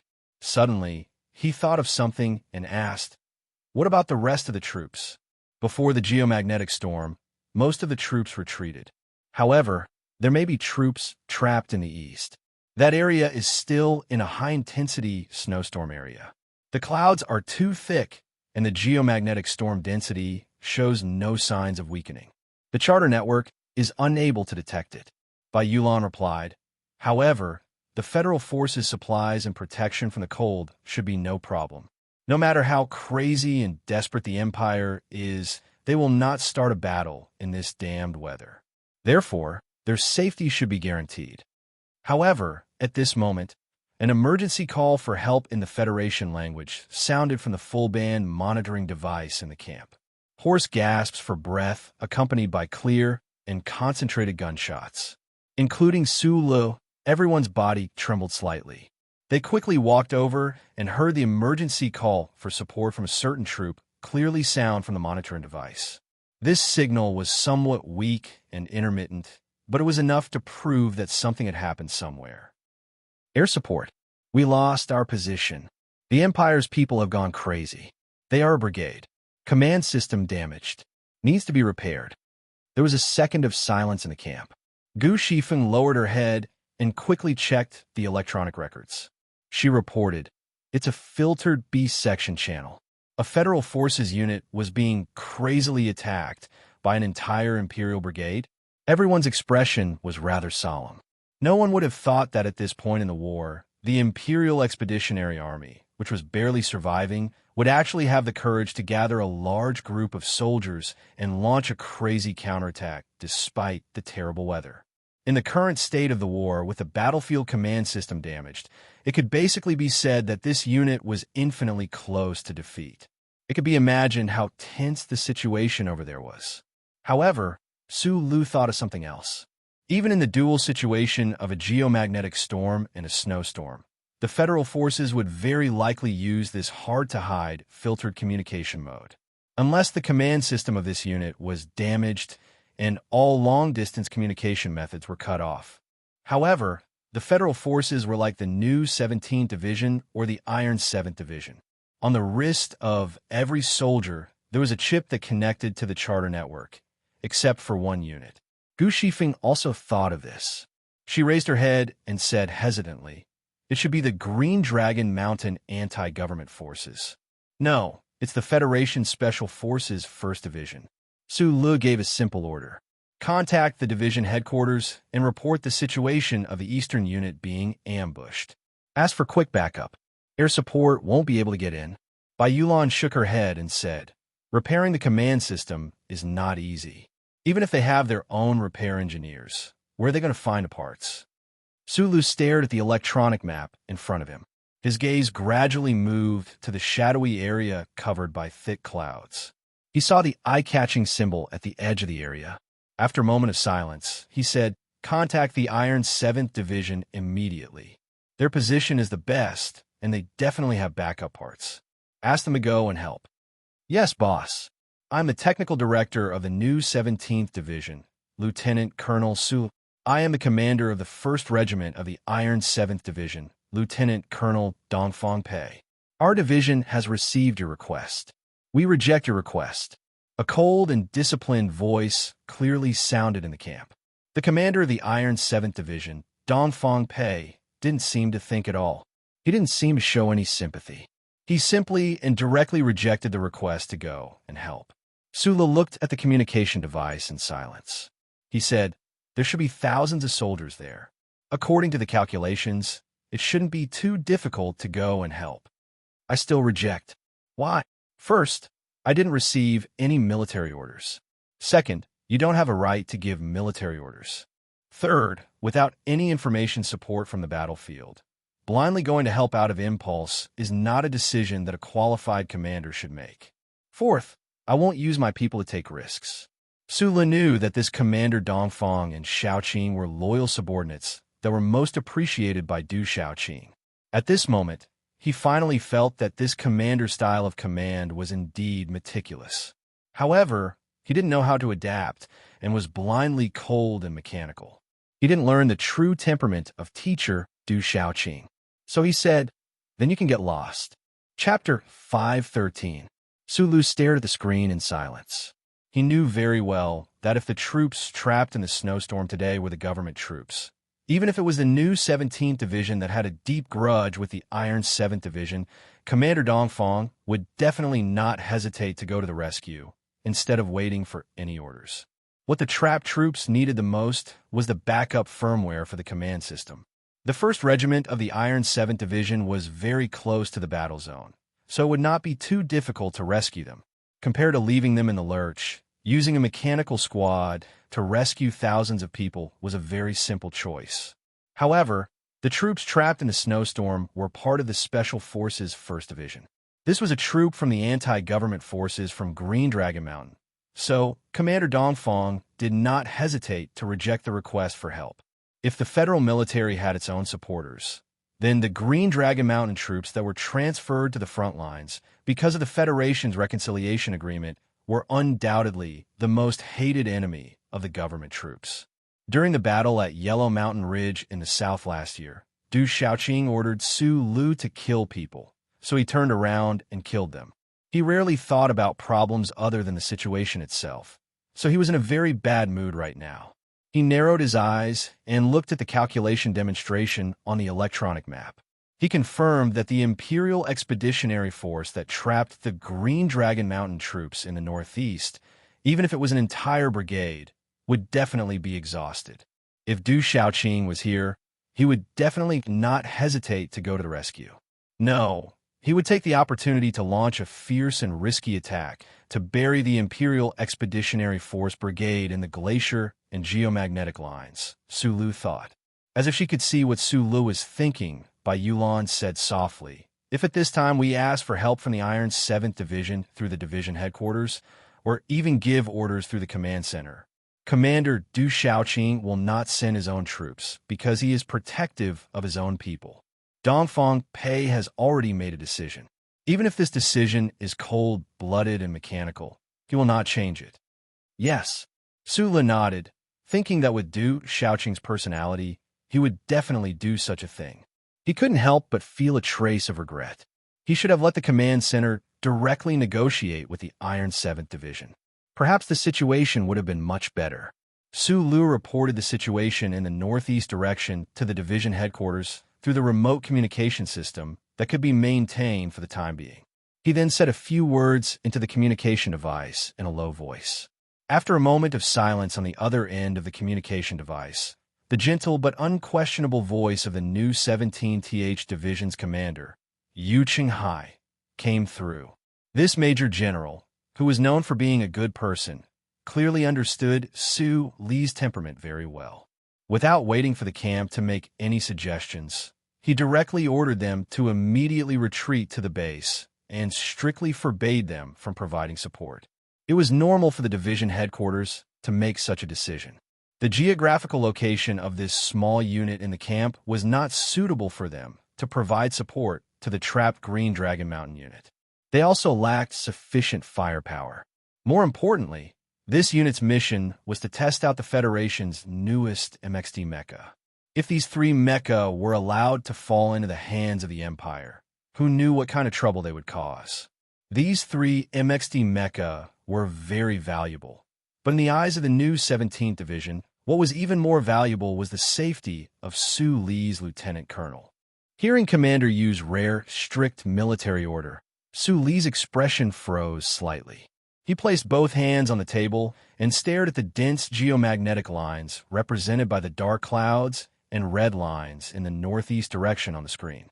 Bai Yulan, Lan Xiaolong, and the other officers relaxed. They were all brave soldiers, but they were still unwilling to take the risk of going to the dark clouds in the northeast. This was because in the depths of their hearts, they had never truly seen the people of Green Dragon Mountain as their comrades. Su Lu slowly straightened his body. At this moment, perhaps he was thinking of the thousands of corpses of Federation civilians not too far away. Perhaps he was thinking of the little girl's gray face. Perhaps he was thinking of the question he had asked himself last night about what he could do for this war. But in reality, he had not thought of anything. He had only instinctively made a decision. He turned around to look at Gu Shifeng. Her subordinates had received the message he wanted to convey. Gu Shifeng's expression froze slightly, and then a bitter self-mocking smile appeared on her face. The 5 stubby fingers of her right hand quickly swept over the buttons on the workbench. More than 10 electrical commands flowed into the system. The line on the screen that represented the strength of the signal to the division began to flicker incessantly before finally disappearing. Reporting, the geomagnetic field has changed. Communication has been cut off again, said Gu Shifeng with a shrug. Everyone, including Su Lu, couldn't help but laugh. Although these Federation soldiers were not very willing to take the risk for Green Dragon Mountain, since their boss had already made the decision, they adjusted their emotions in an extremely short amount of time and began to prepare for departure. The safest method of support, which also has the lowest possibility of losses, is to send out 2 mecha as transport vehicles. As Lan Xiaolong sorted out the data, he pointed at the huge white mecha outside and said, "But the problem is that these 3 MXDs are all test prototypes. One of them has already exploded, and no one knows if the same thing will happen again if we do a super strength leap." Before Su Lu could answer his question, Shang Xiu calmly said from the side, "Since they didn't explode, it means that these 2 mecha's adjustments are perfect. The test was successful, and they can be used." With her position in the mecha research world, the calmer she was when she said this, the more confident she appeared, so the team members no longer had any objections. No matter how bad the equipment of the Special Forces is, they are still better than the beggars of the Empire. They should be able to hold out for long enough. Su Lu put on his pilot's uniform and lowered his head to pick up the black workbench. He said, "As long as we are fast enough, the Empire's people won't be able to threaten us at all. The biggest problem is the geomagnetic storm and the blizzard. Also, don't forget that the Empire's people still have mecha." Bai Yulan leaned against Xiong Lin Xuan's thick back and began to change her equipment. She reminded him seriously, "Since we are only going to provide support, boss, you must not act like a hero anymore. Otherwise, when you make the report, you will be criticized even more severely." Su Lu replied, "In the training base, Teacher Xiaoqing has already criticized me severely. You don't have to repeat it." The soldiers in the camp had all heard about the past from the members of Group 7 or the officers who had been trained. That was the arrogant past between Lieutenant Colonel Su Lu and Teacher Xiaoqing. Hearing him say this now, they couldn't help but laugh out loud. Just by filtering the broadband call for help from the previous test, they couldn't pinpoint the exact location of the trapped Green Dragon Mountain. They could only make a rough estimate. They had voluntarily cut off communication with the division headquarters, so naturally, they couldn't expect to be able to obtain the military deployment before the geomagnetic storm. However, this wasn't a problem for Su Lu. He stood in the vast expanse of snow, put on his sunglasses, and was silent for 2 seconds. The old thing then transmitted the data into his brain. The humming of the motors rang out. The experienced soldiers, under Shang Xiu's instructions, quickly modified a white MXD mecha, emptying out most of the space to store the spare parts that the Green Dragon Mountain troops urgently needed. "We are only a testing team.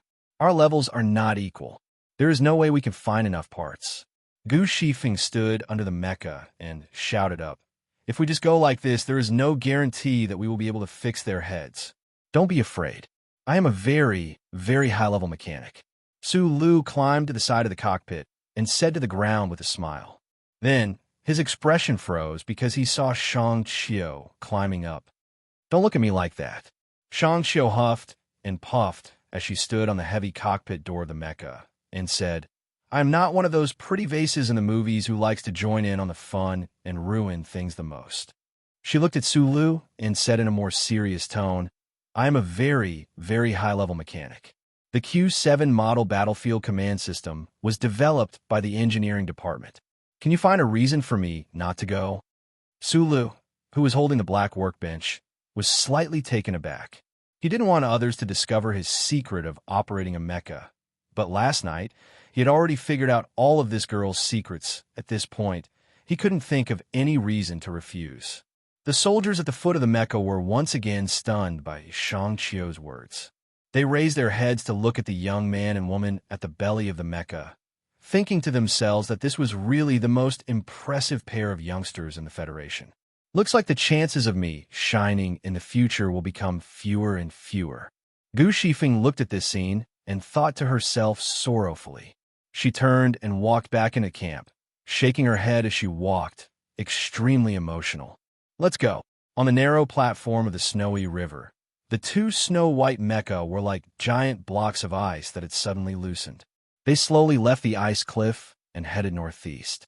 Su Lu and Shang Xiu sat in the first mecha, which was fully loaded with firepower. Bai Yulan and Xiong Lingquan operated the fully loaded mecha behind them. The two snow-white mecha avoided the pitch-black line in front of them, gradually disappearing into the soft snowflakes and the weak but cold northern wind. In the dim cockpit, Shang Xiu's gaze was lowered slightly as she looked at the touch screen in front of her. The strap had already popped out automatically, tying her securely to her seat. However, it didn't affect her operation. Her input speed wasn't fast, and the commands were also exceptionally simple. However, after just 11 seconds, the MXT mecha's self-check and posture adjustment work was completed. "That's amazing," Su Lu said seriously as she watched her play. Shang Xiu didn't even raise her head as she said calmly, "Don't forget, MX wasn't developed by you alone. I've always thought that you were the main contributor to MX's development. I'm his mother. However, there's a saying that you're the father of MX?" Shang Xiu suddenly raised her head and glanced at him with a smile. The MXT mecha couldn't use its movement mode in the slippery and steep glacial terrain. It could only rely on its thick and heavy alloy mechanical legs to continuously dodge and leap forward. No matter how good the shock absorption system was, it couldn't completely eliminate the vibration. Sulu seemed to be stunned by the shock, swallowing back the words he was about to say. He placed the black workbench into the holding room behind the seat, and the automatic strap popped out immediately. A meaningful look flashed through Shang Xiu's eyes as she asked, "This is your pressurized case?" Before Su Lu could answer, Bai Yulan's voice rang out from the system. "Requesting synchronization mode." Mode approved. He pressed the third button beside the control stick. The two snow-white mecha used the naked eye to maintain the distance between each other as they sped through the rugged glacial terrain, moving further and further away. Chapter 514. This was the season of autumn. The dense to the point of being somewhat crowded in the primeval forest was filled with the color of gold. Squirrels darted swiftly through the branches, breathing out hot air as they worked intimately with the pine trees, preparing for the last and most sumptuous dinner. Snow had already accumulated at the edge of the forest. Looking north from here, the majestic and magnificent snowy mountains and those pale blue glaciers could be clearly seen. The temporary camp of the new 17th Division headquarters was in the circular base at the edge of the forest. This base, which had been operated by the Empire for several decades, had been badly damaged by the Federal Army's counterattack, but many of the building blocks were still intact. In a room on the third floor of the base, more than 10 Federation officers stared at the communication station that had suddenly lost all sound. Their expressions were somewhat stiff, and then they collectively turned their heads to look at the division commander who was staring blankly at the wide electronic map. They knew very well that no one could control that young deputy division commander, but this was the Federal Army after all. For Lieutenant Colonel Su Lu to actually cut off the division's communication just like that was really quite outrageous. More importantly, the officers guessed what that mecha testing team far north was preparing to do at this time, so their expressions grew increasingly heavy. They really wanted to know how their division commander would react. The commander of the new 17th Division, the federal military's famous good guy, Major General Yu Qinghai, was silent for a moment under the gazes of his many subordinates. Then, to everyone's surprise, he laughed. There was no self-deprecation in his laugh. Lieutenant Colonel Su Lu even dared to cut off the Bureau of Proclamations channel, so I'm not surprised. Seeing Division Commander Yu's reaction, the officers of the division headquarters felt slightly strange, but they immediately understood. They lowered their heads somewhat awkwardly, thinking that they should have guessed earlier that this slightly plump and gentle division commander would not have the courage to do anything. However, right at this moment, Division Commander Yu Qinghai surprised everyone. He smiled warmly and said, "Inform Commander he lay to have his 1st Regiment enter combat mode. Prepared to move north within 4 hours. Young staff officers, ask for the location of the Azure Dragon. Special Forces 1st Army before the geomagnetic storm. 2nd Regiment and 3rd Regiment. slowly approach from the direction of Poling G towards the northwest. Pay attention. Stay away from those guys from the Iron 7th Division. If you encounter Dongfang Pei's regiment, just ignore it. The officers in the room stared blankly at their division commander, unable to digest these words in a short period of time. Division commander was preparing for the entire division to go out and provide support. In everyone's eyes, this was the same person who only knew how to eat to his heart's content, who spoke softly to his superiors and subordinates, who laughed foolishly, and who lacked courage. Was this the same person who was useless? Teacher Yu Qinghai, who was already over 50 years old, scratched the white hair on his head. Looking at his subordinates who were looking at each other in dismay, he gently smiled and said, "What are you still doing here? Could it be that you really don't treat me as your teacher?" Only then did the officers wake up. With a trace of excitement, 30% confusion, and 60% doubt, they saluted in unison and prepared to carry out the orders of the division commander. However, their movements were still somewhat hesitant. Deputy Chief of Staff Ning, he couldn't figure out what was wrong with Commander Yu today either. He lowered his voice and reminded him, "The situation has been reported to space, but there has been no reply from the headquarters regarding the trapped special forces. Moreover, the geomagnetic storm and snowstorm are still going on over there. The situation is unclear." Commander Yu Qinghai waved his hand and interrupted Ning He's words. A smile of understanding flashed across his slightly chubby face. He looked at his subordinates in the room and said, "Actually, we all know that it does seem a little strange for me to be the division commander of the new 17th Division. You must know that the most amazing job I have in the army is actually just to cook for the division commander." Since the division commander was in the mood to tell a joke, as his subordinates, they naturally had to respond with a smile. However, there was another emotion in their smiles because what Commander Yu said was true. Although it seemed to be a kind of glory that the war god was only willing to eat his cooking, it was definitely not a good qualification in the army. On the bloody battlefield, the word good guy was synonymous with good for nothing. In fact, there were many high-ranking generals within the federal military who looked down on Yu Qinghai. They had great objections to him taking the position of division commander of the new 17th Division, which had a strong symbolic meaning.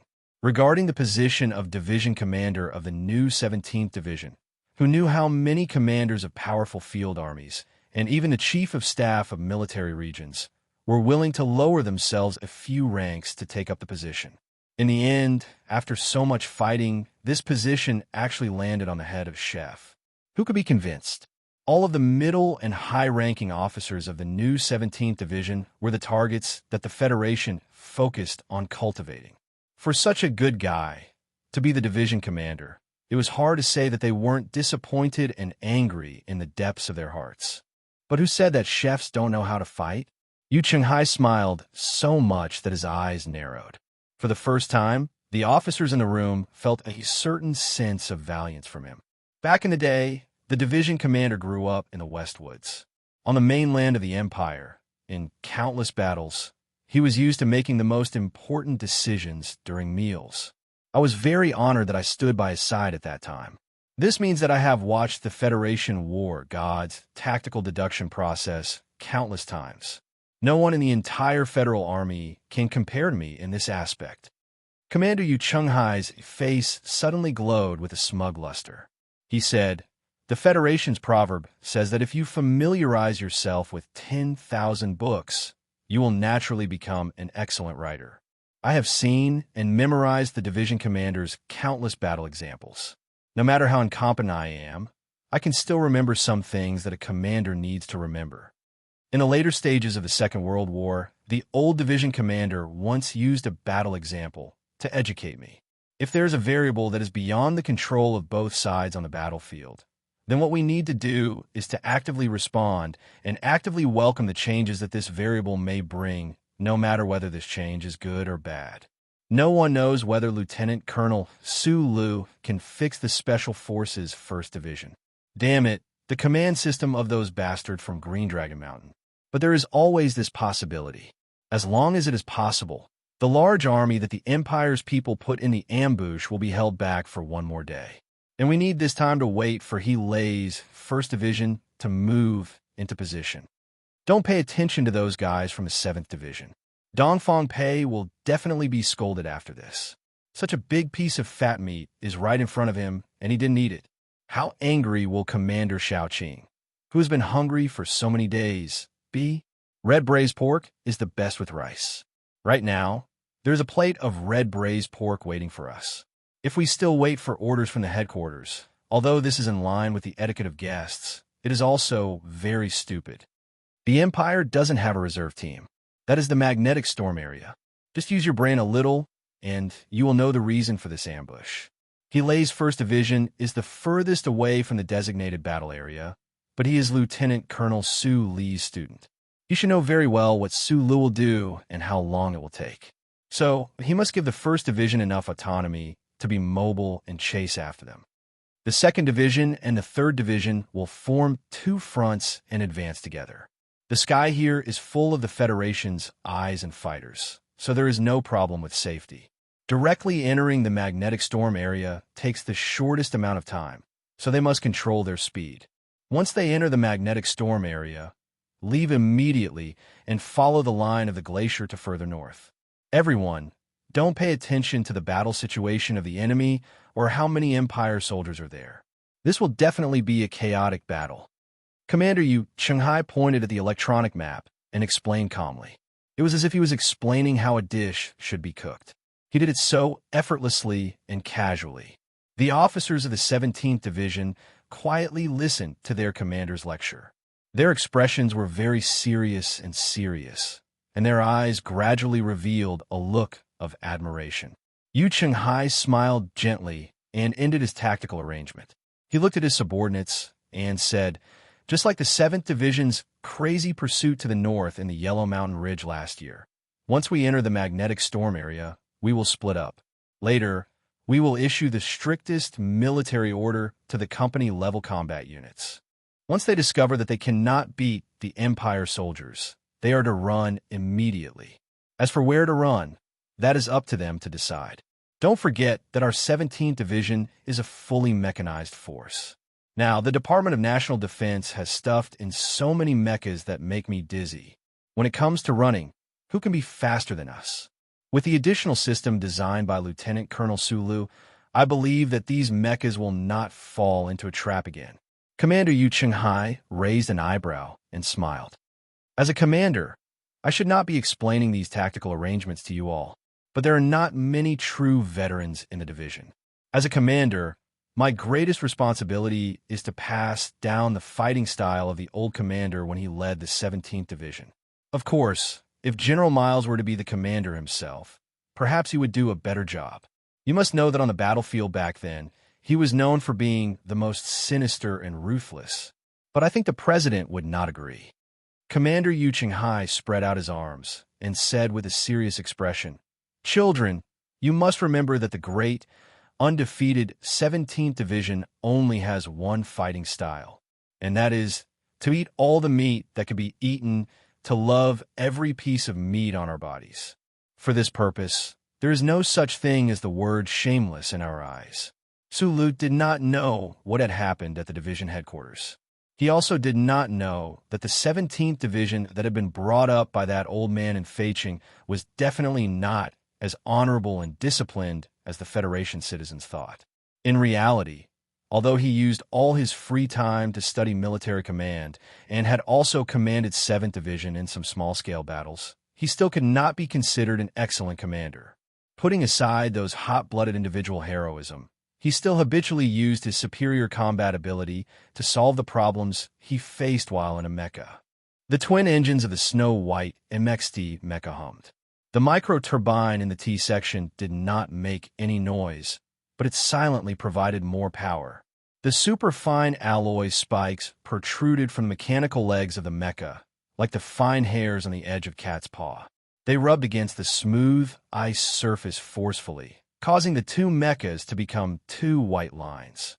Although it was difficult to be silent, they advanced at an exceptionally high speed.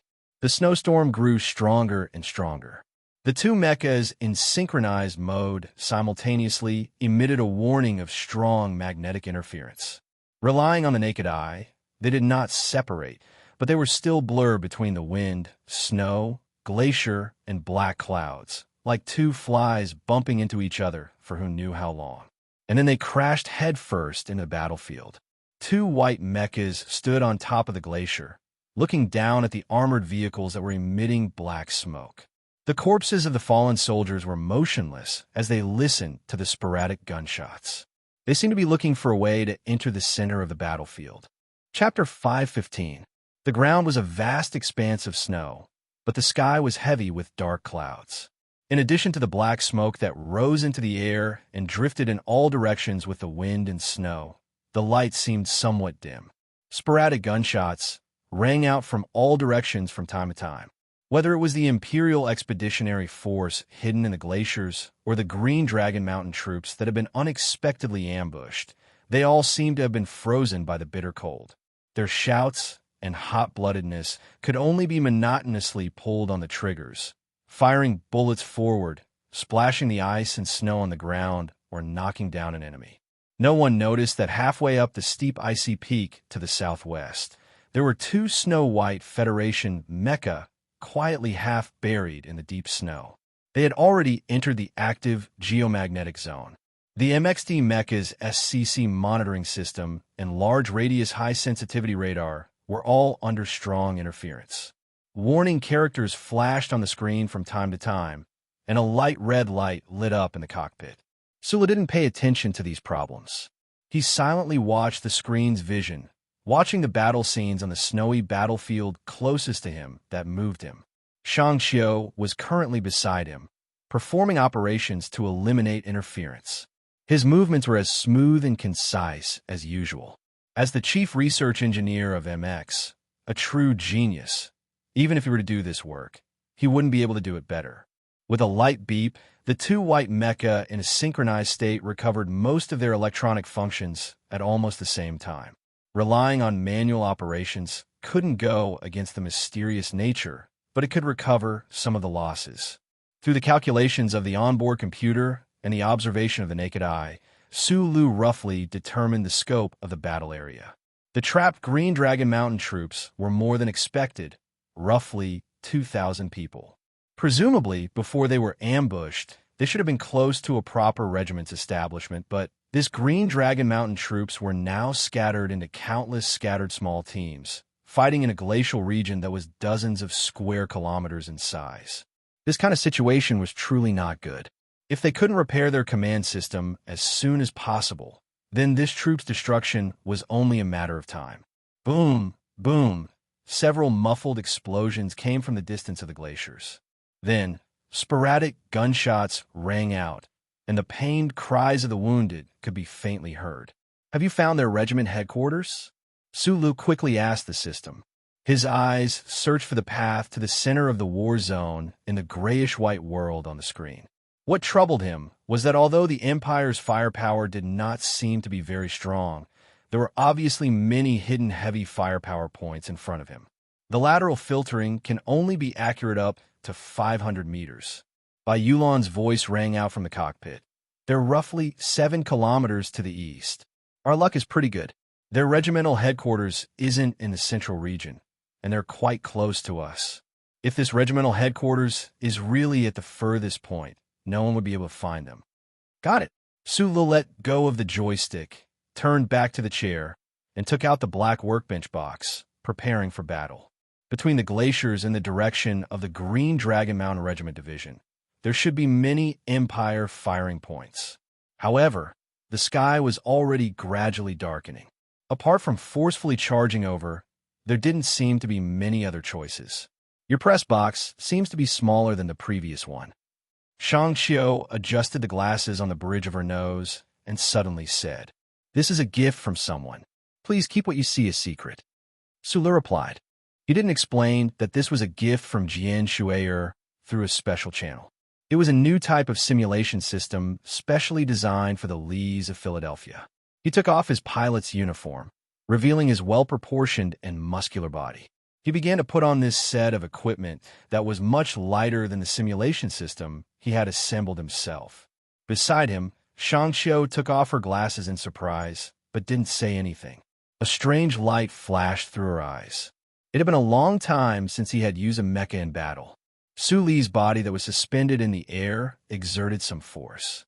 His left knee bent slightly, and he felt the familiar tingling sensation of numbness on his skin. He felt the strength of each of his pores as he listened to the familiar sound of hydraulics coming from the mecha below him. He couldn't help but take a deep breath. He felt some kind of powerful and intoxicating strength return to his body. Following his movements, the white MXD mecha that had been quietly hiding in the wind and snow all this time lowered its left knee slightly and slowly stood up. According to the plan they had drawn up beforehand, their goal was to support the Green Dragon Mountain Regiment Division headquarters, not to the point where they were crazy enough to want to defeat the entire battalion of the Imperial Expeditionary Force with just 2 mecha. Su Li's mecha would act as the vanguard or bait, drawing the firepower of the Empire soldiers from the outskirts of the battle zone. He would forcibly tear open a path and cover by Yulan's mecha as they quickly passed through the outskirts of the battle zone to reach their destination. The white MXD at the back followed the former's movements and slowly stood up as well. Its twin engines emitted a low hum, shaking off the snow on its body to the ground. In the cockpit of the mecha, Xiong Linquan silently prepared the firepower system. Bai Yulan looked at the not-so-intense, but exceptionally bloody and cruel battle through the screen. She said to the system in a heavy tone, "Be careful. This batch of Empire soldiers is crazier than the ones we've encountered before." Yes, in the 3 planetary systems, the Imperial Expeditionary Force that had already reached the end of their road had already sunk into the final frenzy before they died. This was especially so on planet 5460, where the situation was the most bleak. Although the headquarters led by old General Ambly still had tens of thousands of soldiers under control, the miserable situation where there was no retreat and no path forward had caused the Empire soldiers to enter a state of madness that was bordering on suicidal. Because of the snowstorm and geomagnetic storm, the Imperial Expeditionary Force was very lucky to have surrounded a Federal Army unit. They gathered an entire battalion of soldiers and launched an attack on this Federal Army unit. They knew very well that their equipment and ammunition were on the brink of depletion, far inferior to the Federal Army. Even if this ambush was successful, their troops would have to pay a heavy price. They also knew very well that even if they completely annihilated this Federal Army unit, it would not change the cruel fact that the Empire had been annihilated in the Westwoods. But so what? In the moment before death, they suddenly found that they could kill more enemies before they died. How could they not seize this opportunity? The people of the Empire didn't even care what the Federation unit's designation was. In their eyes, there was no difference between the Federation Army and the anti-government army. They were all people of the Federation, so they all deserved to die. On a snowy slope, a dozen or so Empire soldiers were currently advancing towards the Green Dragon Mountain unit. They didn't shout, didn't yell, only with sunken faces and red eyes. They stepped over the already dead and stiff corpses of their comrades and pulled the triggers with all their might. The metal triggers were as terrifying as soldering iron from the severe cold. Their fingers had long festered to the bone, but their shooting movements were still incomparably accurate and meticulous. The whistling bullets flew past, striking the eye of an Empire soldier. Flowers of blood and brain matter spurted out at the same time, but he didn't immediately fall down. Instead, he relied on some sort of instinct before death to fire the last 2 bullets forward. Only when the Federation people's follow-up bullets struck his chest into a mess did he willingly fall onto the ice and snow. His 2 legs twitched slightly, and then he didn't make any more movements, dying as if he had been freed. 3 kilometers to the northwest, the Green Dragon Mountain unit side defensive line was finally broken through. 300 Empire soldiers launched an attack on this unit that had been defending alone for a day and night. The Green Dragon Mountain soldiers clenched their teeth and continuously fired. The 300 Empire soldiers, however, didn't fire back. Instead, they faced the bullets of death and advanced with difficulty on the snowy ground, doing their best to close the firing distance. They didn't care that their comrades were constantly falling beside them. In reality, when their comrades fell, the Empire soldiers' faces didn't show any emotion. They only calmly bent down to pick up their comrades' guns and then charge forward again. This was because they understood extremely clearly that their guns only had a single magazine, and every single bullet had to be displayed to its greatest effect. In this type of hopeless situation, human lives would never be as important as ammunition. When the 300 Empire soldiers charged into a certain Green Dragon Mountain unit, only half of them remained. A bitter close-range shooting battle abruptly unfolded in that snowy plain.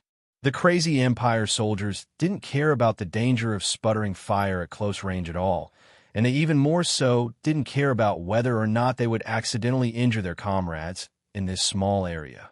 Gunshots suddenly sounded. Roughly 3 minutes later, the desolation stopped.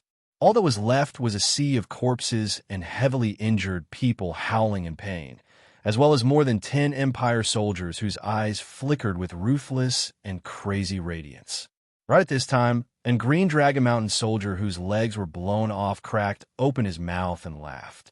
Then he opened the sensor grenade in his hands, detonating the ammo box behind him. A muffled sound rang through the air, followed by a blast of smoke and a streak of black smoke. A certain Green Dragon Mountain unit fell, and the 300 Empire soldiers also all died in battle. The Imperial Expeditionary Force and Green Dragon Mountain's troops were scattered between the glaciers and snowy plains, tangled up in a chaotic battle.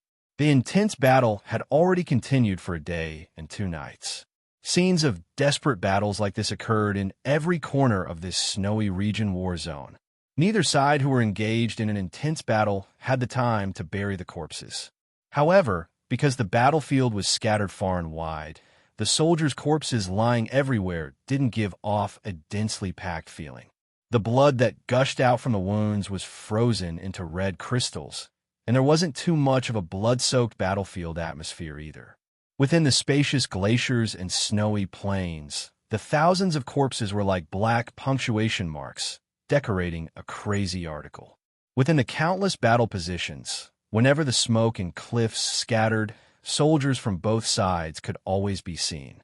Their bodies had long been frozen stiff, but they still stubbornly tangled together. The military spears in their hands pierced into each other's bodies, electrocuting the other party's military uniform into charred paste. A certain Green Dragon Mountain regiment of 3,400 people only had 2,000 people left. Meanwhile, in this large army of over 10,000 people, because of this crazy suicidal style of battle, who knew how many people had died? The Empire's people had all gone crazy. They bent their bodies that were frozen by the wind and snow, continuously surging towards Green Dragon Mountain's position. They held guns wrapped in rags, stepped on their ripped military boots, and moved forward one after another to commit suicide or kill others. Those who didn't personally witness this battle would never be able to understand this kind of desperate and crazy atmosphere that pervaded the snowy plains. They would never be able to imagine what the bitter bottom line of this battle was.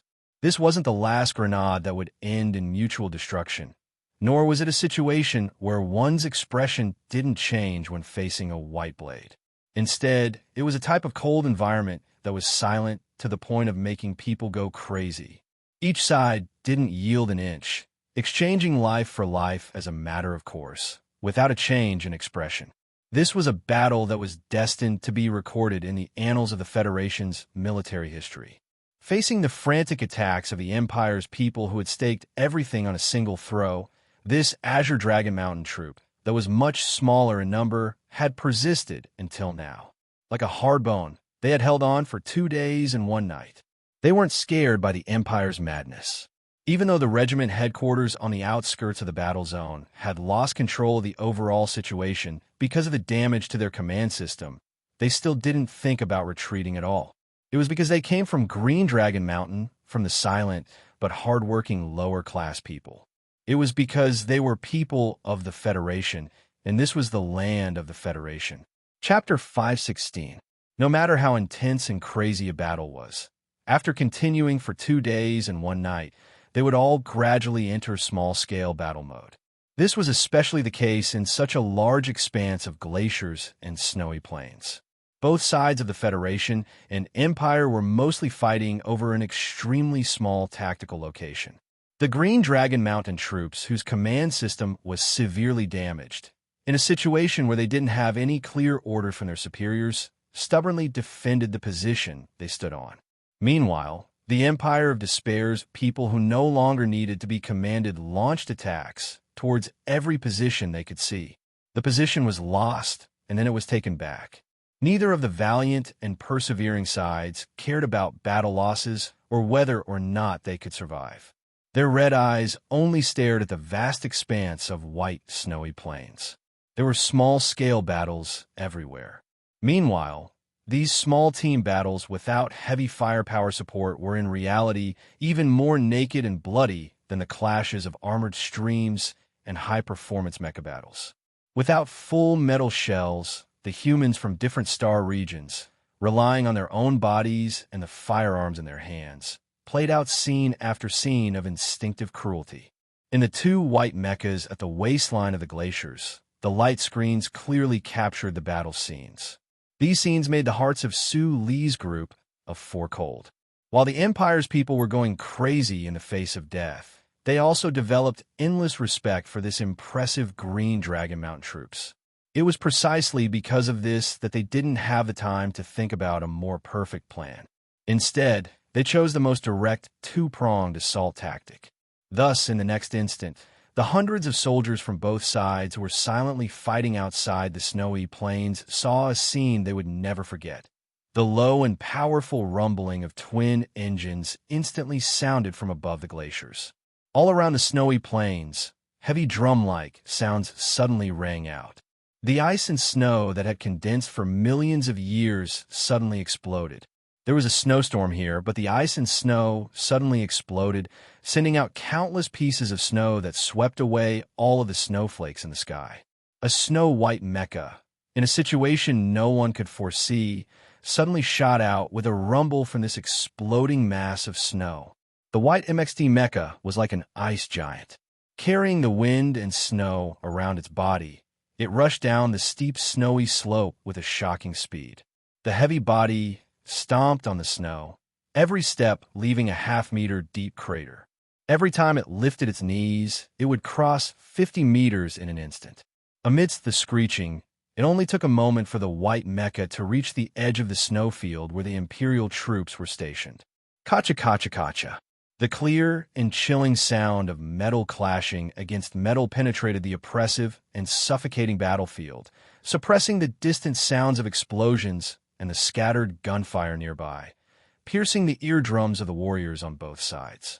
The white mecha raised its heavy mechanical arm horizontally in the midst of its high-speed assault, and that thick gun barrel actually seemed so terrifying at this moment. The warriors on both sides stared blankly at the godlike mecha and finally reacted. They screamed and cursed in different languages as they desperately retreated back to their own positions. The white MXD suddenly opened fire. The body of the MXD shook slightly, but it didn't slow down at all. 6 streams of gunfire roared out from its mechanical arm, twisting into a beautiful line of fire and fiercely shooting at the Empire's position. Pop, pop, pop, pop. Darren's specially made bullets that carried extremely high momentum fiercely shot out. Countless amounts of snow and black soil were overturned and sputtered. In an instant, more than 10 Empire soldiers were shot into corpses that littered the ground.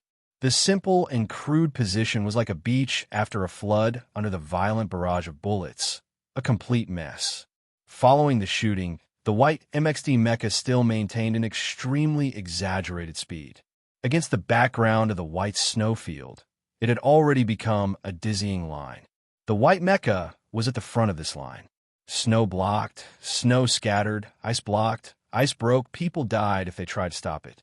The white mecha charged straight into the battlefield like a hatchet.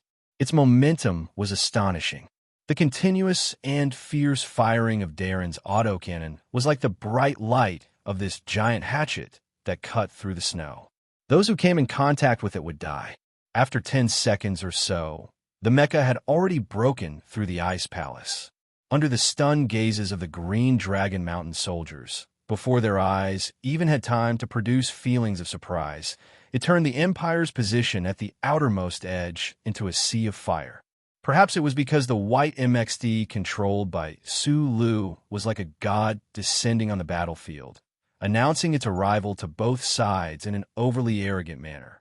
Therefore, at this moment, not many people noticed that there was still a snow-white Federation mecha silently following behind it at a distance of 1,500 meters to its right. In order to keep up with Su Li's speed, the mecha controlled by Bai Yulan had entered an overclock state when it started its assault from the waistline of the glacier, accompanied by the low humming of its twin engines. This mecha that carried the parts that the Green Dragon Mountain troops urgently needed valiantly displayed its maximum mobility. Using the cover of the wind and snow, smoke and ice, it quickly drove towards the high ground where the Green Dragon Mountain Regiment headquarters was located. Green Dragon Mountain soldiers were all stupefied by the scene before their eyes. After 2 days and 1 night of brutal battle, even though they were the Green Dragon Mountain troops who possessed extremely high awareness and discipline, they still began to feel fatigue and the most terrifying numbness.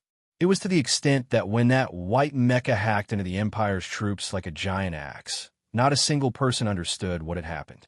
By the time they reacted, the white mecha had already charged to the Second Empire position at the edge of the battle zone. Dozens of Green Dragon Mountain soldiers roared in ecstasy. Clutching the guns in their hands that were already running low on ammunition, they stepped through the thick snow and charged over.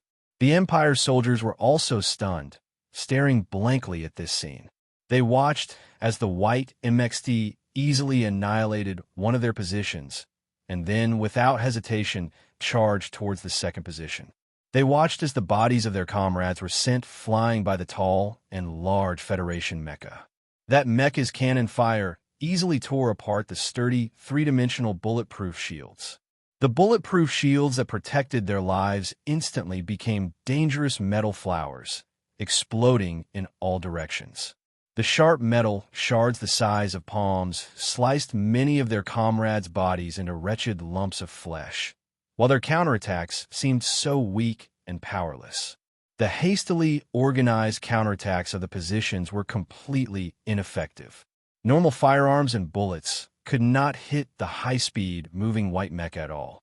Even if a few stray bullets did hit, they could only let out a few mournful chirps, unable to leave any damage to the opponent.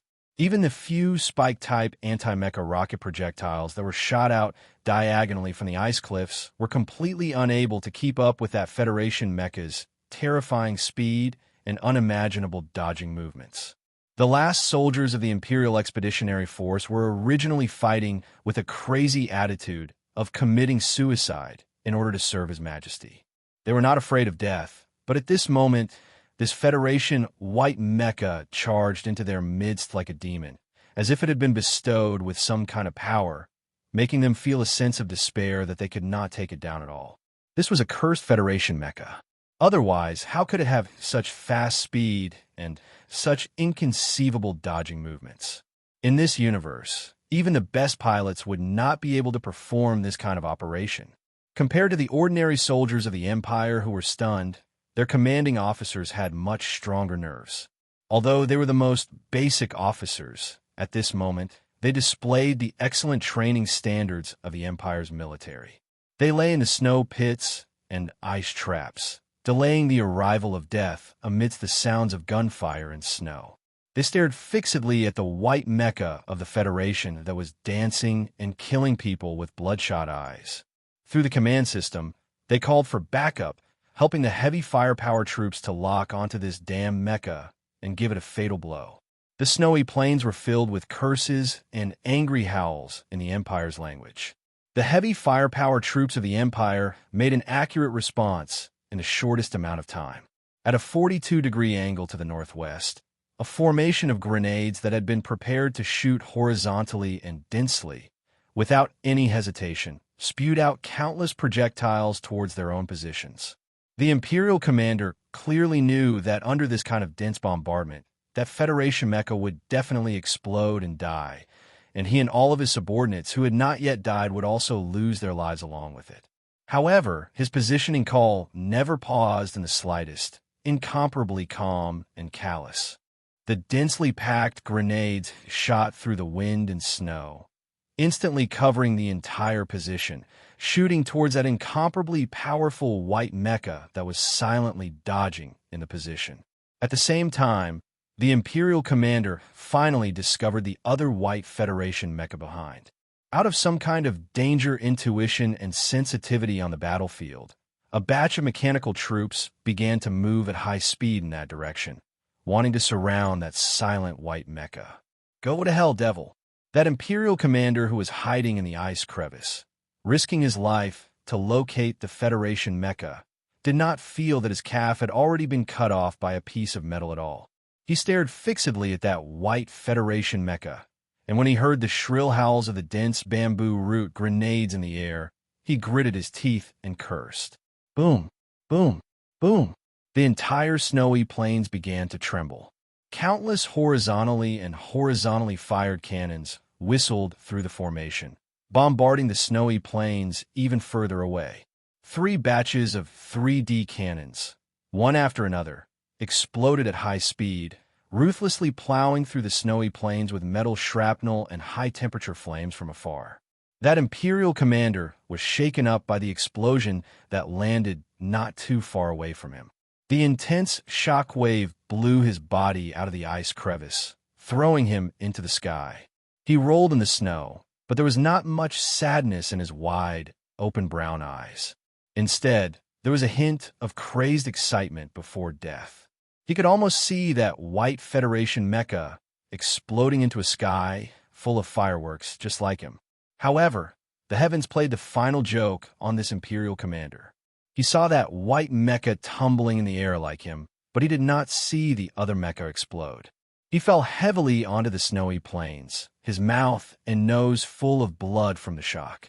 He opened his red eyes unwillingly, and before he stopped breathing for the last time, his brown eyes were filled with disbelief and pain.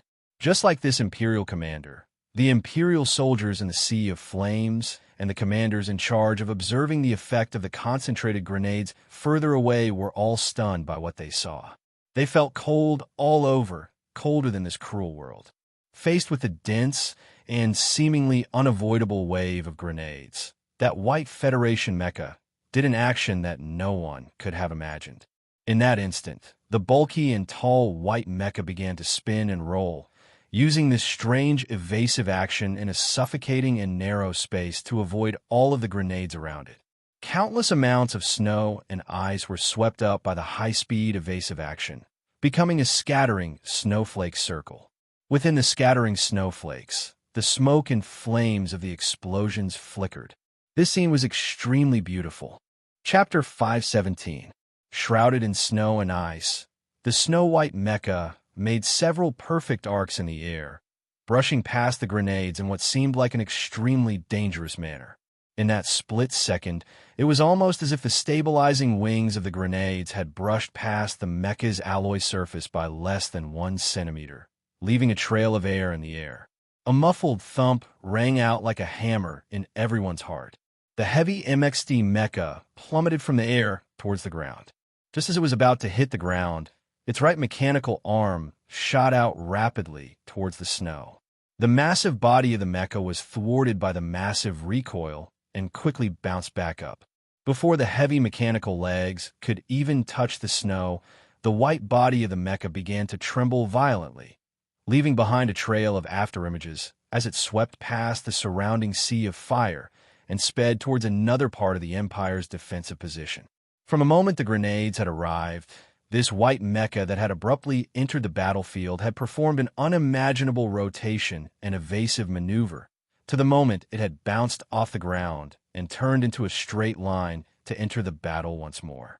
In an extremely short amount of time, this entire set of maneuvers had been completed cleanly, without the slightest pause in between.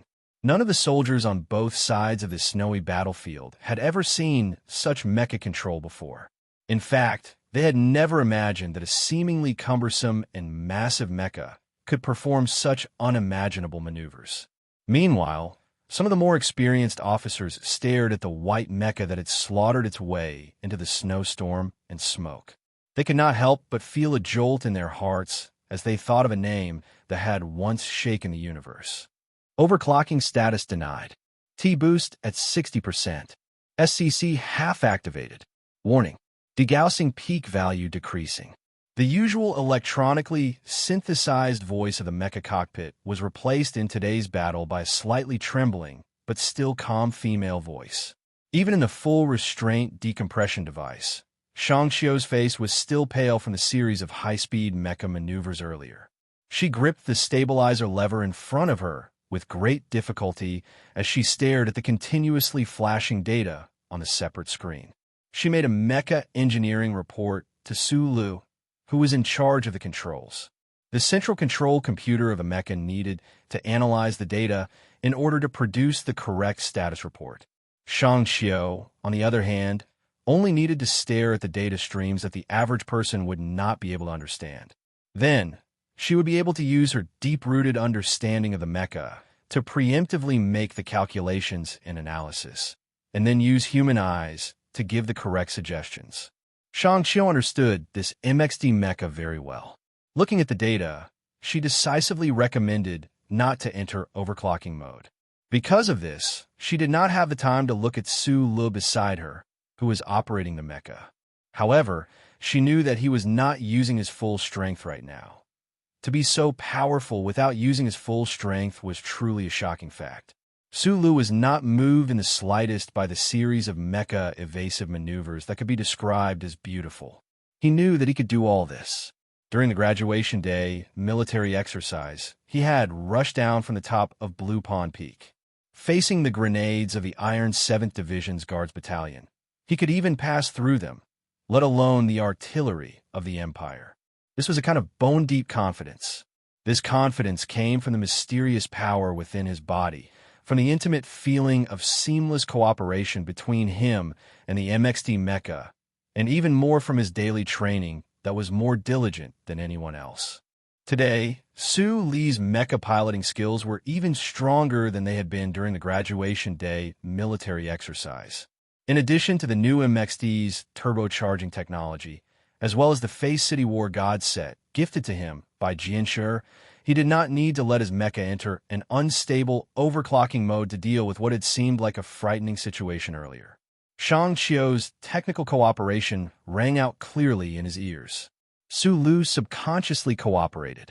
At this moment, his entire body and mind had already become one with the giant mecha beneath him. It was almost impossible to tell them apart. His fingers quickly brushed across the touchscreen as he keyed in one precise command after another. His other hand gripped the control stick firmly, and from time to time, he would use his finger to flick the shortcut button on the stick. The simulation system on his body faithfully reproduced and magnified the muscle movements simulated by the blazing power within his body. Through the onboard system, it was transmitted to every alloy bone and joint of the mecha, allowing the mecha to perform one swift and precise movement after another on the glaciers and snowy plains. After destroying 3 simple Empire defensive positions in succession and dodging 2 concentrated artillery attacks, the Empire troops in this war zone finally understood just how terrifying the power of the White Federation mecha was. Countless angry military orders were passed through the command system, and even more of the heavy armored troops in the central region of the war zone began to move in this direction. The white MXD roared as it passed through a stretch of icy cliffs and finally met a true opponent.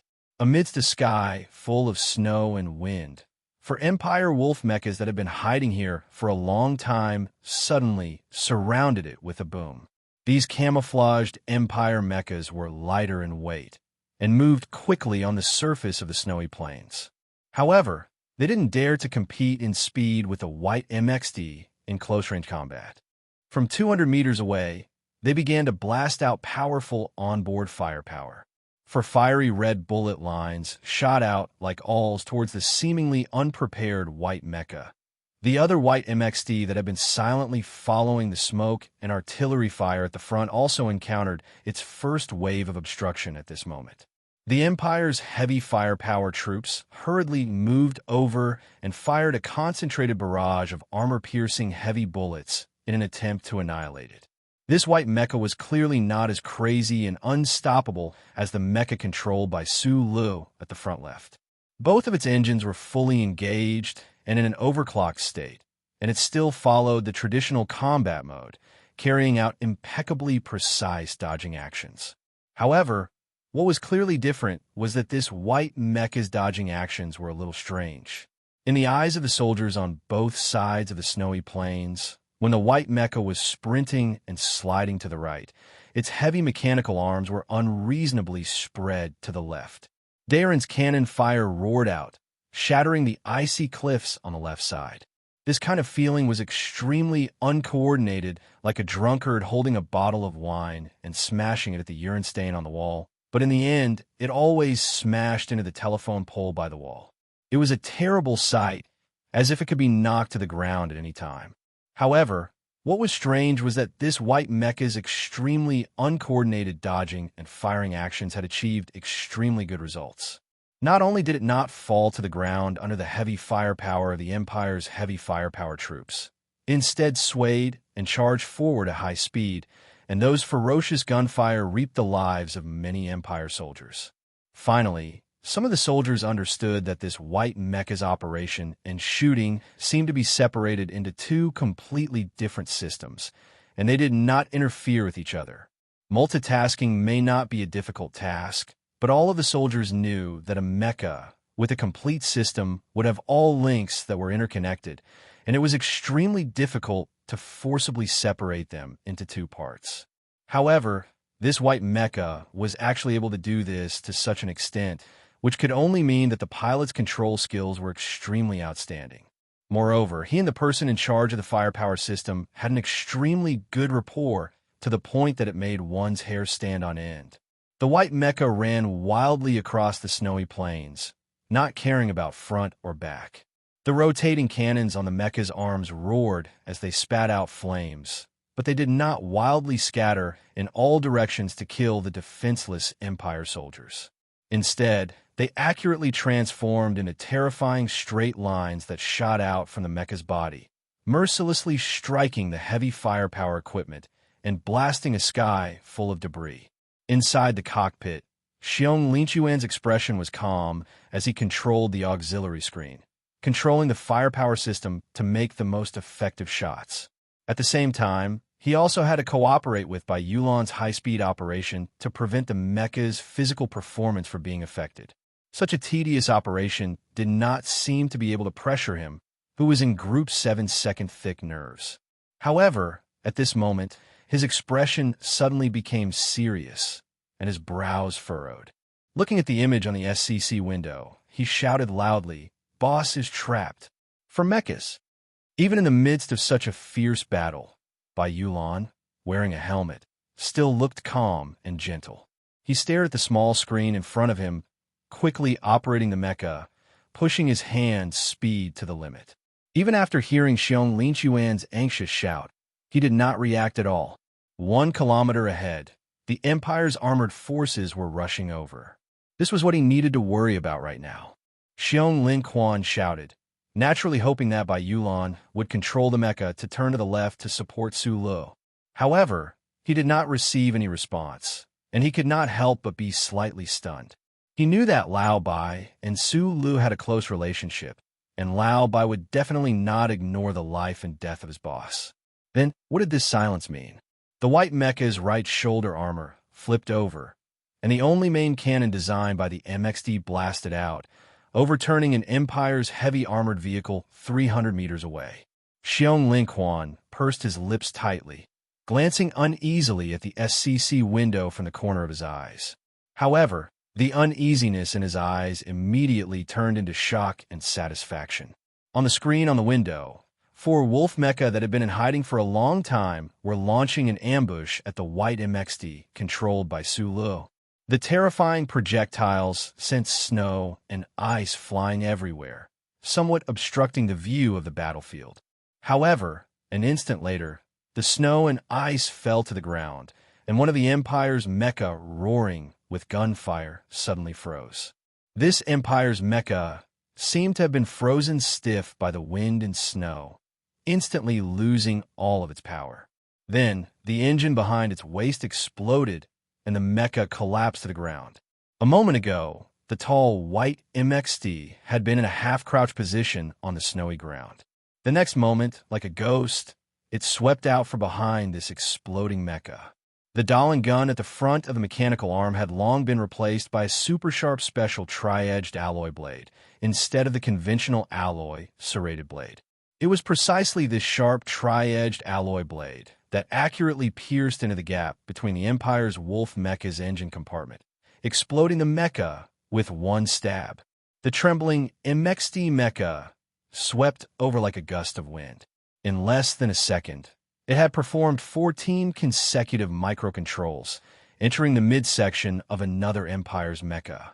With a heavy swing of its mechanical arm, the alloy blade sliced through the mecha's neck, pulling out the dense network of transmission wires and easily severing the mecha's power system. Chapter 518. Almost at the same time it finished off the second Imperial mecha, the white MXD mecha once again slid to the side. Unreasonably, it relied on its own weight and powerful inertia to ram viciously into the other Imperial mecha, sending it flying miserably. What was impossible to see with the naked eye was that in the instant this wolf mech flew off the ground and lost control, the white MXD's left alloy fist smashed down heavily, blasting a deep dent into the inside of the mech's mechanical leg. The severe physical deformation caused the balance support system hidden under the wolf mecha's baffle to explode.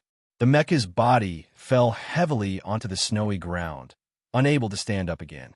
The fluid in the damaged pipes began to flow in reverse, and the delicate components were destroyed by the wanton flow of electricity. Immediately after that, the white MXD used the recoil from the collision to retreat at high speed. Its massive body did a somersault in midair that was absolutely forbidden in all mecha operating regulations. Its heavy and thick mechanical leg came crashing down like a long rock. Without giving the last Imperial mecha any chance to react, it simply and brutally trampled it to the ground. The white mecha crouched down, and the triangular alloy spear at the front of its right mechanical arm pierced through the weakest part of the Imperial mecha's cockpit. When it was pulled out, it left a trail of blood and sparks. The snow-white MXD mecha stood up silently in the dim light of the sky. Beneath its feet was the remains of an Empire mecha. This scene seemed to make the tragic battlefield in the snowy region quiet down a little .4 Wolf mecha surrounded and attacked. But their concentrated firepower did not harm Sulu at all. Instead, they were all easily one-shot by him. This was because the Federation's new MX mecha was already one level ahead of the Imperial mecha, and more importantly, because his control skills were already much better than these Imperial soldiers. He was one of the most outstanding mecha engineers in the Federation. His daily, tedious studies allowed him to understand the mecha structures of both sides like the back of his hand. At the same time, he was also the Federation's most talented mecha operator. This allowed him to target the weaknesses of the mecha, launching attacks from angles that the average person would never be able to imagine. Perhaps his current level of mecha control skills was still a considerable distance away from that old man and that uncle in Feiching, but this type of mecha combat concept design was already strong enough. At least on this planet 5460, he was unmatched. After a moment of silence on the battlefield, the final battalion of the Imperial Expeditionary Force did not stop moving forward because of the terrifying performance of this white Federation mecha. More armored vehicles and even more mecha came madly from all directions. In the cockpit, Shang Xiu stared through his glasses at the scrolling data on the screen and pressed the red button without hesitation. The white MXD mecha finally officially entered overclocking mode, charging straight into the dense tide of Imperial iron. Because this was a mecha specially made for Sulu by the Nutshell Engineering Department, there was no more spectacular sight of the mecha taking off its armor. Only the roar of its twin engines and the violent tremors heralded the arrival of some sort of heroic scene. In the blink of an eye, the white mecha charged into the tide of Imperial iron. After a violent collision, a black shadow flew into the sky, and a low explosion rang out. Amidst the countless armored vehicles and mecha, the white mecha's silhouette seemed like it could collapse at any moment and be drowned out. But in the next instant, it miraculously stood up again. The triangular alloy spike was still shining brightly. 1 kilometer behind to the right, another white mecha was also maintaining a high-speed charging posture. Because most of the Imperial Empire's armor mobility forces had been drawn over by Sulu, the situation faced by Yulan and Xiong Linquan was much more relaxed. Today was the first time Xiong Linquan had witnessed Su Li's valiant style in mecha operation. Perhaps it was because he had been stunned by that scene, so he was not too worried about falling into the trap of being the leader of the iron flow of the Empire. But at this time, Yulan said coldly, "Pay attention, I want to get closer to boss." Xiong Linquan's body stiffened. He knew that Yulan was worried about the safety of the white mecha. He asked curiously, "Boss is such a strong guy. If he fought like before, he could definitely take on an entire Imperial mech squad by himself. What are you worried about?" One person taking on an entire Imperial mech squad by himself was something that only happened in legends.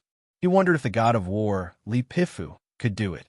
Yulan thought about the experience of following Su Lu all these years. She thought about how exhausted he looked after those intense mecha battles and said, "Boss is strong enough, but his endurance is not enough. He can't last long enough." Xiong Linquan immediately understood what she meant.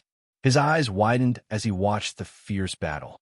He shouted, "Then he really can't do it in bed. Let's go over and help him fuck a few more." Sula knew his problem better than Yulan.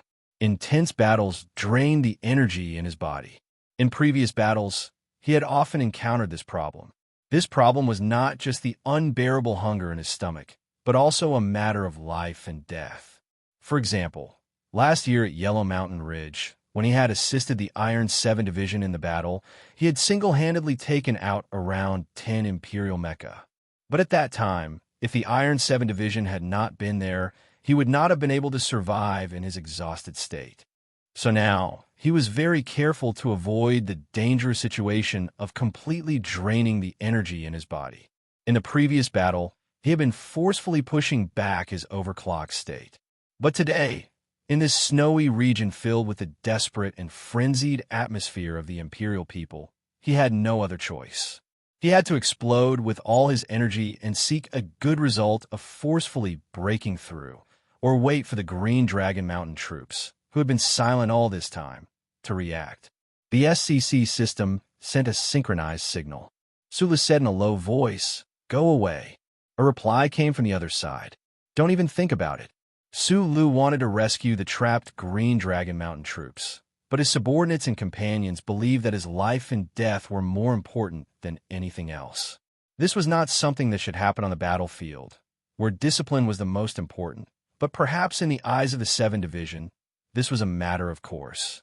The two white MXD mechas instantly drew close, maintaining a distance of 500 meters, and rushed towards the Imperial Expeditionary Force's mobile fleet. Those densely packed Imperial armored mobile fleet looked like a flattened cake. Su Li's white mecha was like a knife that had been stabbed into the center of the cake, while Yulan's mecha was treacherously waving around the edges of the cake, trying to share some of the pressure for him. It was a simple tactic, but it could also be said that there was no tactic. In reality, if these two MXD mechas wanted to break out of the encirclement other than courage and dominance, what else could they rely on? On the ground covered in deep snow, the two heavy white mechas broke through the snow at high speed.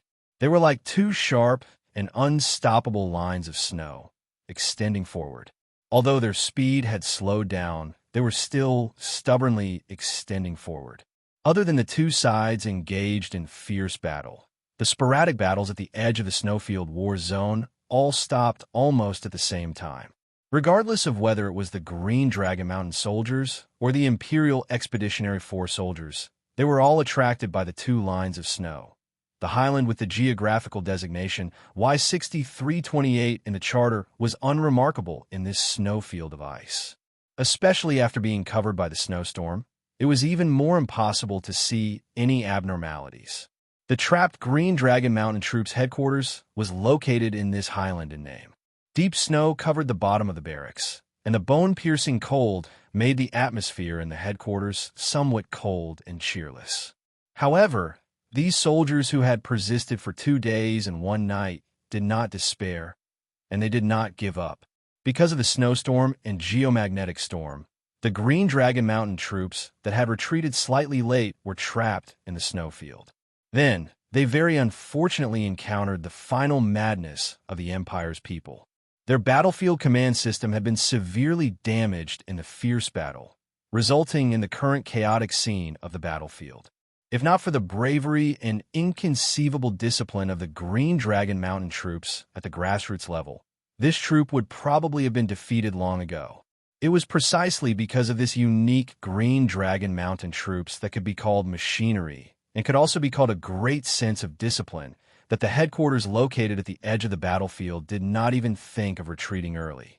From the regiment commander to the ordinary soldiers, they all firmly guarded this place, receiving wave after wave of attacks from the Empire's people while waiting for an opportunity to turn the tide.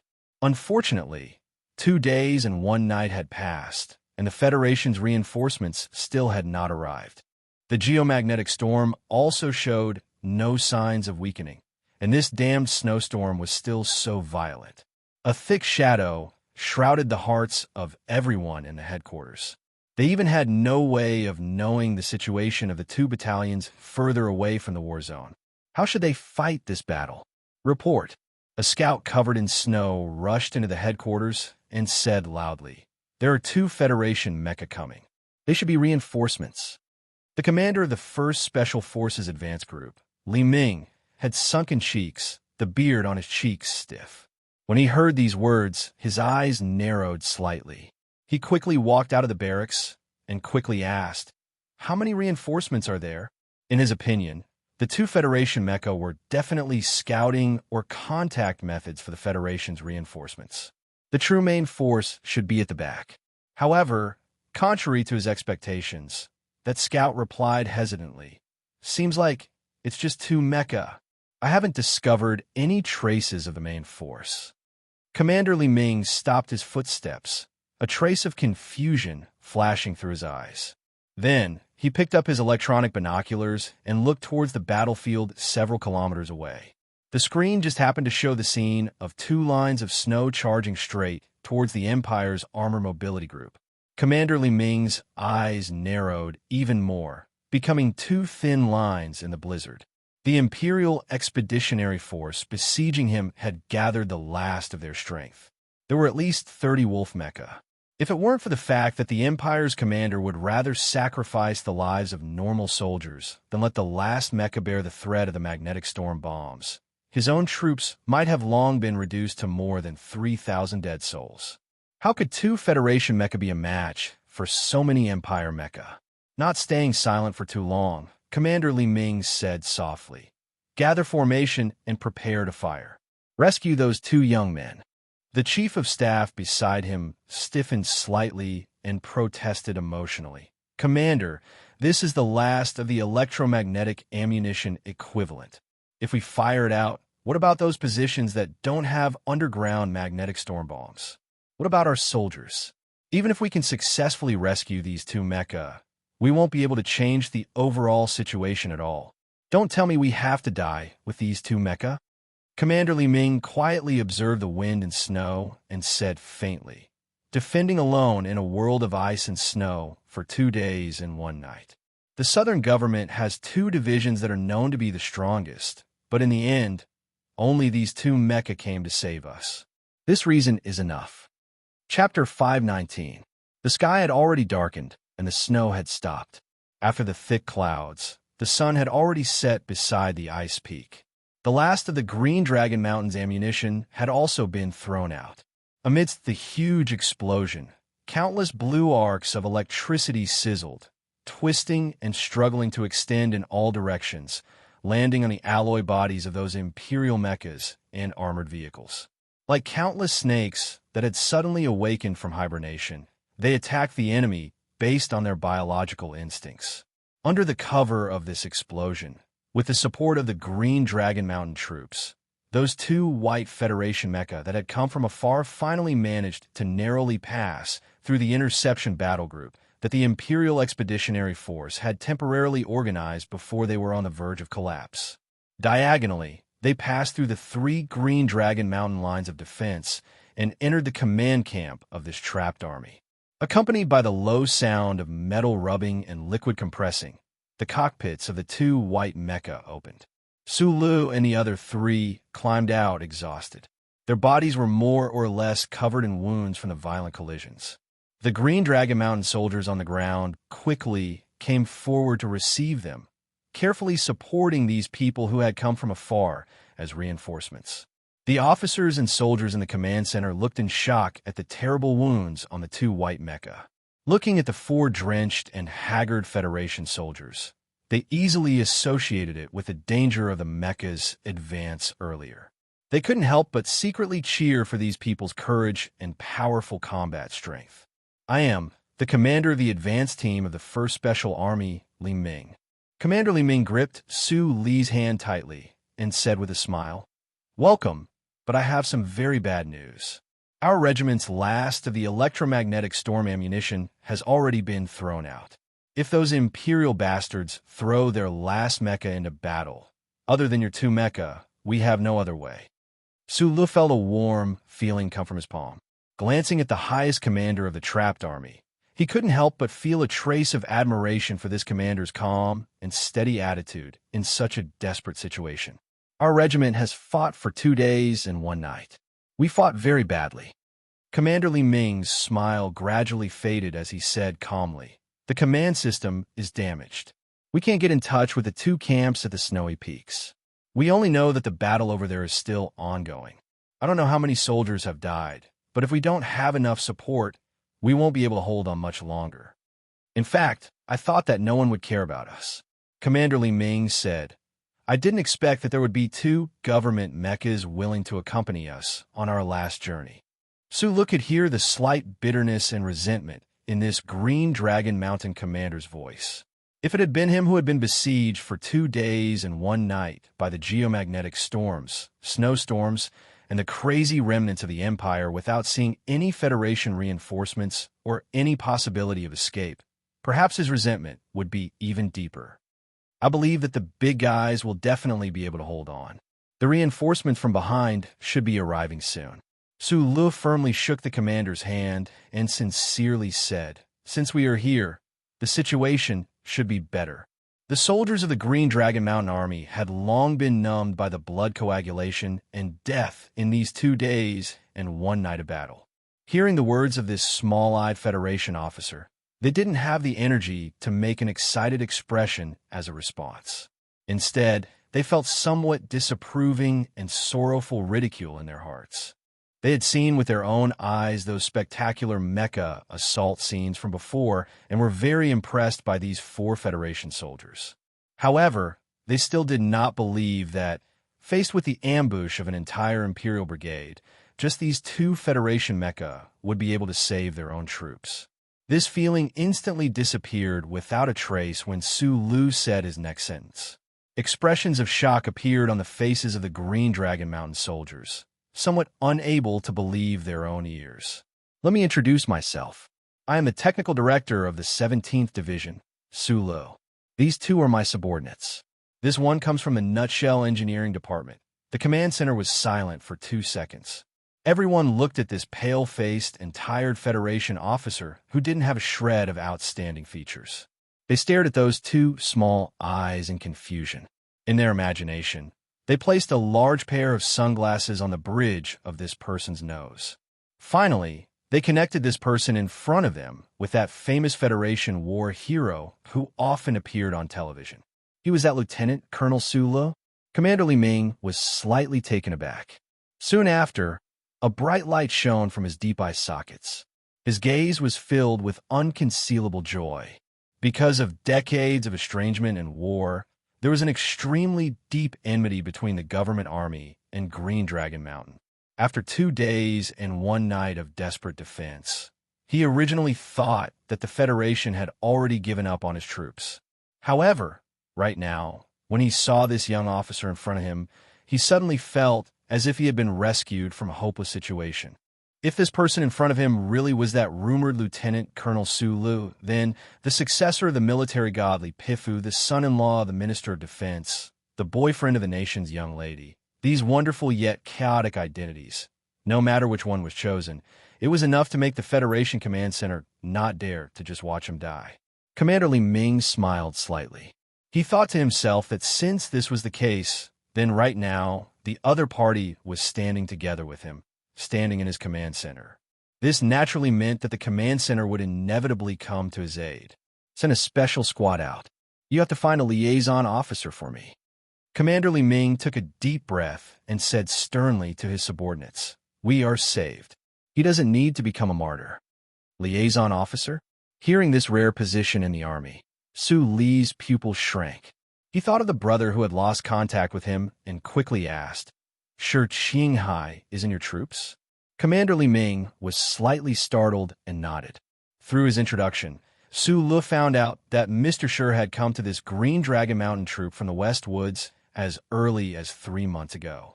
He was in charge of the coordination work between the troops and the government army. This time, the advance group was surrounded by the Imperial Expeditionary Force, and Shi Qinghai was also trapped. After a day and a night of brutal battle, he left a letter casually saying that he was going to kill a few more Imperial officers to make his death more beautiful. Then he took a box that never left his body and drifted away into the wind and snow. There's no need to send that squad out. Sulu took a few quick breaths to calm his mind. Thinking of that guy's abilities, he shook his head and said, since he's going to kill snipers, no one can find him unless he wants to come back. He turned to look at Commander Li Ming and said, "Believe me, no one in this world knows his abilities better than I do. Comrade Commander, what we need to do now is to repair the command system as soon as possible. Please send out engineering personnel. We need to hurry." Commander Li Ming also didn't expect this second surprise. He frowned and glanced at the large mecha outside the barracks and said, "Where are the parts?" While they were talking, Bai Yulan and Xiong Linquan had already opened Block 41 of the mecha's alloy outer armor. The hidden repair arm and fire control firmware had already been emptied, and some of the parts needed to repair the command system had been put in. Looks like the models aren't right. Some aren't parts at all. A certain senior engineer of the Green Dragon Mountain Advance Group had rushed excitedly to the snowy ground and then crouched down to count, but he came to a disappointed conclusion. Commander Li Ming glanced at Su Lu. Some of the models are correct. Of course, these parts aren't enough. Su Lu rested for a moment, and some of the strength in his body recovered. His pale complexion improved slightly, but the hunger in his stomach burned like a flame. "I need all the damaged armored vehicles here and all the automatic equipment not needed for battle. Also, if there's enough supplies, can you give me a few compressed energy bars?" "No problem." Commander Li Ming heard his strange request and smiled bitterly. At least the headquarters won't be too stingy in the area of food. But this way we can repair the command system.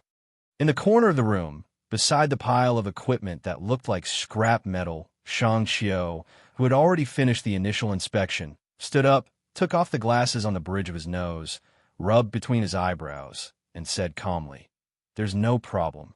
The nights in the Arctic glaciers of planet 5460 were always so long. Between the dark snowy plains and icy peaks, there were still sporadic battles going on. In the distance, there were faint sounds of explosions. However, under such a harsh environment, even the Empire's people, who were filled with suicidal madness, were unwilling to launch a large-scale attack. Behind the headquarters on the high ground, Su Lu and Shang Xiao were nervously and busily carrying out repair work with the assistance of the Green Dragon Mountain Mecha Repair Company soldiers. According to the list they had drawn up, there were many Green Dragon Mountain soldiers. Under the cover of the night, they were drilling into the damaged armored vehicles and self-propelled cannons around the defensive line, continuously dismantling and cutting them. Hundreds of parts that had passed the test and could still work were piled up in a corner. Su Lu and Shang Xiao stood in front of the open command system workbench, continuously communicating in low voices. As the developer, Shang Xiu was responsible for drawing up the blueprints and program plans, while Su Lu, who had been single-handedly trained by Feng Yu, was responsible for testing the replacement parts using the simple mechanic spirit of repairing mechas like a television. After watching for a long time, the soldiers of the Green Dragon Mountain Machine Repair Company, who had previously harbored doubts, finally admitted with shock that the brains of this young man and woman were as efficient and precise as a high-performance workbench. Furthermore, their talent in the area of machine repair was even more jaw-dropping. I say, brothers, who are these two people? The captain of the mecha repair company stared somewhat absent-mindedly at that side. He took out a cigarette case and passed it to the two silent fellows beside him. He said in shock, "This boss of yours, Lieutenant Colonel Sulu, is one of the developers of the MX Mecha. Everyone knows this. But where did this girl with an explosive figure come from?" Bai Yulan and Xiong Linquan had been silently guarding beside Su Lu and Shang Xiu with their guns in their arms. After all, they were part of the proper government army.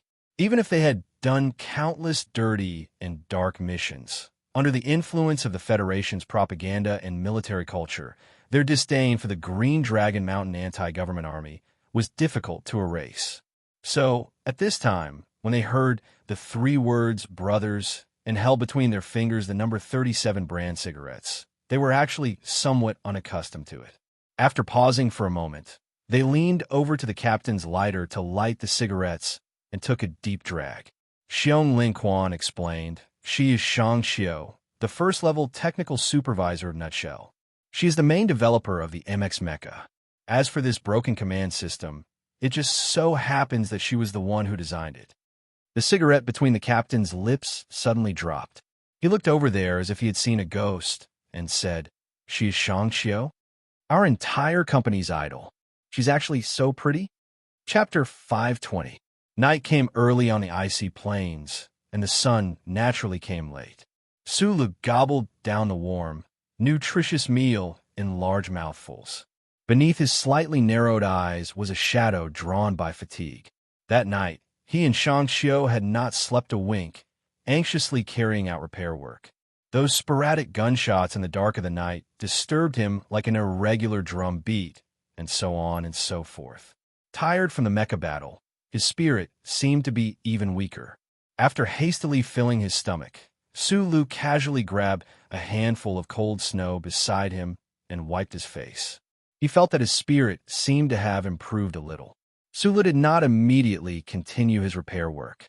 Instead, he closed his eyes and silently circulated the power in his body, allowing the aching muscle fibers to stretch and expand in order to recover his spirit as soon as possible. Shang Xiu could not hold on any longer. He lay down on the chair to rest, but he did not want to give himself too much time to rest. This ambushed Green Dragon Mountain vanguard could still rely on the electronic binoculars to command the lower-level troops on the snowy plains. However, there was still no news from the two battalions on the snowy peaks. If the command system had been repaired a minute earlier, the Green Dragon Mountain troops would have been able to make overall plans, and perhaps a few of the Federation youths would have been able to survive. He heard the steady sound of footsteps behind him. After opening his eyes, he did not turn around. Lowering his head slightly, he said apologetically, "It's not fixed yet, but it can definitely be fixed. Unfortunately, I can't give you time." "That's not what I want to ask," replied Green Dragon Mountain Vanguard Commander Li Ming with a smile. He plopped his butt down onto the snow pile beside Su Lu, panting heavily. Rubbing his wilted hair, he continued, "Actually, before you all arrived, I was already in despair. Of course, as the highest-ranking officer of the troops, I cannot show this kind of despair. Your arrival has given us hope. That is enough. But we must hurry." Sulu glanced at the dark sun on the snowy plains and said worriedly, "The Empire's people may still be sleeping at this time, but they will definitely launch the fiercest attack during the day." Li Ming understood what he meant.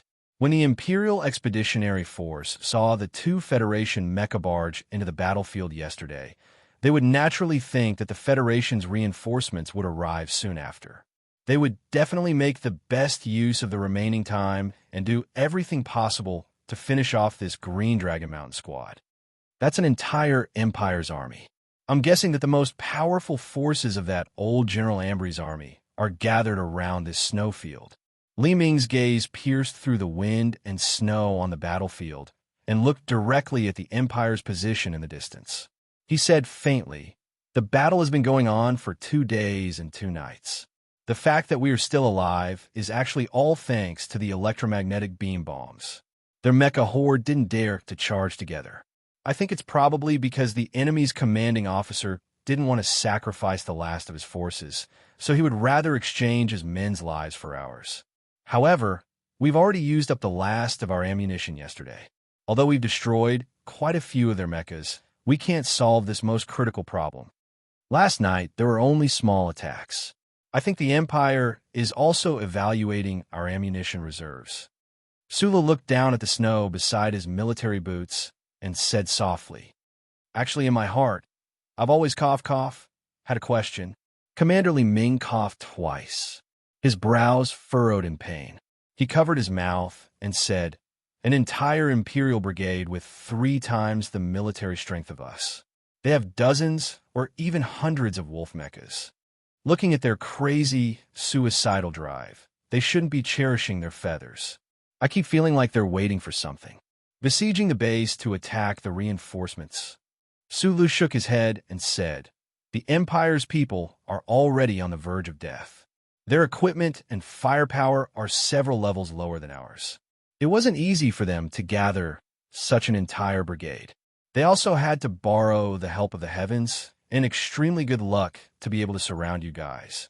If their appetite is so big that they want to ambush the Federation's reinforcements, then they are really stupid to the extreme. Even if any one of the 3 regiments of our division were to come, the Empire's people definitely wouldn't be able to hold them off.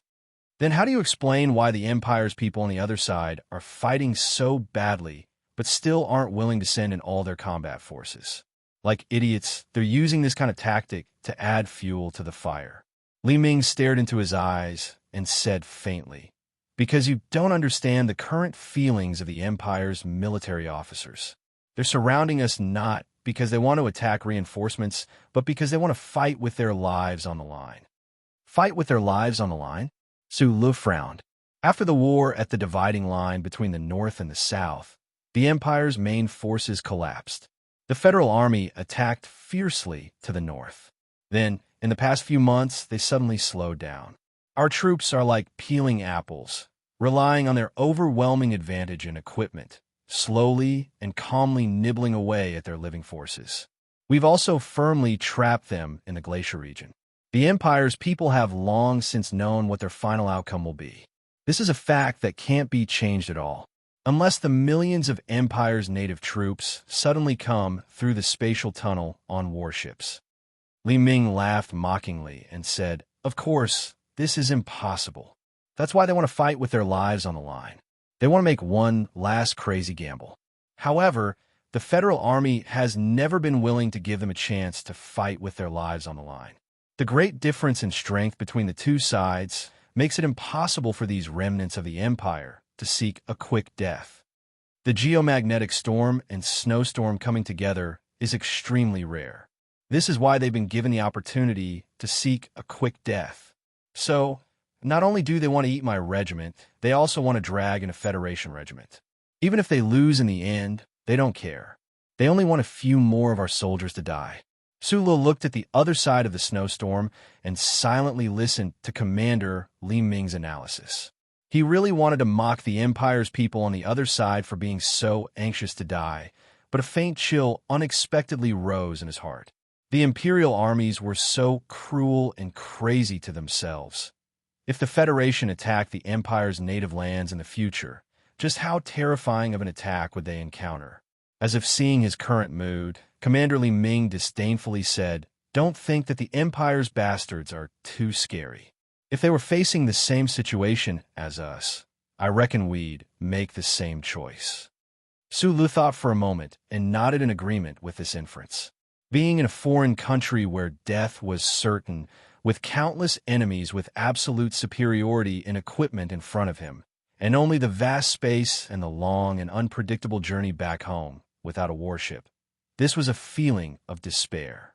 If it were him, he would probably have the same reaction. In space, 742,331 meters above the ground, a fleet of 11 light feather-class warships floated in the spacious space without gravity.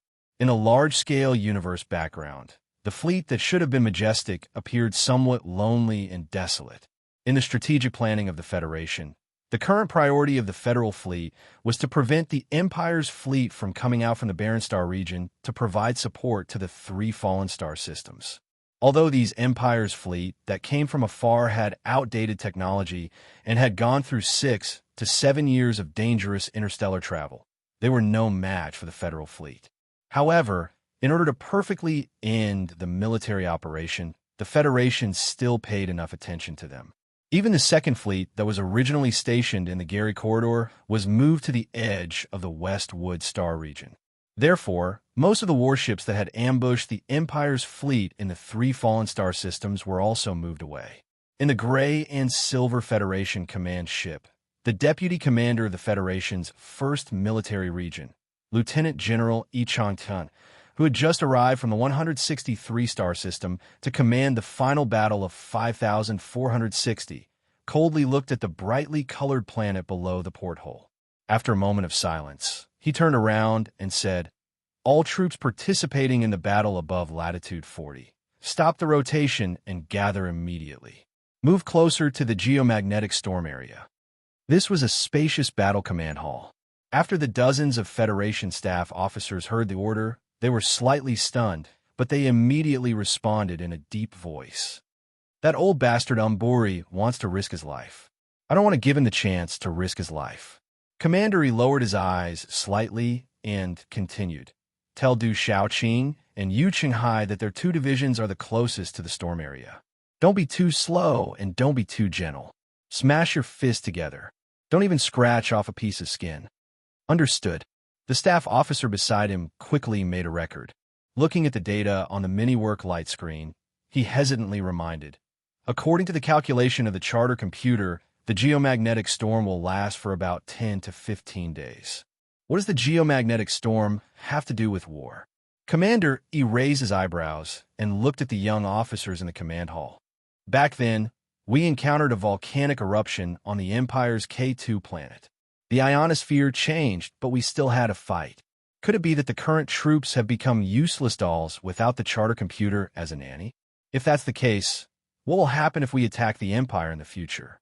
This respected general showed a displeased expression and asked, "Or do you think that the Empire's people will be tolerant enough to let us build the charter computer network in their home planet bit by bit?" The officers lowered their heads and quickly walked to their own workstations. Through the charter computer, they began to make tactical deductions. At the same time, they sent the commander's order to all the troops of the Federation on the planet's surface.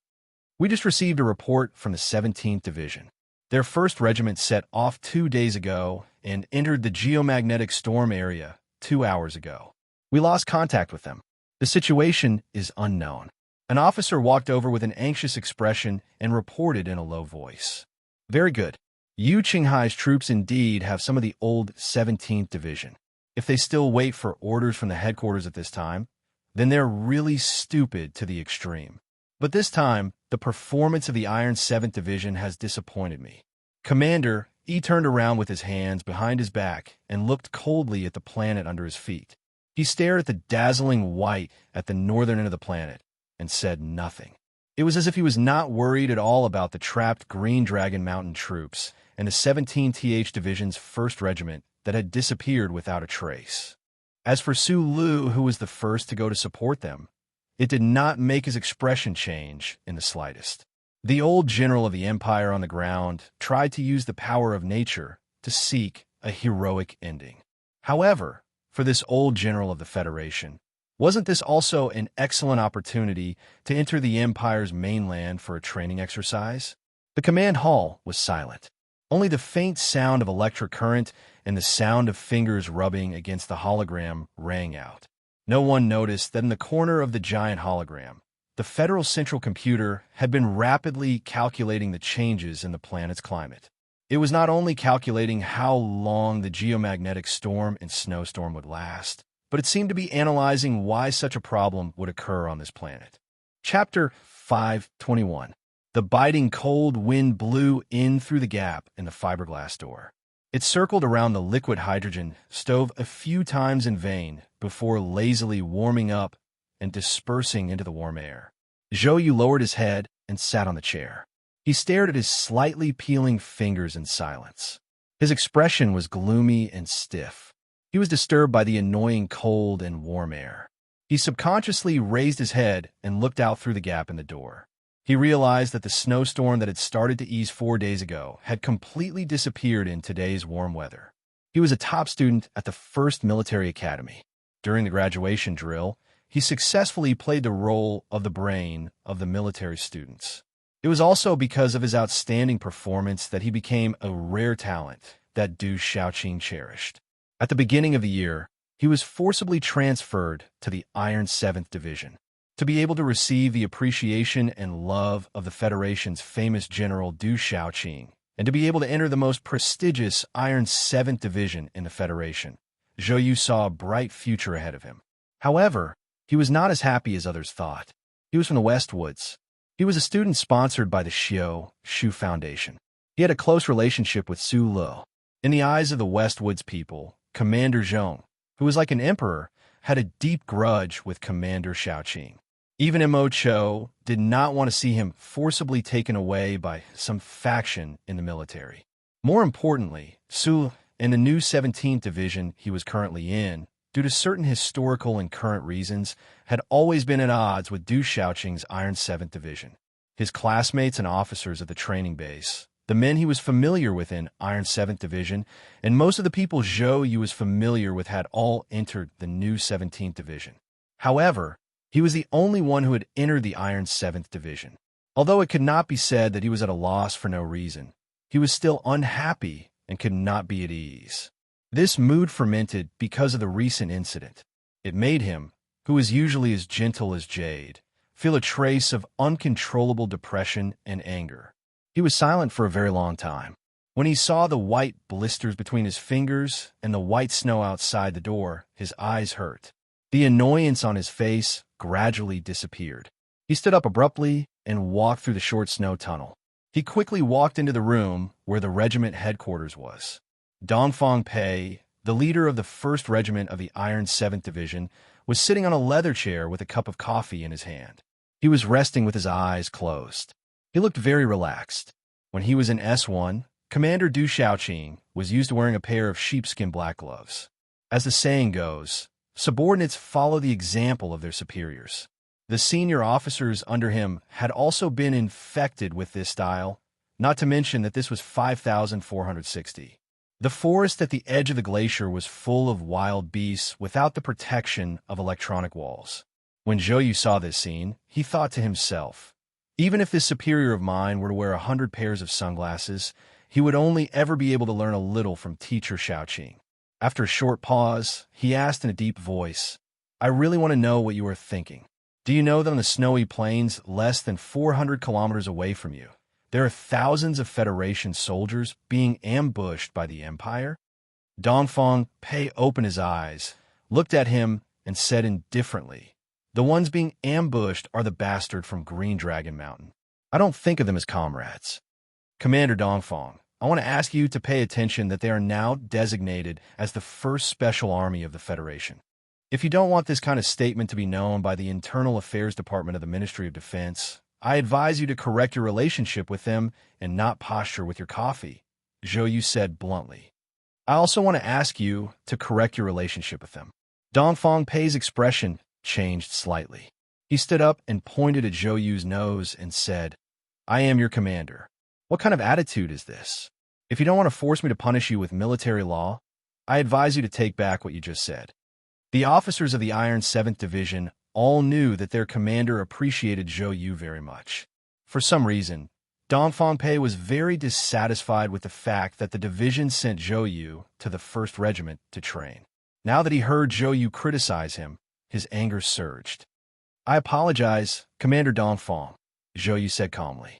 He stared at Dongfang Pei with an unyielding persistence in his calm gaze. but I don't think it's the style of the Iron 7th Division to leave people in the lurch. The army is first and foremost a disciplined army. Without receiving orders, I am responsible for the 1st Regiment. Dongfang Pei stared at him and reprimanded him without any trace of politeness. What exactly are you thinking in that head of yours? Discipline is not mechanical, and it is not cold-blooded. When you need to shorten the reaction time the most, the frontline commander is stubbornly waiting for remote orders from a few people outside of the sequence. I never knew that war was fought like this. I am very suspicious of your true purpose for doing this. Dongfang Pei's eyes gradually became vicious. He walked in front of Zhou Yu and said coldly, "Then what do you think my true purpose is?" "I suspect that you are deliberately carrying out an inhumane murder," Zhou Yu said calmly. "For days ago, Lieutenant Colonel Su Lu sent out a request for reinforcements. You ignored it and forcibly delayed the transmission of the situation. Why is that? Do you want to use the hands of the Empire to kill the people of Green Dragon Mountain? Or do you want Lieutenant Colonel Su Lu to die there as well? I'm warning you, you are making a very serious criminal charge against the Lieutenant Colonel." Dongfang Pei was silent for a moment. Then he said with a cold expression, "Yes, I do look down on this Lieutenant Colonel Su Lu who used to be a mercenary. Because as a member of the disciplined army, I hate this kind of bullshit performance of fearless and brainless heroism. But murder him? Do I need to do this? You should be asking why you're doing this." Zhou Yu raised his head and looked directly into his eyes. He said, "In my opinion, it is because the 3 Chong brothers were originally officers of the 1st Regiment. Also, because of the graduation Japanese war show, the conflict between Lieutenant Colonel Su Lu and the division commander. How could you not want him to die?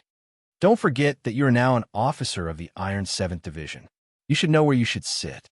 Dongfang Pei's eyes became colder and colder. He said slowly, "And you underestimate me too much. We, the Iron 7th Division, have never had the habit of shooting our comrades in the back on the battlefield. I just want to ask, are you going to save him or not?" Zhou Yu felt a sense of danger from the other party. Dongfang Pei was the highest officer in the army. Although he was an officer personally sent by Du Xiaoqing, if the other party really wanted to use military law to punish him, there was nothing he could do.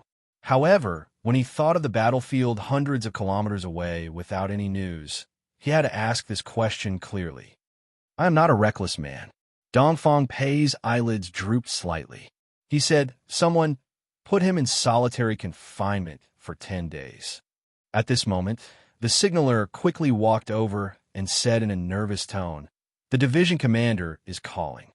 At the headquarters of the Iron 7th Division, Shimin Jin stood quietly in the corner with a towel. He watched the division commander hang up the phone with a gloomy face. He thought of the military order he had just received from the headquarters of the Federation. His heart couldn't help but sink. He walked forward and handed the hot towel to Du Xiaoqing. Du Xiaoqing picked up the hot towel and rubbed his numb face. After recovering some of his energy, he sat back in the chair again. He stared at the data electronic map on the hologram in front of him and continued the tactical deduction that had been interrupted earlier.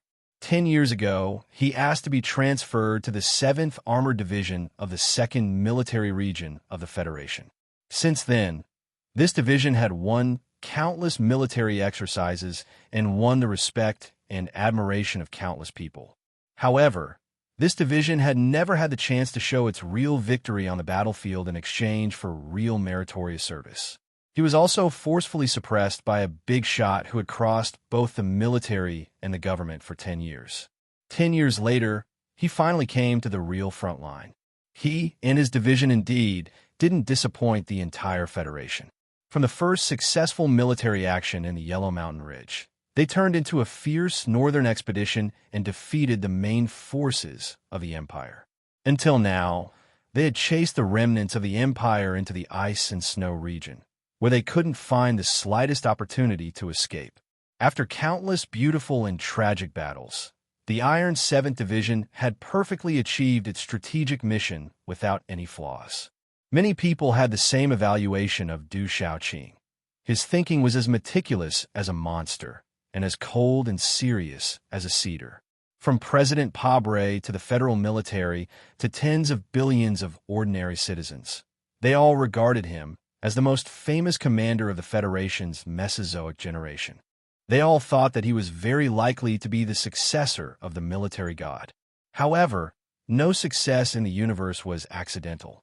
Outsiders only saw the cold and confident appearance of this commander, Du Shaoqing, and his exquisite command that seemed to come by chance.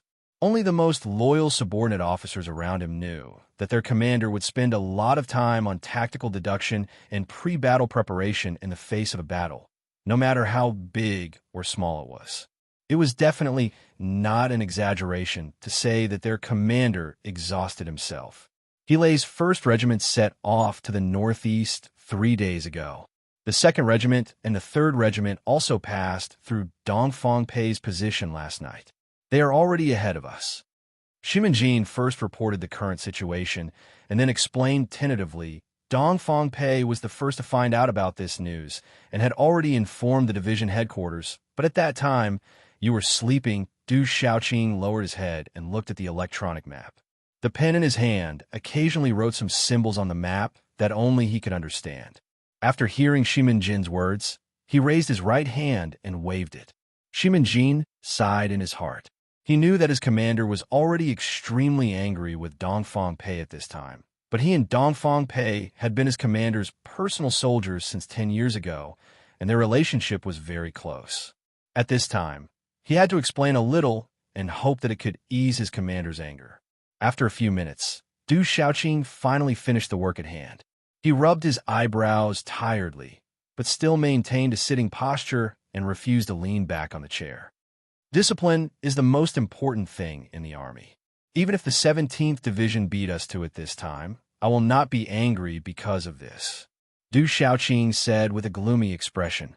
But he actually had the guts to suppress the news that Su Lu had asked for help. This is unforgivable, Shimanjin said with some difficulty. Commander, I believe that Dongfang Pei is not so stupid. Is that so? Du Shaoqing's rhetorical question seemed to be very oppressive at this moment. He stared into Shimanjin's eyes and said self-deprecatingly, or he wants to use his own stupidity to get rid of a future opponent for me? When did I become so low in your eyes that I could be threatened by Su Lu? More importantly, haven't I taught you that on the battlefield, the most intolerable thing is to have other thoughts in your mind other than winning or losing? Du Shaoqing scolded coldly. And you can't have selfish thoughts. Chapter 522. After this battle, I will recommend to the Ministry of National Defense to suspend Dongfang Pei's authority, said Du Shaoqing expressionlessly. You don't need to plead for him. Shimanjin did not plead for Dongfang Pei, because she knew very well what kind of persevering and cold temperament the teacher she was determined to follow had. Once he made a decision, unless a higher-ranked general directly used military orders to suppress him, he would not make any changes. Understood. Shimanjin cleanly changed the topic. According to the calculations, it will be very difficult for the Green Dragon Mountain Vanguard to survive these few days in the geomagnetic storm zone. Even if all 3 regiments of the 17th Division arrive, it will probably be too late. After all, the weather conditions there are too harsh, and the Empire has gathered all the remnants of their forces, so the difference in strength is too great. War is fought by people, but we definitely cannot ignore the use of equipment, Du Shaoqing said in a low voice. Whether or not the Empire's remaining forces have enough ammunition to sustain continuous high-intensity attacks is itself a problem. If Lieutenant Colonel Su Lu can fix the command system of the Green Dragon Mountain Division, they might be able to hold on. The question and answer between the two of them was very much like a conversation between a teacher and a student in a military academy. In reality, in Du Shaoqing's military experience, he had never been stingy with his subordinates' command standards. Shimanjin listened intently to her teacher's analysis, but her mood was different from previous years, and a trace of doubt grew in her indifference. The battle philosophy of the federal forces had always been vaguely divided into 2 types. One was heavy equipment, and the other was heavy command and daily training.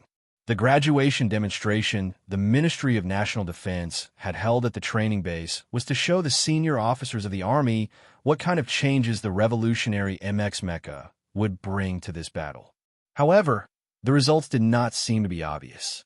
In this kind of disagreement, Du Xiaoqing was undoubtedly the spokesperson of the latter, but now it seemed that he had made some kind of change himself. He had deployed the new MX Mecha in large numbers in Iron 7 Division, creating all the conditions in battle to unleash the super attack power of the MX Mecha group.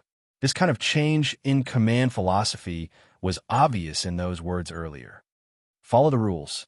Dongfang Pei did not do anything wrong. I don't want to talk about this anymore. Du Xiaoqing lowered his head to look at the electronic map and said indifferently, "But since we didn't move at the beginning, we shouldn't move too quickly. The 17th Division was one step ahead of us. We don't need to fight for this kind of credit." Understood. Shiminji nodded.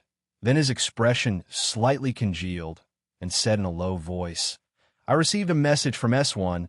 I might have to go back in the near future." Du Xiaoqing's hand, that was holding the recorder, paused for a moment. He was silent for a moment, but he did not say anything. He continued his tactical deduction work, as if he had given his silent consent.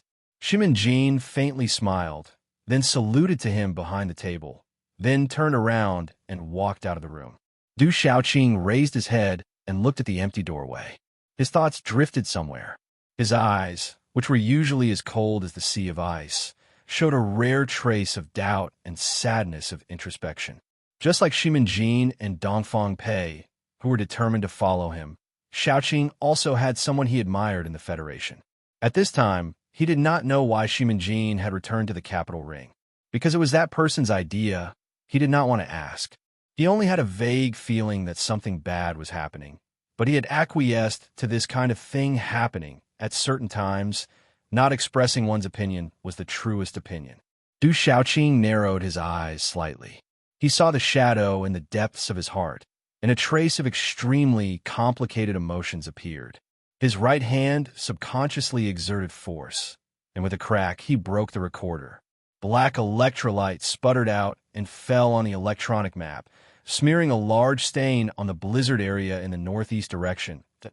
In the battle area in the snowfield and glacier, there was still a violent snowstorm. In the deep belly of the battlefield, on a snow hill near the front line of the Empire, the snow was almost as hard as ice due to the blowing of the wind. In the vision polluted by the dazzling snowflakes, there was nothing strange. There was only a black gravel-like thing floating in front of the snow hill. It seemed to have been swept here by a foreign wind and had no choice but to move here. Only when one got close to the black gravel-like thing could one roughly see that under the disguise of the stone was a high-definition scope probe specially made by the Federation. However, the Imperial Expeditionary Force, who had already been exhausted and were only holding on with their crazy spirit, would not carefully search the front line of their position in the blizzard. In their opinion, the surrounded Federal forces were even more dying than them. There was no way that they could get close to their barracks. Under the black gravel-like thing was a thin white line. The material of the white line was ultra-low temperature resistant wire. In such a cold air, it could still maintain a sufficient curvature. The white line extended all the way to the bottom of the thick snow until it was several meters underground. In the snow cave deep underground, it was dark. The light from the sky struggled to leak in, but it could not illuminate the true color of the surrounding snow walls. The space in the snow cave was very small. Shi Qinghai, who was wearing an extremely thick winter suit, closed his eyes and curled up his body like a shrimp resting. He was holding the ACW great gun with a metallic luster in his arms, but at this time, he did not pay attention to the data transmitted to the light screen by the white line. He was like a hibernating bear, and no one knew when he would wake up. He had been hiding in this snow hill for 2 days. The water vapor on his chin had all condensed into ice strands, which looked a little funny. In fact, if it were not for the winter suit automatically heating his urine and circulating it around his body, his whole body would have been frozen into an ice pillar. Shi Qinghai woke up at some point. He opened his eyes and glanced at the light screen, then immediately closed his eyes again to save his physical strength and energy and to ensure that his body temperature did not drop too much. He had been staring at the periphery of this military camp for a long time, but he had not found any worthy targets. It really made him feel a little bored. 2 days ago, at the periphery of the war zone, he had quietly killed 3 low-level Imperial officers. However, he always felt that if he continued to do this, it would not be satisfying. The members of the Trinity Society were armed with the fiercest guns in the universe. They were characters who had even assassinated Macklin. If they were to simply snipe some stupid, low-level officers of the Empire, they would be buried in this snowstorm. This kind of death was really not worth it. It was not very spectacular and did not have any sense of beauty. Therefore, he began to move toward the interior of the Empire. Between the crisscrossing bullets above his head, under the eyes of countless people, he moved forward and forward. He despised the god of death and the people of the Empire, and quietly arrived at this snow hill. It was hard to imagine how sure Qinghai had managed to sneak through this 9-kilometer journey, and how he had not been discovered by anyone. It was incredible that he was so fierce. In the snow cave, he suddenly opened his eyes again. He furrowed his beautiful eyebrows and cursed silently. He took out a bottle of spray from the equipment bag next to him and carefully sprayed it around the snow cave. The ultra-low temperature of the liquid nitrogen instantly made the snow wall that was showing signs of softening suddenly firm up. He had done this many times before so that he could carefully maintain the appearance of this snow hill without any changes. However, there was one thing that made the fearless Mr. Schur extremely angry. He had searched the regiment headquarters of the advance force for half a night, but he still could not find a camouflage targeting probe suitable for snow. After finishing the routine work, the surrounding temperature became even colder. Shi Qinghai narrowed his eyes and glanced at his watch. He found that it was already early in the morning, so he forced himself to wake up and stop sleeping. The watch on his wrist looked like a federal military standard, but in fact, it was a modified product sent by Su Lu. There were many practical small tools on it. Every time he looked at his watch in the snow cave, Shi Qinghai would think of his brother, who was as stubborn and stupid as a rock most of the time. He thought silently that it might be difficult to see him again. But more often than not, Shi Qinghai was thinking about other things. He quietly looked at the hologram that popped up on his wristwatch. He looked at the beautiful woman in red and the cute little guy in the woman's arms. A trace of satisfaction flashed across his handsome face. More than 20 uncamouflaged MX mechas were mixed in with even more snow armors. Countless engine roars of different tones mixed together and shook the snow off the surface of the mechas. This troop made of steel didn't care about whether or not their whereabouts would be exposed.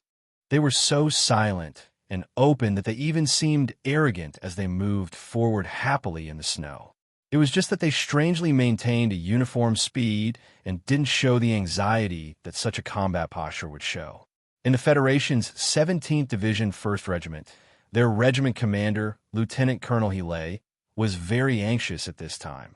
He sat in the command electronic control vehicle and scolded with a dark face. An entire regiment circling around in the snow for 2 days, and in the end, actually circled back to the starting point. What use do I have for you guys? The geomagnetic storm in this area is too strong. Long-wave communication is completely cut off, and that side filter signal hasn't reappeared. The commander of the electronic control company explained with a gloomy expression. What's the use of explaining to me? We secretly came out to provide support, or rather, we disobeyed military orders to come here. If we can't find that ambushed Green Dragon Mountain troop, we will become the biggest joke. Hilay didn't know that the command center had already decided to provide support to Green Dragon Mountain's vanguard. Thinking about his current situation and what could happen on the battlefield, he roared furiously. To put it bluntly, I don't care about the lives of those monkeys from Green Dragon Mountain, but if we are late and cause the instructor die before I take out my gun and commit suicide, I will definitely kill all of you first. The tracked armored vehicle undulated slightly on the snowy ground. The atmosphere in the vehicle was very stifling. The electronic control soldiers in the 1st Regiment were very gloomy. Facing this kind of tyranny of nature, It was easy for humans to appear helpless. In reality, they didn't believe that the technical director, Su Lee's two mechas, would be able to find the trapped troops from Green Dragon Mountain in this snowy region unless they were lucky. After venting his anger, Heelay immediately regained his calm. As an officer that the Federation focused on nurturing, his brain spun quickly for a moment, and he thought of something. Returning to the starting point isn't a bad idea. Only idiots like us would use the most advanced electronic positioning at this time. The instructor entered the geomagnetic storm area from here. Gu Shifeng said that the side filter could be located. "Pass down my orders," Heelay roared. "Spread out in a straight line. Maintain a distance of 20 kilometers between the two sides. Move forward at the highest speed. The mecha groups can leave the main unit and spread out in a fan shape. Keep an eye on the sun in the sky and the moon in the night. Just shoot. Whoever is lucky enough to hear the first gunshot, I will give him the first award. Direction, north of northeast." Chapter 523. Done. Shang Qiu looked at the diagram on the screen of the workbench, and a smile appeared on her haggard face. She had not slept for almost 30 hours, causing her body to be extremely tired. However, at this moment, her spirit seemed to have returned to her body, causing her voice to be clear and bright. Hearing her voice, the people in the barracks burst into cheers. Everyone who was busy repairing the command system all clenched their fists tightly, a heavy sense of accomplishment growing in their hearts. Sulu hung the string of tools back onto his belt, allowing these metal tools to hit his, but like wind chimes. He smiled and said, "Changing to the shortwave receiver, I didn't think that it would cough actually work." The violent coughing made him bend over, and even using his fist to cover his mouth was unable to stop it. Instead, it made the coughing sound as unpleasant as muffled drums. Bai Yulan looked at him worriedly, passing over the water cup and pills in her hand. Sulu lowered his head and looked at the light blue pills in his palm. He could not help but shake his head. Ever since he had followed Uncle Feng Yu and learned those 10 strange postures and developed that strange power in his body, how long had it been since he had gotten sick? Who would have thought that once the virus attacked his body, the reaction would be so severe? After drinking the pills, he coughed as he said, "The debugging work still needs to continue. The geomagnetic storm is too strong now. I don't know if this kind of messy equipment will have enough power to cover the radius. The most important thing is cough. It has already been a few days. The two camps at the snowy peaks may not have been fully connected long ago, so the scanning here will take a little longer." In this short sentence, he was interrupted by coughing several times. Shang Qiu asked worriedly, "Can you still hold on?" Everyone in the room looked at Su Lu silently and worriedly. Everyone knew that he had not slept for a few days, and in the intervals between the repair work, he even had to separately operate the mecha with Bai Yulan and Xiong Linquan to block the increasingly crazy attacks of the Empire people. With such high intensity and even terrifying energy consumption, even a man made of iron would probably fall to the ground. "I'm okay," Sula gave a simple reply. Shortly after, he coughed painfully as he arched his body. His face was completely red, but his eyes were filled with worry. He was not worried about his own body, but rather, he was worried about the current situation of the battle. The attacks of the people of the Empire were becoming more and more frenzied. No one knew how long the Green Dragon Mountain Regiment headquarters could hold on for. Hurried orders, curses, and the hoarse voice of the staff officers transmitting information could be heard from the command room on the side. The battle had always been in an intense state, and the situation was abnormally tense. In the early morning, the Empire had sent out a suicide squad. Relying on their somewhat shabby equipment, they had actually broken through the Federation's second line of defense. The 500 soldiers of the Green Dragon Mountain's vanguard had been forced to retreat extremely deeply. They had no choice but to give up the best flat, shooting snowy plains to the enemy. Under such circumstances, as long as the remaining Imperial Expeditionary Force gathered another 2,000 people and launched a group charge with the help of the remaining mechas, the final high ground of Green Dragon Mountain would be extremely dangerous. But strangely, some sort of disagreement seemed to have occurred among the higher command levels of the Imperial armies. Perhaps it was because of the situation that Commander Li Ming had predicted that day, or perhaps it was because of some unexpected incident, but after dawn, the attacks of the Empire had slowed down. If we can contact those 2 battalions, immediately mark out their positions, and gather on the battlefield according to Plan 387 drawn up before the battle. Move closer to the direction of 535. 112, too. The execution time is tentatively set at 10 o'clock at night. Commander Li Ming, whose face was full of stubble, had just received the good news that the command system was about to be fixed. His spirits were lifted slightly. On one hand, he was analyzing the possible tactics that the Imperial armies could use, while on the other hand, he was preparing for the gathering of the entire army. Commander, an Empire mecha has come alone, requesting for a mecha duel. A staff officer walked into the room with a strange expression and reported to Li Ming. Li Ming's eyebrows rose, his eyes filled with disbelief. He had heard of this before. Back in the days on the Empire's mainland, when the 2 armies were locked in a battle to the death, there had indeed been such an ancient mecha duel.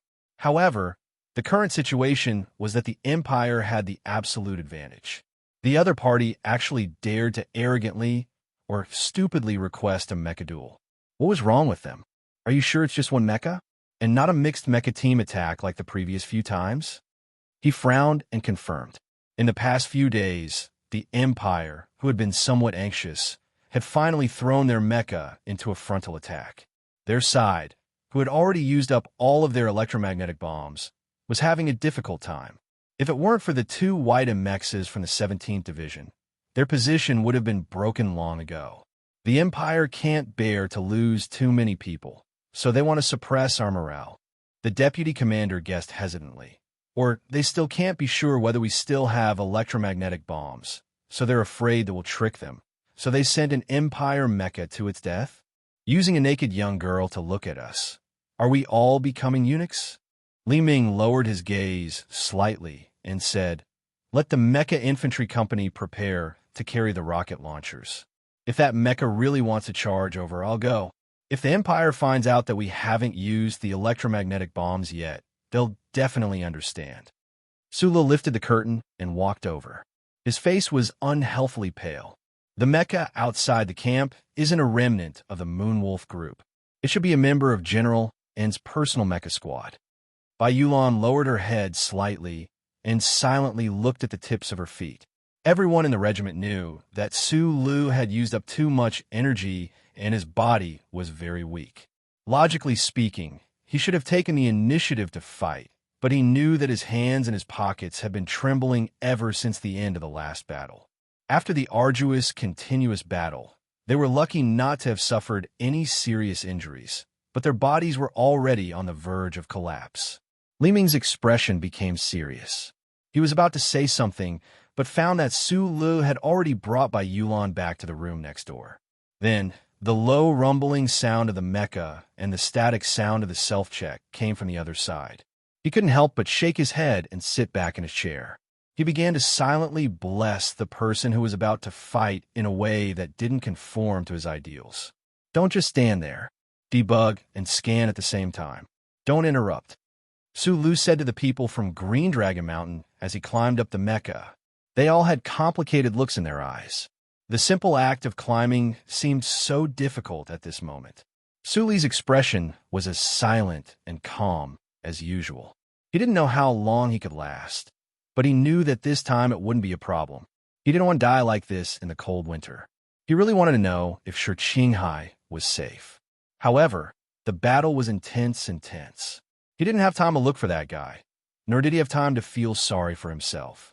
He could only repeat the monotonous process of climbing that a black and green mecha from the Empire stood solemnly in the middle of the snowy field. This snowy field was extremely wide. It was in the middle of the battle between the Federation and the Empire. There was no clear light shining down, only the wind and snow blowing gently. It was like a jade jewel with a sword in hand. The sporadic gunshots in the surroundings had already stopped. The soldiers from both sides were lying on the snowy ground, nervously watching the scene in front of them. Their hearts were filled with nervousness, excitement, and uneasiness. They almost couldn't feel the cold of the snow. The officers from both sides also walked out of their respective camps, silently watching this rare mecha battle through the screen. The MXD slowly walked out of the high ground where the Green Dragon Mountain troops were located. It then gradually accelerated towards the center of the snowy field. The rhythmic sound of the engine penetrated the wind and snow, entering everyone's ears. The soldiers from the mecha repair company who had worked together with Su Lu for a long time finally couldn't help but rush out of the barracks. They stood in a row, nervously looking into the distance. The originally snowy white mecha had already become tattered after days of arduous battles. Especially the alloy plates on the surface of the mecha, they had been dyed gray and black by the intense gunfire of the Empire people. They actually looked somewhat ugly. "I'm the Empire's level 4 mecha warrior, Xiao Jia." The black and green mecha proudly and calmly stood in its original position, unmoving. The mecha's external loudspeaker system transmitted the powerful and oppressive voice of the pilot in the cockpit. The ugly MXD didn't reply, only silently increasing its speed. The Green Dragon Mountain soldiers could no longer hear the engine humming that they trusted so much. They could only see a line of snow extending. The front end of the line of snow crashed heavily into the black and green mecha. And then the black and green mecha flew up. And then there was no more and then. In the world of the snowstorm, no one could hear the loud sound of metal colliding. They could only see a scene like a silent drama in front of their eyes.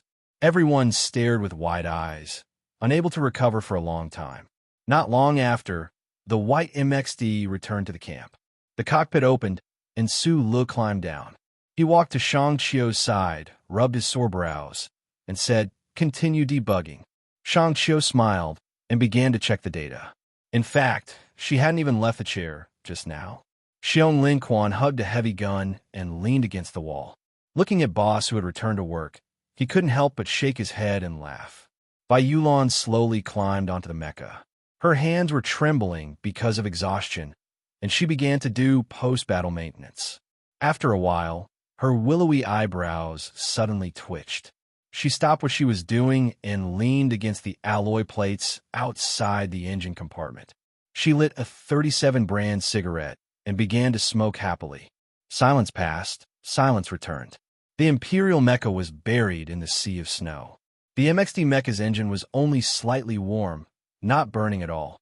The three of them were the very few people who hadn't left the room earlier. This was because they had a kind of absolute, even blind confidence in Su Lu. However, although the Green Dragon Mountain soldiers had seen Su Lu operate mecha in battle before, they were still so excited by this scene that they found it hard to control themselves. Looking at the back of that extremely ordinary figure in front of the control panel, their emotions were complicated to the extreme. In the snowstorm outside the room, that Imperial Wolf mecha lay silently in the snow. The spark of liquid oil ignited by the electric sparks was instantly suppressed by the snowstorm. No one could have predicted that at this moment, another thing would happen.